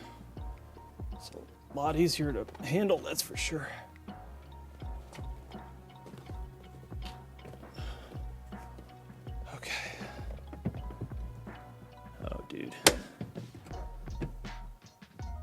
Dude, these are gonna look so good in here. Okay, so I just wrapped up the driver's seat. I changed a lot of stuff and I'm gonna go over everything that I adjusted and changed just a little bit to make it fit perfectly on the other side. But hopping in, these are unbelievable. The way that these place you into the car is perfect. Like, perfect. I can't express it enough. On the previous seats, you'd be up here, super awkward. You are much lower in these. Man, it is good. It's really good. And this is about where I would be, maybe a little bit further back, like right here. And of course, you can adjust back here, how far back you want to be or whatever. These also cup you into the car much, much better. And then also I have my seatbelt receptacle right on the other side, like so. Works just as factory, which is great. Turned out really, really good. I am super happy with this setup. They just look so good. These also came with a Recaro decal, so I threw it on the side. I think it looks kind of cool, but man, yeah, very happy with it. I can't wait to drive. All right, so let's tackle the passenger side, and I'm gonna show you guys everything about that one and kind of everything that I had to adjust on this side in order to make these work perfectly. I'm gonna show you guys on this side some things that I made adjustments to for the driver's side to make it work with my car, starting with the rails. So put these in just like we did before. And when we are putting on this part right here, one thing I didn't realize until I was in the car is these little holes on the end right here. Make sure those pop into these right here. So basically just slide in like that, like that. Super important, it's in these little pegs though, because it needs that leverage. Basically what I had to do to make it work in my car, and like I said, this could be different depending on which model you have. I had to face these basically outwards, both of them outwards. Now I did see someone's video who had a 1M, this is just a 135, but they had a 1M, and they had to have it positioned both facing one way. He did have the pole positions though. So on the Sportsters, I guess you have to set it up like this. And basically what you wanna do is just measure the bottom of the seat rails on the seat and make sure it's exactly the length that you need. Mine was just above 16 inches. And then when you're laying your mounts out, make sure that the holes are exactly, obviously, where you want it, which they are. I ended up using the middle on this side and then the outside on this side. And that created enough room from the seatbelt receptacle in order to put the seat on top. And then everything flows nicely. So that's how I did it. Worked out really well. I'm gonna go ahead and throw this one in real quick. Wow. Look at how good this looks, man.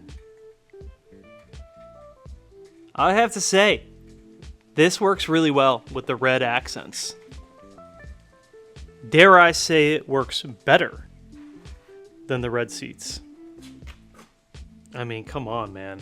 It looks super sharp. Now the only eyesore is this gray headliner and the pillars. But other than that, man, this thing looks so freaking good. Holy crap. Sheesh. Perfect seating position. Love that everything matches. Oh, man, it looks good.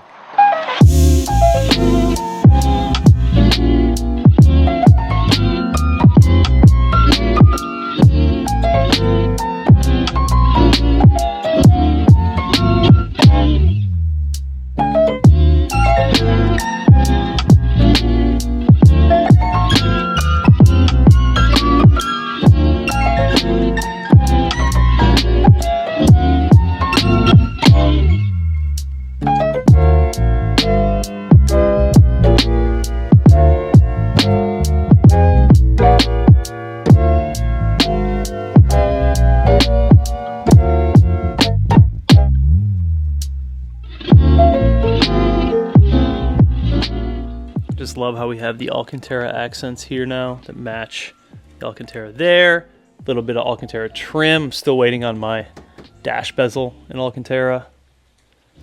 But that Alcantara with the leather theme throughout the car is just too good. These seats also fit my body way, way better. When you're sitting in these, you're in them. Just sitting in this I feel so planted in this car. And the nice thing about this setup with the mounts and everything is you can sort of change your positioning if you need to, but I just set it up as is and it's dead center to the steering wheel, straight forward. I remember in my Sparkos, it was a little bit weird. They sort of had you sitting like cockeyed towards the middle of the car. It always felt a little bit off center, and also when you looked into the cockpit with the Sparkos, the seats were kind of like at an angle, so you had to put washers on one side to like even it out. Very strange. I don't know, it could have been just my E36, but who knows. But in this car with these Recaros, man, it's meant to be. It's meant to be. I still would like to try a set of the pole positions. So I think in the M3 we'll get a set of the pole positions, and we can just swap back and forth if we want to. But for this setup, I really, really like this. I didn't find too many videos online doing like a step-by-step on E82 Recaro Sportster install. So obviously the E9X is going to be very similar, if not identical, but hopefully this helped you guys. You do just have to like loosen things and retighten things and sort of position things around in order order to get it fit A1. But once you do that, everything just slides in perfectly, and yeah, man, I'm really, really happy with it.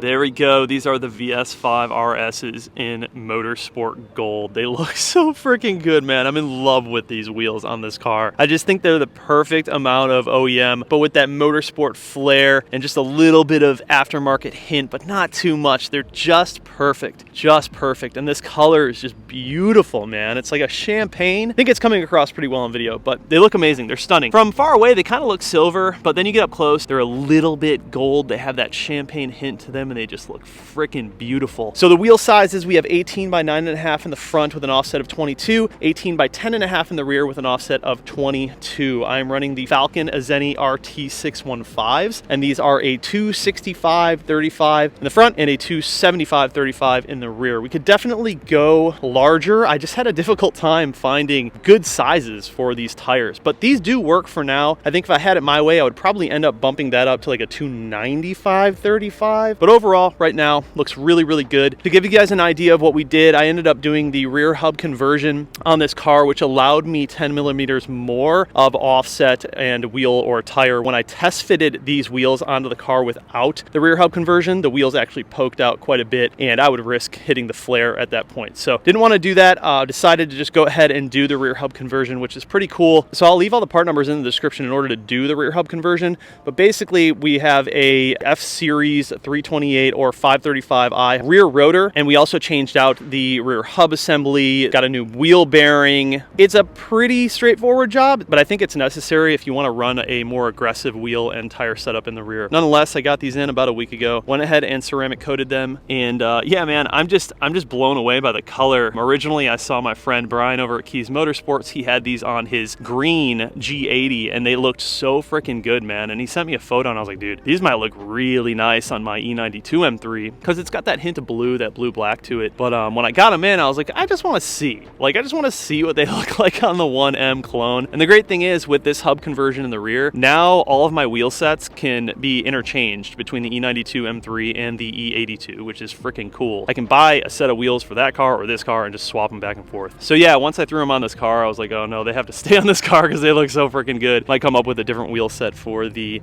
E92 M3. So you guys tell me what you think. Are you into them? Man, I think they look stunning. This really gives CS vibes, like an M2 CS, but let's say a 1M CS, I guess you could say, is what we're kind of going for. But I really enjoy the contrast between these lighter wheels and the darker car. With the 513Ms, they're more of like an anthracite finish. They're kind of in between like a dark gray and a silver, which is still not bad at all. I think those wheels look really good. They're actually quite similar to the design of these wheels. These are just much more aggressive, have more concavity, and obviously a bit more pop to them with the contrast. But now that we have the rear hub conversion, we wouldn't really be able to run the 513Ms. I mean, I guess we could, but we would have to run really aggressive spacers to even fill out that rear end, and it would just look kind of silly. At a certain point, I don't like running super massive spacers on these cars. But man, this looks freaking awesome, dude. You guys are gonna have to tell me what you think down below. Are you on board with this setup? I certainly am. These are gonna stay on the car for sure. I think they just sort of make sense for the build. But man, That contrast is something else. They're coming across pretty good on camera, but you have to see these wheels in person. I've had 2 sets of VS5 RSs so far. They're easily one of my favorite wheels, and I just think in terms of what these wheels actually cost and just the value with Apex wheels, it's hard to beat, man. It's really, really hard to beat. And then the next step up is getting like some BBSs, and you're spending $6 grand easily on wheels. So I think the value is really there with a lot of the Apex wheels, and these are fully forged, obviously. I waited 3 months to get these wheels, man. We put the order in, and I was so anxious to get them, and I was dead set on them going on my E92 M3, but man, I don't know. After I saw them on the 1M clone, I was like, no, this is too good. These have to stay on this car. And if I really, really wanted to get another set, I don't think I could run the exact same wheels on the E92 M3. That would be a bit overkill for me. If I wanted to get another set, of course I could, but these look stunning. The tires, Falcon Azeni's RT615s are new to me. I've ran the RT660s a couple of times, and these RT615s are actually like pretty cheap and pretty decent. Like they're not bad tires at all. A little bit limited on sizes, but I think that this size for now is gonna be just fine. This isn't like a track car, it's more of a street car, but they have obviously a much more aggressive tread pattern, which just looks freaking sick with the cutouts in this 1M style body. It looks amazing, especially paired up with these wheels. I'm excited to just try them out and see how they hook and handle in the future once you heat them up. But as far as looks are concerned, I love them. I mean, they ride good so far, they look great. Can't really ask for that much more, and they're super affordable. So anyways, I just wanted to show you guys what we're working with now, the VS5 RSs, man. I think they look freaking stunning. I'm so happy that I decided to put them on this car, and they just work so well on the 1M body. And now it kind of makes me feel like the theme for this car is going to be like a 1M CS. I'd like to build what a 1M CS would have been. So more weight reduction, I suppose. Carbon fiber roof, I guess, would be the move. So I think it's a cool direction for this car, and I'm excited to see what we can do with it in the future. Oh, the other thing I wanted to point out to you guys was that I finally got in the black leather pieces in the rear, which I think actually looks a lot better paired up with the red. I don't know if I'm gonna keep the red on the sides, but I think for now it looks really good. I'm happy with it. A little bit cleaner of a setup. Anyways, huge shout out to the guys over at Apex Race Parts for sending these out. I'm gonna have these wheels linked down below. You gotta try a set of these, man. This is officially my 3rd set of VS5 RSs, and I just love them. They're just so good. They're so OEM, but also just more aggressive than OEM, and they just fit these cars so well. So anyway.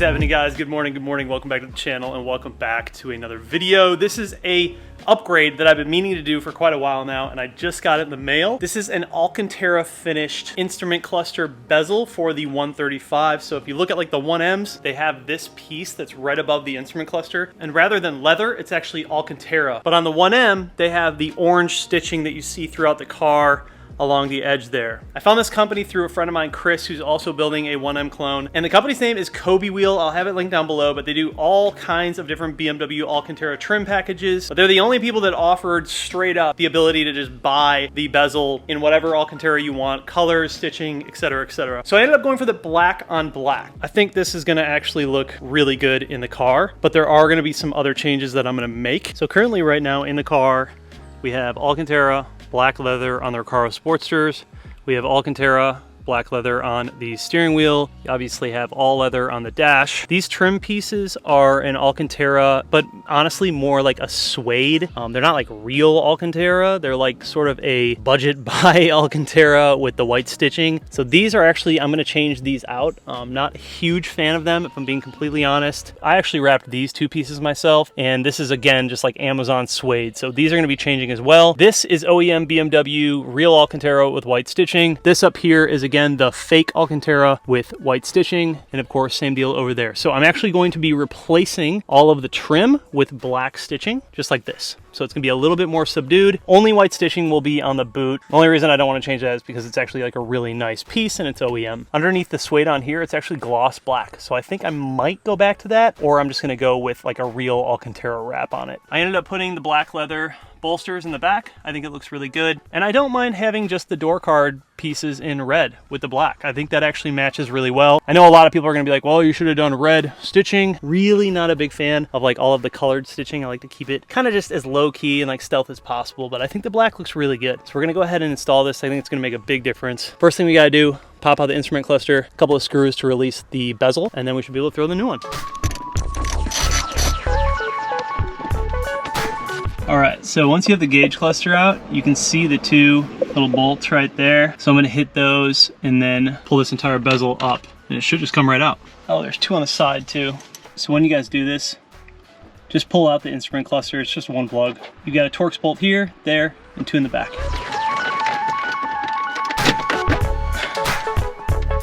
Should just come right off. And one goes on.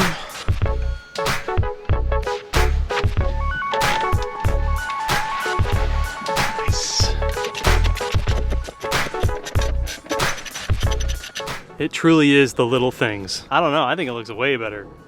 Definitely flows much nicer with my interior. I'm curious to see how long I hang on to these red door cards. Kind of see myself going towards the all black, but we'll see. It doesn't bother me too much now, but knowing me, these will be all black in the near future. It's looking good. So that's the finished product. Pretty easy, 10-minute install. Knock it out pretty quick.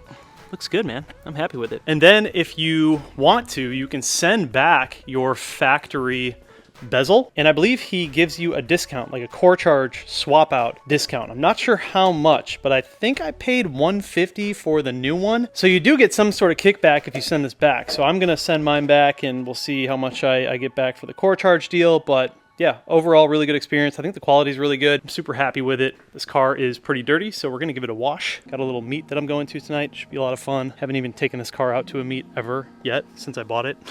So that'll be kind of cool.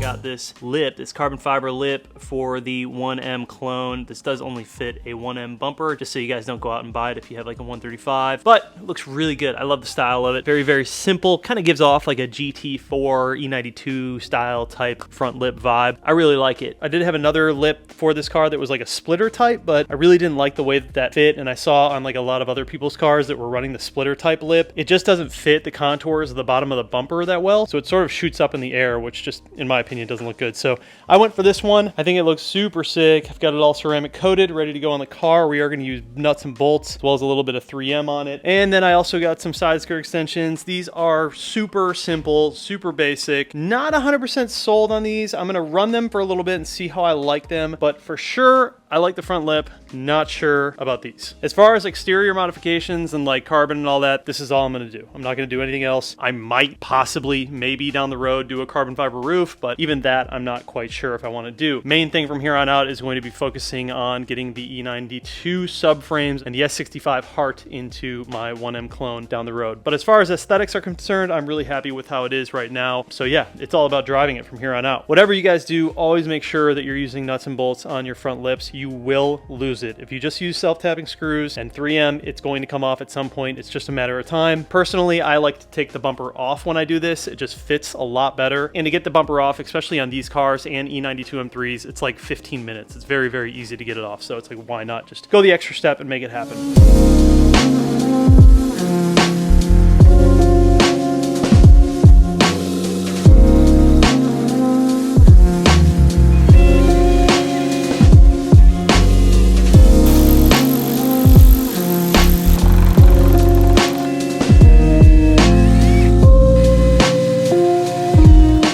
So I'm just using nut, bolt, it's probably like an inch long, and then a couple of washers. I'm holding the edges when I drill it to make sure that it lines up on the edges. That's the most important part of this, is that your edges line up. And then from there, you can just feed it in through the back, and you should be good. Most important thing for me is that this thing never comes off. And the nice thing about this tool is it also is a ratchet. Anytime that you're drilling through, just put your finger on the backside to make sure that you're not smoking through like the top vents or anything like that. So once I do the edges on both sides, start working on the middle. All right, update, show you guys what I ended up with. Looks like I have 1, 2, and then actually 3 on the sides, and then I have 3 in the middle, and then I have 3 on the sides. So I think that that is going to actually be plenty for this lip. I don't think it's coming off anytime soon, but that is just how I like to do it. I ended up putting a hole, bigger hole right here so I could get to that bolt and nut, and then same thing over there. I ended up going a little bit higher on this side because I went a little too low over here. Like I probably should have gone up there. So I'm gonna get the car up in the air and then throw on the bumper, and we should be able to see how this thing lines up.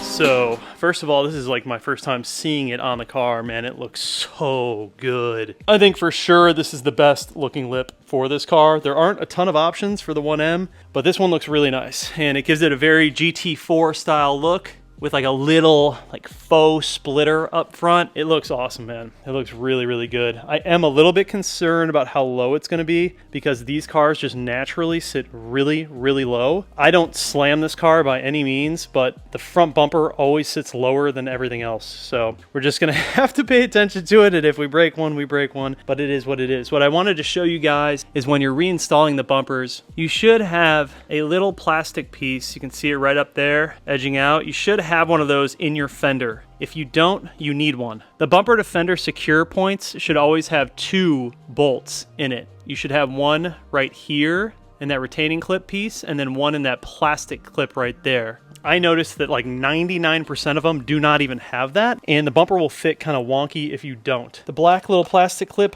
what is that? This is it right here. It's just a little BMW fender retaining screw piece, but I have a bunch of them, and because I noticed that people lose them all the time, and that most of the fenders don't have them. They just get lost and people don't put them back in. But it's actually like kind of crucial that you want that in there right there, because a screw goes in down here and secures the middle point. So you'll notice that a lot of 1 series, they'll have one screw back here, but they won't have one over here, and so it'll kind of sag and look goofy. So if you're having like gap issues from bumper to fender on your 1 series, that might be why. We're good on this. I'm gonna put in all of the screws. There's like a bunch of little 8 mils, a couple of plastic 10 mils for the fender liners. I'm gonna put all that stuff in, bolt it up, and then I'm gonna show you guys some of the stuff underneath and like how nice it is, because it has factory holes for all of the little 8 mils. It's pretty sick.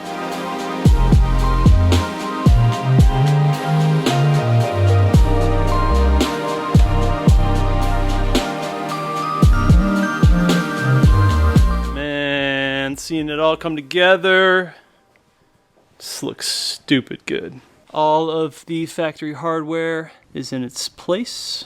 So you can see underneath, that's how all of the factory hardware is mounted. Like little cutouts for all of it. And then you can also see my bolts that hold it onto the bumper and the nuts. Yeah, dude, it fits super good. Really clean all the way through.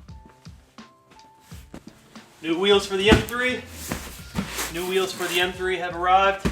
Show you guys what those look like later. Love the front lip. My only concern is how low it's gonna be, but man, if we break it, we break it. Fitment is amazing on it. Looks really good. Goes right to the edge on each side. It's nice, man. I really like the design of it. It's simple. Gives off like GTS vibes too. It's cool. Definitely a good looking lip for this car. All right, so let's get these extensions on. These are super easy. I'm gonna throw a little 3M on them, and then some self-tapping screws.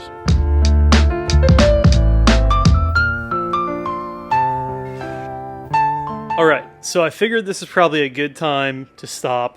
We got the car on the ground. Dude, it looks so good with this front lip. That front lip looks amazing. I love it. As I suspected, it is low, less than a fist, probably 2.25 inches, I'd say, 2.5 inches off the ground, which is a little bit lower than I'd like, but whatever, we're gonna run with it. So you can see the side skirt extension on this side. It's good, it's nice. It's nothing too crazy, it's pretty subtle. It kind of continues the lip formation along the side, and then you can come around here and sort of see it without, you know? And I'll be honest, I'm kind of on the fence as to whether I like it or not. You know what I mean? I just don't know. I feel like this is more like road car, like track car style. Like no carbon in the back. Kind of just have your front lip splitter set up and then whatever. And then I feel like this is a little more like street car, show car style. I don't know. I mean, it's very subtle, but they do look good. They do look good. So we're going to run them. We're going to run them for a little bit, kind of see how they grow on us. Man, it's looking amazing. So I'm going to finish up the other side, and then we're going to take this thing out and get a proper little photo shoot, video shoot.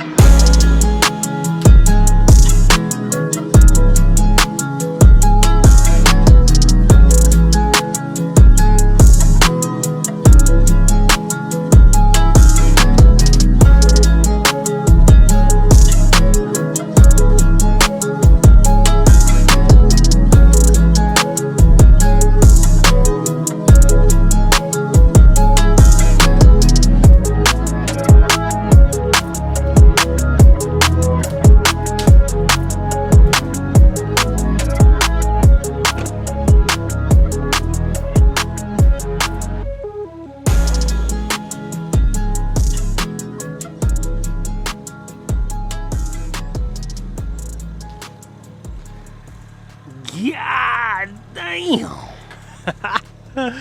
I think this looks perfect. The side skirt extensions have already grown on me. At first I wasn't sure, but seeing them in person with the lip, it's a good package. I love it. Tell me what you guys think. It looks so good, man. Super aggressive, but not too aggressive. The rear, I don't really want to do a diffuser. Everyone's like, oh, you gotta do the carbon diffuser. I don't really like them. I think they look kind of, I don't know. They look a little bit over the top. I think the OEM with just like the carbon lip spoiler is perfect. I think it flows really, really nice with this car. But yeah, man, I'm really happy with this. I think this whole setup, like this car aesthetically is pretty much done on the outside. It just looks so good with that lip, dude. It is low. This lip is low.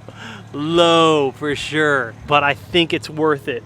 I think it's worth it. That's the thing about this car. The 1Ms, the front bumper is just so aggressive. It hangs super low. Like, I'm not slammed or anything. You know, I have like a finger gap between the tire and the fender, front and back. But it's low, man. It hangs really low in the front in general. So you lose like, I don't know, maybe 3/4 of an inch of clearance with the lip, but I think it's worth it. Just sort of completes that aggression on the front with the Sabon hood and everything. It's nice. It's kind of hard to see right now because of all the reflections. It's not the greatest time to be filming, but yeah, I'm really happy with this. If you guys are just now joining the channel, this is my BMW 135. It is a 2009, and I have converted this car to a 1M clone, which we actually now have in stock and ready to ship if you guys are interested in going that route. But this car is obviously jet black, and it used to have a complete red interior, and I've been slowly transitioning over to the black. I just prefer the black. I know that that is not going to be a popular preference, but I think it just suits this build better. So I actually met up with a buddy of mine and swapped over all of the door cards over to black, and I gave him my red ones, and now I am just working out the rest of the interior. So the entire headliner, everything else inside of here is still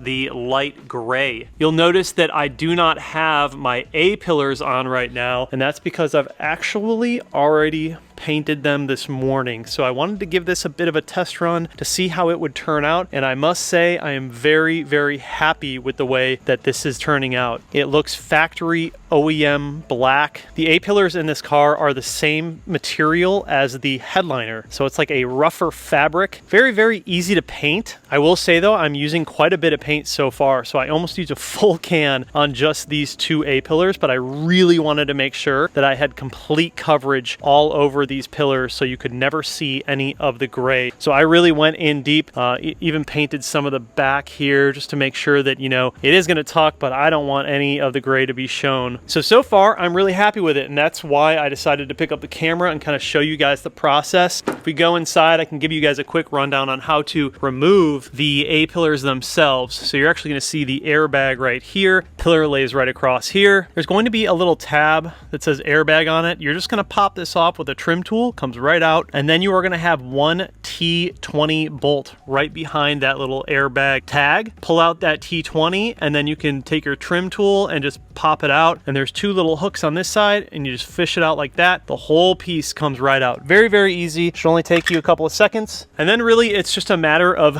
cleaning them and painting them. So this is the actual paint that I'm using for everything. It is vinyl and fabric Duplicolor. The finish is just an OEM matte black, and it seems to be working out really well. I am a bit concerned. I bought 6 bottles total, and I don't know if it's going to be enough to cover everything, but I think what I'm going to do is pull out all of the pillars and then pull out the entire headliner, and we're just going to start painting the headliner first, so I know for sure I have enough paint to finish that, and if I run out, I can just run to the store and grab more to finish the pillars. These remaining pillars in the car are actually a plastic. They're not a fabric material like the headliner or the A-pillar, so I don't know if that paint is going to work on these. We're going to try and see how it turns out. If worst comes to worst, I will just end up buying these 2 rear pillars in black rather than trying to paint them. I just don't know how durable that's going to be. It's not like you're really using these or hitting these often, but I want to make sure that it turns out good. But still, that is going to be saving us a ton of money because we're not actually buying the entire headliner in black. I really think that this is going to be adequate. I was a bit worried at first doing it, but now that I've seen the black paint on the pillar themselves, I think this is going to be totally sufficient and is going to save you a ton of money versus trying to buy all these pieces in black. They're just really expensive. I will say when you are pulling these pillars out, be careful because these tabs right here are super fragile. I actually broke them on my other ones. Shouldn't be too big of a problem. There is still force keeping these in there. This sort of tucks in behind the dash, but these are just old and a bit dry rotted, so just be very careful when you're removing yours. You obviously don't want to end up like me and crack them. Outside of that, you can see the paint lays on pretty good, and once we get the headliner out, I'll show you my process when it comes to the painting. It's pretty standard. Just take your time with it. So first thing is first, I have to remove this passenger seat in order to get the headliner out of this car. There's just not going to be enough room with the passenger seat in here. Hopefully I can do it with the driver's seat in there as well. If I have to remove it, I will. So I'm going to go ahead and pull this out, and then we're going to work on the other pillars, and then we'll start working on the headliner. All right, so we are in, we're in the car, and headliners are never fun, you guys. It just takes a ton of patience and popping little clips and getting little screws out. It's going to take a little bit of time. So I'm just gonna work my way through all of these little things that need to come off. Probably gonna start with these pillars back here and then work my way up to the little accessory pieces that need to come off. All of these things need to come out in order for my headliner to come out. And we are painting everything. So all of this trim along here, the sunroof panel, this, it's going to be a lot of work, but we will get through it.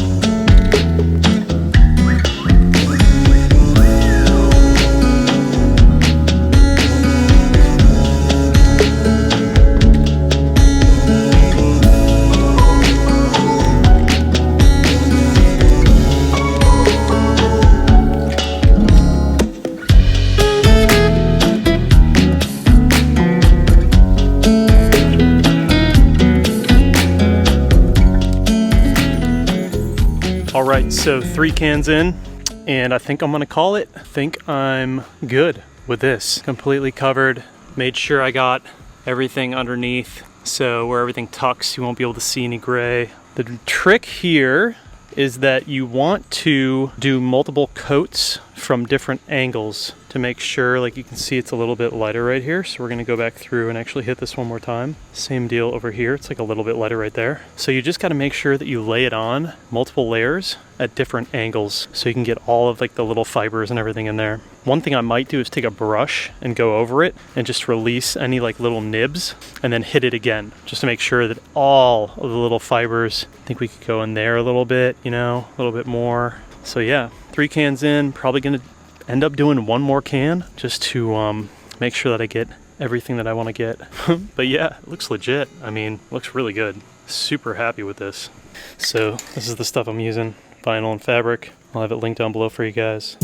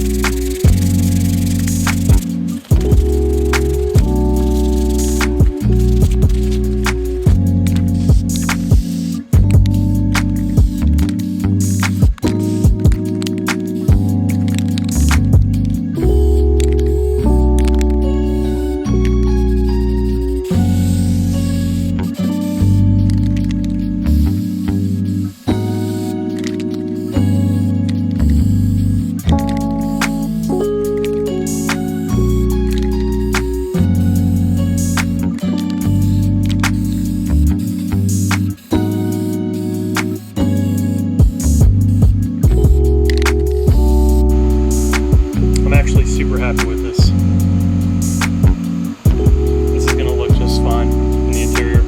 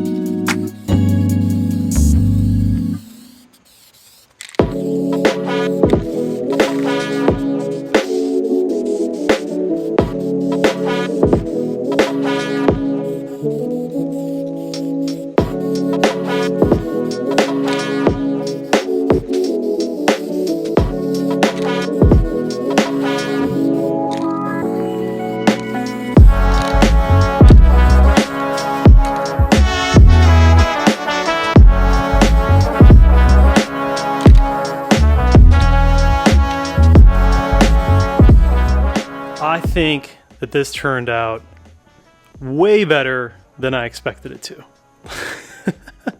Look at how good that looks. It's got like an OEM matte finish to it.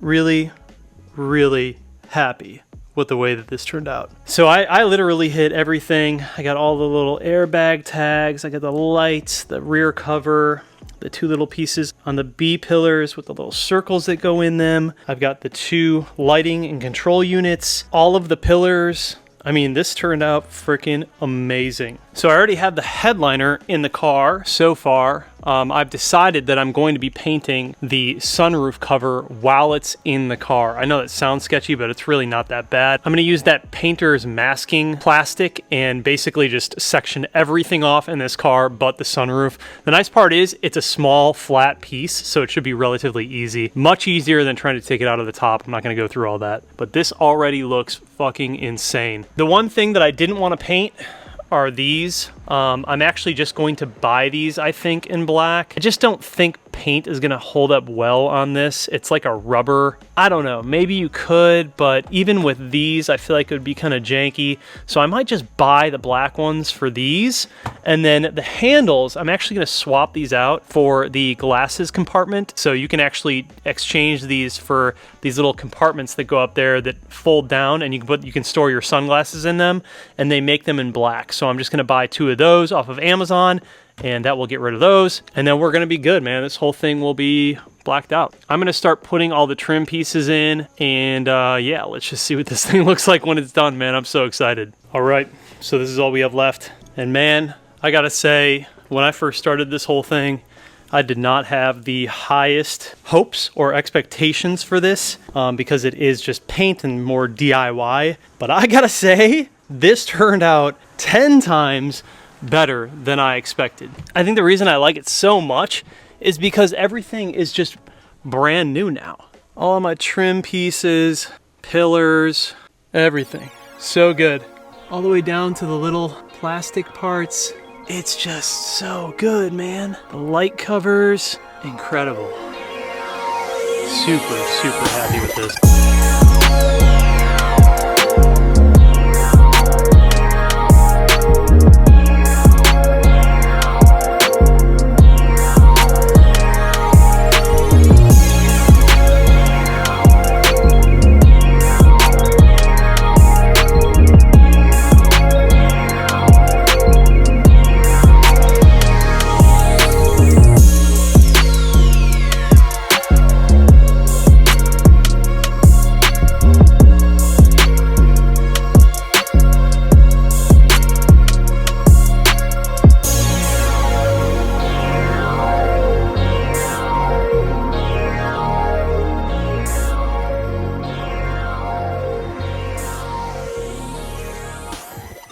My friends, that is a wrap. I just finished everything up. Very, very happy with the outcome of this project. I even replaced the little pin lock plastic pieces. They were super crusty before. But yo, this thing turned out so good. Kind of tough to show you guys out here with all the light and everything, but man, really happy with it. Everything for the most part just looked brand new. All black. Pillars, everything, man. Oh, I'm so happy with it. Turned out so good, you guys. If you are thinking about doing this, 10 out of 10, recommend. It's really not too difficult, just takes a bit of time. But yeah, man, this is the way to go. So I ended up finding a couple of sun visors in black, OEM, and they're used for $50 on eBay. So I spent about $100, a little over $100 on this entire project to black out everything, all the rest of the stuff in my interior, and it looks so good. It basically looks brand new. And a lot of the trim in this car was already sort of on its way out. Like, it just didn't look that good. Even in the gray, it was pretty beat up. This just completely refreshes it, brings it right back to life. I just love those types of projects where you're really not sure if it's gonna turn out good, and then in the end, it actually ends up turning out even better than you had expected.